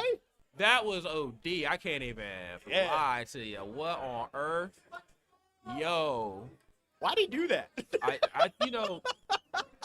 Okay, I'm going to say something, man. Look.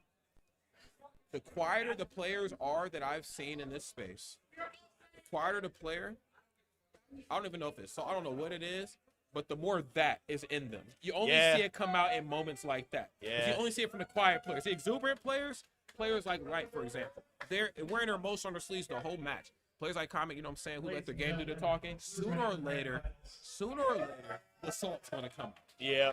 Unless you're a Little Max. Little Max are different.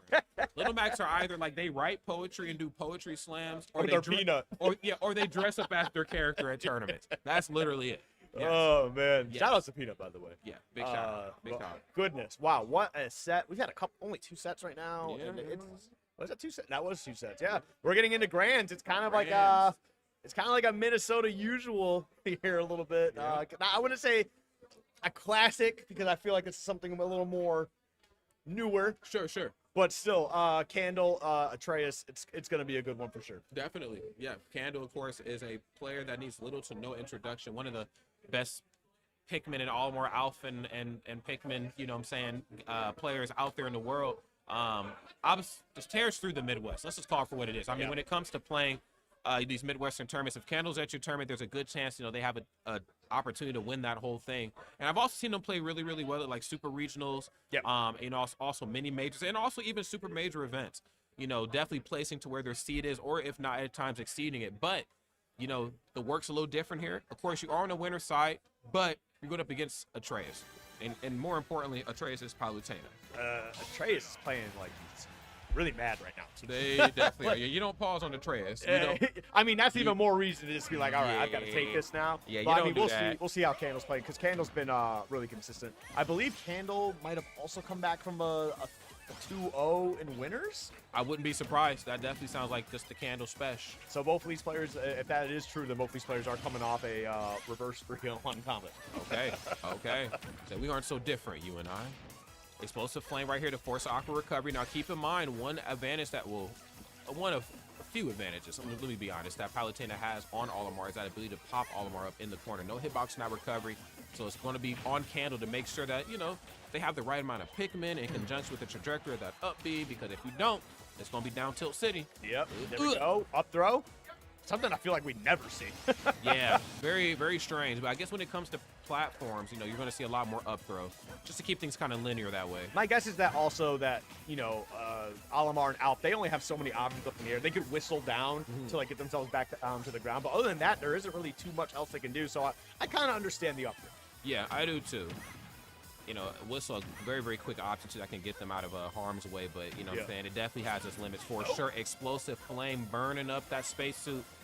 Nair on the way down, and again, it's so crazy to see just the difference in approach at the ledge versus, you know, the last match versus Comet versus this one here versus Candle. I mean, again, you are pushing Candle off stage and then saying, I know you don't have any recovery here that can deal with me. I'm going to nair now. Yeah. I'm going to, you know, what are you to do? And that's actually another funny thing here too, is that Candle's also a like Minnesota, Wisconsin. So I mean, there's gonna be more people probably cheering for Candle here. Yeah. But Atraus could definitely make a big play. And honestly, he's playing like it right now. 74% though. Yeah, Candle, I mean, just a menace in multiple brackets. Also yeah. a Pokemon, I believe it's BGC competitor as well, too. Yeah, so definitely can get the job done in multiple titles. But this one right here being Smash Ultimate, this is where we have grown to love Candle, and Candle burning bright right now. 115.8%. It's Rage Pikmin. This little spaceman is very, very upset. Double purple. I'm about to bring it to your front door. This is back throw. Tried to get the explosive play, not gonna be able to find it. And there, we'll get it done. Yeah. That was, I mean, he was pretty high Yeah. in terms of percent, but that still felt a little weird. That did. Because, you know, when you see there, the narrative in your mind is like, this doesn't kill, but, like, it's annoying. Like, oh, it actually it KO'd that time. Okay, we'll take it. It certainly does help that Olimar is just so damn light as it is. So. Yes, absolutely. Oh, okay. Purple going the wrong way. Okay, down throw. Oh, air dodge right into it, my friend. Okay, nair on the way. There we go. Yes, this is smooth. Okay, but you still have the purple one, which honestly at this percent is all you really need. Neither side really looking for a setup. You can really just swing it for the fences. Candle almost on the money with a home run right there. Not quite out of the Pokemon Stadium Park yet. Oh. Barely whipping there. Okay, up air, not going to be able to find it. The purple's gone. That's a lot of kill power gone all of a sudden. But not for Palutena, who's going to hit that down tilt into the back air. And first game goes to Atraus here on the loser side. Palu power is too much. It is just too much at times. Seed 1 versus Seed 2. It comes down to these two here in Atraus, bringing it to your front door in game number 1. Yep. I'd imagine we'll see a lot of Pokemon. We're probably going to see Pokemon Stadium the entire time. What's actually really funny is I don't know who Atraus lost to initially to get into losers bracket, but I did hear them over. They just kept complaining, who bans PS2? They just kept saying that over and over again. I mean, they did it because they knew that it'll work to get you know? I mean, this is like one of Palutena's best stages, so let's be real here. But either way, I mean, that's not going to deter Candle because, you know, Olimar does just as fine here. Oh, 100%. You can see right here, just a very strong start to this match. Residual damage right there on the yellow Pikmin. Big knockback, big just shield breaking damage right there on the purple one.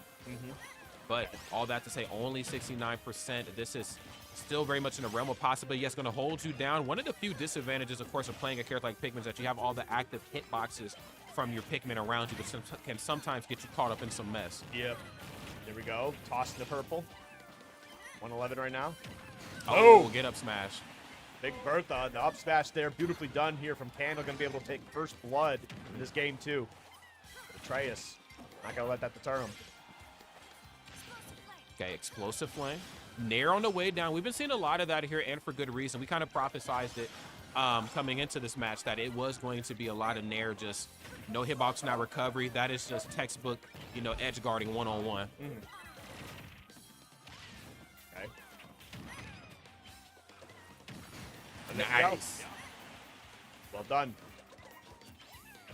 Okay, gets another one. Of course, back into that Pokeball status. Right, there we go. Dash attack. Oh! Gets the parry Nair. Back here. Good position on the stage. Trying to find a way to get Candle gone. Okay. Purple Pikmin in there. And, of course, this is a very dangerous combination of Pikmin to have right now. You have the blue in it, which, of course, for those who don't know, can grab from a much further range away. And then you have that purple one just for that meaty knockback, which, of course, Candle's very good at finding the marks on. So Atraus very well aware of it, keeping Candle off their feet. I love this switching game plan. Atraus, their ability to pivot here throughout the majority of this top 8 has been second to none, it feels. Yep. I'm here. Wow. Oh, that was a very throw. quick grab. Yeah. Well, we saw that before. Got the up throw. That's another stock gone. We saw that in game 1 as well. Now, wait a minute. What are we playing to right now? Because, like, usually if we go for up throw, Pikmin on the way down is like, okay, I need to whistle or I need to try to air dodge out of the way. But not whistling here. That's twice I've seen that happen. Is it just because we don't expect Palutena to get up there quick enough? Because she will up air you. She does jump very quick. Yeah, she has that ability. I'm very confused why we're not whistling, but maybe there's a method to the madness. I'm not entirely sure. I don't mean to question anybody. Honestly, just, it might just be the fact that Atraus is just doing it really quick and Candle's just not reacting. Like, it I would just say might be that simple. She can get up there pretty quick. Yeah, that's fair. That's valid. She got that, like, Russell Westbrook hop. So Man, she's like, she teleports to the rim. Man, she does. She can get up there. She said the air up there is different. I need you to know. See the and one reference? There it is. I got The air up there. You got me, right? Okay. There it is. Oh. This is not a good spot to be in. Yeah, we're going to bust that helmet up. Running out of oxygen here in this match is Candle. And yes, that Nair should be enough to do it that time. Barely, but we'll take it. Atraus, one game away from resetting this thing and push us to a set number 2. Atraus. Wow. Yeah, I mean, I really got to hand it to him. He's definitely been playing in the loser side of bracket, angry. Yeah. Like I mentioned earlier, against Silsey, almost JV forward on like the final game there, just absolutely dumpstered him. Yeah. And like, he's just been playing angry the entire time. He just did the Comet. Now he's doing its Candle here, one game away from that reset, like you just mentioned, and we're going to be probably seeing PS2 the entire time. I think so. I mean, Yeah. PS2, like you were mentioned before, not the worst pick to, in the world for either of these two characters. A lot of the advantages that one side gets, the other one definitely gets as well. Yeah. I feel like the recovery system here is a little janky on not Palutena, but Olimar's side. But I mean, if you're picking the stage, then it is what it is at that point. Yeah. I mean, if you go to like, I feel like not Smashville. If you go to a small battlefield or battlefield, I do think Palutena gets a lot out of that. A lot of more juggle opportunities. Definitely But does. also those teleport cancels, you can do a lot more silly stuff. She can start schmoving, Yep. brother. And that's exactly what you don't want to see if you're Candle here. You definitely don't want to see yourself staring down the avenue of a reset here. I'd imagine we got a game plan up our sleeve because Atraus is the person to beat. Come here. Oh, okay. Blue Pikmin grab. We're going to go for the 4th throw that time. Okay. If they survive this, the next throw should be enough up top.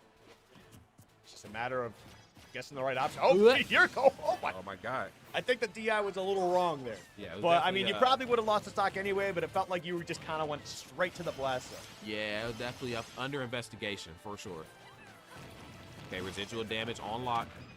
Okay, now I will give them this. Candle's done a really good job at finding the right Pikmin to look for the residual damage, but just not quite finding enough footing to actually get that final hit. And that could be because the multi-hit that, Palutena's bringing to the table, when that Nair comes out, residual damage or not, you got to respect it. And there we go. Yep, had that yellow Pikmin lined up next. Going to be able to get a nice little up smash. And going to be able to react to that as well. Wasn't able to follow up on anything that time, but next time should be a nice little spicy bit of damage.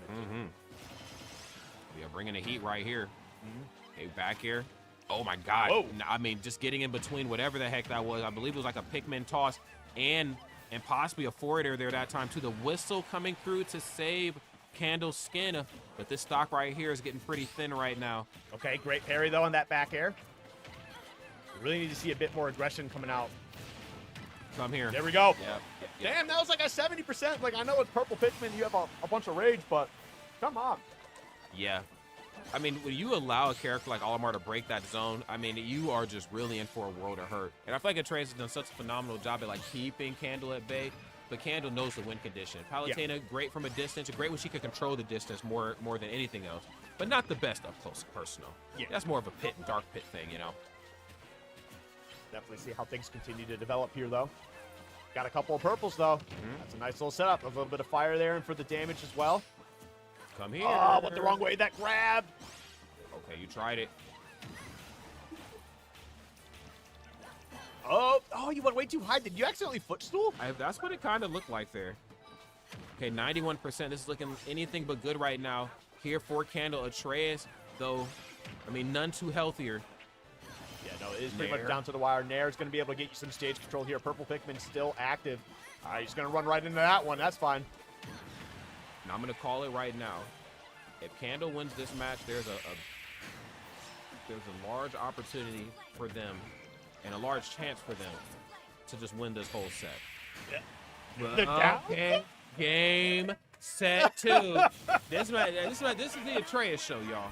It certainly is. Atraus is playing like a lunatic right now. Yeah, it's like a person possessed. Not a lot of results, not a lot of numbers to crunch between 1 seed and 2 seed. As you can see right here, it is dead even as far as the competition goes. And yeah, we're going back to PS2. And the seeding was pretty solid. It was. This was some great seeding. I mean, Like I said before, of all the fighting games, it is Smash who cares the most about numbers and seedings and rankings and all that stuff, you know. And this is why. It's obsessive. This is why, yeah.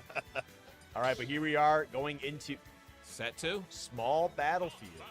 Interesting. Now, you kind of talked about this a little bit before, the importance of small battlefield for Palutena and what she can kind of, or maybe normal battlefield for Palutena, but this stage, though, still similarly set up to like Pokemon Stadium 2. A lot of what they're looking for before works here. I mean, I do feel like Candle's going to be able to control larger amounts of space of the stage in general, but I do also feel like Atraus is going to be able to, you know, chase you down that much more effectively. Yeah. That's what they've done a really good job of. That's for darn sure. No, I whistle through those. Okay. Still at 79%. This is looking anything but good for Candle. Yeah, come. Oh, my lordy Jesus. Atraus playing like a man possessed right now. Man, I only taking 34% in the process as well. And again, it's the Nair. I mean, I got to be real.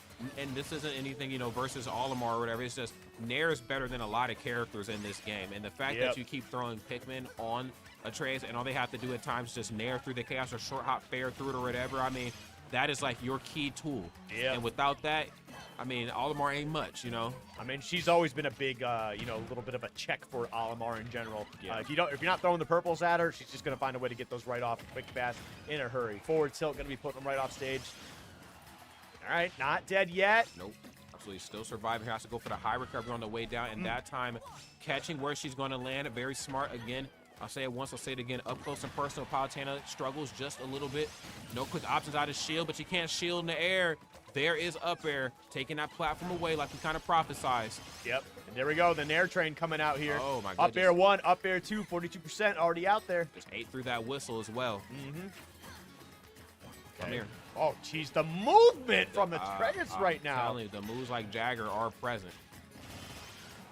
Nair once again putting Candle off stage. We can see another down air attempt potentially. Okay, goes for the up air once again. All right, you know what? Hey, going 2 out of 3 on those, not too bad. If you like it, I love that for you. Ah, goes for the forward air.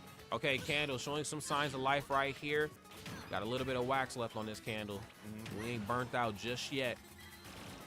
Atraus right now, position is key. That down tilt has been the bane of Candle's existence in the corner, but wait a minute, these purple Pikmin ain't come to play. Oh, down air to get started, and the forward air won't be enough yet. I mean, that move isn't generally like a crazy kill move, but like not being able to kill Olimar was a little surprising. Yeah. But Olimar just not able to recover. I think just carrying those purple Pikmin, just not allowing Candle to get back to stage. Yeah, this is...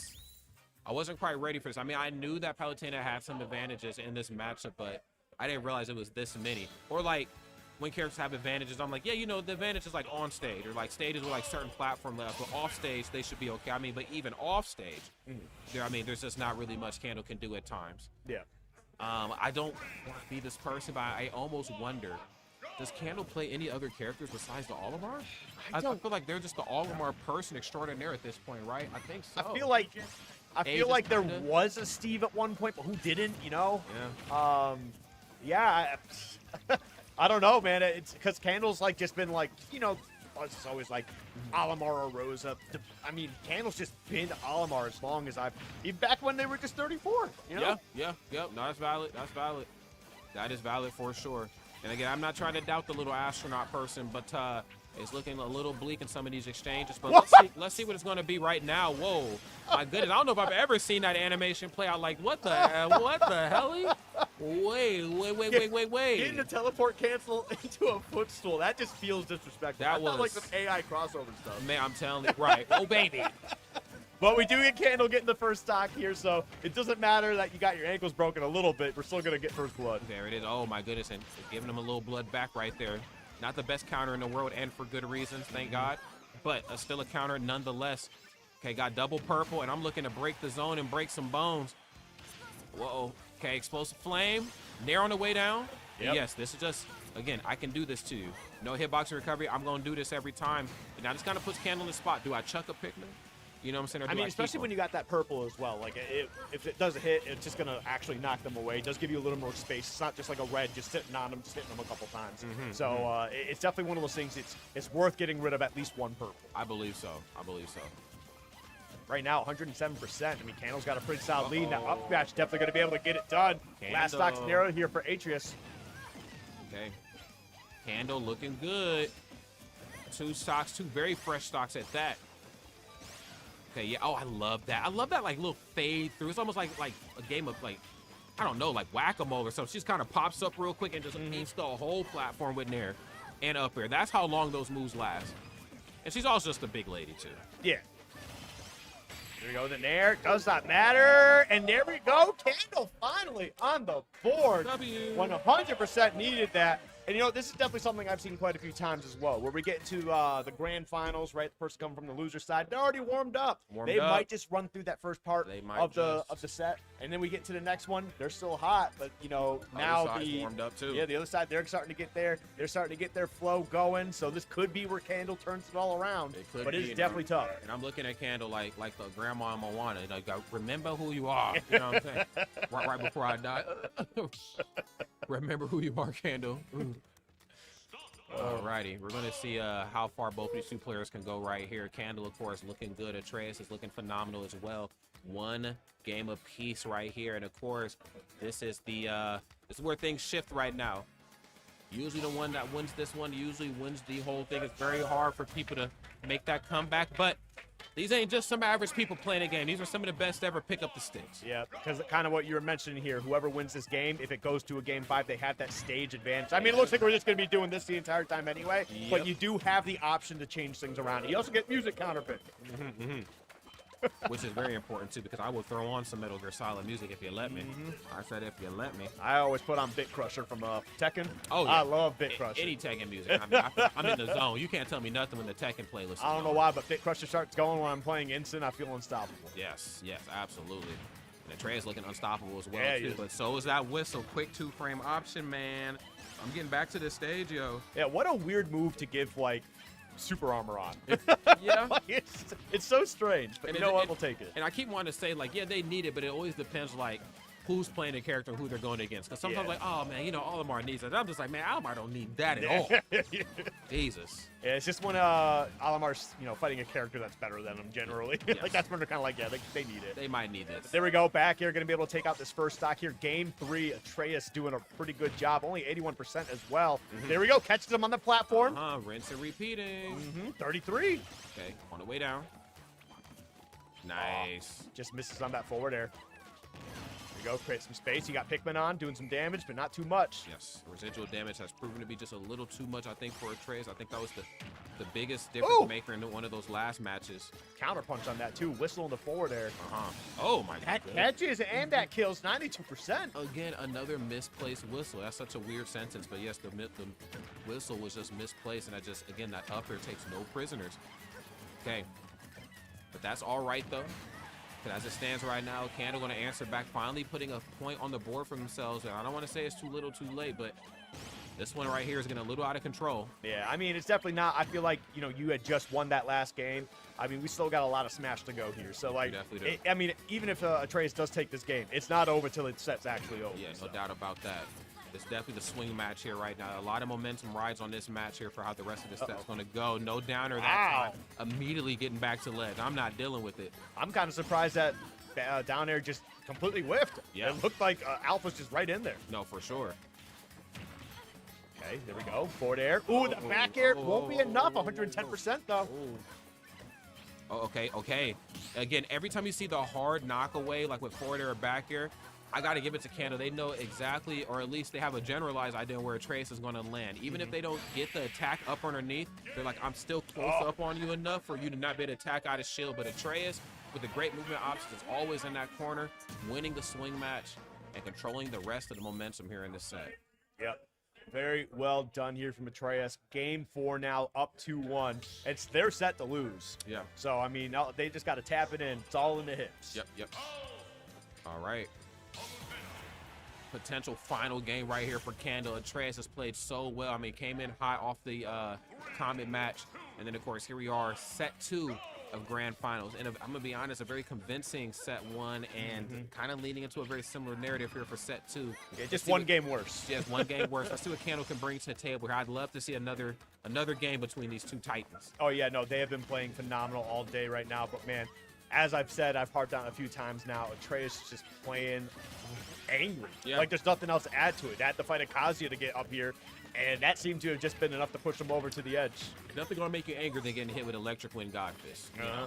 There's nothing gonna make you angry than. I don't care what game. I'm talking Pokken Tournament, Tekken, Super Smash Brothers. If the God Fist exists, it's gonna do some things to you. It's crazy. It always makes me laugh when Pikachu has that God Fist. Why, bro? It's just like Pikachu has God Fist. It's really funny. It's just like forward attack. Like it's just Yeah, it's really funny. Yeah. But either way, there we go. Back here. Okay, Candle going to be getting first blood here in this game 4. 82%.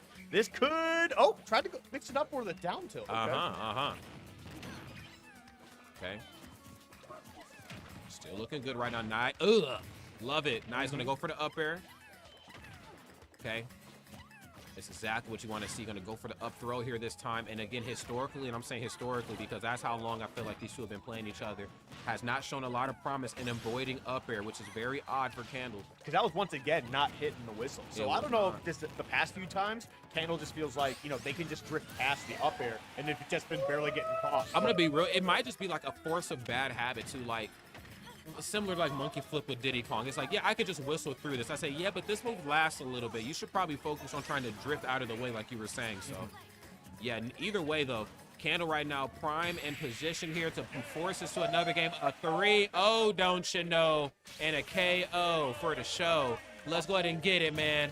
Game 5 is here. A statement game going into game 5 is ridiculous, but it's definitely what we want to see from Candle here. Both these players have amazing runs in Minnesota over the past year or two.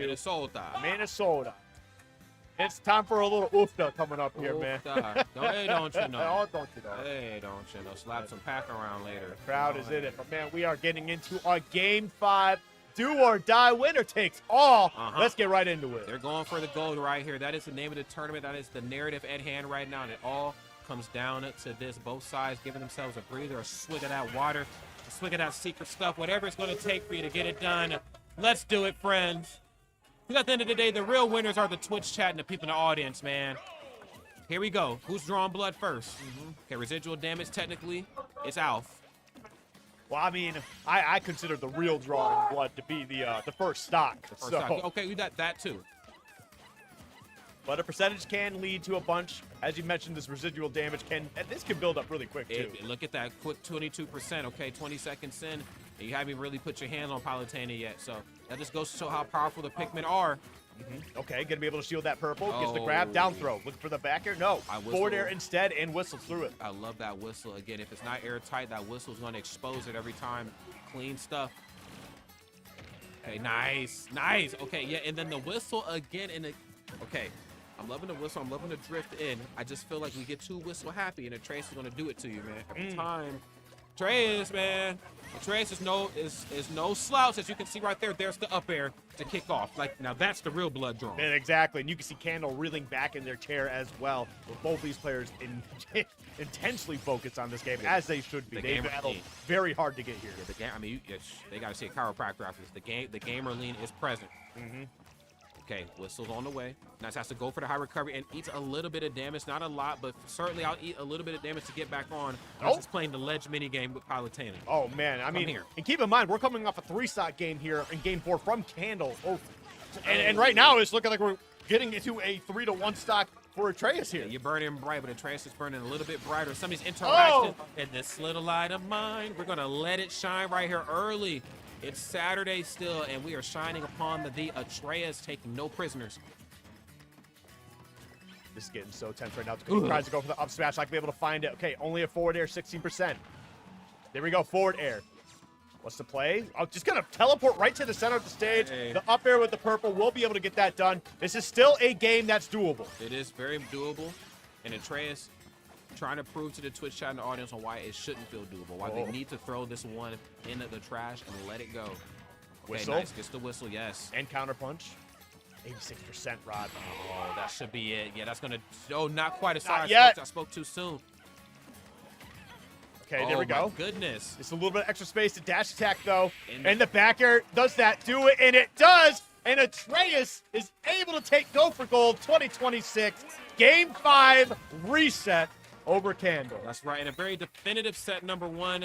And of course, set number 2, the narrative shifted a little bit back towards Candle. It was a lot more back and forth, which unfortunately, for Candle, wasn't quite able to close out. But honestly, that's the seed 1 and 2 that I know. Was not expecting like a quick anything. I was very surprised it was a 3-0 in set 1, but set 2 was the real show.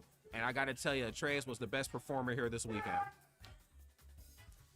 I think they're asking where he wants to go to eat. Oh, yeah, well. Because they've been arguing about it for however long. But we're going to get to this trophy celebration. Are we just going to, like... You can be safe. You can say goodbye. Oh, okay, cool. Okay. All right, well, hey, man, it was a pleasure once again. Oh, okay, we're just yelling at you. Okay, well, we got to get out of here. That was Gold for Gold 2026. Shout outs to Huntington Bank, by the way. We really appreciate you sponsoring the tournament.